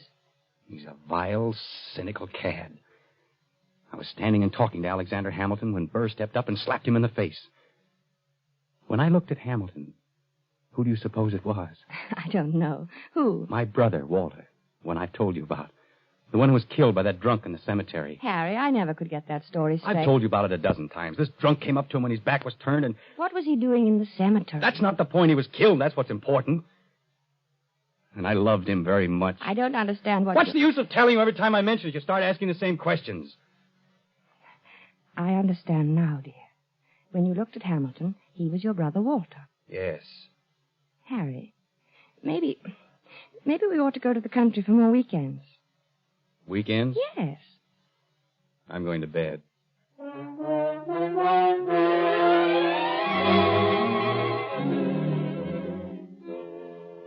For a time that evening, I worried about Harry. Not about his dream. Why shouldn't he dream? But I wondered about his health. He looked so worried somehow, so unlike himself. I was glad when he went to bed. A good night's sleep was just what he needed, I thought. How could I know? The next morning, we were quietly eating our grapefruit when Harry flung down his spoon. I wish he'd go back to France and stay there, him and his la-la. Who, dear? Oh, you mean Aaron Burr. Did you dream about him again? Yes, he said la-la to me. Why should he say la-la? I was at the tavern and we were drinking ale, and I said something funny. I don't remember what it was. Something amusing about what Ben Franklin had said to Washington once. It was one of those things, you know. No, I don't. Have some more coffee, dear. I don't want any coffee. I made this remark, and everyone laughed. Everyone but Burr, that is. He sort of sniffed, and then he said, la-la. Well, why not? I mean, is there anything wrong about him saying la-la? It was the way he said it. He was sneering at me. They all noticed it. Who, dear? Who noticed? The others, all of them. And Hamilton.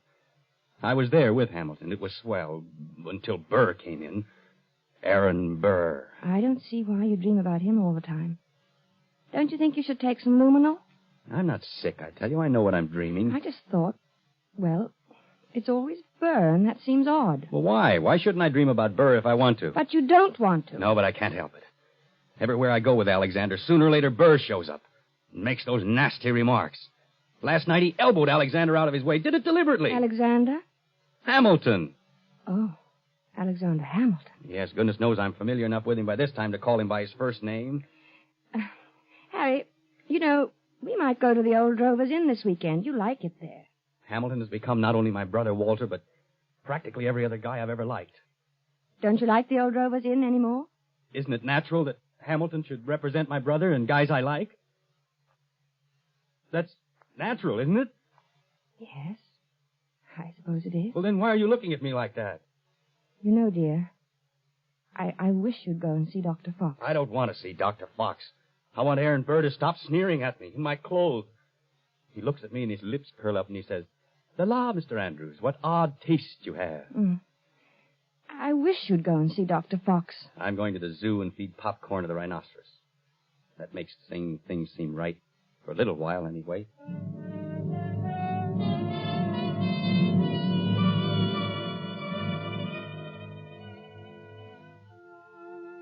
I thought he'd forgotten all about that ancient pistol duel, because for 2 days after that, he lost his haggard, tired look and actually seemed cheerful.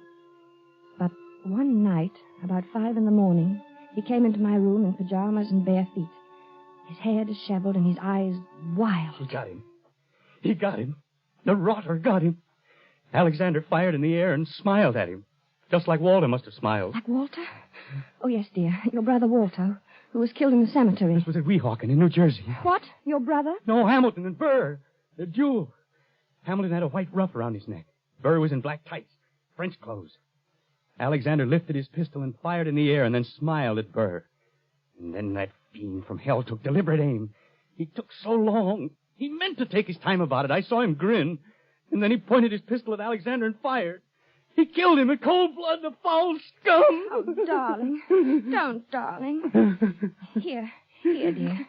Take some of these pills. I don't want any. Oh, take it.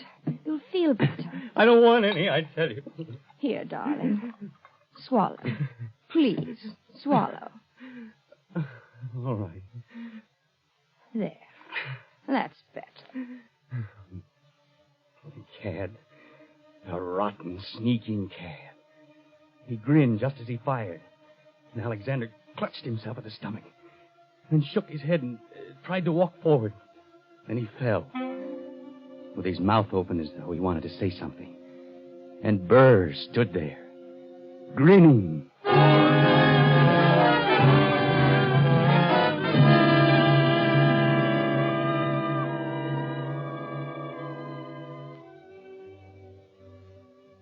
He was better after that, but I kept urging him to see Dr. Fox. At first he refused, but later he decided to humor me. He was humoring me by this time, and Dr. Fox, too. How you been feeling, Doc? Oh, fairly well, Mr. Andrews. My pulse has been Now, just what seems to be the trouble? Nothing. Nothing wrong with me. He has nightmares. You look a little underweight. Perhaps your diet. Oh, I'm not underweight. Overweight, maybe, but not underweight. Getting enough exercise? Same as usual. He's worried about something. He always has this same dream. Aha, a dream, eh? What kind of a dream? Just a plain old dream. Aha. No, it isn't. It's about his brother Walter, who was killed in a cemetery by a drunken man. Only it isn't really about him. Really? Why, very few people are actually killed in cemeteries. It's an interesting coincidence, if I may say so. You mean you know somebody who was killed in a cemetery, too? Is that the coincidence? No, I meant your brother being killed in a cemetery. You know, dead in a cemetery. A sort of, do you follow me? No. I think you should go see Dr. Fox, Dr. Fox. Interesting. Yes, very interesting. I wonder if you would mind stepping into the next room, Mr. Andrews. I want to give you a thorough examination. Right in here, sir, and we'll just have a look.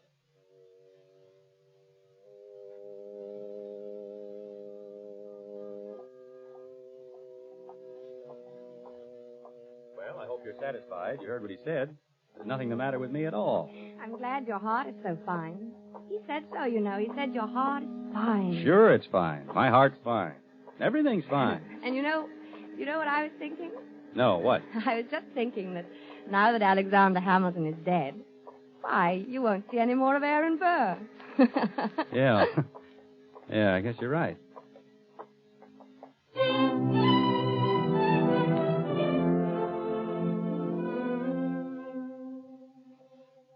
But I was wrong. Aaron Burr did not leave my husband to sweeter or more peaceful dreams. Harry said nothing about it for several mornings, but I could tell he was still being tortured by those ghosts.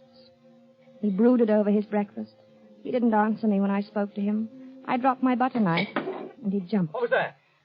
Only my knife. Oh. Harry, are you still dreaming about that man? Oh, I wish I hadn't told you about it. Forget it, will you? I can't forget it with you going on this way. Can't you forget I mentioned it? Maybe you should see a psychiatrist. Oh, bosh. What does he do now? What does who do? Aaron Burr. I don't see why he keeps coming into your dreams now. He goes around bragging that he did it with his eyes closed. Says he didn't even look. Didn't look when? When he killed Alexander in that duel. Well, what? He claims he can hit the ace of spades at 30 paces blindfolded. Furthermore, since you ask what he does, he jostles me at parties now. I think you should stay out of this, Harry. It wasn't any business of yours anyway. And it happened so long ago. I'm not getting into anything. It's getting into me. Can't you see that? I see that we've got to get you away from here.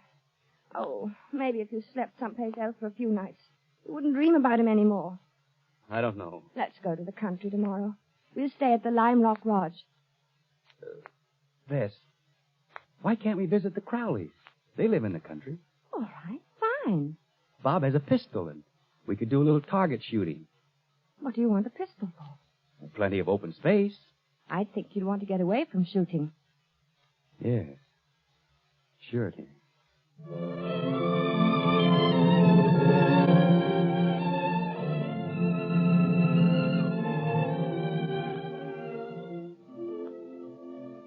The vacation seemed a success at first. When we arrived at the Crowley's house in the cab, I thought I'd left my suitcase at the railroad station. Harry laughed his old normal laugh for the first time in many days as he found the bag and handed it to me. And then he leaned over and kissed me. Good old Connecticut. Oh, Harry, this is wonderful. Oh, we'll have a grand time there. Yes, dear. Hello, Bess. Hi, Harry. Here they come. Good old Bob. Remind me to tell him that rabbit joke. Hello, Madison. I'll take your bags, Mr. Andrews. Thank you, Madison. Good to see you. Thank you, sir. Hello there. Bess, what a wonderful Well, bag. Bob, Hi, how's the Harry. old country squire? Oh, fine. How have you been? Never better. Boy, it's good to be here. Hello, Alice. Well, you two, I'm so glad you've come. Gets kind of dull here in the hinterland. Oh, I'm glad, too. Say, wait till you get one of our extra special cold martinis into you. You'll feel ship-shape. Still know how to mix them, huh? Better than ever. Get lots of practice these long country winters.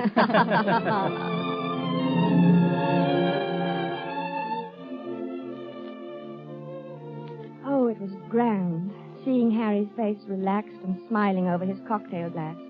When I went to bed that night, I felt that at last that nasty old business of the dream was over. And I was happy.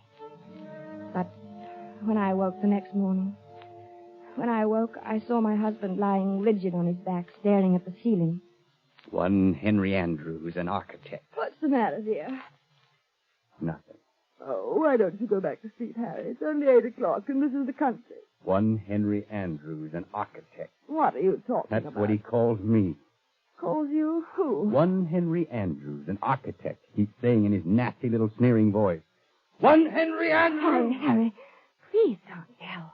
You'll wake the whole house. Early, people want to sleep. I'm beneath him. I'm just anybody. I'm a man in a gray suit. Be on your good behavior, my good man, he says to me. Or I shall have one of my lackeys give you a taste of the riding crop. Why should he say that to you? You ask me why. He wasn't such a great man, was he?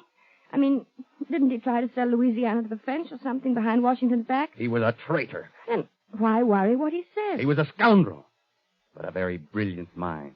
I was in hopes you weren't going to dream about him anymore. I thought if we came up here... It's him or me. I can't stand this forever. Neither can I.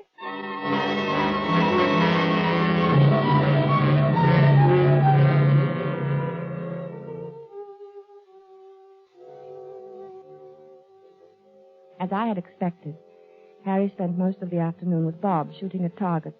At first they just aimed at the paper squares. It all seemed to be good-natured and in fun. After a while, Harry stood with his back to the dead tree trunk on which the targets were nailed. Then he walked 30 paces ahead in a stiff-legged manner, and his face was set in stern lines. His revolver was at arm's length above his head when he turned suddenly and fired. Bob dropped to the ground, scared. Hey, what's the big idea, Harry? But Harry didn't answer. He started to walk back to that dead tree trunk again. Then, with his back to the target, he began marking off the 30 paces. Bob called to him. I think they kept their arms hanging straight down. I don't think they stuck them up in the air. But my husband continued to count off. At the 30th step, he lowered his arm, wheeled about suddenly, and fired from his hip. Hey there, watch out! 2 of the shots missed the tree, but the last one hit it. Like a mechanical man or someone in a trance, Harry began to walk back to the tree again without a word, his lips tight, his eyes bright, his breathing coming fast. And look, it's my turn. But Harry about-faced and stalked on. This time when he fired, his eyes were closed. Poor Bob didn't know what to make of this strange behavior. Hey, good heavens, man. Give me that gun, will you? Without a protest, Harry let him have it. For the first time, he spoke. I need a lot more practice, I guess. Well, not with me standing around. Come on, let's get back to the house and shake up a drink. Gee, I've got the jumps. I need a lot more practice.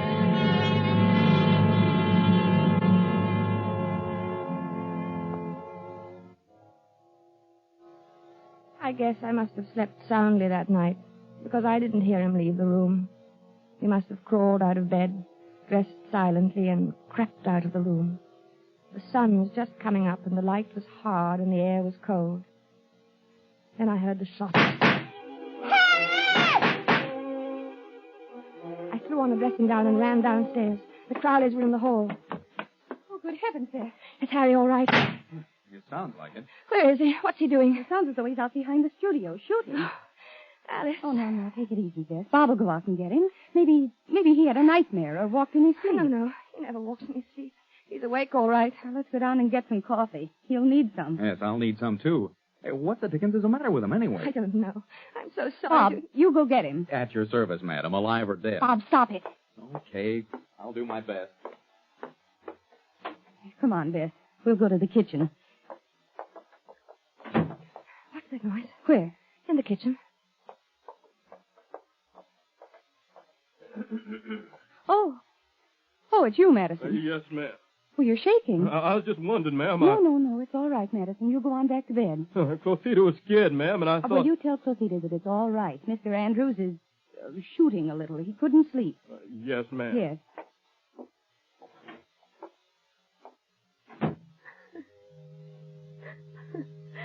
I don't know what to do, Alice.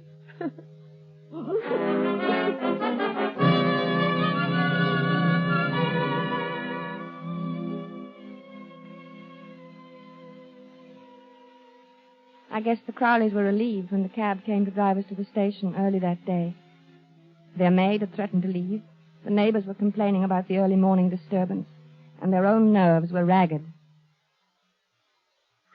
Boy, I'll need a drink after that. Yes, and make mine a stiff one. Gee, I'm sure glad he's gone. Well, it was either he or Closita. You can't afford to lose a good cook these days. But what do you think's the matter with him? I don't know. It's what Closita would call the shoots, I guess. You know, he said a funny thing when I went out and got him this morning. Well, let's have it. I could stand a funny thing. I asked him what the deuce he was doing out there in that freezing air with only his pants and shirt and shoes on, and you know what he said? What? I'll get him one of these nights. That's just what he said.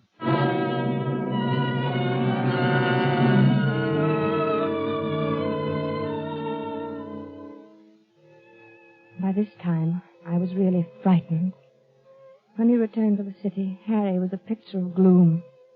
Our first night back, I looked at him as he lay on the chaise longue in my bedroom in his blue dressing gown, smoking a cigarette. He was haggard and tired, and he kept biting his lower lip. I mixed a scotch and water nightcap for him. No, thanks. No liquor. I need a steady hand. Watch my hand. Does it tremble? No. Is it steady? Yes, very. That's good. That's very good. You need a steady hand, you know. For what, dear? Oh, things. Harry, will you sleep in my room tonight? No, you keep shaking me all night to keep me awake. You're afraid to let me meet him. Are you still on that? Why do you think everybody's better than I? I can outshoot him the best day he ever lived. Oh, of course, in the dear. waistcoat. Right next to the middle button. He has 3 big pearl buttons on his waistcoat. Came from France. Why don't you dream about somebody else? Anybody else? Please. You'd like that, wouldn't you? You'd like to have me dream about somebody who wouldn't hurt a fly. Somebody like that. Because you'd know I'd never get in a duel with him. A duel? You're dreaming of a duel now? Ever since Hamilton died. Burr knows I hate him. Nearly over now. Harry. It's him or me. I'll get him, the rotter. But Harry... I know I'll get him. See, I have a modern pistol. He has to use an old-fashioned single-shot muzzle loader. Is that quite fair? Fair? What do I care if it's fair or not? Was it fair the way he shot Alexander? Was it? Don't be mad with me, Harry. Oh, I'm sorry, darling. I'm very unhappy. I'm sorry, darling. And I'm worried sick. Well, I'm sorry, darling. Don't cry. Please don't cry. It upsets me when you cry. I mustn't be upset. I must be very calm and rested. My hand must be steady tonight. Especially tonight. I'm so worried, Harry. Don't worry about me. I'll be all right. I'll be fine. My hand is like a rock.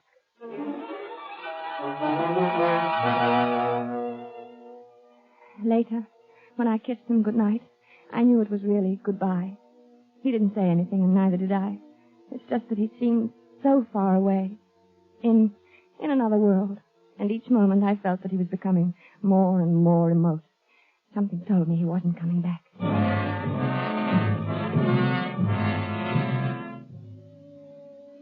couldn't sleep. After an hour of tossing and turning, I went to Harry's room. He was sleeping peacefully. I sat down in his chair and watched over him for a long while. Then, finally, I must have fallen asleep. A beautiful morning. It was about 5 in the morning when I awoke. Harry was talking in his sleep. Oh, yes, the doctor. Good of you to come, Doctor. Yes, often missed you at this hour. Harry. Are they loaded? Splendid. Harry, wake up. Yes, I'm perfectly ready. Is Mr. Burr? He is? Good. Shall we proceed? No, I do not care to make a statement. Very well. Yes, I understand perfectly. 10 paces. Turn and fire at the dropping of the handkerchief. Yes, 10 paces. Harry.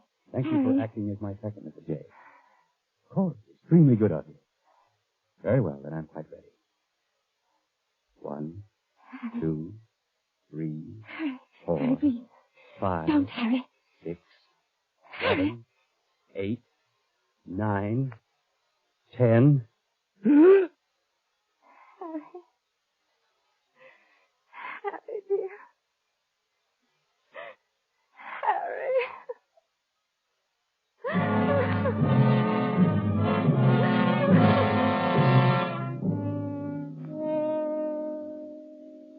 Dr. Fox was puzzled when he examined Harry the next morning. Extraordinary. His heart was as sound as a dollar when I saw him the other day. He seemed to be fine, Dr. Fox. I can't understand it. What? Why his heart stopped as if he'd been shot. Shot? Yes. Of course, there are no gunshot wounds and no... Shot. Now, Mrs. Andrews. That's it. Shot. No, you'll have to calm yourself. You can't help him now. I should have known it would happen. I kept staring at Harry's right hand. The 3 fingers next to the index finger were closed stiffly on the palm, as if gripping the handle of a pestle. The taut thumb was doing its part to hold that invisible handle tightly and unwaveringly. But it was the index finger which held my eye the longest. I looked carefully to make sure I was right. Yes, it was so. That index finger was curved inward slightly, as if it were about to press the trigger of a pistol. So there had been a duel after all. Perhaps there was no gunshot wound. But Harry had been shot as surely as he was dead. Dr. Fox saw me staring and spoke to me. What are you looking at, Mrs. Andrews? Harry never even fired a shot. Aaron Burr killed him the way he killed Hamilton. Well, what are you talking about? Aaron Burr shot him through the heart. I knew he would. Yes, but there's no evidence. I knew he would. Then Dr. Fox put an arm around me. He looked at me gently and a bit frightened, the way I used to look at Harry when he told me about his dreams. He led me to his assistant and whispered something. He thought I didn't hear him, but I did. She's crazy. Stark, raving crazy. I let the assistant take me away.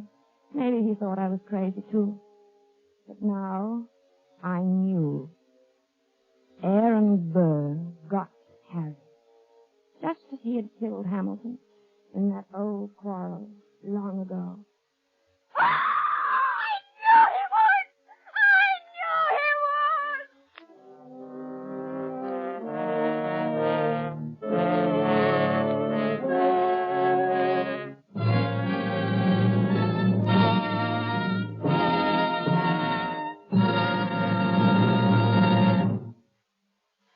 And so closes A Friend to Alexander, starring Robert Young and Geraldine Fitzgerald.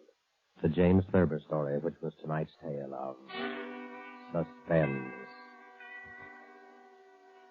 The producer of these broadcasts is William Spear, who with Robert Louis Cheon, guest director, Priya Howard, author, and Bernard Herrmann and Lucienne Marowick, conductor and composer, collaborated in presenting A Friend to Alexander.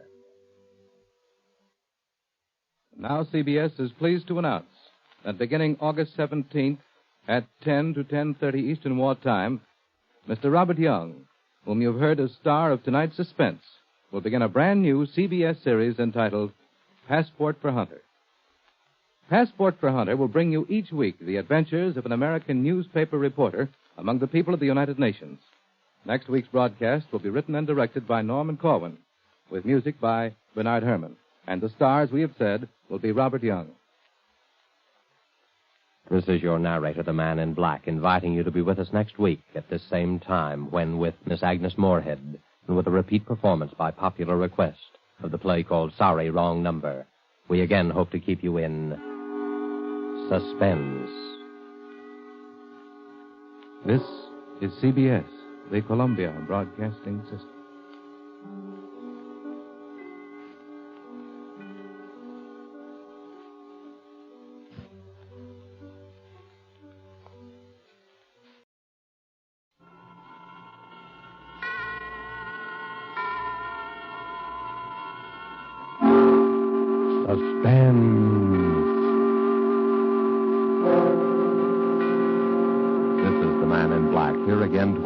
Columbia's program, Suspense. From Hollywood tonight, we bring you the noted British actor, Mr. Edmund Gwenn, a star of an unusual murder study by his distinguished compatriot, Miss Dorothy Sayers. The story called The Fountain Plays is tonight's tale of suspense. Currently appearing in the Metro-Goldwyn-Mayer Technicolor production, Lassie Come Home, following such successes as Foreign Correspondent and the stage plays The Wookiee and The Three Sisters, it is Mr. Gwenn's particular pleasure to embody on the stage and the screen the eternal middle-class Englishman, the common man of Britain, and proud of it. The character Mr. Gwenn portrays in our play tonight, Mr. Archibald Spiller, conservative John Bull that he may be, has lately had a bit of luck. Mr. Spiller lives on a little country estate with a cook and a manservant, and in the garden, yes, a fountain. Of all these little luxuries, it is the fountain which pleases him the most. An interesting sort of hobby for such a man. A fountain, perhaps more interesting than even Mr. Spiller himself realized at the beginning of that memorable evening. These events were really quite unusual, and with their publication, and with the performance of Mr. Edmund Gwenn as Archie Spiller, we again hope to keep you in suspense. The Fountain Plays.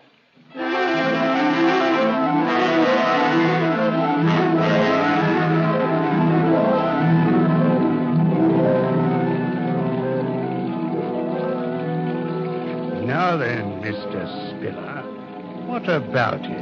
Have a care of the fountain, Sam. Get wet if you stand too close. Fountain? You and your blasted fountain, wasting your money on a doodad. It's unexpensive, Sam. It's very ingenious, really. Uses the same water over and over again, you see? Don't try and put me off. What about it? Well, I told you I'd talk to you about it later this evening. Later. Well, I want to talk about it now. I want a straight answer to my question. I've given you an Spiller. answer. You've given me nothing but bluff and bluster. Do I get it or don't I? That's what I want to know. And if Now, Gooch, don't... please. My guests are arriving. I'll talk to you tonight. You'd better talk straight, too. It'll be your last chance, my lad. Hello there, everybody. They're just in time for a cocktail. Come in. Master said we'd find you here, Daddy. I hope we're not interrupting. Certainly not. You know Mr. Gooch, don't you, my dear? Of course. And this is my neighbor, Mrs. Digby, Mr. Gooch. How do you do, Mr. Gooch? And Ronald Proudfoot, my daughter's fiancé. How do you do, sir? How do you do? Do help yourselves, everybody. You'll find all the fixings right there on the stone settee. Betty, you play hostess, will you, dear? All right, Daddy. I'll take mine neat. I was just showing Mr. Gooch the wonders of my little fountain. Oh, Daddy, you do make such a fuss over that fountain. Oh, well, even so, I always say that there's nothing quite like a bit of ornamental water to set a place off. Sort of like the Versailles Gardens, what? Oh, it's really lovely, Mr. Spiller. And so secluded with the rhododendrons and the lilac hedge all around. You like that, eh? Oh, I was thinking of cutting out some of these lilacs. Oh, I wouldn't. Well, to make a vista, so to speak. You can't even see it from the house with these bushes on all four sides. Well, now, perhaps that might add something. But if you like the lilacs, Mrs. Digby, the lilacs shall stay. Oh, Mr. Spiller. I'm no authority, I'm sure. Well, if you want an authority, I'd say it's a mess.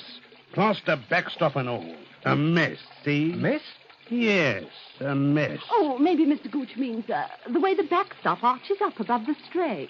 It rather overshadows it, Oh, have to have that, you know, my dear. Prevailing winds from the south. Blows the jet of water right out onto the grass. If it weren't for that backstop, I'd have a regular swamp over there. Wasteful, too. Well, I'm glad I know that. You always were a fool, Archie, squandering money on a fountain. Oh, no, indeed. It uses the same water over and over again. Like the ones in Trafalgar Square, you know. It's most ingenious, really. Why, isn't that a wonderful idea? Well, I have to be careful, of course, even so. I turn it off every night to save leakage and waste and so on. Same old Spiller. A proper miser, if ever there was one. Oh, I say now. Mr. Spiller, sir. Yeah? The dinner is served. Huh? Oh, thank you, Masters, thank you. Well, what do you say? Everybody ready for a bit of dinner, eh? We go in then, shall we? Come on, let's go in now. I got it. You can get some...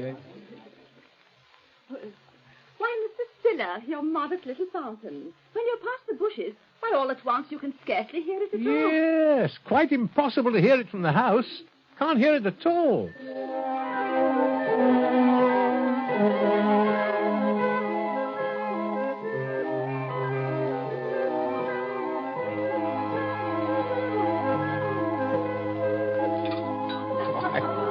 Another glass of port. Won't you have one, eh? What is it, Masters? Will that be all then, sir? Yes, thank you, Masters, yes. Excellent dinner. My compliments to the cook, please. Yes, sir. And coffee in the drawing room. Very good, sir. Well, shall we adjourn? Shall we what? Adjourn. Going to the drawing room, what? Quite a toff you've become, eh, Archie? Big change from the old days. Adjourn to the drawing room. Yeah. Yes. Well, we'll all have a spot of coffee now, eh? Coffee? Is that the best you've got to offer? No, by no means. Have anything you like, old man. That's better. What would you think, Mr. Spiller, about a rubber or two of bridge? Oh, excellent suggestion. Splendid. Good thing I don't play, eh, Archie? I see I'm counted out before we start. Oh, Mr. Gooch, I'm so sorry. Do take my place. I'm really very tired. No, thanks. We didn't play bridge where I come from, and neither did Archie. Although I see he picked it up quick enough once he got... Well, it's never too late to learn, you know. I got better ways than that to spend my time when I visit an old pal. Where's that fella Masters? Was there something you wished, sir? Take the whiskey and soda down by that fountain. Whiskey and moonlight and jolly old fountain. That's the proper way to spend an evening, eh, my lad? Quite, sir. Mind you bring the full decanter. One drink's only a starter for a chap like yours truly. Very good, sir. While I'm at it, better take a few of these here Coronas. Only the best for your old pals, eh, Archie? Yes. See you folks later. See you later on. Oh, Mr. Digby, shall it be you and me against the youngsters? Daddy. Eh? Yes, sir? Will you tell me why you put up with that man? Gooch? Oh, come. He's not a bad sort, really. Had a drop too much this evening, perhaps. But... He always has a drop too much. And he is a bad sort. He's a rude, unpleasant, terrible man. Well, old friend, you know. Not much a chap can do. Oh, Daddy. You're so soft-hearted. But if you can't do anything, I can. Now, please, dear, please. He'll be gone in a day or two. High time. What does he mean talking to you that way in your own home? Shall we cut for deals? Yes. Shall I, Well, I don't care. You shan't put me off. This is the last time that man is going to come into this house.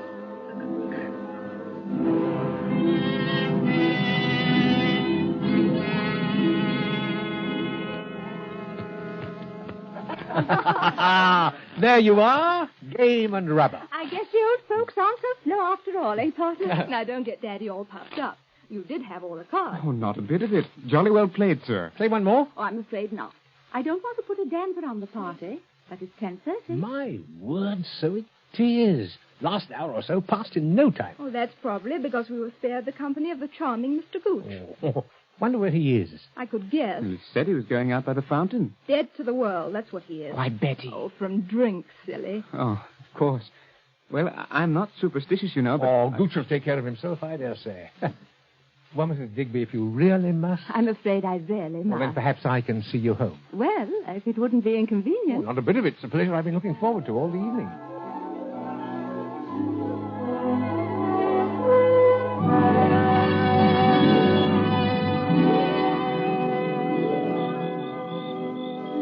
Well, here we are. Yes. It's been such a lovely evening, Mr. Spiller. Yeah, you know, I've been thinking...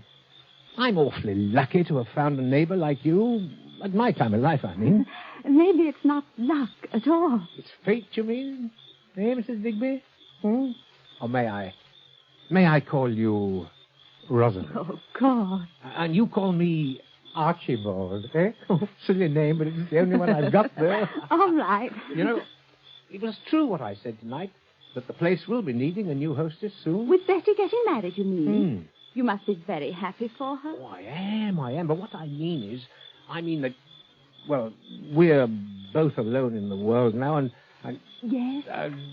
Rosalind, there's something I want to talk to you about soon. I can't just now. There are arrangements I have to make, but I do want to talk to you very seriously. Well, I'll always be here, you know. But it's late now. Yes, it is. Well, good night, Rosalind. It has been a lovely evening. Good night, Archibald.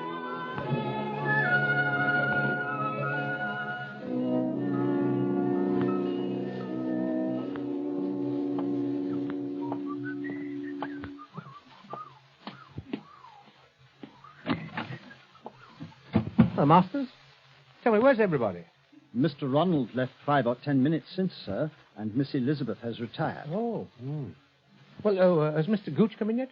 I couldn't say, sir. Shall I go to see? No, never mind. You can cut along to bed now. I'll look up. Very good, sir. Oh, by the way, Masters, is the fountain turned off? Yes, sir. I turned it off myself at 10:30, seeing you were engaged. Oh, fine. Well, good night, Masters. Good night, sir.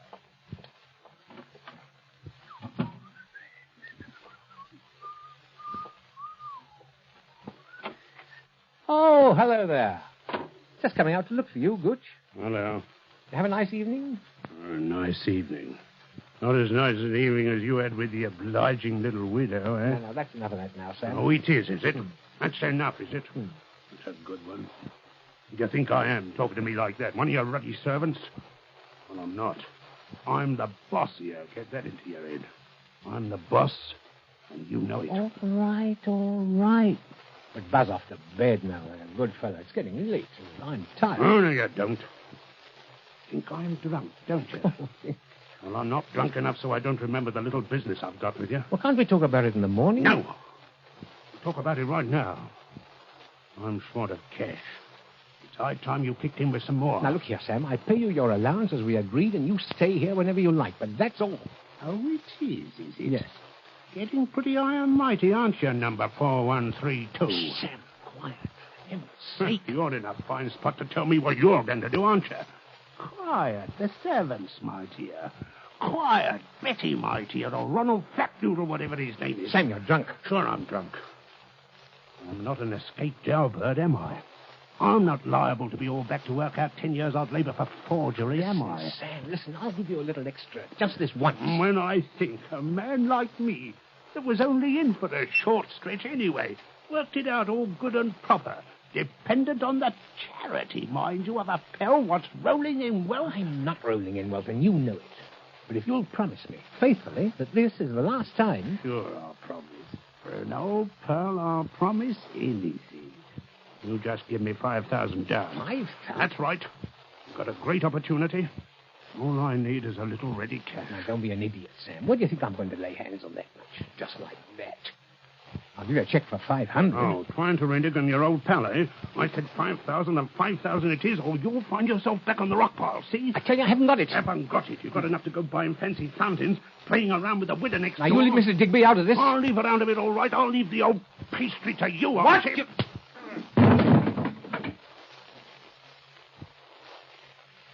I told you that was enough of that, and I meant it. Now pull yourself together and go to bed. Go on. I'll talk to you in the morning. You hear me, Sam? Sam. Yeah, come on. Come on. I didn't hit you that hard, you know. Go on. Get up on your feet now, Sam. Go on. Sam. Sam.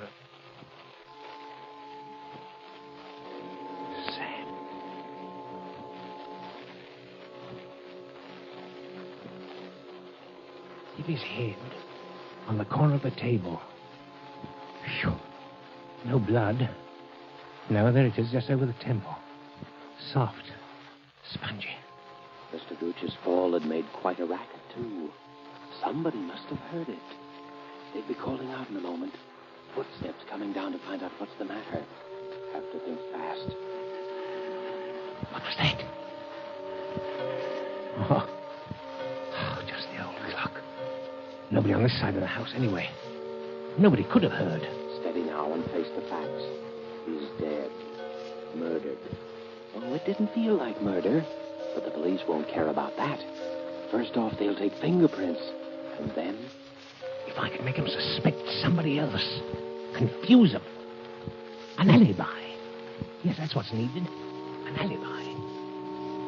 Make it seem he was alive when he was already dead. Yes. Yes, how do they do it in the stories? You dress up like the dead man and impersonate him. No, you imitate him, speaking over the phone, or...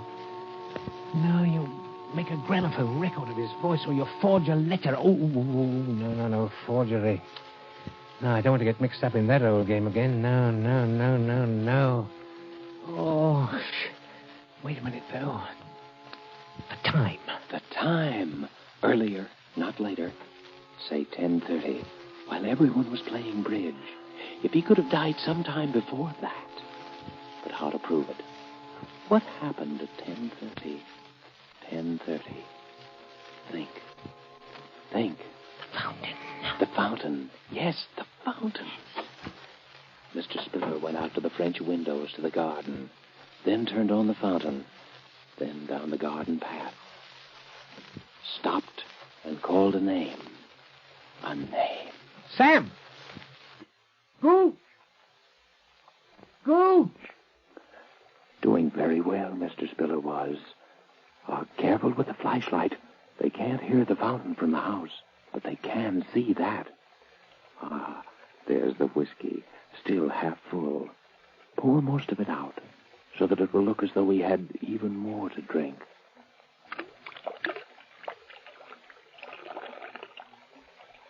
Now back to the house. That'll do. Now back into the house. Looked for him and didn't find him. It was dark. The moon had gone down. But from now on, quiet. Quiet as he is lying over there. The wheelchair. The whole closet. The wheelchair used to be Mrs. Spiller's. Remember how she... Oh, no, not time to think of that now. Just lift him into it. Who'd have ever thought old Sam was so heavy? Now out the other door, but quietly this time. Down the back path. Carefully. Feel like running. Feel as though every window in the house were thronged with white, staring faces, watching. The manufacture of an alibi. Here we are. Now to lift him up again. There. Lay him down on the edge of it. One hand in the water. The bruise on his head right up against the stone corner of the basin. There.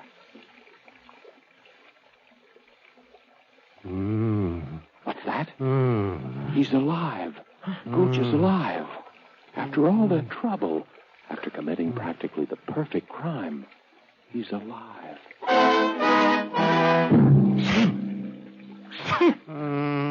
What? Bring him to life again? More blackmail for the rest of your life? What about Mrs. Digby? Rosalind? What about Betty? She at least deserves something better. Murder? All right, murder. He's dead already as far as the rest of the world is concerned. Now. Now or never. His face is right by the water's edge. Push him under. Now. Now.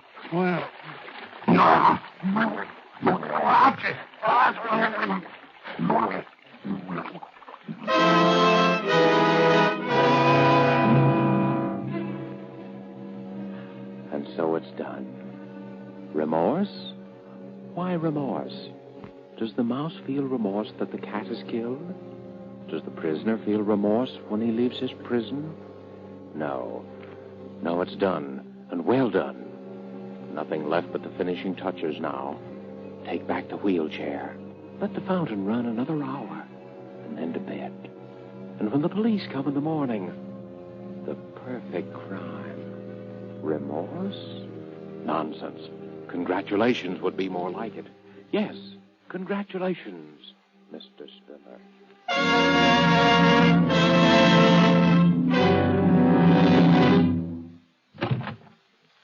Inspector Frampton, sir. Eh? Oh, yes. Come in, Inspector. Come in. I hate to trouble you, Mr. Spiller. Regulations, you know. Of course. Everyone here who was present the night of that is last night. Yes, Inspector, yes. It's Mrs. Digby, my neighbor, my daughter Elizabeth, her fiancé, Mr. Ronald Proudfoot, and the servants, of course. Excellent. Well, now, if you'll all bear with me, I have to ask you all a few questions, you know. But, Inspector, it wasn't... That's what we have to find out. You know, there was a blow on the head. Oh. Now, as I understand it, the deceased was last seen alive at about 8:30, just after dinner. Let me see. You were the last to see him, eh, my man? Yes, sir. I believe so, sir. You took the whiskey and soda down to the fountain in the garden and left it there with Mr. Gooch. And that was the last time he was seen alive by any of you, eh? Yes. Yes, that's The right. four of you then played cards, I believe. Yes. Until what time? Oh, about 10:30. And no one left the room during those 2 hours? No. Then, no. Mr. Spiller, you accompanied Mrs. Digby to her home. Yes. Is that correct, Mrs. Digby? Yes, Inspector. Now, when you returned, you were met in the hall by Masters. Yeah. And what time was that, Masters? About 10:45, sir. And Mr. Spiller at that time inquired after Mr. Gooch? Yes, sir. He asked if I had seen him, and as I had not, he suggested I might retire, that he himself would lock the house. And the others had all left? Yes, sir. That is to say, Mr. Ronald had left. I heard him drive off in his car, and Miss Elizabeth had retired. Then you were alone in the downstairs part of the house. Is that so, Mr. Spiller? Yes. You tell me, please, what you did then? Well, I was worried about Gooch. He'd been drinking quite a lot, and so I went to look for him. Went down to the end of the garden by the fountain. You didn't go through the lilac hedge to the fountain? No, it was dark by then. I couldn't see. I called Gooch several times. Did anyone hear Mr. Spiller call? Oh, I did, sir. I was half asleep, as you might say. But I did hear Mr. Spiller call out. And then what did you do, Mr. Spiller? I came back into the house. Sat up in the library, read for a while, and about 1 o'clock I went to bed. Now, this is very important. Who turned off the fountain? I did, sir. At what time? At 10:30, sir. You're quite sure of that? Yes, sir. It was the usual time. I see. And no one would have turned it on again, of course? I can't think why, sir. Well, I think that makes everything very clear, Mr. Spiller. Yes. When the body was found, it was still wet from the spray of the fountain. Therefore, death must have occurred sometime before the fountain was turned off at 10:30. And as all of you here were occupied till then, from the time the deceased was last seen alive... An accident, of course. I said so from the beginning. Well, might have been either, you know. There had been a blow, and there was water in the lungs. Well, the man apparently fell due to his intoxicated condition, struck his head, falling into the water, from which he was unable to rescue himself. Well, seems the obvious conclusion, doesn't it? Poor fellow. Well, thanks, everyone. I don't think we shall have to trouble you again, Mr. Spiller. Well, I hope not. And thank you, Inspector.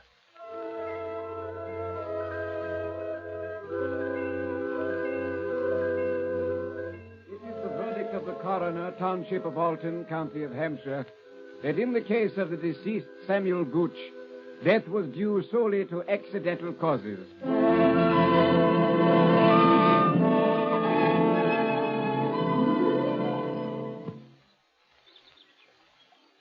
Oh, Daddy, I'm so glad. I was afraid for a while. Oh, there was nothing to be afraid of, dear.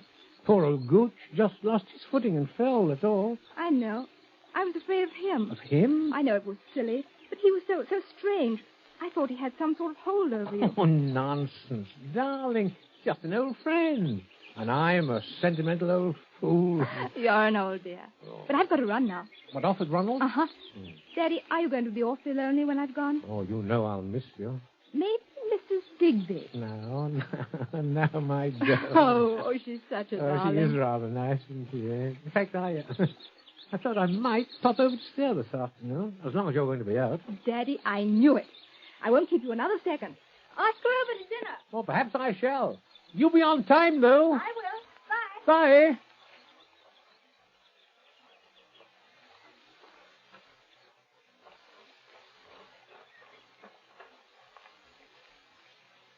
Beg pardon, sir. Huh? Oh, Masters, yes? If it's convenient to you, sir, I should like to have my bedroom changed. I should like to sleep indoors in the main house. Oh? Why is that, Masters?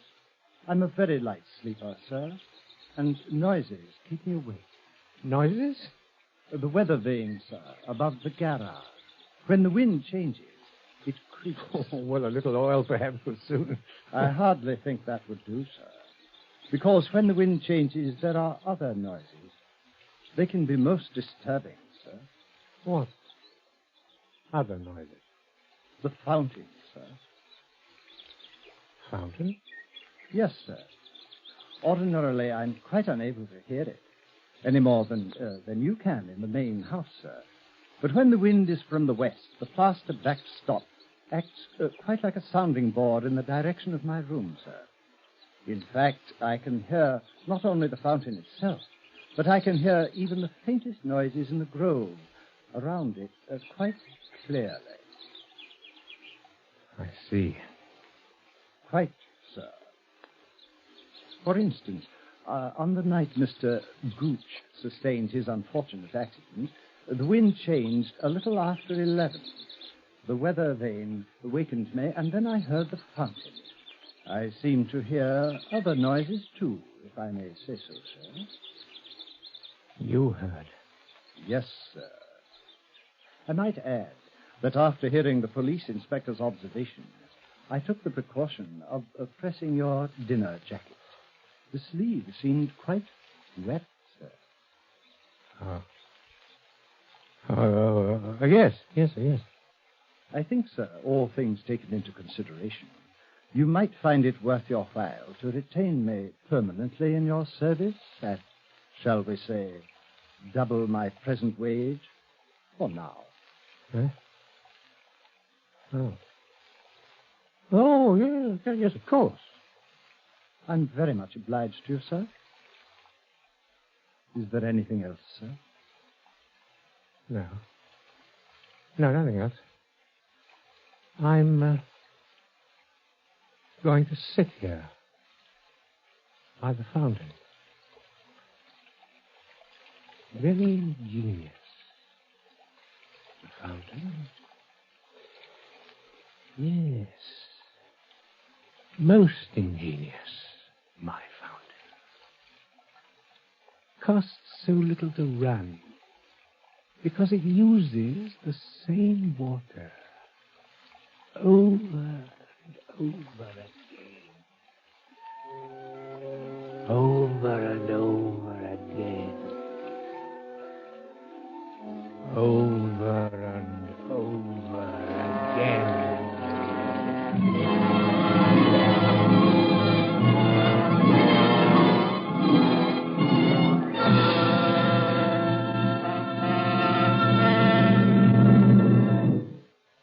And so closes The Fountain Plays, starring Edmund Gwynn and the Dorothy Sayers story, which was tonight's tale of Suspense. The producer of these broadcasts is William Spear, who, with Ted Bliss, director, Bernard Herrmann and Lucien Marowik, conductor and composer, and Robert L. Richards, the radio author, collaborated on tonight's Suspense. Now CBS is pleased to announce that starting next week at the same time, Mr. Robert Young will begin a brand new series entitled Passport for Adams. Passport for Adams will bring you each week the adventures of an American newspaper reporter among the people of the United Nations. Next week's broadcast will be written and directed by Norman Corwin, with music by Bernard Herrmann, and the star, as we've said, will be Robert Young. This is your narrator, the Man in Black, who invites you to be with us for Suspense 1 week from Saturday at 7:30 to 8 Eastern War Time, and from 8 to 8:30 Pacific War Time, when, with Miss Agnes Moorehead, and with a repeat performance by popular request of the play called Sorry, Wrong Number, we again hope to keep you in Suspense.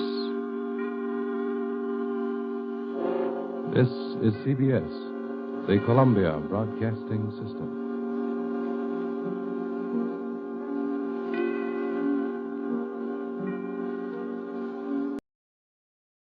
The Roma Wine Company of Fresno, California presents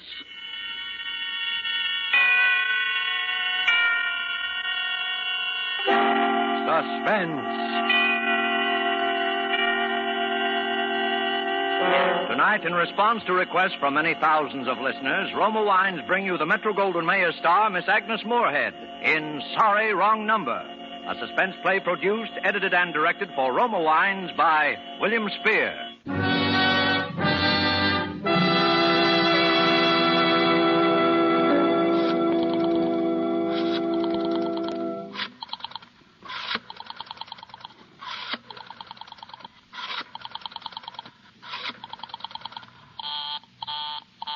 Oh, dear.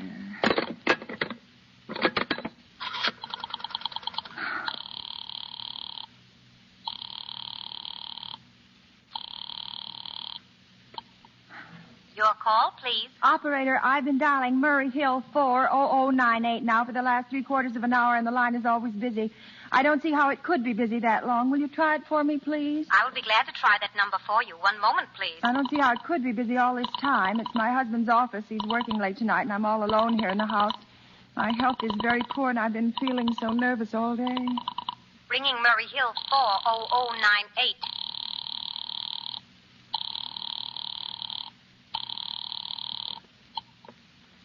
Hello? Hello? Hello, is Mr. Stevenson there? Hello? Hello? Hello? Hello? George? Yes, this is George speaking. Hello? Who's this? What number am I calling, please? I'm here with our client. Oh, good. Is everything okay? Is the coast clear for the night? Yes, George. He says the coast is clear for tonight. Okay. Where are you now? In a phone booth. Don't worry, everything's okay. Very well. You know the address. Yes, I know. Let's see now. At 11 o'clock, the private patrolman goes around to the bar on 2nd Avenue for a beer. That's right. 11 o'clock. Okay. And be sure that all the lights downstairs are out. There should be only one light visible from the street. Okay. What's that? Oh, just a minute, George. Oh, our client tells me that at 11:15, a train crosses the bridge. It makes a noise in case a window is open and she should scream. Hello? What number is this, please? Okay, I understand. That's 11:15, the train, huh? Yeah. Do you remember everything else, George? Yeah. I'll make it quick, as little blood as possible, because our client does not wish to make her suffer long. Huh? That's right. You'll use a knife? Yes, a knife will be okay. Then afterwards, I remove the rings and the bracelets and the jewelry in the bureau drawer because our client wishes it to look like simple robbery. Huh? Don't worry, everything's okay. I know. Oh, how awful. How unspeakably awful. Oh. Your call, please. Operator, I've just been cut off. I'm sorry. What number were you calling? Why, it was supposed to be Murray Hill 40098, but it wasn't. Some wires must have got crossed. I was cut into a wrong number, and I've just heard the most dreadful thing, something about a murder. And, operator, you'll simply have to retrace that call at once. I beg your pardon. May I help you? Oh, I know it was a wrong number, and I had no business listening, but these two men, they were cold-blooded fiends, and they were going to murder somebody, some poor, innocent woman who was all alone in a house near a bridge. And we've got to stop them. We just got to. What number are you calling? Well, that doesn't matter. This was a wrong number, and you dialed it for me, and we've got to find out what it was immediately. What number did you call? Oh, why are you so stupid? What time is it? You mean to tell me you can't find out what that number was just now? I'll connect you with the chief operator. Oh, I think it's perfectly shameful. Now, look, it was obviously a case of some little slip of the finger. I told you to try Murray Hill 40098 for me. You dialed it, but your finger must have slipped, and I was connected with some other number, and I could hear them, but they couldn't hear me. Now, I simply fail to see why you couldn't make that same mistake again on purpose. Why you couldn't try to dial Murray Hill 40098 in the same sort of careless way. Murray Hill 40098. I will try to get it for you. Well, thank you.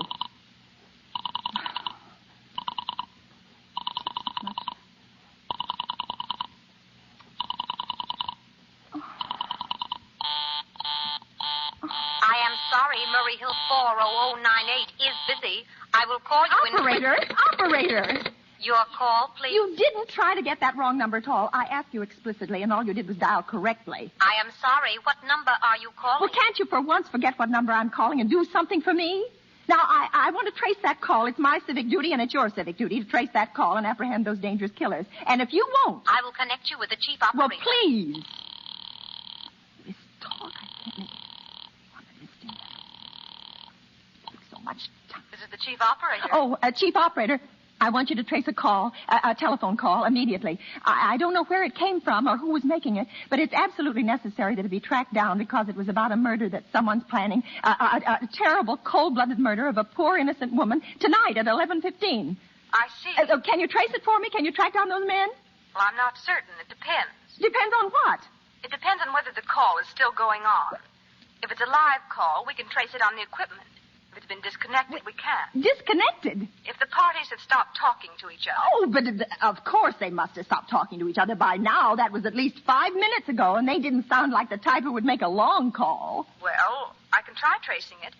May I have your name, please? Mrs. Stevenson. Mrs. Albert Stevenson. But and listen, your telephone number, please. Plaza 32098. But if you go on wasting all Why this do you time... want this call traced, please? Why?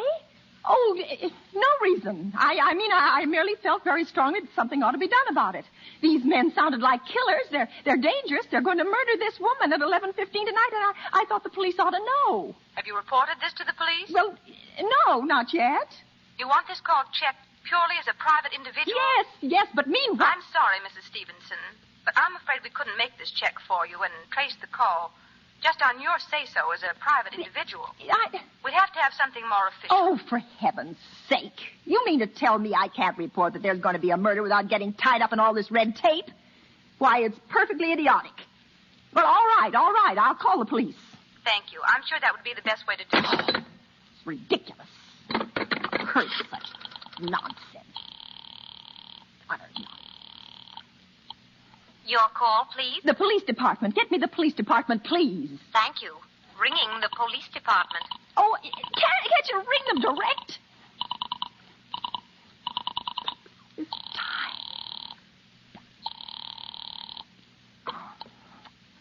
Police station, precinct 43, Sergeant Martin speaking. Police department, this is Mrs. Stevenson. Mrs. Albert Smythe Stevenson of 53 North Sutton Place. I'm calling up to report a murder. Huh? I mean, the murder hasn't been committed yet, but I just overheard plans for it over the telephone, over a wrong number that the operator gave me. I've been trying to trace down the call myself, but everybody is so stupid, and I guess in the end you're the only people who could do anything. Yes, ma'am. It was a perfectly definite murder. I heard their plans distinctly. 2 men were talking, and they were going to murder some woman at 11:15 tonight. She lived in a house near a bridge. Are you listening to me? Yes. And there was a private patrolman on the street. He was going to go around for a beer on 2nd Avenue.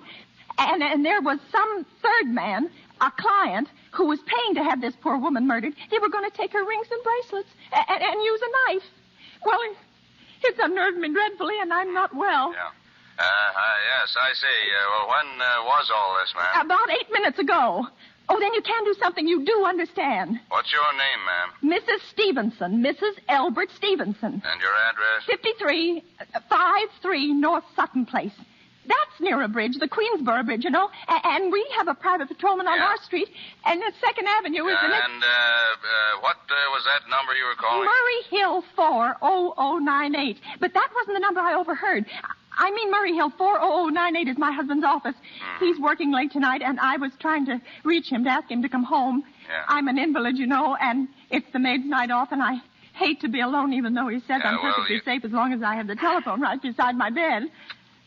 Well, we'll look into it, Miss Stevenson, and see if we can check it with the telephone company. But the telephone company said they couldn't check the call of the parties that stopped talking. I've already taken care of that. Oh, you have? Yes, and personally, I feel you ought to do something far more immediate and drastic than just check the call. What good does checking the call do if they stop talking? By the time you track it down, they'll already have committed the murder. Well, we'll take care of it. Don't you worry. I'd say the whole thing calls for a search, a complete and thorough search of the whole city. I'm very near the bridge, and I'm not far from 2nd Avenue, and I know I'd feel a whole lot better if you sent around a radio car to this neighborhood at once. Well, what makes you think the murder's going to be committed in your neighborhood, ma'am? Well, I don't know. Only the coincidence is so horrible.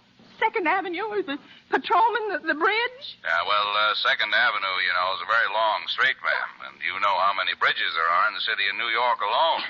Not to mention Brooklyn, Staten Island, and Queens, and the Bronx. I know all that. How do you know there isn't some little house on Staten Island, on some little 2nd Avenue you never heard about?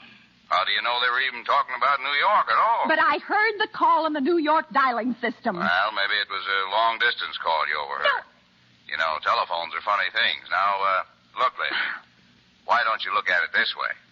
Supposing you hadn't broken in on that telephone call. Supposing you got your husband the way you always do. You wouldn't be so upset, would you? Well, I suppose not, only it sounded so inhuman, so cold-blooded. Well, a lot of murders are plotted in this city every day, ma'am. We manage to prevent almost all of them, but a clue this kind is so vague, isn't much more use to us than no clue at all. But surely you can... Unless you have some reason for thinking this call was phony and that someone may be planning to murder you. Me? Oh, no. No, I hardly think so. I mean, why should anybody? Well, I'm alone all day and night. I see nobody except my maid Eloise. She's a big 200-pounder. Yeah. She's too lazy to bring up my breakfast tray, and the only other person is my husband Albert. He's crazy about me. He adores me. He waits on me hand and foot, and has scarcely left my side since I took sick 12 years ago. Yeah, well, then there's nothing for you to worry about. And now, if you'll just leave the rest of this to us, we'll take care of it. But what will you do? It's so late. It's nearly 11 now. We'll take care of it, lady. Well, will you broadcast it all over the city and send out squads and warn your radio cars to watch out, especially in suspicious neighborhoods like mine? Yeah, lady, I said we'd take care of it. Now, I've got a couple of other matters here on my desk that require immediate attention. So good night, ma'am, and thank you. Oh, you idiot. Oh. So why did I hang up the phone like that? Now he'll think I am a fool. Oh, why doesn't Albert come home? Why doesn't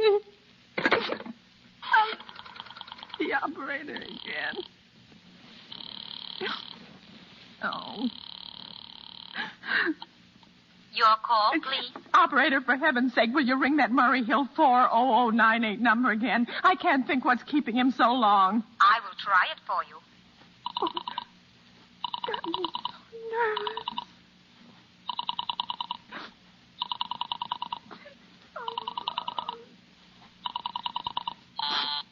Oh. I'm sorry, Murray Hill 40098 is busy.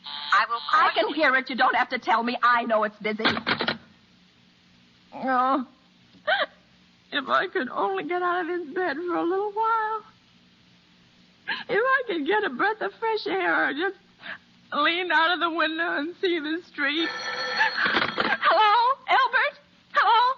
Hello? Oh, what's the matter with his phone? Hello? Hello?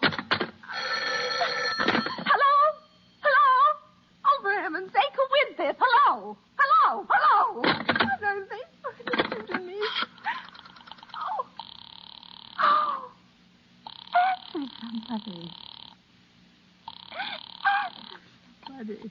Your call, please. Hello, operator.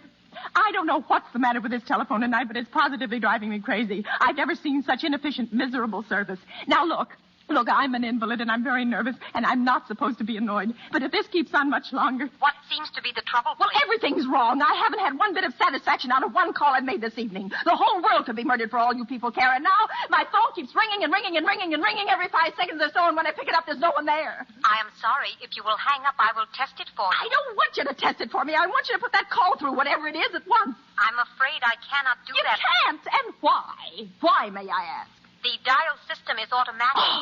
If someone is trying to dial your number, there is no way to check whether the call is coming through the system or not, unless the person who is trying to reach you complains to his particular operator. Well, of all the stupid And meanwhile, I've got to sit here in my bed suffering every time that phone rings, imagining everything. I will try to check the trouble for you, madam. Check it. That's all anybody can do. Oh, what's the use of talking to you? You're so stupid. I'll fix her. Folly, impudence. How dare she speak to me like that? How dare she speak to me like that? No satisfaction out of anybody.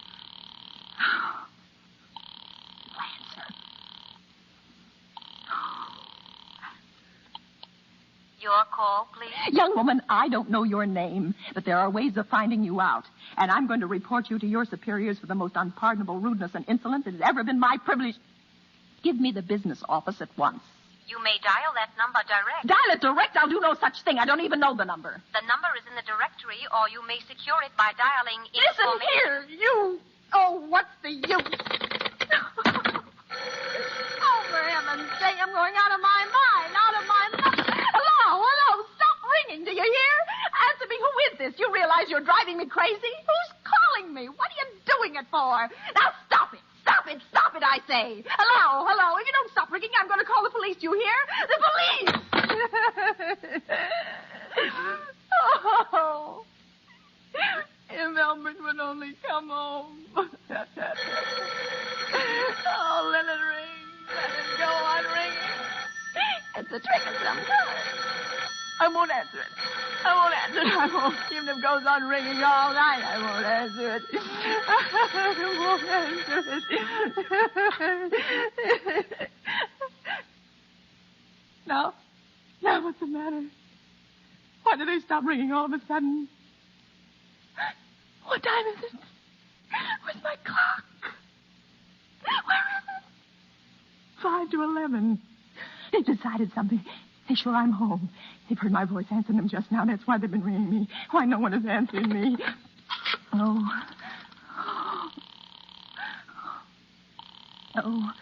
where is she? Where is she? Why doesn't she answer? Your call, please. Where were you just now? Why didn't you answer at once? Give me the police department.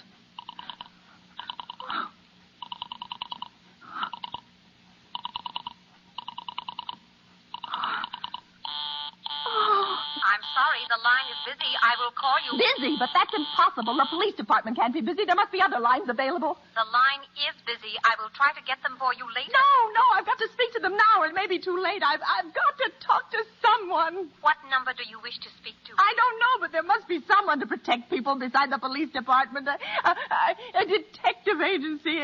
You will find agencies listed in the classified directory. I don't have a classified. I mean, I'm too nervous to look it up, and I don't know how to use the book. I will connect you with information. Perhaps she will be able to help you. No. Oh, you're being spiteful, aren't you? You don't care, do you, what happens to me? I could die, and you wouldn't care. Oh, stop it. I can't stand anymore. Hello, what do you want? Stop ringing, will you? Stop it. Hello? Is this Plaza 32099? Yes. Yes, I'm sorry. This is Plaza 32099. This is Western Union. I have a telegram here for Mrs. Albert Stevenson. Is there anyone there to receive the message? I am Mrs. Stevenson. The telegram is as follows. Mrs. Albert Stevenson, 53 North Sutton Place, New York, New York. Darling, terribly sorry. Tried to get you for last hour, but line busy. Leaving for Boston, 11 p.m. tonight on urgent business. Back tomorrow afternoon. Keep happy. Love, signed, Albert. Oh, no. Do you wish us to deliver a copy of the message? No, thank you. Thank you, madam. Good night. Good night. No. Oh, no, I don't believe it. He couldn't do it. Not when he knows I'll be all alone. It's some trick, some fiendish trick.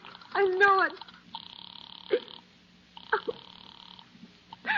Your call, please. Operator, try that Murray Hill 40098 number for me just once more, please. You may dial that number direct. Oh.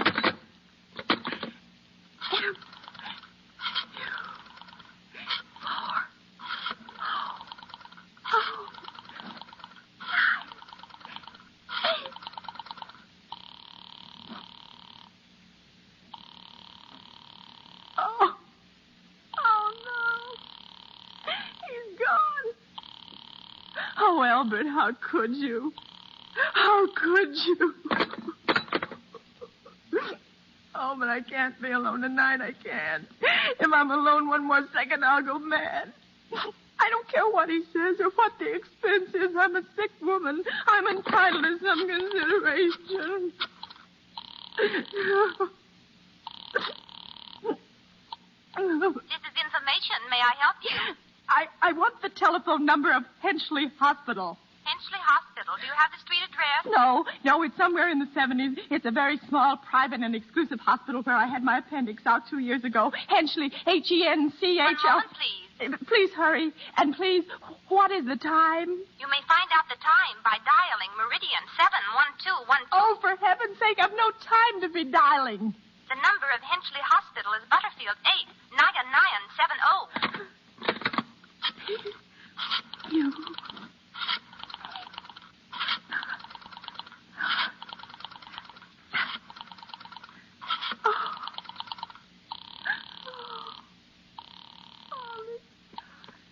Henchley Hospital, good evening. Nurses' registry. Who was it you wish to speak to, please? I want the nurses' registry at once. I want a trained nurse. I want to hire her immediately for the night. I see.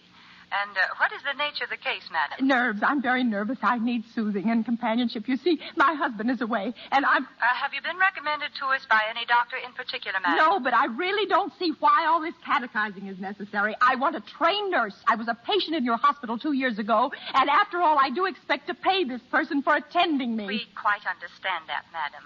But these are war times, you know. Registered nurses are very scarce just now, and our superintendent has asked us to send people out only on cases where the physician in charge feels it is absolutely necessary. Well, it is absolutely necessary. I'm a sick woman. I'm very upset, very. I'm alone in this house, and I'm an invalid, and tonight I overheard a telephone conversation that upset me dreadfully. A woman's going to be killed when In fact, if someone doesn't come at once, I'm afraid I'll go out of my mind. I see. Well, I'll speak to Miss Phillips as soon as she comes in. What is your name, Miss madam? Phillips. And when do you expect her in? I really couldn't say. She went out to supper at 11 o'clock. 11 o'clock? Oh, it's not 11 yet. Oh, my clock has stopped. I thought it was running down. What time is it? Just 15 minutes past 11. What was that? What was what, madam? That clicked just now in my own telephone. As though someone has lifted the receiver off the hook, off the extension telephone downstairs. I didn't hear it, madam. Now, about... But I did. There's someone in this house. Someone downstairs in the kitchen. And they're listening to me now. I won't pick it up. I won't let them hear me. I'll be quiet and they'll think. And if I don't call someone now, while they're still down there, there'll be no time.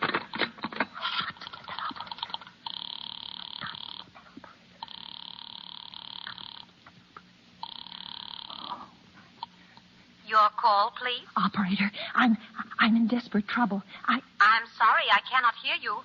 Please speak I louder. couldn't hear. There's someone listening. Can you hear me now? I am sorry. But you've got to hear me. Please, you've got to help me. There's someone in this house. Someone who's going to murder me, and you've got to get in touch with the... There it is. He's put it down. He's put down the extension phone. He's coming upstairs.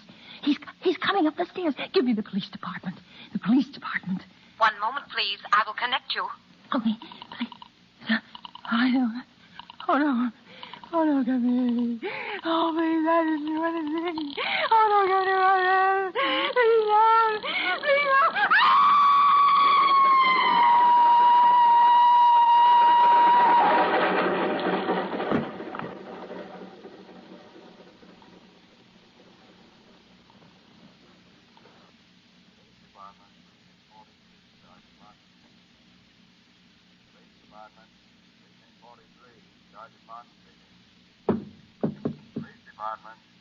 Precinct 43, Sergeant Martin speaking. Police department? Well, I'm sorry. Must have got the wrong number. Don't worry. Everything's okay.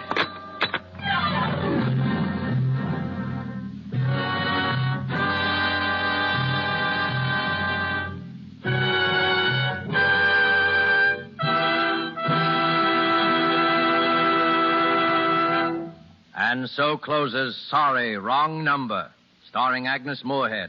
Tonight's tale of Suspense. Suspense is produced and directed by William Spear.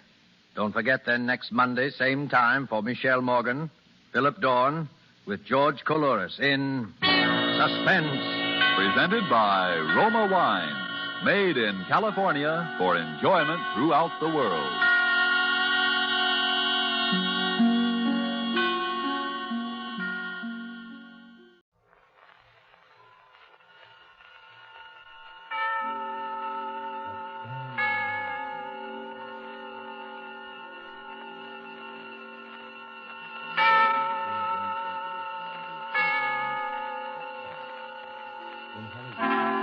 Suspense.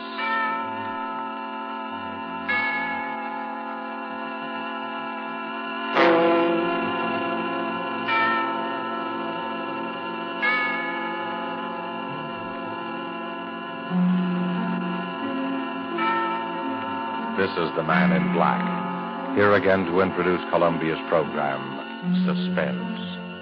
Tonight, in one of her rare radio appearances, we bring you one of Hollywood's most idolized personalities, Miss Dolores Costello.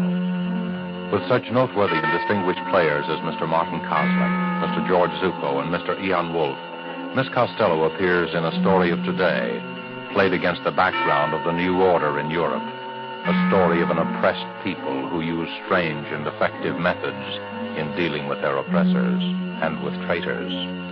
The story tonight is called The King's Birthday and was written by Corporal Louis Pelletier, AUS. And with the performances of Dolores Costello as the Danish Countess Elsa, of Martin Koslick as the Nazi Gauleiter Reichmann, of George Zucco as Dr. Erickson, and of Ian Wolfe as old Peter of Cronwald Castle, we again hope to keep you in suspense.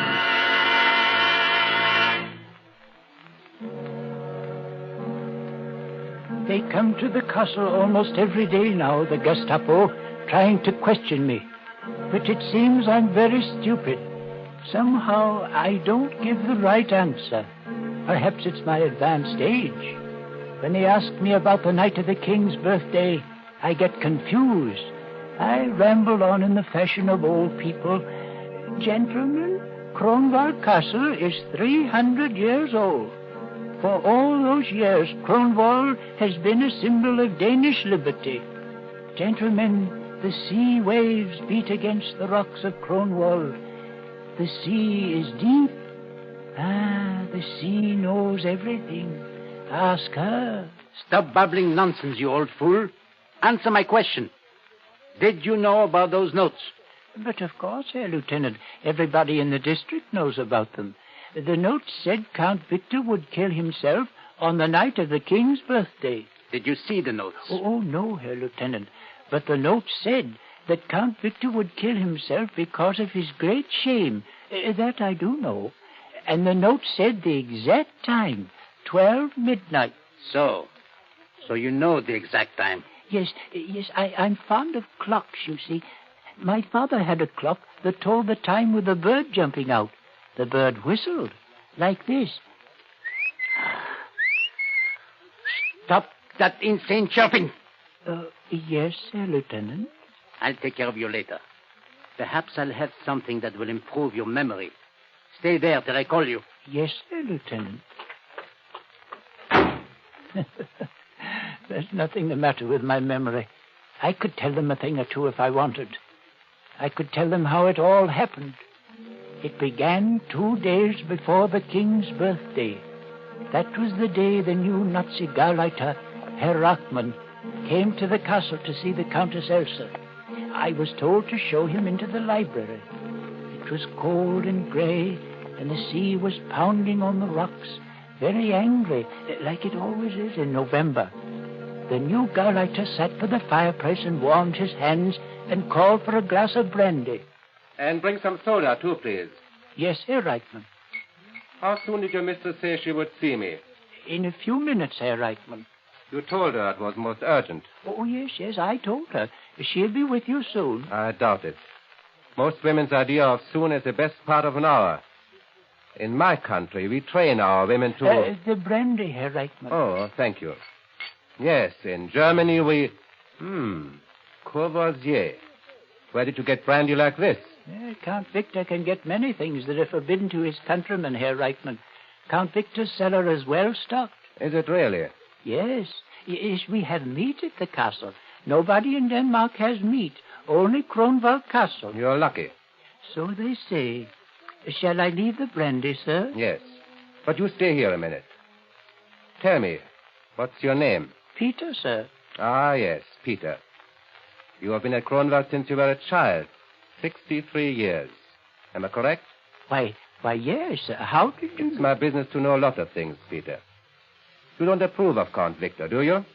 It's not my place, sir, to... 3 days ago in the marketplace, you were heard to make an indiscreet remark concerning Count Victor's collaboration with Berlin. I think a word very close to traitor was used. Was it, sir? What do you think? I think, Herr Reichmann, the fire is in need of more wood. If you'll excuse me, I'll get some. Do, by all means. And, Peter. Yes, sir? Tell your mistress that I do not intend to spend all afternoon here. My business is urgent and... You may tell the Countess yourself, sir. Herr Reichmann. Oh, Countess Elsa, excuse me. I was just saying... That's quite all right, Herr Reichmann. Sit down, please. Thank you. Peter told me your business was urgent. I hope I haven't kept you. Oh, not at all. My business is urgent, but as a new Gauleiter of this district, I might combine social pleasure with business and... Oh, that's very kind of you. I had hoped that my wife, Frau Reichmann... Of course. You must ask her to call sometime. Yes, I will. Although I have never had the pleasure of meeting Count Victor, it would be a great honor if he may call as soon as he returns from Berlin. Certainly, Herr Reichmann. Thank you. And this urgent business? Yes, we come to that. Do you mind if I smoke? Not at all. A good cigar always makes unpleasant things easier to tell. Sounds almost as if you had rehearsed that line on the way to the castle, Herr Reichmann. I did. And since it was ineffective, I'll be blunt, Countess. I prefer it. 3 days ago, Countess, to be exact, on the day I arrived at Kronwald to begin my duties as a Gauleiter of this district, I found this note on my desk. Read it, please. Count Victor of Kronwald will kill himself on the night of the king's birthday. That note was on my desk in the morning. At noon, I found this one. Read it, please. Count Victor of Kronwald will repudiate his Nazi collaborators. He will choose the night of the king's birthday for his death. I thought at first it was some crank, but the notes kept coming. Then I heard that everybody in the district believed what the note said. In every house and shop and farm, they are saying that Count Victor is going to kill himself. You see why I said my business was urgent. Oh, yes, I see. It's not that I have the slightest fear for the Count's safety, but the writer of these notes must be found and treated with severe penalties. You have no fear for my husband's safety? Of course not. Certainly no anonymous letter writer could force the Count to take his own life. I wonder. What do you mean? Well, you wish me to be frank with you? Naturally. You know my husband is hated by the whole countryside. What of it? People here are too stupid to know what's good for them. Perhaps. But the writer of these notes seems to be a little less than stupid. You think so? If you knew Danish history, Herr Reichmann, you might agree. For hundreds of years, the night of the king's birthday has been a special occasion at Kronwald. On that night, the castle renews its pledge of loyalty to the king and to Denmark's freedom. A very theatrical gesture. Quite. But if anyone wished to remind Count Victor of... If someone wished to remind the Count that he had chosen our glorious Führer for his leader... Yes. The night of the king's birthday would be, shall we say, the psychologically correct time to do it. You reason well, Countess. I know my countrymen. Evidently. I can see how these notes would inflame their imagination. If Count Victor were to take his own life as a public repudiation of his present political bonds, the whole country would be stirred to its depths. I see. You seem to view the possibility of your husband's death rather calmly, Countess. Like you, Herr Reichmann, I have no fear for his safety. I am only presenting the political possibility. Quite so. And since you grasp the full significance of the notes, you understand that I must take certain liberties in order to track down the writer. Liberty? Yes. I shall ask your permission to talk with Dr. Erickson. Oh, Dr. Erickson? I'm told he lives here at the castle. Yes, but... I should like to talk with Dr. Erickson. Oh, as you wish. Peter will show you to the doctor's study. However, My time is short, Countess. I understand Dr. Erickson is one of your country's able psychiatrists. I understand that Dr. Erickson is an authority on masked suggestion. His help should be invaluable.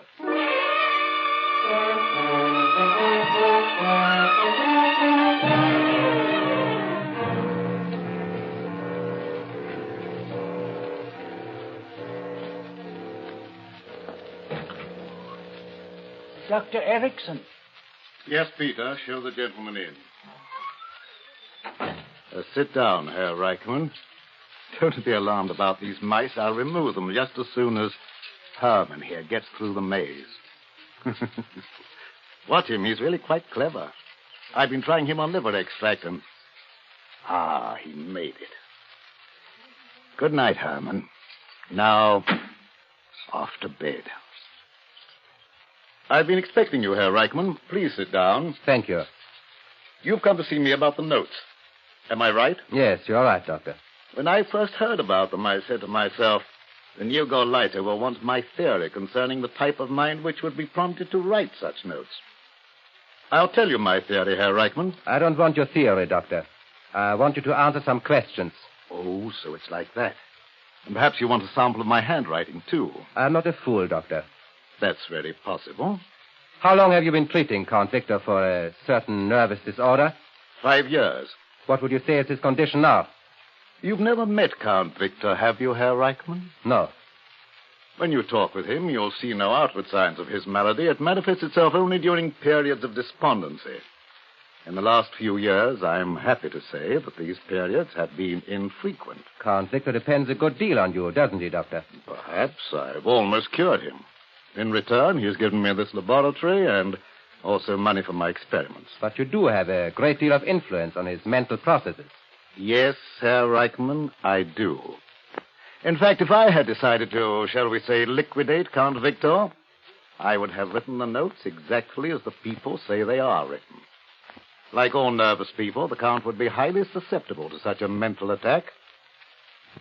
That's what you want me to say, isn't it? Yes. We know then where we stand. Almost. One thing more I'll ask you, Doctor. Count Victor had a brother who left Kronwald when Denmark was occupied by our troops. That brother, Christian, is now known to be working with the Danish underground. Formerly, he was one of your students at the university. Is that right?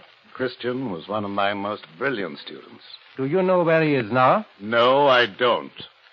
And neither does your Gestapo. That's the only thing we share in common. You're a very outspoken man, Doctor. I find it the best form of deception. Do you think it wise to try to deceive the lawful government of your country? Lawful government? You have a quaint sense of humor, Herr Reichman. You may not find it so quaint if Count Victor ever removes his protection from you. He won't. When you've informed him of his impending suicide, as I presume you will, you'll see that he will need me more than ever. You do intend to show the notes to the Count, don't you? Yes. I will present myself to His Excellency tonight on his return from Berlin. Yes, his reactions to the notes will be most interesting. Would it inconvenience you if I were to be present on the occasion? Oh, not at all, Doctor. I'd be delighted. Your own reactions should be most interesting, too.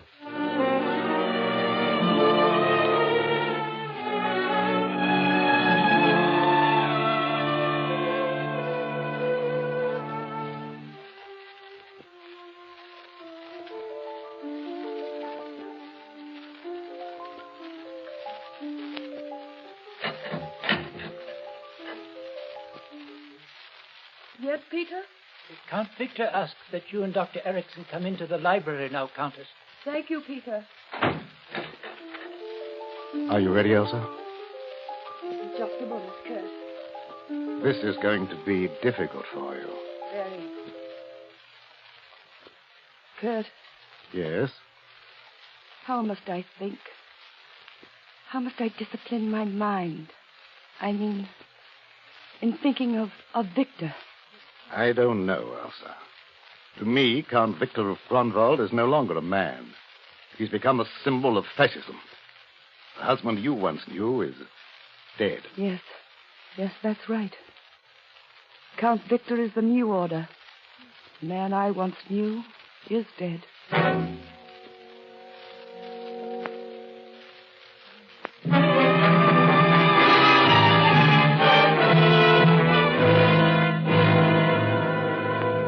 Dead? That's what the people think, eh? They think they can kill me with words? They can't do that to me, can they, Doctor? Easy, Count Victor, easy. Victor, please. Look at this childish note. Count Victor will kill himself on the night of the king's birthday. Because of his great shame, I'll great shame them, all right. They'll see that... Doctor, a little of the brandy, please. Yes, of course, Count Victor. Now, you mustn't upset yourself. Who's upset? The whole thing is completely nonsensical, completely. Of course it is. Ask Herr Reichman. His police have practically caught the writer of the notes, haven't they, Herr Reichman? Practically, Doctor. You have nothing to worry about, Count Victor. You see? Doctor, tonight, if I need a sedative... Certainly, Count. I'll show them. I'll give them a dinner here on the night of the king's birthday. Everyone will hear about it. They'll see who's afraid. I'll give a dinner. Herr Reichman, will you be my guest at dinner? With pleasure, Count Victor. I'll light up this whole castle like a Christmas tree. And Elsa, you'll wear that gown you wore at the palace and your jewels. You understand? You'll wear all your jewels. Yes, Victor. Kill me with words, eh? It's words they're after. I'll give them words. Herr Reichman, I'll make a statement to your newspapers the night of the king's birthday. I'll stuff words down the people's throats. And there's someone in particular who'll read what I have to say. Yes. My brother Christian. I want him especially to read it. Herr Eichmann, have you ever seen my brother? No, Count Victor. His picture was in that empty frame up there next to mine. I destroyed his picture. Oh, Victor, you're getting excited. Dr. Erickson. Yes, you're right, Elsa. Sometimes the strain of my work is too much. Dr. Erickson, you'll talk to me for a while before I go to bed, won't you? Of course. Talk to you, Count Victor? Yes. The doctor has a way of calming my nerves. It's slightly hypnotic, isn't that it, Doctor? You might call it that, Count Victor. Count Victor, I'd strongly advise... No. It's the only thing that helps me. I just go quietly to sleep while the doctor talks. But, Count Victor... Good night, Herr Eichmann. I'll expect you here for dinner on the night of the king's birthday. Of course, Count Victor. Elsa? Yes, Victor. Elsa, they can't hurt me with words, can they? No, Victor. They can't hurt me if I don't listen, can they? If I shut my ears, I'll be all right. That's it. I'll shut my ears. I won't listen. I won't listen. I won't listen. I won't listen. I won't listen.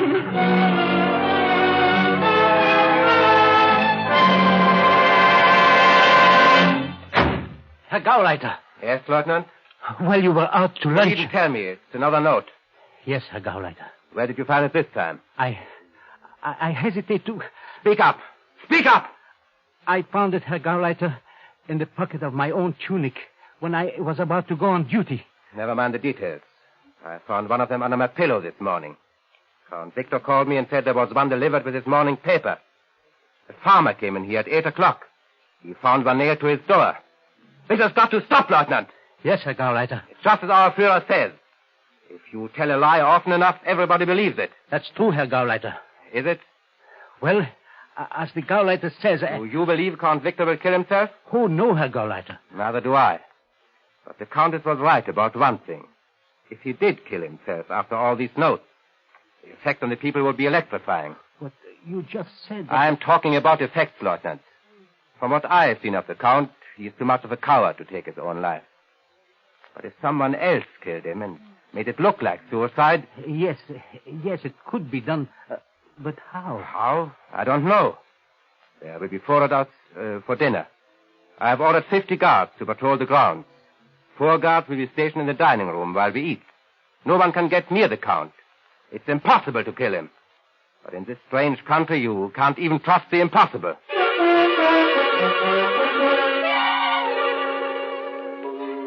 They say the castle is guarded tonight. 50 soldiers. They say the Count locked himself up in his room all day writing. A message to the people, they say. They say the Gauleiter has 5 Gestapo men at the castle besides the soldiers. 1 Gestapo man is watching the food for poison.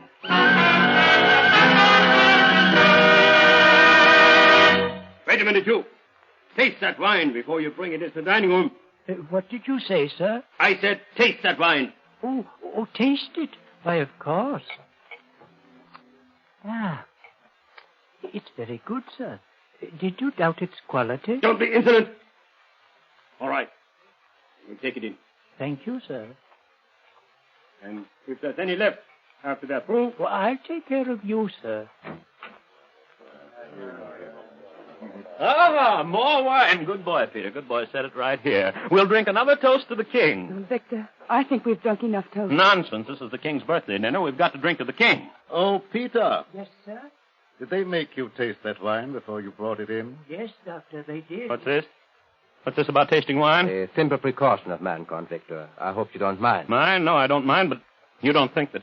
Well, now, Victor, you don't get upset. No, sir, for the love of heaven, stop repeating that inane phrase. You've been saying that all through dinner. I'm not upset, not upset. I just want to know what's going on. What have I got to be upset about? Why, you're more nervous than I am. I can understand the Countess's feelings. This is the first dinner I've ever had with 4 soldiers observing my digestive processes. Don't you think, Herr Reich? I must insist, Doctor, that the soldiers remain. Well, at least ask them to sit down. Gefreiter. Yes, Herr Gauleiter. Your men may be seated. Thank you, Herr Gauleiter. Ihr könnt euch hinsetzen. And, Peter, go get some wine for the soldiers. Yes, sir. Everyone will have more wine, Peter. We're going to toast the king. What time is it, Doctor? 5 minutes to 12, Count Victor. And I'm still alive. Peter, it's 5 minutes to 12 and I'm still alive. Go get the wine, Peter. Yes, sir. You know, Peter tells me everything they say down at the village. People say I have 5 minutes to live. So, Peter tells you the village gossip. Oh, yes. Yes, he knows everything. It was Peter who discovered most of the notes and brought them to me. He brought you the note? Oh, yes. And the last one said... Oh, what did it say? Victor, can't we talk about something else? Why? It's a fascinating subject. Ask the doctor. He and I discuss it for hours. Well, the doctor told me about some sect over in the West Indies that disposes of an enemy by simply writing the victim's name on a piece of paper and sending it to him. Same sort of nonsense being tried on me. Isn't that your theory, Doctor?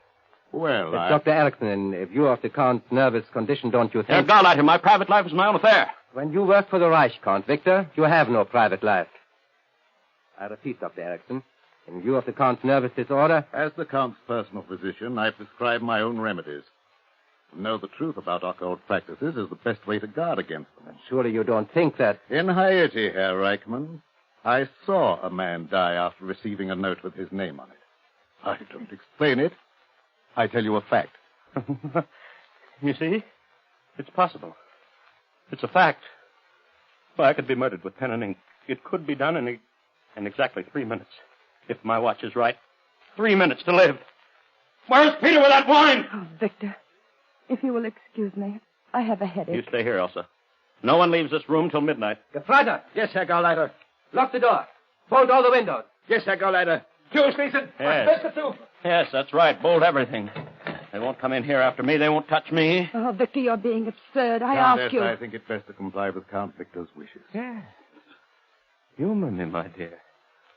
You'd never forgive yourself if you treated me unkindly during the last 2 minutes of my life. Especially since you wished me dead so many times. Victor. It's the truth, isn't it? Count Victor. 2 minutes to live, Doctor. This is a good time to hear Elsa's confession. If I may say a You word... may not. Well, Elsa, it's the truth, isn't it? Isn't it? Yes, Victor. It's the truth. I wish you were dead. I hate every minute I live under your roof. I hate the things you've become. A Nazi puppet. I hate your sniveling, goose-stepping mind. Just as I loathe this fat specimen of the super race you've invited to dinner. Gefreiter. Now, let her finish her Gauleiter. Go on, Elsa, go on. I despise you as a man. Your countrymen despise you. Even before the Nazis came, you were planning to sell us out. All that Grunwald has fought for down through the years. All that Danes should be. A proud and free people. You sold all that for a cast-iron Nazi cross. I wish you were dead, Victor. I wish your soul were rotting in the grave that's waiting for all these madmen of Europe. Doctor, listen. 12 o'clock.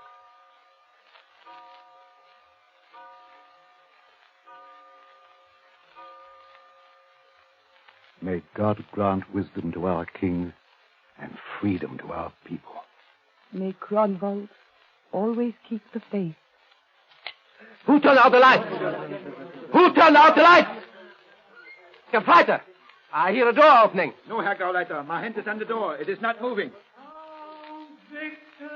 Yes? Gefreiter. Count Victor of Cronwald. I hear you. Who is speaking? I speak to Count Victor. He knows who speaks. Victor, this is your time. Are you ready? I am ready.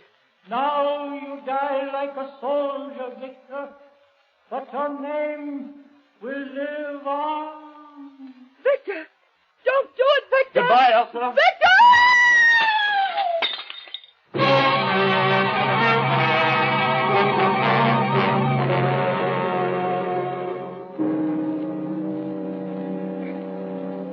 Have they found the body yet?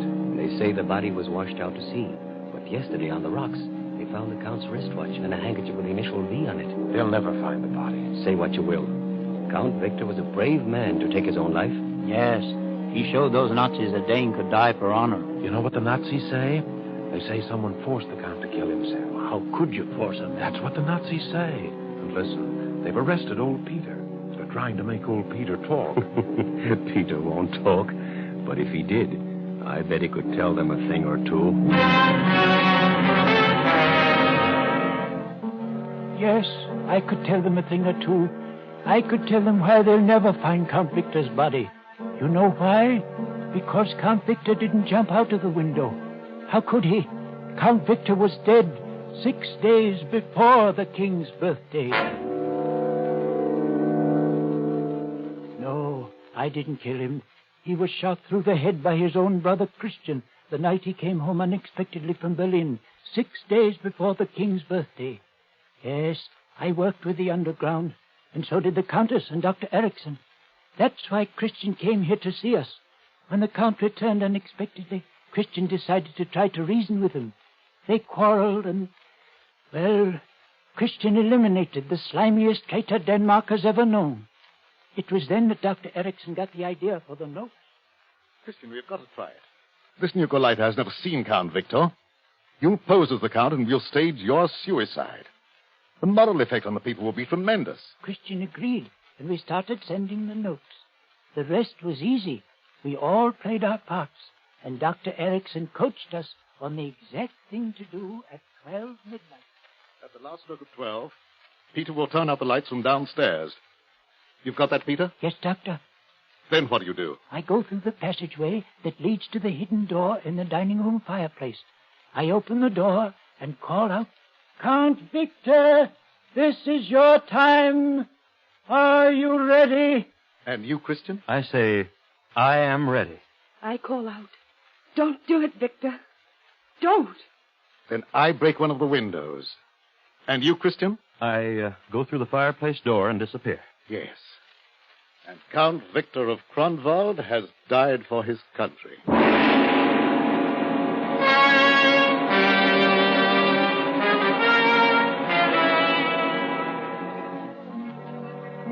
Well, that's how it was done.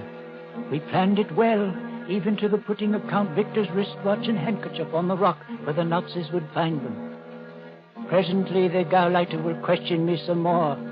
But soon there will be a note on his desk, and I can hear him say, Lieutenant,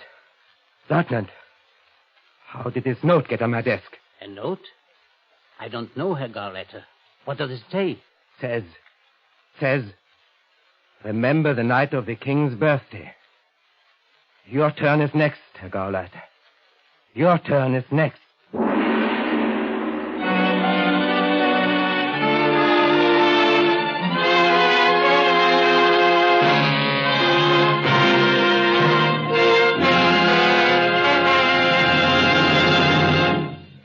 And so closes The King's Birthday, starring Dolores Costello with Martin Kozlak, George Zuko, and Ian Wolfe.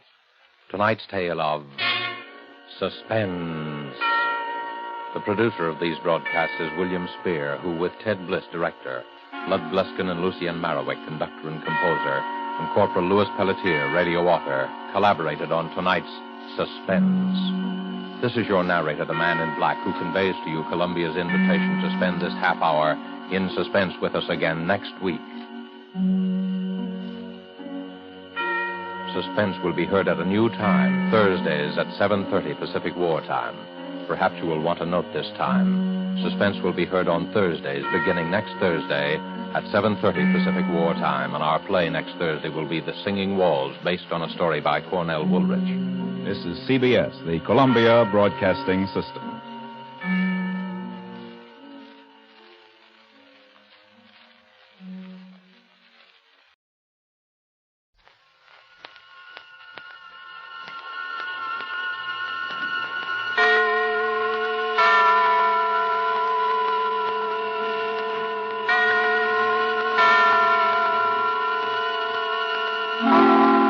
Suspense.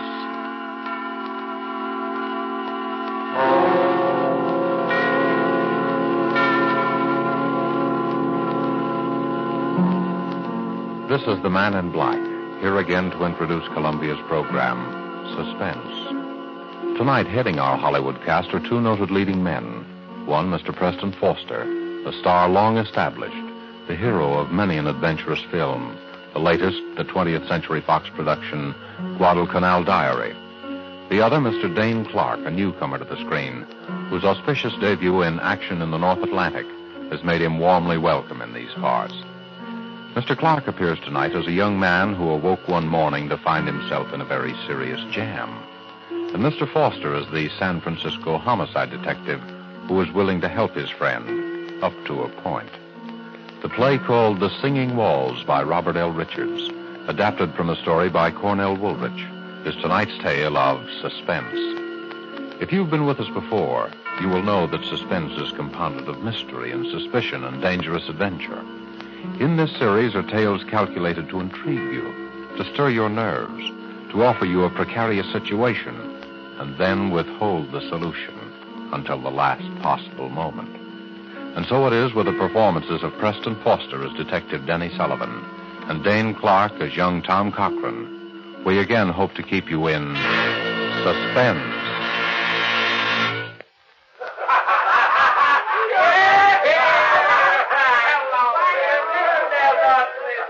Have another. No, drink it all. There's lots more. So a guy named Joe brought you, huh? You come up here from Joe's place? What's that? Oh, you don't even know where Joe lives, huh? Me? No, I don't know either. I never seen Joe before in my life. How you feeling now, kid, huh? Sure, have a little more. It's good for what ails you. Ah, that's nothing. You're all right. Sure, I know. Let's get out of here. I know a better place. Come on, I'll help you.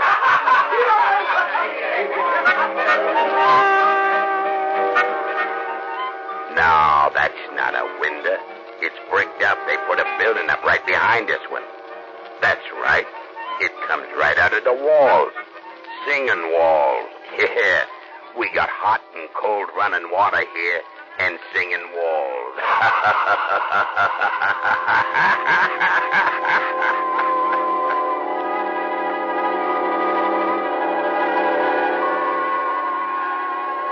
Have another. Sure. Bottoms up. That's the idea. Make yourself right at home. Hey, lie down. Lie down and take a little snooze. Sure. I'll be right back.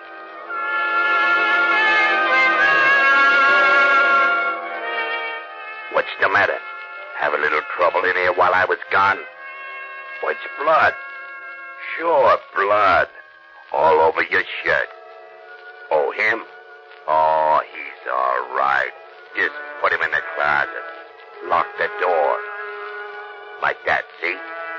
Now you put the key right in your pocket so you'll know just where to find it. Don't worry. He'll be all right. No, I'm not going anyplace. I'll be back in just a minute. Here. Have another. Have another. I'll be back in just a minute. No. No, let me out. Let me out of here. Tommy! Let me out of here. Tommy, No. what's the matter? No. Tommy!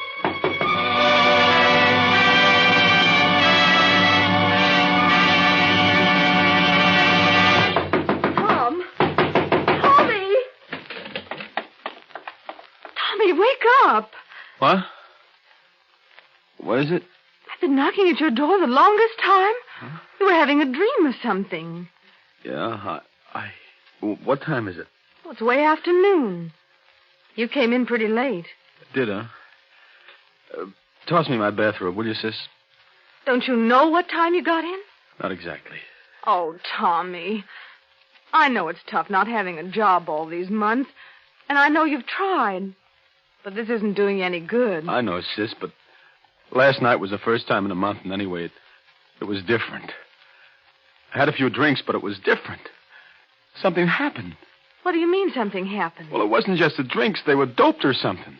Oh, Tommy. No, look, sis, it's not just an alibi. I don't remember where I was or anything, only that just now I seem to be dreaming about it. About what? About last night. I could hear you banging on the door all the time I was dreaming.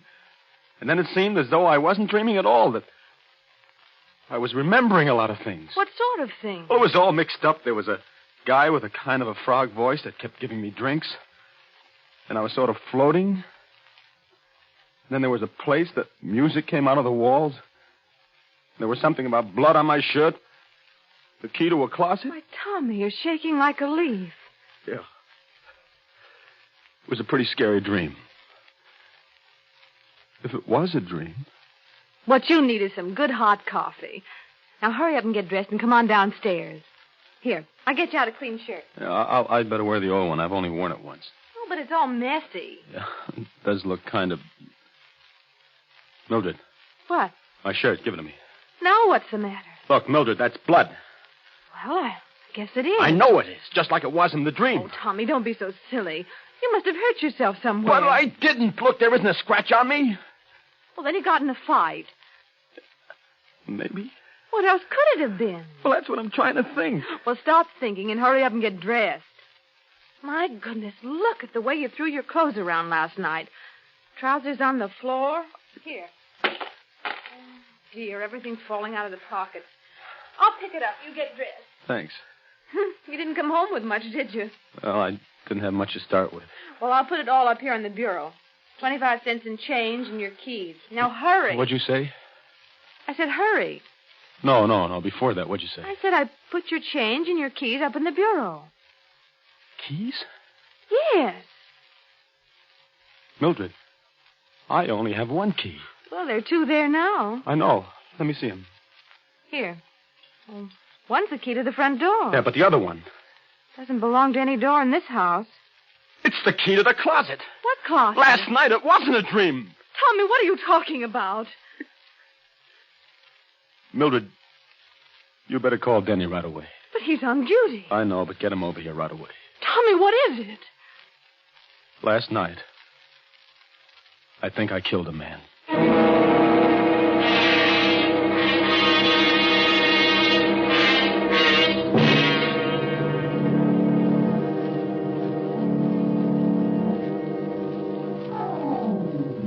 Let me look at your eyes. Listen, Denny, Mm-hmm. You were doped, all right. Well, I didn't know what it was. Never mind that now. How much do you remember? Look, Denny, I hated to bring you in on this, and I didn't know who else to go to. Skip it. What's the use of having a brother-in-law who's a cop if he can't help you once in a while?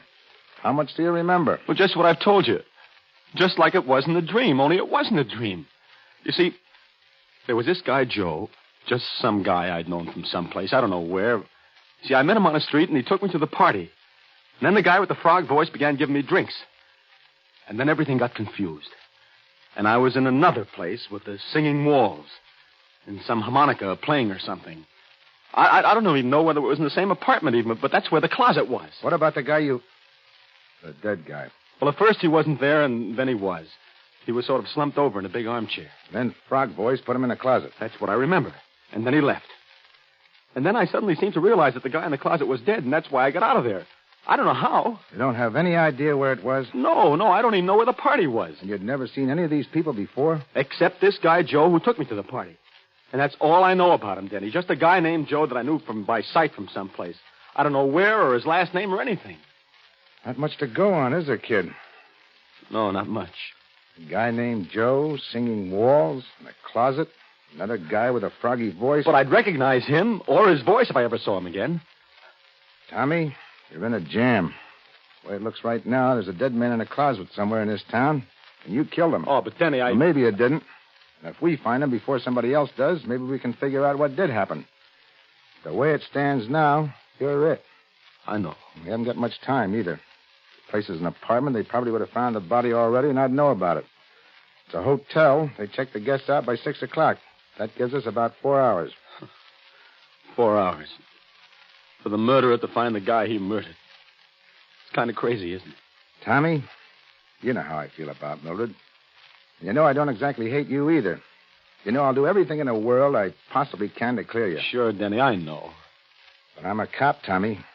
If you did it, you know I'm going to turn you in, don't you? Sure. I know that, too. Okay, kid. Now, let's start from the beginning. What about this Joe?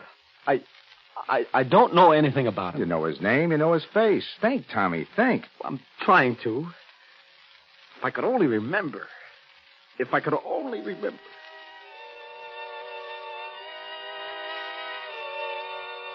So a guy named Joe brought you, huh? You come up here from Joe's place? What's that? Oh, you don't even know where Joe lives, huh? Me? No, I don't know either. I never seen Joe before in my life.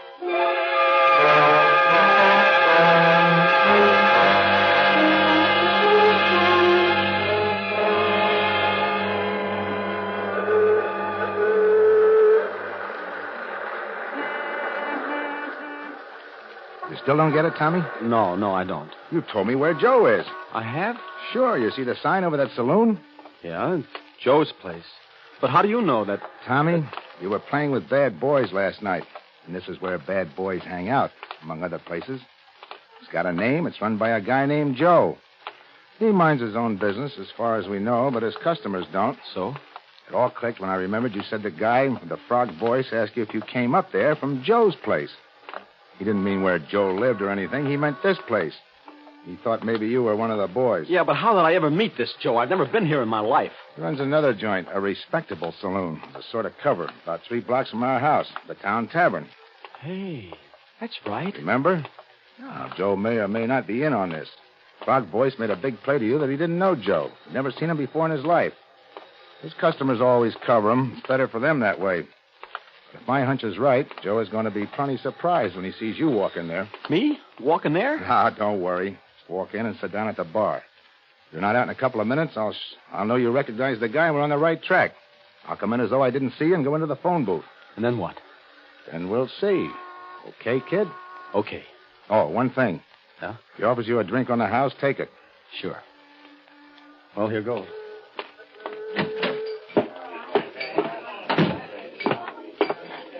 What a be, Mac? Here. Well, we got some. It doesn't matter. Suit yourself. Well, what do you know? Tell me. Hiya, Joe. Hey, what are you doing down in this part of town, kid? Oh, I had to come down to see a guy. I didn't know you had this place. Oh, just a little sideline. It's where I first started, you know. Sure, I know. 1 beer, that'll be 10 cents. Hey, no, none of that. You gotta have one on me, kid. A real drink. What'll you have? Well, Scotch? Okay. Scotch for the gentleman, Larry. The very best. You understand? Oh, yeah, sure. I'll take rye. Hey, Tommy. There was some party last night, huh? Yeah. Hey, where'd you disappear to? I was looking all over for you. You know, that's a funny thing. I don't even remember. I get it. Well, a guy has to cut loose once in a while, huh? Here you are. 1 Scotch, the very best. And 1 rye. Well, here's to you. Wait a minute. Hey, who are you? This is my brother-in-law. Denny, this is Joe. Oh. Say, you must have got those drinks mixed up. You never drink Scotch, Tommy. You only drink rye. Yeah, that's right. Here, you take the rye and give Joe the scotch, and I'll take your beer. Yeah, I don't like scotch. I never touch it. Okay, I'll take it. Thanks. By the way, Joe, you haven't got a little bottle I could pour this into, have you? Say, who do you think you're kidding, Bud? I'm from headquarters. There's my badge. Oh, now, wait a minute. I didn't know that you... I suppose you don't know what I'd find in this drink if I took it down to be analyzed either. Hey, now, look, I don't want any trouble. I never had any. They can tell you down at headquarters. Of course, it's a matter of dough. You can't buy your way out of this one, chum. I want talk, and I want it quick. What kind of talk? Where'd you take Tommy last night? It was just a little party, a private party. Went Yeah, down to... and they slip things in people's drinks there, too. Now, I don't know anything about that. Now, honest, I hardly know the people. Who's the guy with the frog voice? Voice? I don't know any guy with a frog voice. Now, look, I told you I don't want any trouble. They can tell you that down at headquarters. Listen, there's a narcotics rap in this for somebody, and it could be you. Where was the party? Courtney Square West, number 75. Some people named Sorrell. Come on, Tommy. You're coming too, Joe, just in case.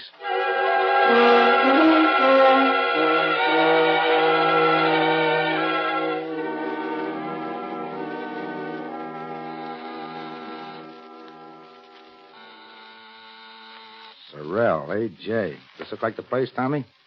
Oh, it looks like it. Could be. Everything has been so confused since last night, Well, this is it. It better be. Mrs. Sorrell? Yes? I'm from police headquarters. Oh? Mind if we come in and look around? No. Come on, Tommy. You too, Joe. By the way, you two know each other? Oh, his face familiar. I think he's been here on a couple of parties. We kind of give crazy parties. All kinds of people wander in and out. Is that what the trouble is? It might be. You know anyone with a froggy voice? No, not that I can remember. Okay, let's look at the apartment. Well, this is the hall, of course. And here's the living room. Joe, you stay here in the hall. And you better be here when I get back. I'll be here. So this is the living room. Uh-huh. This is the bedroom. It's kind of messy now. See anything? No. Over here's the kitchenette. I see. And that's about all there is to it. What's that room there? Oh, that's just a sort of storeroom. Well, I think we better look at it, though. Come on. Well, all right. There, see? There's nothing much in it. An old armchair and a bed. We use it as a guest room sometimes. Denny, that closet. Oh, there's nothing in there. It's a lot of old odds and ends. Open it. Well, it's locked. All right, unlock it. I'm not sure where the key is. And, lady, you better find it. Well, I'll try. Be right back. Is this it, Tommy? Well, there was a closet like that. And a window just over there where that one is. And the armchair and the bed. Don't you remember? I can't, Denny. Let me have that key. Wait a minute. Here she comes. I think this is it. Try it. It's sort of thick sometimes. I'll help you. There it comes. See? Just a lot of old junk. Uh-huh. Oh, come on, Denny. You sure? Sure, I'm sure. Come on. Well, I guess that's all, Mr. Sorrell. Thanks for showing us around. That's all right. Hello, Joe. Still here, huh? You don't mind if I stay here and visit a while, do you? No, I guess not. Well, goodbye. Bye. Thanks again. Well, goodbye and good luck, Copper. I'm sorry, Denny. Yeah, it was a try. Well, what do we do now? I don't know, Tommy. I don't know. Think, Tommy. Think. We found Joe. Now, what about those singing walls?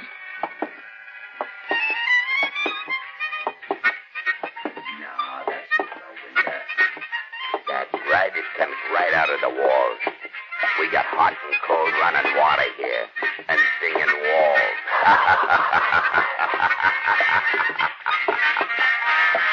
Denny. Yeah? Listen. What?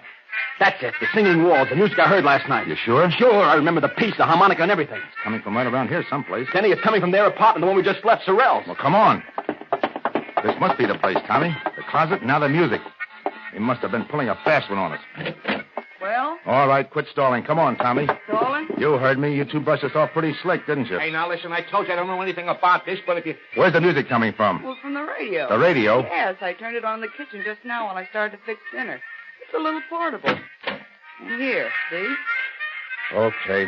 I don't get it. What did you mean by... Skip it. Well, Tommy, here we go again. I don't care. That was the music I heard. And that's the same number, and it sounds like the same band. Hey, wait a minute. Now what? Where's your phone? On the desk. Tommy, look and see what station that's coming over. All right. WBTA. It's a local station. Thanks. Hello? Operator? Get me station WBTA. A radio station. I don't know what the number is. Just get it. This is a police call. Thanks. May be wrong, Tommy, but I got a hunch. Hello? WBTA? What's that band you've got on now? I don't care if it's an electrical transcription or a Mickey Mouse cartoon. What's the guy's name? What? Turn off that radio. Now, what was that guy's name? Yeah. Mm-hmm. Well, where can we get a hold of this guy? Where does he hang out? I see. 5 nights a week, huh? That include tonight? Thanks. He's a small-time band leader, Tom. Harmonica Hal on his harmoniers, he calls himself, and he plays at a place called the Silver Slipper out in the concourse. Come on. Coming.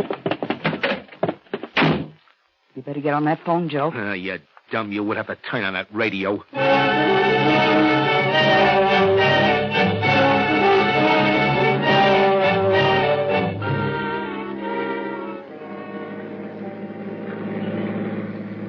There's a Silver Slipper right over there. Okay, let us out here. Right. Here you are. Thank you, sir.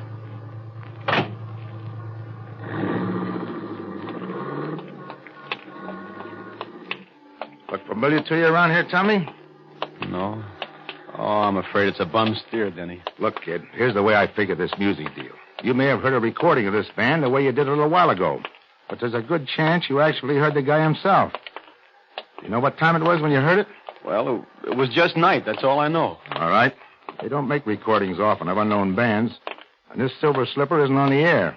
So maybe you were out here someplace and heard the band itself. Maybe. I know it's kind of a long shot, kid, but right now it's the best we got. Let's case the joint. Okay. Don't look like there were any rooms with closets in the Silver Slipper. Say, what about that crummy-looking hotel next to it? Yeah, I was just thinking. If you were in a room with a closet and all that, and you really did hear this band, that hotel's the only place you could have been. Oh, I wish I could remember something. The shape you were in, you probably signed your own name, too. Come on. By the way, what time you got? 10 to 6. 10 to 6. Deadline's pretty close, kid. Yeah. This better be right. What a dump. If I could only remember. Well, there's the clerk. We'll see. Say, you got a guy named Tom Cochran here? Tom Cochran? I don't know. It's all right. We're friends of his. Let's see. When did he register? Last night? Sure, here it is. Tom Cochran and Ben Doyle, room 209. I don't think they're in, though. No? No. I've been ringing them to see if they were going to check out by 6. I was just going to send somebody up. Well, they were out at a big party last night. Probably haven't pulled themselves together yet. As a matter of fact, that's why we came to see them. Should I ring again? No, we'll sort of surprise them. Okay, right up those stairs. But they got to be out by 6 or pay for another night. We'll take care of that. Let's go, Tom. Denny, did you see that handwriting on the register? Yeah. It was mine, all right. This is it, Tommy. One way or another. Yeah. Here's 209. Don't put your hand on that doorknob. Oh, fingerprints. Use your handkerchief. It's locked. I got some keys. It's an easy lock. Here we go, kid. Denny, this is it. Close that door. Yeah. There's the closet. Give me the key. Here, you better hold my gun on that door just in case. All right. Denny, look out! He was just falling. He's dead. Oh, gee, this is awful. You remember now? Yeah. But I can't put it together. Let's have a look. Oh. Stabbed. Here's his driver's license. Benjamin Doyle. Oh, Give me it. Hello? Oh, yeah, we found him all right. No, they're going to keep the room for another night. No. There's not a thing we want. We're in for it now, kid. Denny, look on the floor over there. Clasp knife, covered with blood. That's what did it, all right? Yeah. Hey. Yeah, I know it's mine. Tommy, why didn't you tell me? Honest, Denny, I didn't even know I'd lost it until I just saw it there now. Fingerprints all over it. As clear as though they'd been made in sealing wax. Right-handed, aren't you, Tommy? Yeah, right-handed. Let me see your right hand. Doesn't take an expert to read these. Those prints are yours, all right, kid. Yeah, I guess they are. And you still don't remember? Honest, Denny, I don't. Can you think of any other explanation? No. There's the guy with the frog voice, but I must have just dreamed them up. I don't know. Well, kid, I guess this is it. You did all you could, Denny. Don't feel bad. You can plead insanity or something. Maybe we can prove you were doped. Maybe. You better call headquarters, Denny. Let's get it over. All right. So where are you going? I don't want to phone from here. The clerk will listen in. It's no use getting all the wolves on us before we have to. Aren't you afraid that I'll... No. Oh, I won't. I'll just have him send a detective car. You won't have to go in the wagon. Thanks. Better let me have my gun. Sure. I'll be back. Lie down for a couple of minutes. You look kind of sick. I am. Oh.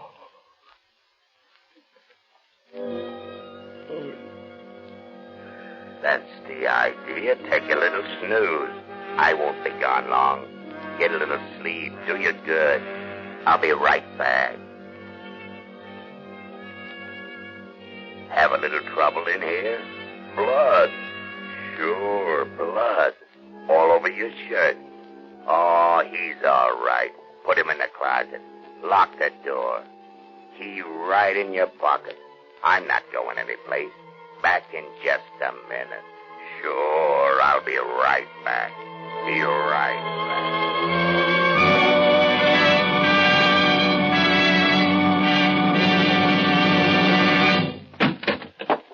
Here he is. You? Yeah, me. Hey, what are you going to do with him, Froggy? Get him in the other room until his copper friend misses him and starts looking. Now, listen, I don't want to be in anything like this. Shut up. You're in it up to your neck. Come on, you. Get up. Okay. Get going. Up the hall here. Open the other door, Joe. Sure. Get in there. That's the guy, Frog? Yeah. Listen, Froggy, this don't look so good. There was people who knew you were getting ready to give it to Doyle, and... Sure. That's why I framed this guy. All the trouble I went to. Doped him and brought Doyle in there while he was out. Planted the key on him, bloodied him up, put the knife in his hand. I still don't see how he ever came to in time. Yeah, but he did. So what? We frame him again. Music? You like music, don't you? You're pretty sweet about music, ain't you? Well, for your information, that's harmonica hell rehearsing for the night. And in this room, it comes through the window. On account of there is a window. But in the other room, it comes through the walls. On account of there ain't no window. Catch on? Better close the window, Joe. No, wait a minute. Yeah, I do like music. Do you mind if a guy in a spot like I am hears a little music? What about it, Froggy? Sure. Leave it open. Let's have music while we work. It'll cover up the noise if he makes any fuss. So what's the new angle? Knock him out. Dump him in the park. Dead by his own hand. Remorse. We leave the gun beside him and plant some of Doyle's stuff on him. Yeah, I got it. All right, get going. Tie him up. Right. Yeah. Put a handkerchief in his mouth. Yeah. Put a cord around him. He's drunk, see? And we're taking care of him. Okay. Where's the car? Oh, Round the back. Nobody will see us going out that way. Come on, over there. All right. You ready? Just a minute. All right, take a look. Okay. All right. Take a look out the door. Okay. All clear? Yeah. Let's go. Lock the door after we go on. Okay. Down the hall to the backstairs. Hey, what the... All right, drop those guns. I don't want it. Cover him, you guys. I got it. What is this? You'll find out, Graziani. Get that gag out of the guy's mouth and untie him, Mike. Sure. Denny, I heard the music. I hoped you would. I asked him to leave the window open. I heard the conversation, too. Enough. Okay, boys, take him down. All right, come on.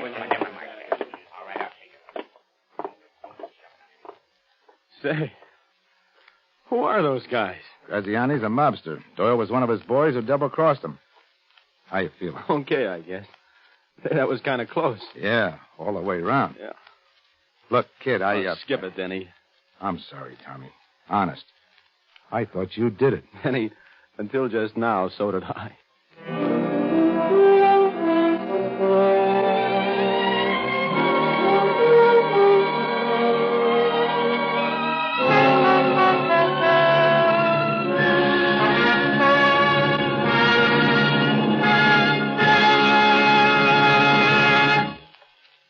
And so closes The Singing Walls, starring Preston Foster with Dane Clark. Tonight's tale of Suspense.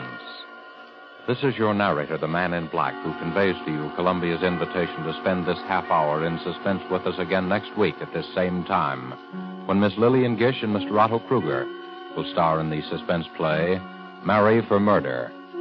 The producer of these broadcasts is William Spear, who, with Ted Bliss, the director, Bernard Herman and Lucien Marowik, conductor and composer, and Robert L. Richards, the radio author, collaborated on tonight's Suspense.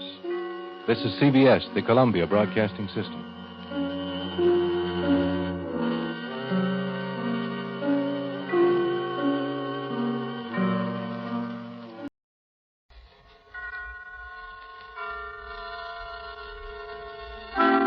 Suspense.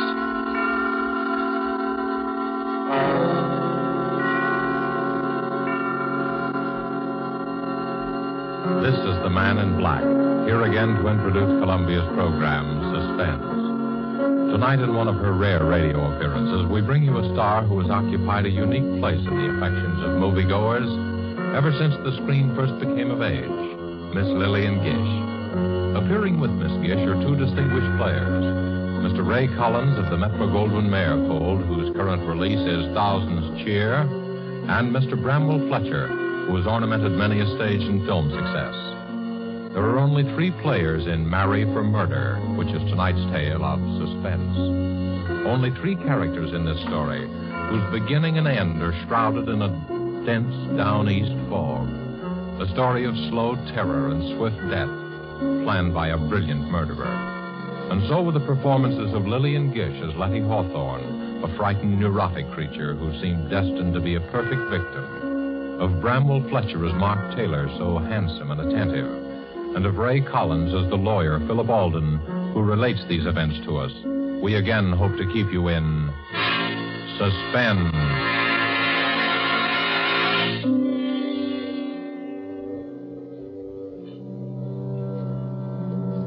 I used to love the sound of foghorns on the bay, especially at night when I sat before the fire, let their lonely wail weave a contrast between my snug comfort and the gray immensity outside.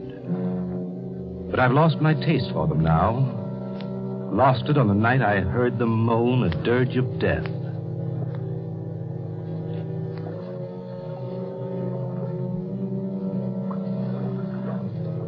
It's hard enough to lose a friend. But to lose one as I lost Letty Hawthorne is the kind of blow you never quite forget. I remember the first time I met her. It had fogged up all of a sudden, as it does here on the Cape. But Ann Wentworth held her Sunday night supper as usual. Letty was the only stranger there, a newcomer to the Cape. I looked at her and thought she'd be an attractive woman if she only didn't flutter so much. She was a trim, pretty woman of about my own age, which is 40. You're Philip Alden, the lawyer, aren't you? Oh, what a pleasure to meet so many nice people. There go those foghorns again. Yes, Does one really get used to them in time? Well, I love the Cape, but I can hardly bear that sound. So depressing, isn't it? So morbid. Well, to your first question, yes, I'm Alden, an attorney. As for the foghorns, well, if you stay with us for a few years, you won't be able to live without them, Mrs. Hawthorne. It is Mrs. Hawthorne, isn't it? Mm-hmm. Anne never gets around to introducing people. It's her only fault. Oh, I never stand on ceremony. That's my fault if you consider it one. Besides, I knew you at once, you see, and you knew me. Don't you think that's a promising beginning? I never thought of it that way. Oh, dearie me. There it goes again. It makes me think of ghosts walking over my grave. How can you bear it? They do serve a very important purpose, you know. Oh, I suppose they do, but they give me the shudders. As a matter of fact, I find them comforting. I made Jane Hart promise to stay with me tonight if the fog doesn't lift. I daren't be alone. You see, I'm still a bit nervous. Oh? I've been ill, you know, and the doctor prescribed complete rest and quiet. I see. That's why I came up here. Well, you'll find what you're looking for here, I'm sure. Oh, do you think so? I do hope I will. My nerves are simply shattered. Mr. Hawthorne's dead, you see. Such a tragedy. I'm terribly sorry. You see, it happened so suddenly. I can't quite believe Can that. I get you some of Anne's cider cup? That's one of our Sunday night features. Oh, thank you. That would be so nice. It's such a comfort to have a man take care of one again. You make me feel so protected. I know we're going to be great friends, aren't we?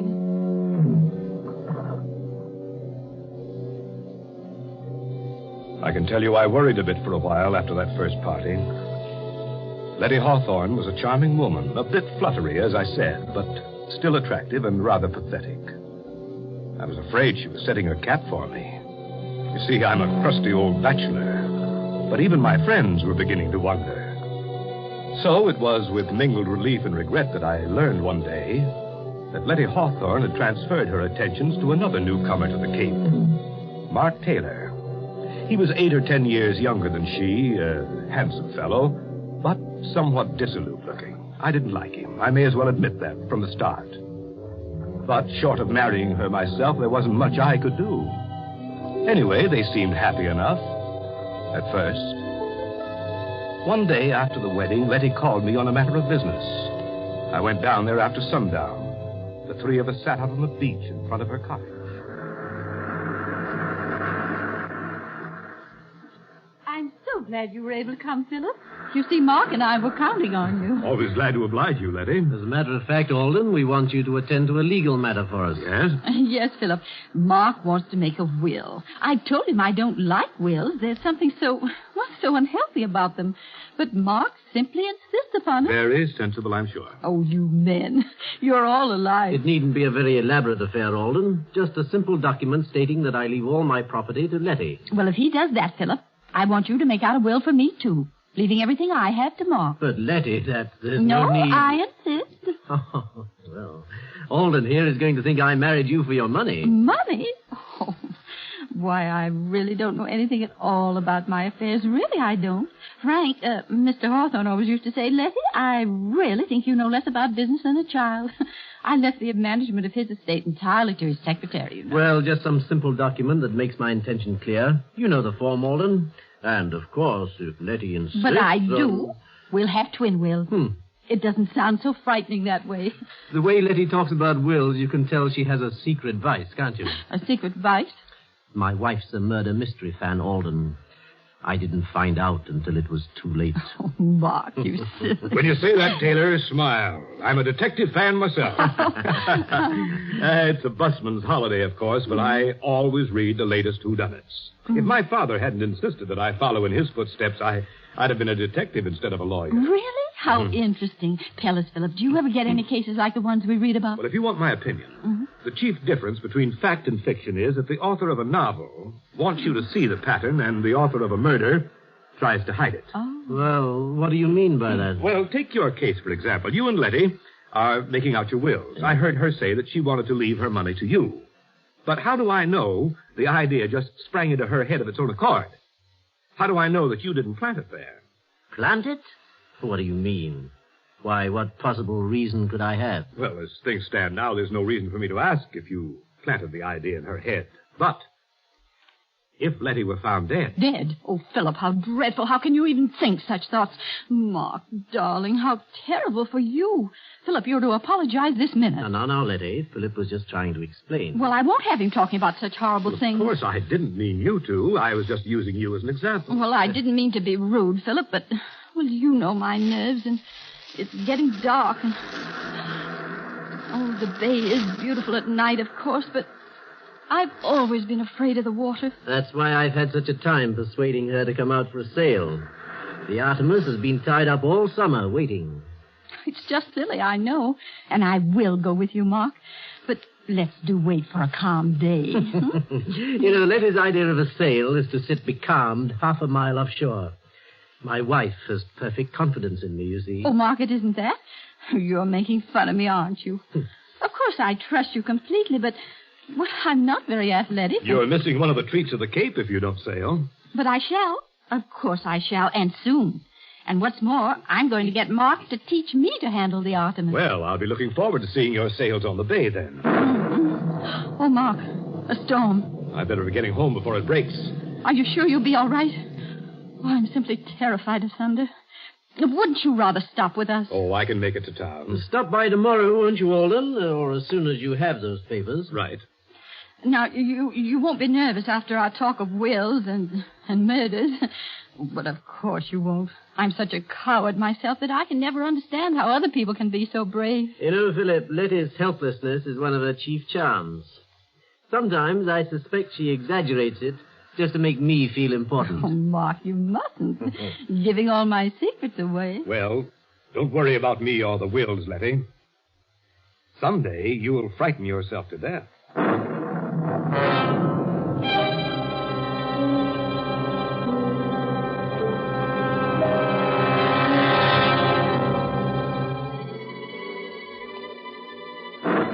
There was little enough for me to go by.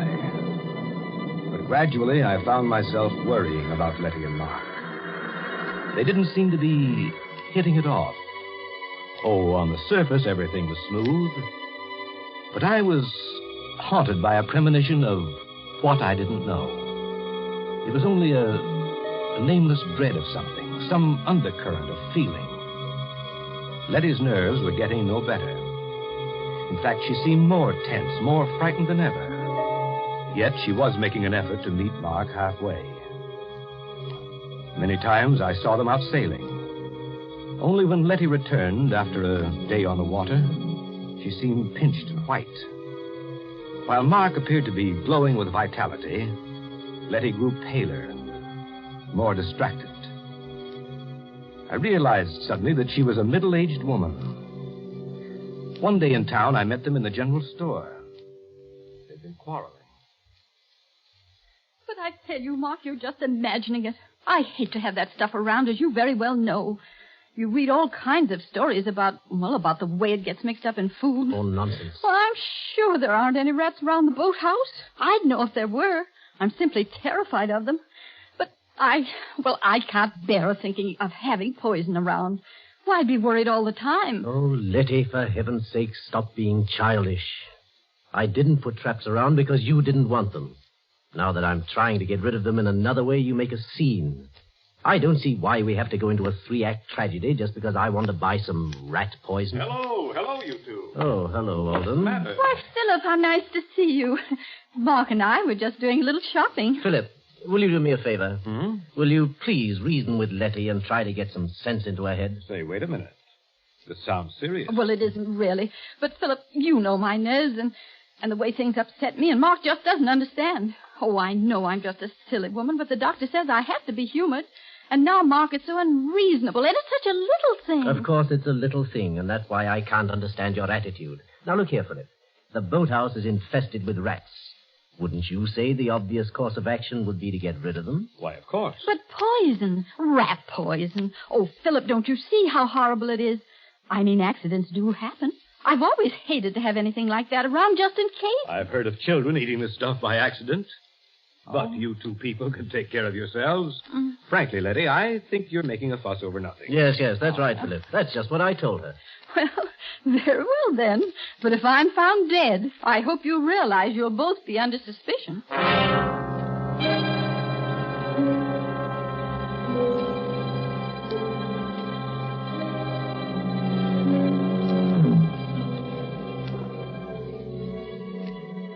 Seemed a foolish quarrel at the time. Yet when I left them, I kept hearing Letty's voice. Very well, then. But if I'm found dead... Very well, then. But if I'm found dead... Very well, then. But if I'm found dead... Suddenly, a monstrous idea occurred to me. I wondered if Letty had been trying to warn me. And then the horrible suspicion broke. All the trifling things began to add up. Letty's nervousness, her fear of sailing with Mark, her terror of having the poison in the house. But why? Why should she be afraid of Mark? What motive had he? And then I knew. I had helped to give him the motive when I drew up Letty's will. Yet my whole case was founded on thin air. Figment of a nervous imagination. I had to be sure. had to keep an eye on them. I found myself making excuses. Excuses to drop by at their cottage. Who is it, Letty? Who's there? It's Philip.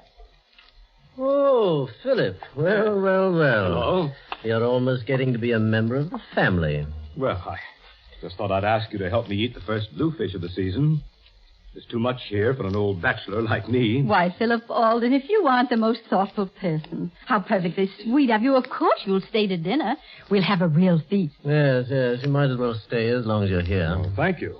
If you're sure I won't be intruding. Intruding? Why, of course not. And you can help me get the dinner ready. Well, I'd be glad to, but won't I be in Anna's way? Anna's gone. Gone?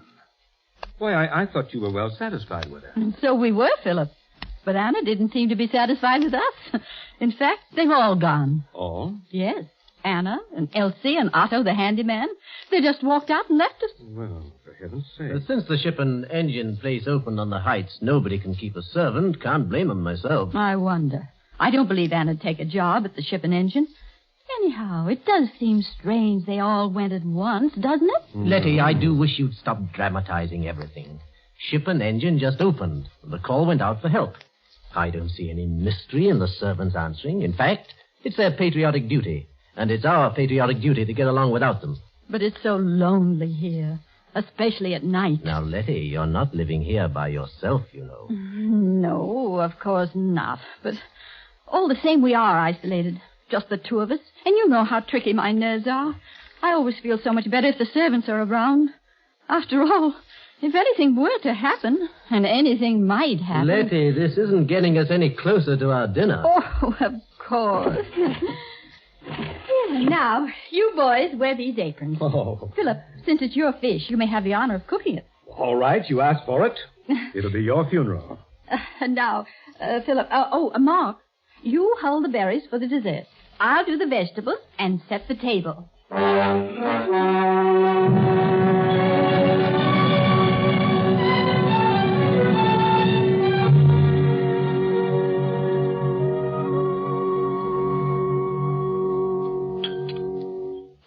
Well, for a seasoned bachelor, this dinner's a rare treat, Letty. Oh, I'm so glad you enjoyed it, Philip. Oh, I don't deserve the credit. That bluefish was simply delicious. How did you manage to catch it all by yourself? I always think men are so wonderful. Well, I'll be glad to take you both the next time I go fishing. It's good fun. Fresh air would be good for you, Letty. Oh, no, I couldn't. Well, I'm still just a wee bit nervous about the water. Though I tried terribly hard, haven't I, Mark? Yes. I've been good about the sailing. But you know I'm learning to manage the Artemis all by myself, aren't I, Mark? Mm-hmm. I don't write my name in the wake anymore, do I? Yes, Letty's a real hand at the tiller. She'll be a better sailor than I am soon, you see. You'd have seen her take the Artemis into harbor the other day. You did, all right. Yes, she came through that channel with a breeze against her. I wanted to take it over, afraid she'd run into the mud flats. But no, she coaxed it all the way, and we came in under sail. Yes, and I wanted to do it all by myself, even though I was terrified. Well, good for you. Why, that's really a splendid accomplishment. I've been negotiating the harbor for years, but I confess that I have trouble every now and then. Well, since nobody wants any more berries, I guess it's time to do the dishes. Now, I'll show you what a good hand I am as a dishwasher. Wait a minute. That's my job. Here. No, Here. I'll clean and wash. You two can dry, and you can dry. Letty, what is it? Well, you shouldn't have tried to carry that tray. No, it's not that. Why, Letty, what's happened to you? You look ghastly. I'm afraid something I ate. Here. You better lie down. Oh, I'll carry her upstairs. Get a doctor, will you? I'm afraid, Mark. I'm afraid I've been poisoned.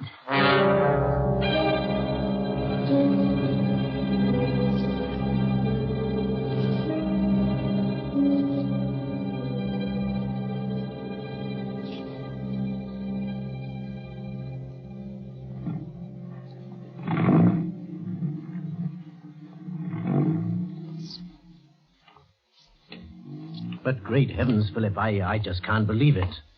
Arsenic, poisoning? Do you think Dr. Potter knows what he's talking about?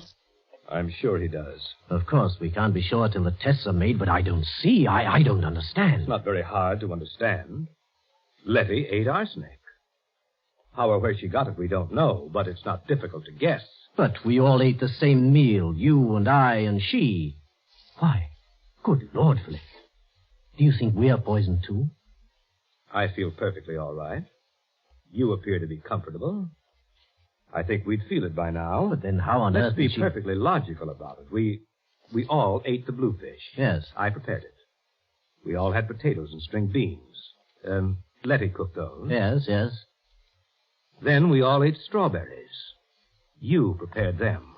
Why... Now, the fish and the vegetables were all served in large platters, and each one of us helped ourselves. Therefore, if any poison were in the food, we'd all be sick. But the strawberries, Mark... See here, Alden, are you suggesting... Wait a minute. We're just following this through logically. The strawberries were put on the table in separate dishes. The poison could have been slipped into Letty's plate in the kitchen. Alden, you have no right to accuse me of this. Why, you're fixing up a case against me. I'm doing nothing of the sort. In any event, I think you might worry less about your own skin and more about Letty. Thanks. I think I can take care of my own wife. Nevertheless, I suggest you get someone to help you. I'm perfectly well able to nurse her myself. If I were you, I'd have someone else as well. I'll send Mrs. Halstead over from town. She's an experienced, practical nurse. What I've always appreciated about you, Philip, is the way you mind your own business. I'll be going now. Mrs. Halstead will be along as soon as I can get her.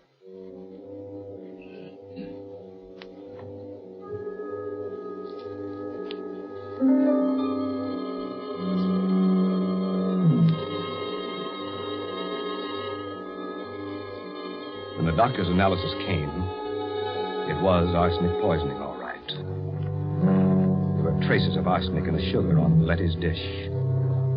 Letty was recovering. The dose wasn't large enough to kill her.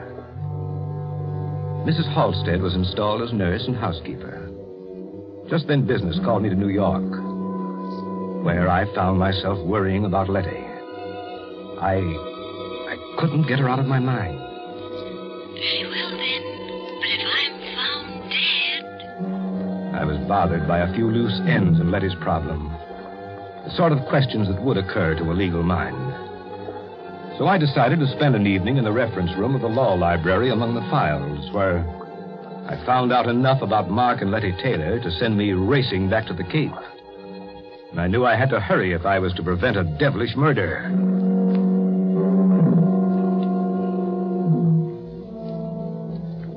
It was one of those dull gray afternoons when I arrived at the station. The fog was so thick over the bay that it seemed to cloud the whole town. Cold fear gripped me. Letty and Mark, I learned, had left at dawn for a weekend sail. I could picture them. Murderer and victim. Shrouded in the gray veils of the fog. Drifting. Waiting. While the foghorns cawed a hoarse warning of murder. So, I was too late. The trap was sprung. With my newly gained insight into the affairs of Letty and Mark, I could have averted the tragedy, but I was too late. Or was I? If only they hadn't really left for that sail. I took the chance. Feeling my way along the Cape Road, I reached the Taylor cottage. Nobody was there.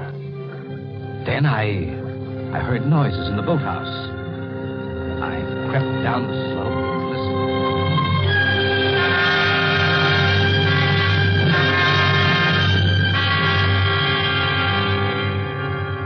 Oh, Mark, you fool. Philip Alden will be sure you planned to murder me for my money. I saw the suspicion dawn in his mind that day we made out our twin wills. I saw it grow when I was seen in the general store. And you brought the rat poison. And that night when I was taken ill, he was sure. Do you hear me? Sure. You wanted to teach me to sail the Artemis. Thought I was afraid of the water. Well, Mark Taylor, when your body drifts ashore, Philip Alden will swear that only an accident prevented you from murdering me. What fools you men are. Aren't you? Aren't you? Well, wouldn't you like to answer me, Mark? Don't you wish you could talk to me again? To your helpless little Letty. But you can't, can you? Dead men can't talk, can they? But they say that in the instant of dying, a man can understand many things. Did you understand, Mark? But how could you? You are really a stupid man, Mark. Didn't you ever wonder about my former husband and his tragic death? Didn't you ever want to know about Frank Hawthorne? He did. At the very end, he wondered about his predecessor, George Martin. Strange how both died in a yachting accident, isn't it? Frank died off the coast of California, and George was drowned in the Gulf of Mexico. And now you, Mark, your body will be found someplace along the Cape here, I suppose. Oh, what bad luck I've had with my husbands. But how thoughtful all of you were to leave me your property. Too bad I'm such an extravagant widow, isn't it? For I do run through money. I wasn't lying about that. Oh, dear, I wish you could help me get your body to the Artemis. If only you hadn't insisted on turning back when the fog rose. I could have killed you so much more neatly. A sudden gust of wind while I was at the wheel, and the Artemis jibes, and the boom catches you, and off you go to the bottom of the sea. But now, I've got to lug you back on board and pitch you overboard somewhere. It was really inconsiderate, Mark, to make me kill you in the boathouse here. You will have to drag the body aboard, Letty. Oh, Philip, I'm so glad you've come. Are you, Letty? Something dreadful's happened to Mark. I'm so upset I hardly know how to tell you. Oh, Philip, I think I've... You needn't pull a phony feint this time, Letty. I fell for it before when you made me think that Mark had poisoned you. That is, almost. Why, what do you mean, Philip? That was a little too smart, Letty, that poison scene. Because when I left you, I wondered about two things.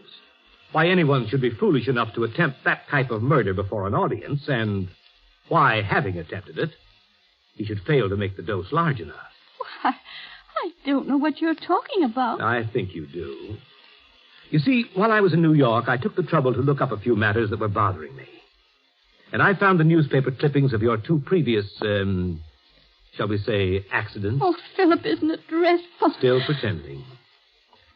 You're a clever woman, Letty, but I overheard you just now. You'll never prove anything. I think I will. You see, I found the motive, too. It was marry for money, marry for murder, wasn't it? I wouldn't try to run away, Letty. I brought a gun. You're coming with me to the police station. Don't wonder that you hate the sound of foghorns, Letty Taylor. You've spoiled them for me, too.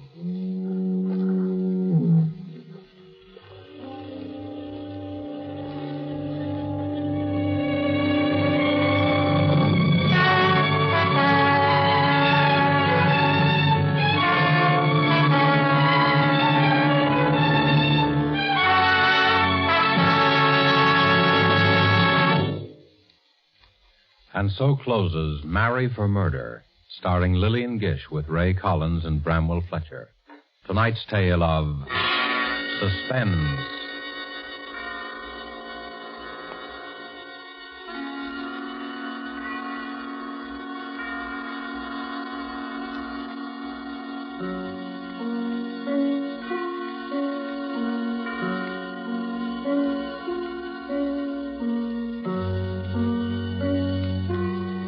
This is your narrator, the man in black, who conveys to you Columbia's invitation to spend this half hour in suspense with us again next week, same time, when Virginia Bruce and John Loder will star in the Dorothy B. Hughes suspense thriller, The Cross-Eyed Bear. The producer of these broadcasts is William Spear, who, with Ted Bliss, the director, Bernard Herrmann and Lucien Marowik, conductor and composer, and Walker T. Field, the author, collaborated on tonight's Suspense.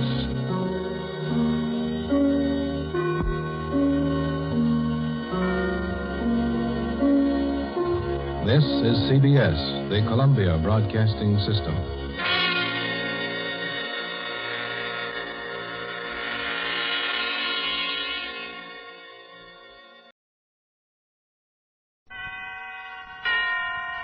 Suspense.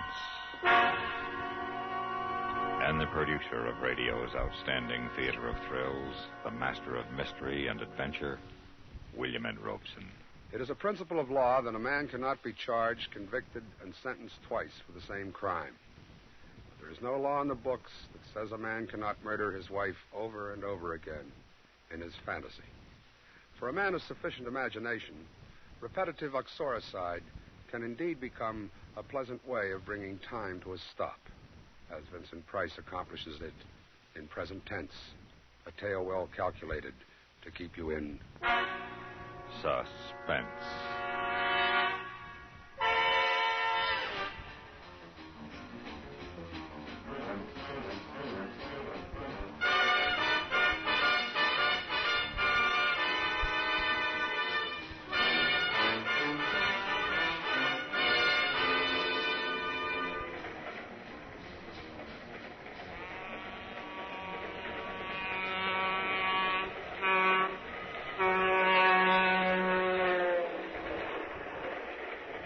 Dim pane, the cold, dark land wheels away, and the hills beyond, below the stars, are black and sharp.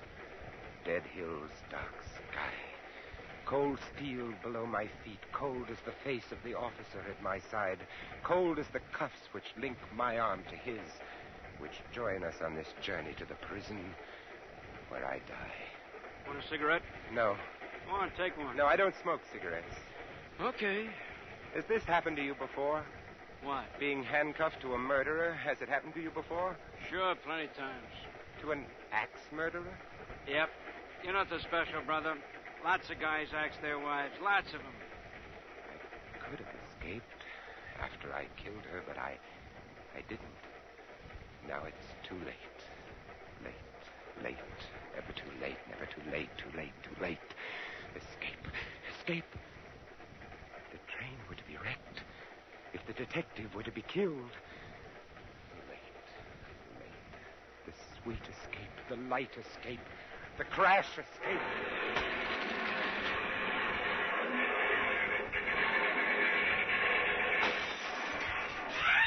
Oh, no. Oh, no. Oh, the darkness. Where am I? The cars must have gone down the gully. No lights. And those people in pain. This thing fastened to my wrist. Oh, we must have gone halfway through the glass door. Keep back from his blood. I don't seem to be hurt. No broken bones. Escape. Now the key in his pocket. In his bloody pocket, and the cuffs are off. His gun and the wallet. His face is gone. His own mother would know him. I'm free. Fire! Fuel oil! I must get away. Here. Now my ring onto his finger, and that completes it.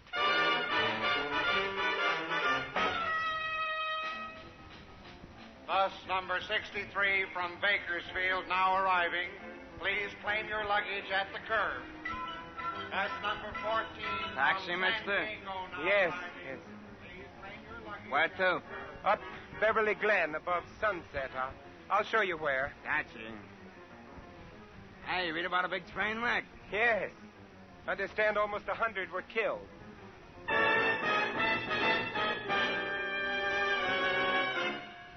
My home. It looks so small, so shabby. No one took care of it during the trial. No one cared. No one cares now.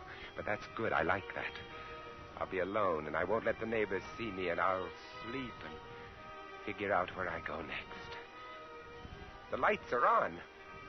Someone is there. Hey, this Slick, huh? The whole thing went so slick.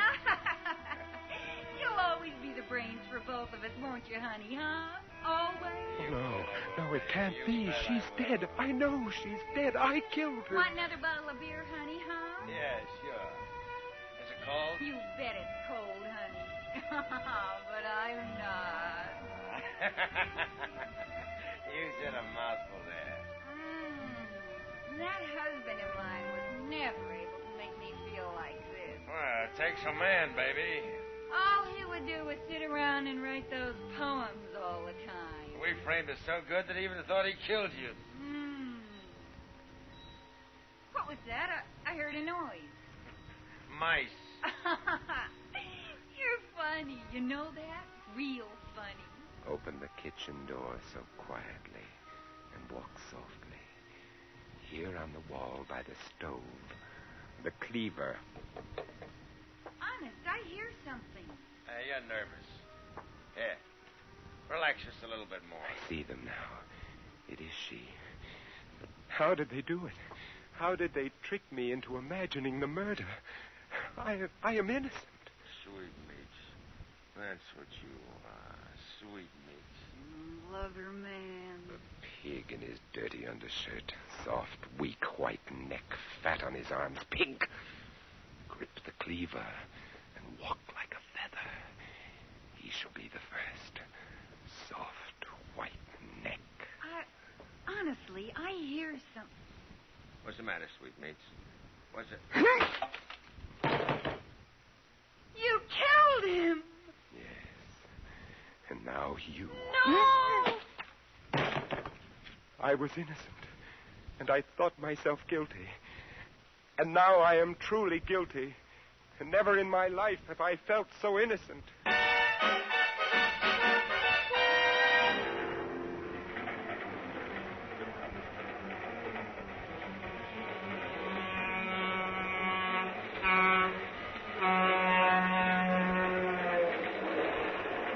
Like a dream, like a nightmare, the confession, the conviction, the sentence. And now once more, dark night, cold steel, the sound of wheels. Just as I lived it before. Why, even the cold face of the silent officer at my side. Hard, cold face, so much like that other face. Want a cigarette? No. Oh, go on, take one. No, I don't use them. Okay. Has this happened to you before? What? Being handcuffed to a murderer. Has it happened to you before? Oh, sure, plenty times. To an axe murderer? Yep. You're nothing special, brother. Lots of guys axe their wives. Lots of them. But were you ever cuffed to an axe murderer who killed two people at once? What are you talking about? My sin, my crime, what I did, I killed them both. Them? Oh, take it easy, brother. You only killed your wife. Just her, just one, that's all.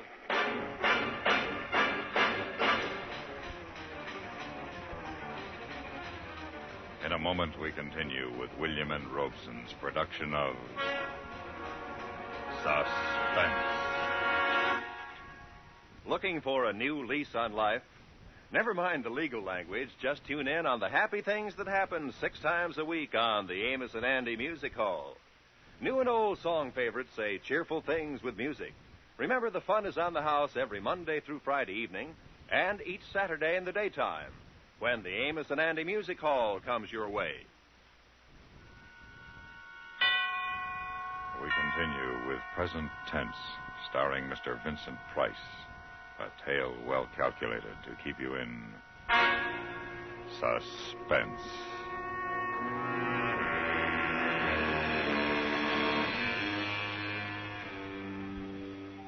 It had been raining for some days now. And beyond the barred window, the leaden sky bleeds sorrow on the barren land. The lonely land. The land beyond the prison wall. The sky was blue when first I came here. Blue.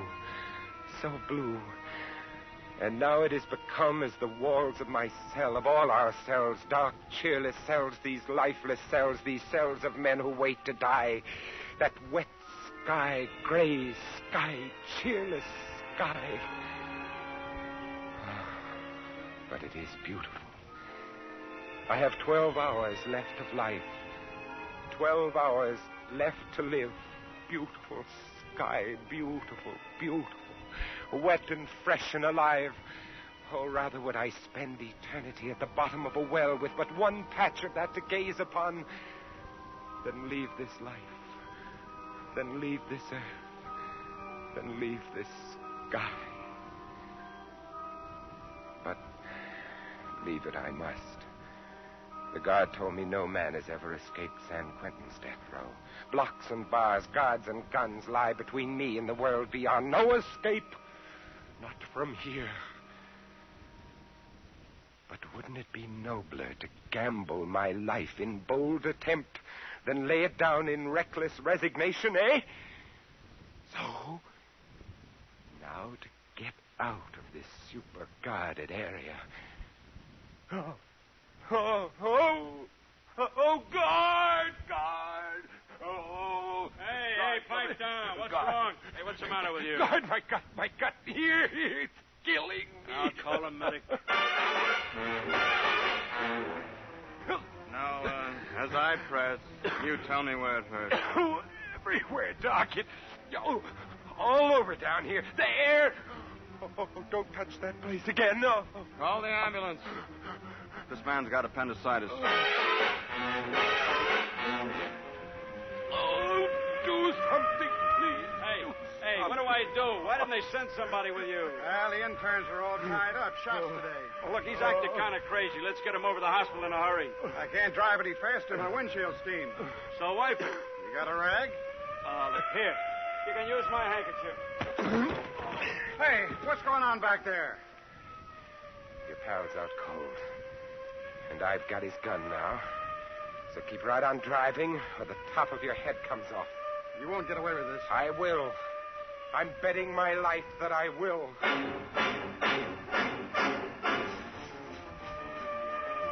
How far back is the prison? About 15 miles, at least that. Okay, pull over. Okay.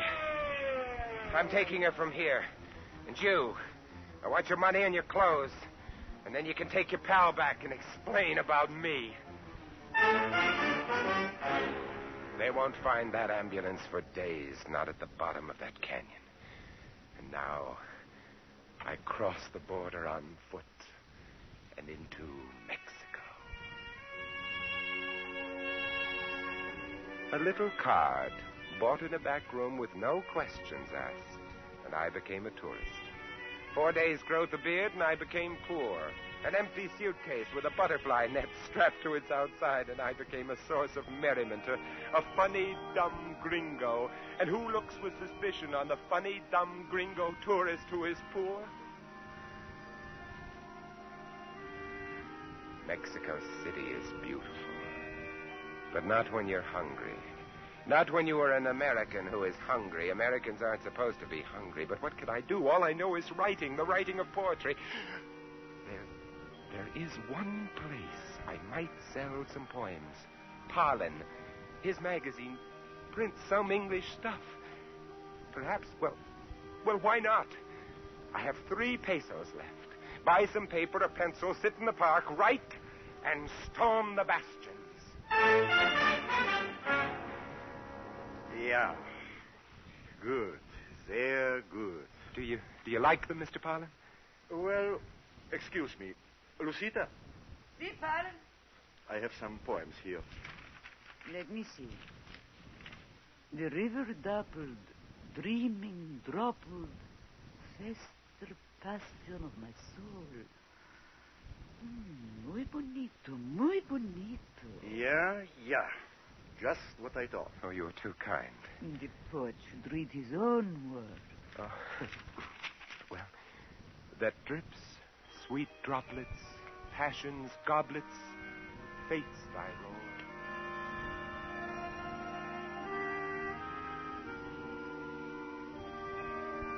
Lucita likes your stuff. A rare woman. And I like what Lucita likes. Aha. She says we do a book of your stuff. Oh?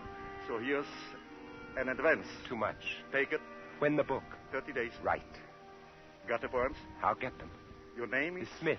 No good. Too dull. So true. I'll make a new one. Please do. And so? Good day, and I'll be back. In 30 days. With the poems. America. Miles below, the bleak brown mountains, the desert, yellow and red, my own mystic land. My advance money went for new clothing and a round-trip plane ticket to Los Angeles, and my new lease on life. In a small file under the eaves of the little house in Beverly Glen, there are poems. More than 1,000 of them. Poems which no one has ever seen. Poems written in the evenings after work on Sundays. And now, with the beard and the hat and the glasses, no one will recognize me. A cane. Yes, I ought to carry a cane to get the poems. Does someone live there in the house? Has someone bought it? No matter. Get the poems and then get back to Mexico City.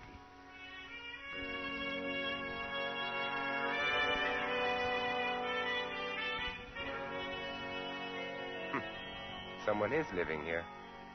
I wonder who. The hedge is trimmed and my hammock. Somebody's put a new canvas cover on it. Fred, get the door. Get it yourself, baby. I'm shaving. Oh, all right. Yes? Oh, no. No, it can't be. Well, what do you want? It's Mary, but I thought I killed her. Who is it, baby? What is it, mister? What do you want here? Are you the lady of the house? Huh? Who's that at the door? Some creep with a beard. Yes, I'm the lady of the house, but I don't want to buy nothing. Well, what is it, Santa? What do you want? Are you the man of the house? Yeah, I'm the man of the house. Sweetmeats? I'll say. So, what of it? Well, I'm making a survey. I'd like to ask a few questions. May I come in? I don't know. I'll let him. What's the difference? Thank you.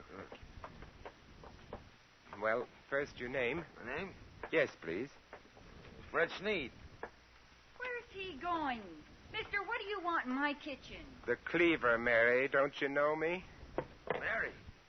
Hey, who are you, mister? Look close, Mary. Oh! The cleaver. Put it down. You know me? No. Know the man you tricked into San Quentin? No, don't. Put down that... You killed him. Yes.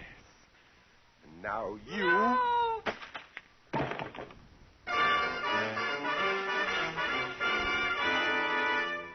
Confession, conviction, sentence, transportation, and again the death house, as before. But when I came here, they promised I could keep the beard. They promised I could keep the beard. And it's gone. Gone. I can't remember when. What's that? Who's coming? Ready? Ready.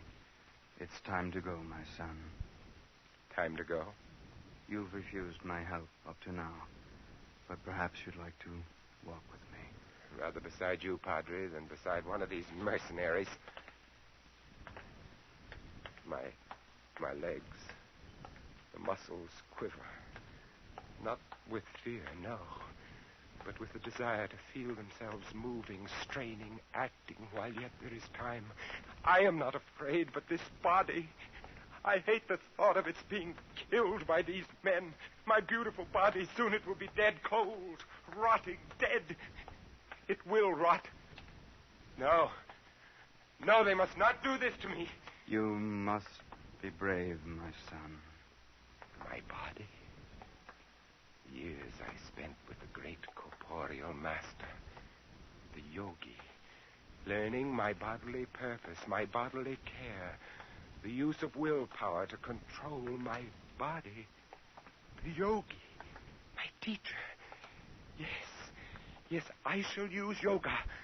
Suspend my breathing and become invulnerable to their gas. Suspend my body functions to the point of death and fool their doctor. Of course. Oh, yes. The greatest escape of them all. And this time I must succeed. All right, here we are. The room is so small. Somehow I had imagined it would be larger. And here is the chair. All right, now, Yes, just sit down. straps, hood. And over Lay there, your arms along the these. glass. Small pane That's it. with the dark faces seen dimly First through. this way. The witnesses. There. The whole room is like some strange sort of time machine. Machine for launching a man into another dimension. It's so true. But I'd best begin to prepare myself. There we are. Relax. Must relax. It won't be easy.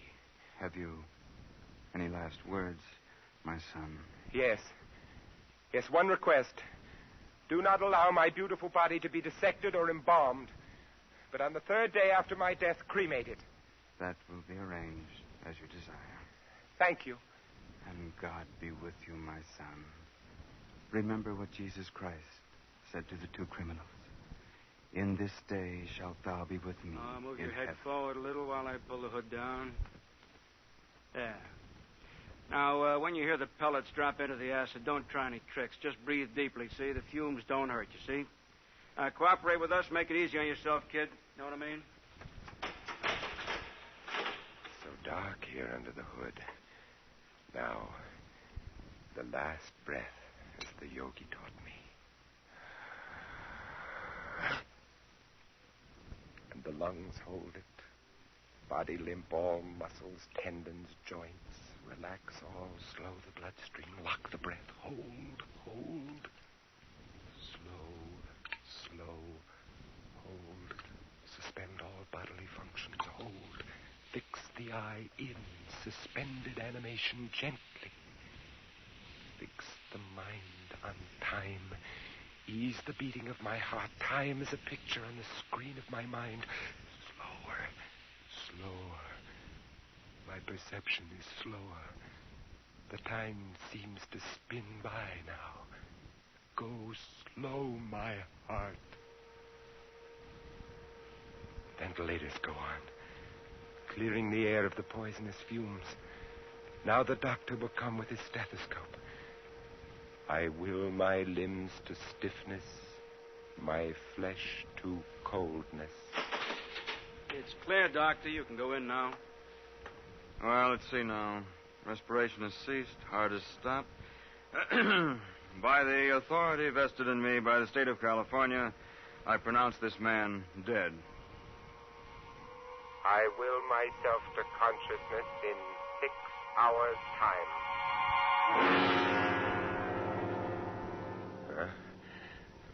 Where am I? It's dark here and cold. So cold. I must get up and see. Oh, prison morgue. It worked. But I'm cold. I'm so cold. What's this on my toe? Tag? It's too dark to read it, but I know what it says. It has my name, prison number, time of execution. Yes. And now, to look around. Because the next step must be played just right. This should be it. A coffin crate ready for shipping. Some cadaver being returned to a sentimental family. Well, that ought to be just right. And with him on my slab, my tag on his toe, and the most perfect escape of all time underway, here we go. I will my body to return from its state of suspended animation and to come immediately out of trance when next this coffin shall be opened.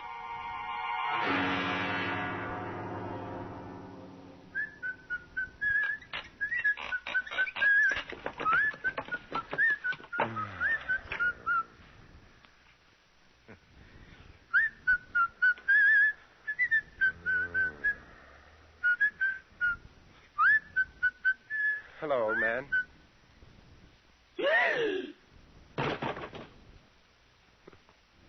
Funeral parlor. Poor fellow. Must have a bad heart. Well, let's see. No, it's going. Well, let's hope he's out for a while. This must be the workroom. Light hanging over the work table, and there a locker. Ha! With a suit. Fine. And here, in the desk, might there not be some sort of... Yes, here. A petty cash box. And it's quite full. The old boy apparently doesn't believe in banks. And now now that Lazarus has returned from the dead. This newspaper dateline. I was executed 4 days ago, and now I find myself resurrected in Indianapolis, Indiana. Los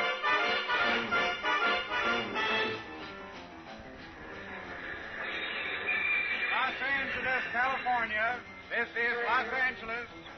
You can claim your baggage in the station or on the platform. I return to my home. A beautiful time to return home. My old hammock is there. My flowers, my yard. The house is empty. The lawyer said he'd had it cleaned up. My books, my pictures. Here, my old pipe. I haven't smoked it in years. Mary didn't like it. But now she's gone. I don't hate her anymore. Tobacco's still fairly fresh. Fill the pipe. There's that detective story I never got to finish. Now I'll have time. Now I'll have lots of time. Time to smoke and read and write and rest. The sun's almost down. Twilight. Wonderful time to get outside. Cool, sweet air. Wonder what kind of birds those are. My hammock. So nice. Light the pipe. And relax. Wish I could remember what page I was on. But no matter. I can begin again. I've got all the time in the world, the rest of my life. The birds.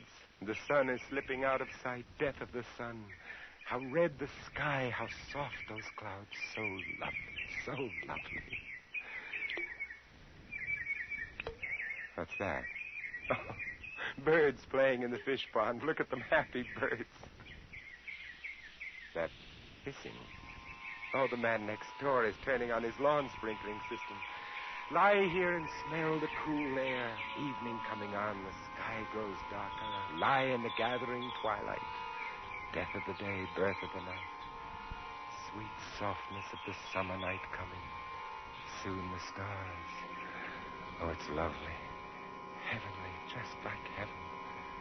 Lie and swing to and fro. To and fro.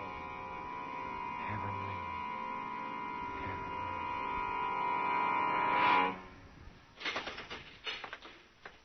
By the authority vested in me by the state of California, I pronounce this man dead.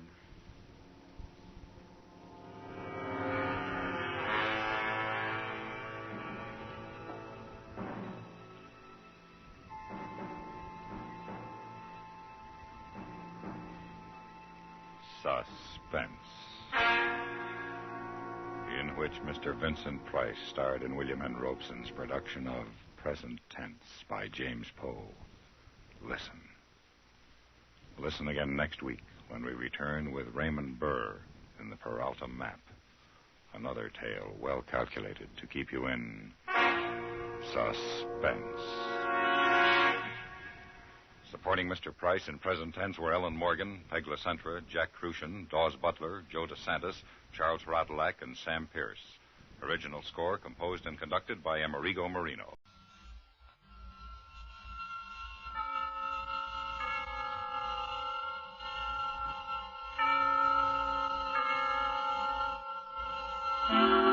Suspense.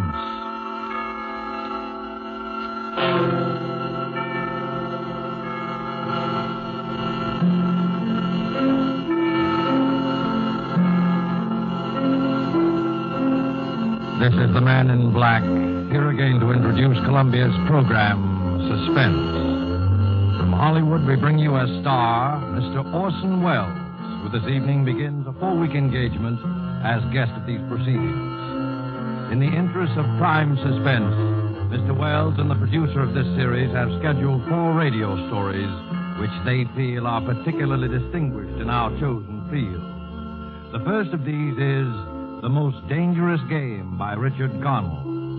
And so with the performance of Orson Welles in the character of General Zaroff and Keenan Wynn as Sanger Rainsford, who learned from Zaroff what was the most dangerous game, we again hope to keep you in suspense.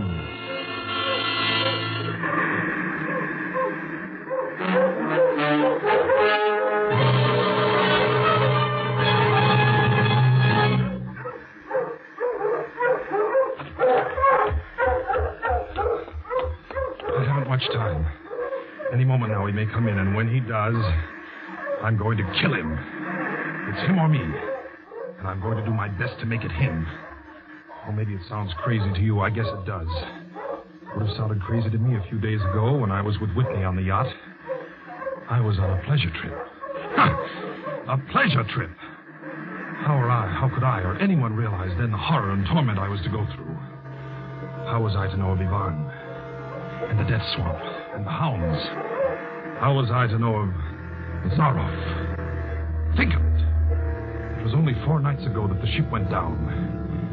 We've been talking about this island, Ship Trap Island, Whitney said it was called on the charts. I was sleepy and started on down below to turn in. I was mixing myself a nightcap when I looked up and saw it. A tremendous reef racing at us out of the fog. I screamed out a warning, but it was too late. We were right upon it.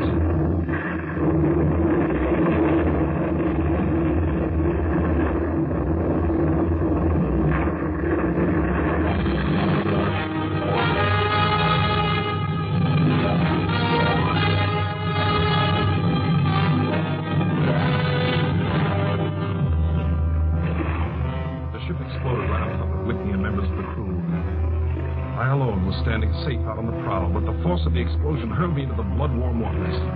Terrified at the suddenness and surprise, my stomach weak and sick at the thought of the others.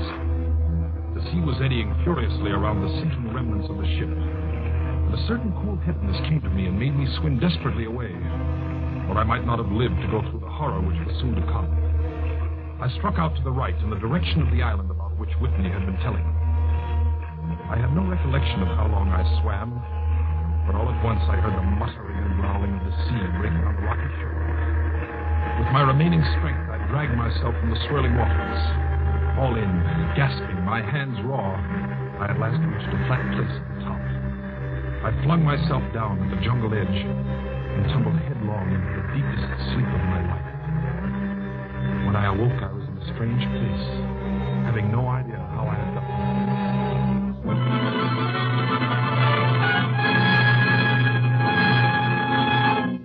Well, Ivan, our friend seems to be awakening. Where is this? Where am I? Do not be alarmed, my friend. My man Ivan found you out on the cliff and brought you here to be taken care of. Well, thank God there's life on this island. I hardly believed. Few people do. You are quite safe here in my castle, Mr. Rainsford. Yes. Rainsford. I'm Sanger Rainsford of New York. Rainsford? Sanger Rainsford? Yes. Well, it is indeed a very great pleasure and honor to welcome you, Mr. Sanger Rainsford. You're the celebrated hunter, are you not? Yes. You know me? By reputation only. I've read your book about hunting snow leopards in Tibet, you see.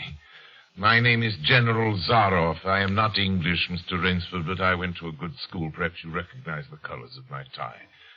No, it makes no difference. I've lived too long in the jungle to be a snob. Well, well, I can't tell you how happy I am to meet you, General. And I can't tell you how happy I am to meet you, Mr. Rainsford. But come, we shouldn't be chatting here. We can talk later. You must be hungry. Yes, I am rather. What?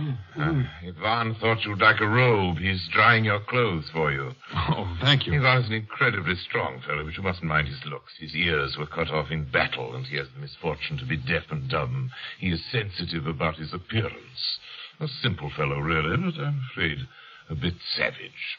Oh? He's been in our family for years. Follow Ivan, if you please, Mr. Rainsford. I was about to have my luncheon just before you awoke. You can have it together now. Does the robe fit you all right? Oh, yes, perfectly, thanks. I'm so glad. You have quite a collection of heads here. Lions, tigers, elephants, moose, bears. Oh, I don't believe I've ever seen a more perfect specimen. They are nice. I take great pride in them. You have good cause. Coming from you, Mr. Rainsford, that is a great compliment. Here we are. You sit over there. Thank you.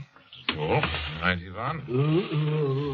We do our best to preserve the amenities of civilization here. Please forgive my any lapses. Oh, of course. Yes. Well off the beaten track, you know. Shoo-shoo. Shoo-shoo. Shoo-shoo. This is my little pet, Mr. Rainsford. As a hunting falcon, Shoo-shoo is of no further usefulness in the field. But I'm fond of its company. Am I not, little sweetheart? Patience, my darling. I know you're hungry, my dear. We hunt tonight. Your heads are really remarkable, General.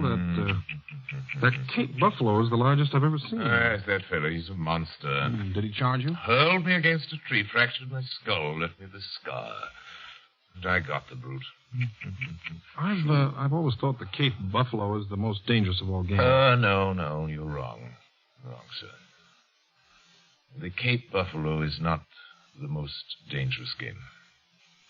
Yvonne, the wine. How does he understand you? He reads my lips. If you like this champagne, Mr. Rainsford, Yvonne chills it expertly. No, the Cape Buffalo is not the most dangerous game. Here in my preserve on this island, I hunt more dangerous game. Oh, is there big game on this island? The biggest. Really? Oh, it isn't here naturally, of course. I have to stock the island. What have you imported, General? Jaguars? Jaguars. I hope you like filet mignon, Mr. Ray. I do very much, thank you. Is it Jaguars, General? No. Hunting jaguars ceased to interest me some years ago. I exhausted their possibilities, you see. No thrill left in jaguars, you understand? No real danger. I live for danger, Mr. Rainsford. We will have some capital hunting, you and I. I shall be most glad to have your company. Yes, but I'll tell you, you'll be amused, I know. I think you may say in all modesty that I've done a rare thing. Yes, I've invented a new sensation. May I pour you another glass of champagne, Mr. Rainsford? Thank you, General. God makes some men poets. Some he makes kings, some beggars. Me he made a hunter. My hand was made for the trigger. My father once said that. Made for the trigger. My whole life has been one prolonged hunt. I've hunted every kind of game in every land. It's impossible for me to tell you how many animals I've killed. Grizzlies in your Rockies, crocodiles in the Ganges, rhinoceroses in East Africa. This is in Africa, by the way. That Cape Buffalo hit me and laid me up for 6 months. As soon as I recovered, I started for the Amazon to hunt jaguars, for I'd heard they were unusually cunning. They weren't. They were no match at all for a hunter with his wits about him, the high-powered rifle. I was bitterly disappointed. I was lying in my tent with a splitting headache one night. A terrible thought pushed its way into my head. Hunting was beginning to bore me. And hunting, remember, had been my life. I've heard that in America, businessmen often go to pieces when they give up the business in their life. Yes, that's so. I had no wish to go to pieces. I must do something. Now, mine is an analytical mind, Mr. Rainsford. Doubtless, that is why I enjoy the problems of the chase. Oh, no doubt, General. So I asked myself why the hunt no longer fascinated me. You are much younger than I am, Mr. Rainsford, and have not hunted as much, but you perhaps can guess the answer. Well, what is it? Simply this. Hunting had ceased to be what you call a sporting proposition. It had become too easy. I always got my quarry. Always. It's no greater bore than perfection. Cigarettes? No, thank you. No animal had a chance with me anymore. Not a chance. That is no boast. It is a mathematical certainty. The animal had nothing but his legs and his instinct. Instinct is no match for reason. When I thought of this, it was a tragic moment for me, I can tell you. It came to me as an inspiration. what I must do. And that was? I had to invent a new animal to hunt. New animal? Oh, you're joking. Not at all.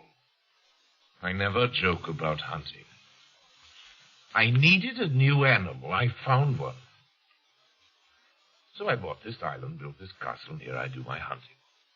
The island's perfect for my purposes. There are jungles with a maze of trails in them, hills, swamps. Yes, but the animal, General Zaroff. It supplies me with the most exciting hunting in the world. No other hunting compares with it, for instance. Every day I hunt. I never grow bored now.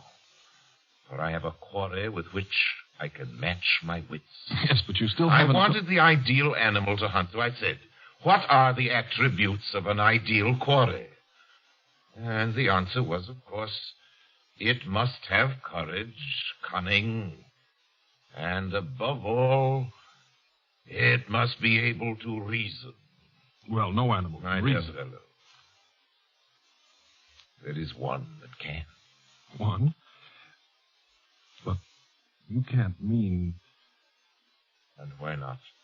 Well, I can't believe you're serious, General Zaroff. You're just joking. Joking? I'm quite serious.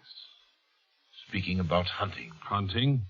You're speaking about murder. Oh, dear me, that unpleasant word. I think I can show you that your scruples are quite ill-founded. Yes? I hunt the scum of the earth. Sailors from tramp ships, lascars, Japs, mongrels, a thoroughbred horse, a hound is worth more than a score of them. But these are men. Precisely, that is why I use them. It gives me pleasure. They can reason after a fashion, so they are dangerous. But where do you get them? We visit my training school. It's in the cellar. I have about a dozen pupils down there now. They're from the Spanish bark San Lucar that had the bad luck to go with the rocks up there. A very inferior lot, I regret to say. Poor specimens, more accustomed to the deck than to the jungle. Another glass? No. It's a game, you see. Sort of game. I suggest to one of them that we go hunting.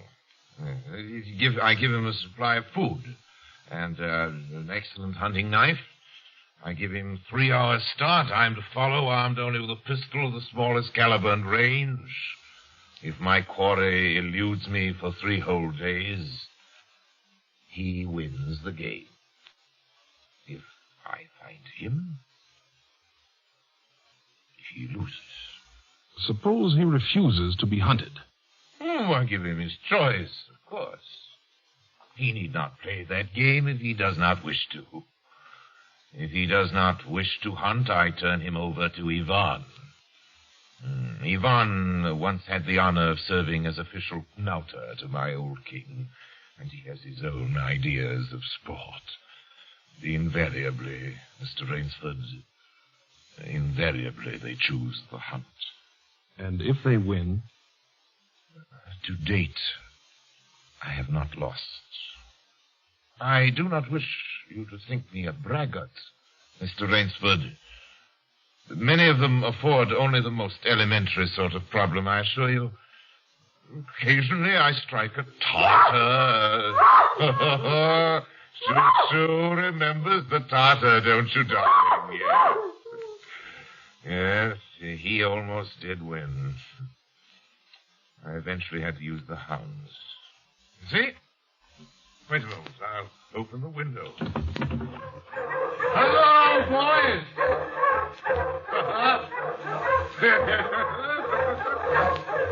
It's a rather good lot, I think. They're let out at 7 every night. If anyone should try to get into my castle or out of it, something extremely regrettable would occur to them. But enough of this. Come, I'll show you a collection of heads I'm quite sure you've never seen before. Join me in the library for coffee. I hope that you will excuse me tonight, General. I'm really not feeling well at all. Indeed. I know what it is. My old complaint. Ennui, boredom. You need some excitement. Tonight we'll hunt. Hey, Mr. Rainsford. You and I. You're wrong, General. I won't hunt. I won't murder. As you wish, my friend. The choice rests entirely with you. But may I not venture to suggest that you will find my idea of sport more diverting than Ivan's? You... My dear fellow. You don't mean that you plan to hunt me? My dear fellow. Have I not told you? I always mean what I say about hunting. There's thrill in inspiration. I drink to a foeman worthy of my steel at last. I simply can't believe. This must be some sort of dream. You'll find the game worth playing, Mr. Rainsford. Think of it, your brain against mine, your woodcraft against mine, your strength, your stamina against mine. Outdoor chess. And the stake is not without value, eh? And if I win? I'll cheerfully acknowledge myself defeated if I do not find you by midnight of the third day. My sloop will place you on the mainland near a town. Or you can trust me. I give you my word as a gentleman and a sportsman. Of course, you in turn must agree to say nothing of your visit here. I will agree to nothing of the kind. Oh. Well, in that case... But why discuss that now? 3 days hence we can discuss it over a bottle of Veuve Clicquot, unless... Well, your choice, Mr. Rainsford. I'm a hunter. You know my choice. Mm-hmm. Yvonne here will supply you with hunting clothes, food, and knife. I suggest you wear moccasins. They leave a poorer trail. I suggest, too, that you avoid the big swamp in the southeast corner of the island. We call it Death Swamp. There's quicksand there. Well... I must beg you to excuse me now. We always take our siesta after our lunch. Don't we, Shoo-Shoo? Come, my little pet. You'll hardly have time for a nap, I fear, Mr. Rainsford. You'll want to start, of course. I shall not follow till dusk. Hunting at night is so much more exciting than by day, don't you think? Well... Au revoir, Mr. Rainsford. Au revoir.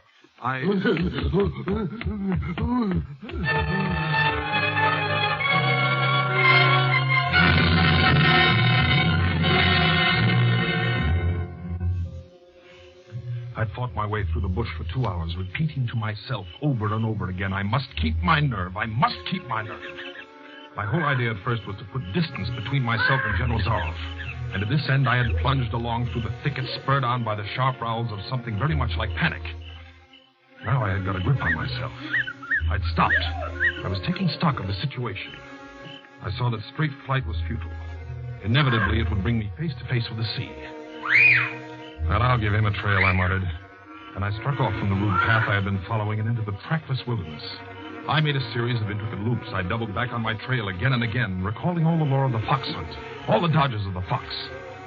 Night found me exhausted, my hands and face lashed by the branches on a thickly wooded ridge. My need for rest was imperative, and I thought, I played the fox, now I must play the cat of the fable. A big tree with a thick trunk and outspread branches was nearby, and taking care not to leave the slightest mark, I climbed up and stretched out among the broad limbs. Rest brought me new confidence and almost a feeling of security. Even so expert a hunter as General Zaroff cannot face me here, I assured myself. An apprehensive night crawled slowly by, my mind keenly alert for any sound, any warning. And towards the dawn, an instinct I never knew existed, like an animal was possessed, impelled me to look far off in the distance in a westerly direction. Sure enough, following the trail with the sureness of a bloodhound came General Zaroff. Nothing escaped those searching black eyes. No crushed blade of grass, no bent twig, no mark, no matter how fine in the moss. My heart pounding furiously, I slid down quickly from the tree and struck off again into the woods. I knew I had to do something desperate. I knew that I had little time in which to do it. 300 yards from my hiding place, I stopped where a huge dead tree leaned precariously on a smaller living one. Throwing off my sack of food, I took my knife from its sheath and began to work with all my energy. The job was finished at last, and I threw myself down behind a fallen log 300 feet away. I did not have to wait long.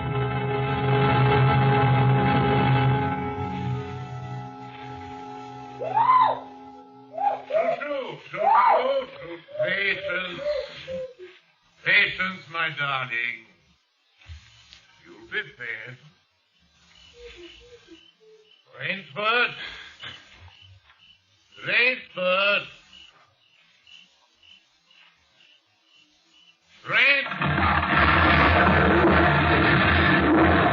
Got him.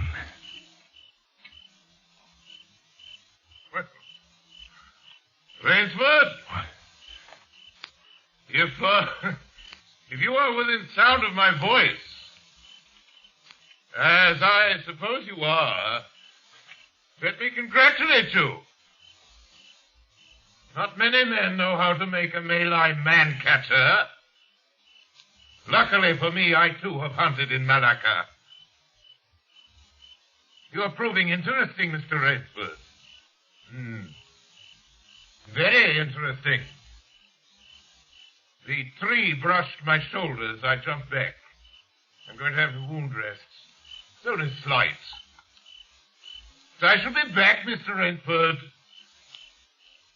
I shall be back.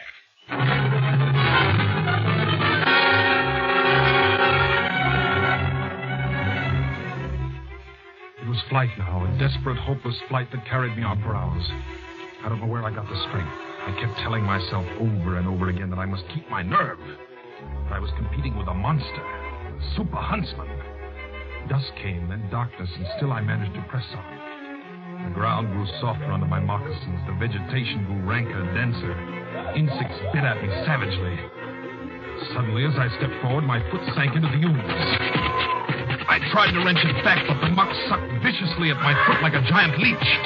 With a violent effort, I tore my foot loose. I knew where I was then.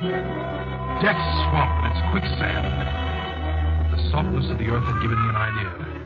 I stepped back from the quicksand a dozen feet or so and began to dig.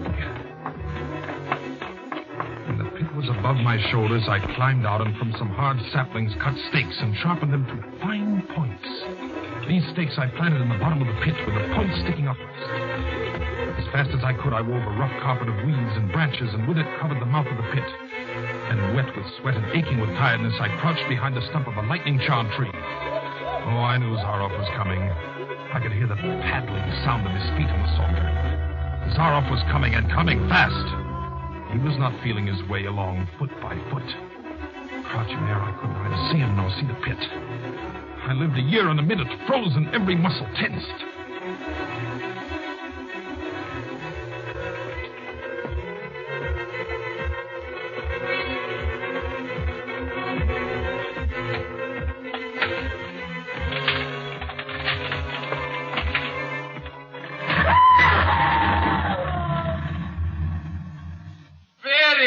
Rainsford. Very good. You've done well. Your Burmese tiger pit has claimed one of my finest hounds. Again you score. I think, Mr. Rainsford, I'll see what you can do against my whole pack. I'm going back to get them now. Thank you for a most amusing evening.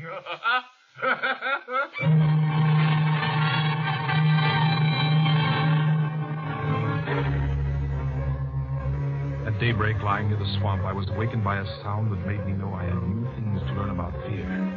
It was a distant sound, faint and wavering, but I knew it. It was the baying of a pack of hounds. I could do one of two things. I could stay where I was and wait. That was suicide. I could flee. That was postponing the inevitable. I had put my very last hope into that tiger pit. For a moment, I stood there thinking. All at once, an idea that held a wild chance came to me, and tightening my belt, I headed away from the swamp. The baying of the hounds drew nearer. They would be on me any minute now. My mind worked frantically. I thought of a native trick I had learned in Uganda. I caught hold of a springy young sapling, and to it fastened my hunting knife with the blade pointing down the trail. With a bit of wild grapevine, I tied back the sapling. Then I ran for my life. Hounds raised their terrifying voices as they heard and felt the fresh scent. I knew then how an animal at bay feels. At last I had to stop to get my breath. The baying of the hounds stopped just as suddenly. And with it my heart stopped too. They must have reached the knife. Excitedly I shinnied up a tree and looked back. My pursuers had stopped all right. But the hope that had been in my brain when I climbed died. For in the shallow valley, I saw that General Zaroff was still on his feet. But Ivan was not. Apparently, he had come along to hold the hounds. The knife, driven by the recoil of the springing tree, had splintered through his chest. I'd hardly tumbled to the ground when the pack took up the cry again. Nerve, nerve, nerve, nerve, I panted as I dashed along. A blue gap showed between the trees dead ahead. The hounds were almost on top of me. I forced myself on towards that gap. I reached it. It was the shore of the sea. Across the cove, I could see the gloomy gray stone of the castle. 20 feet below me, the sea rumbled and hissed. I hesitated. I heard the hounds. Then I leaped far out into the sea.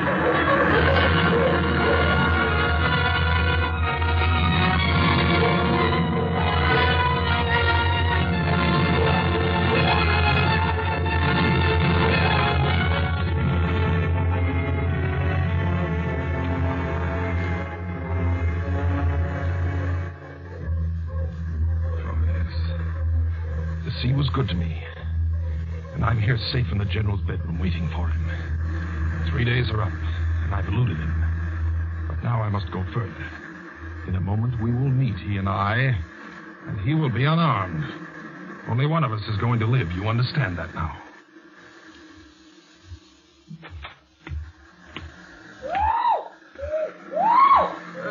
Quiet, Shoo-Shoo. Shoo-Shoo! You must be patient, dear. You must forgive me. You're hungry, I know. Shoo-Shoo. Drink.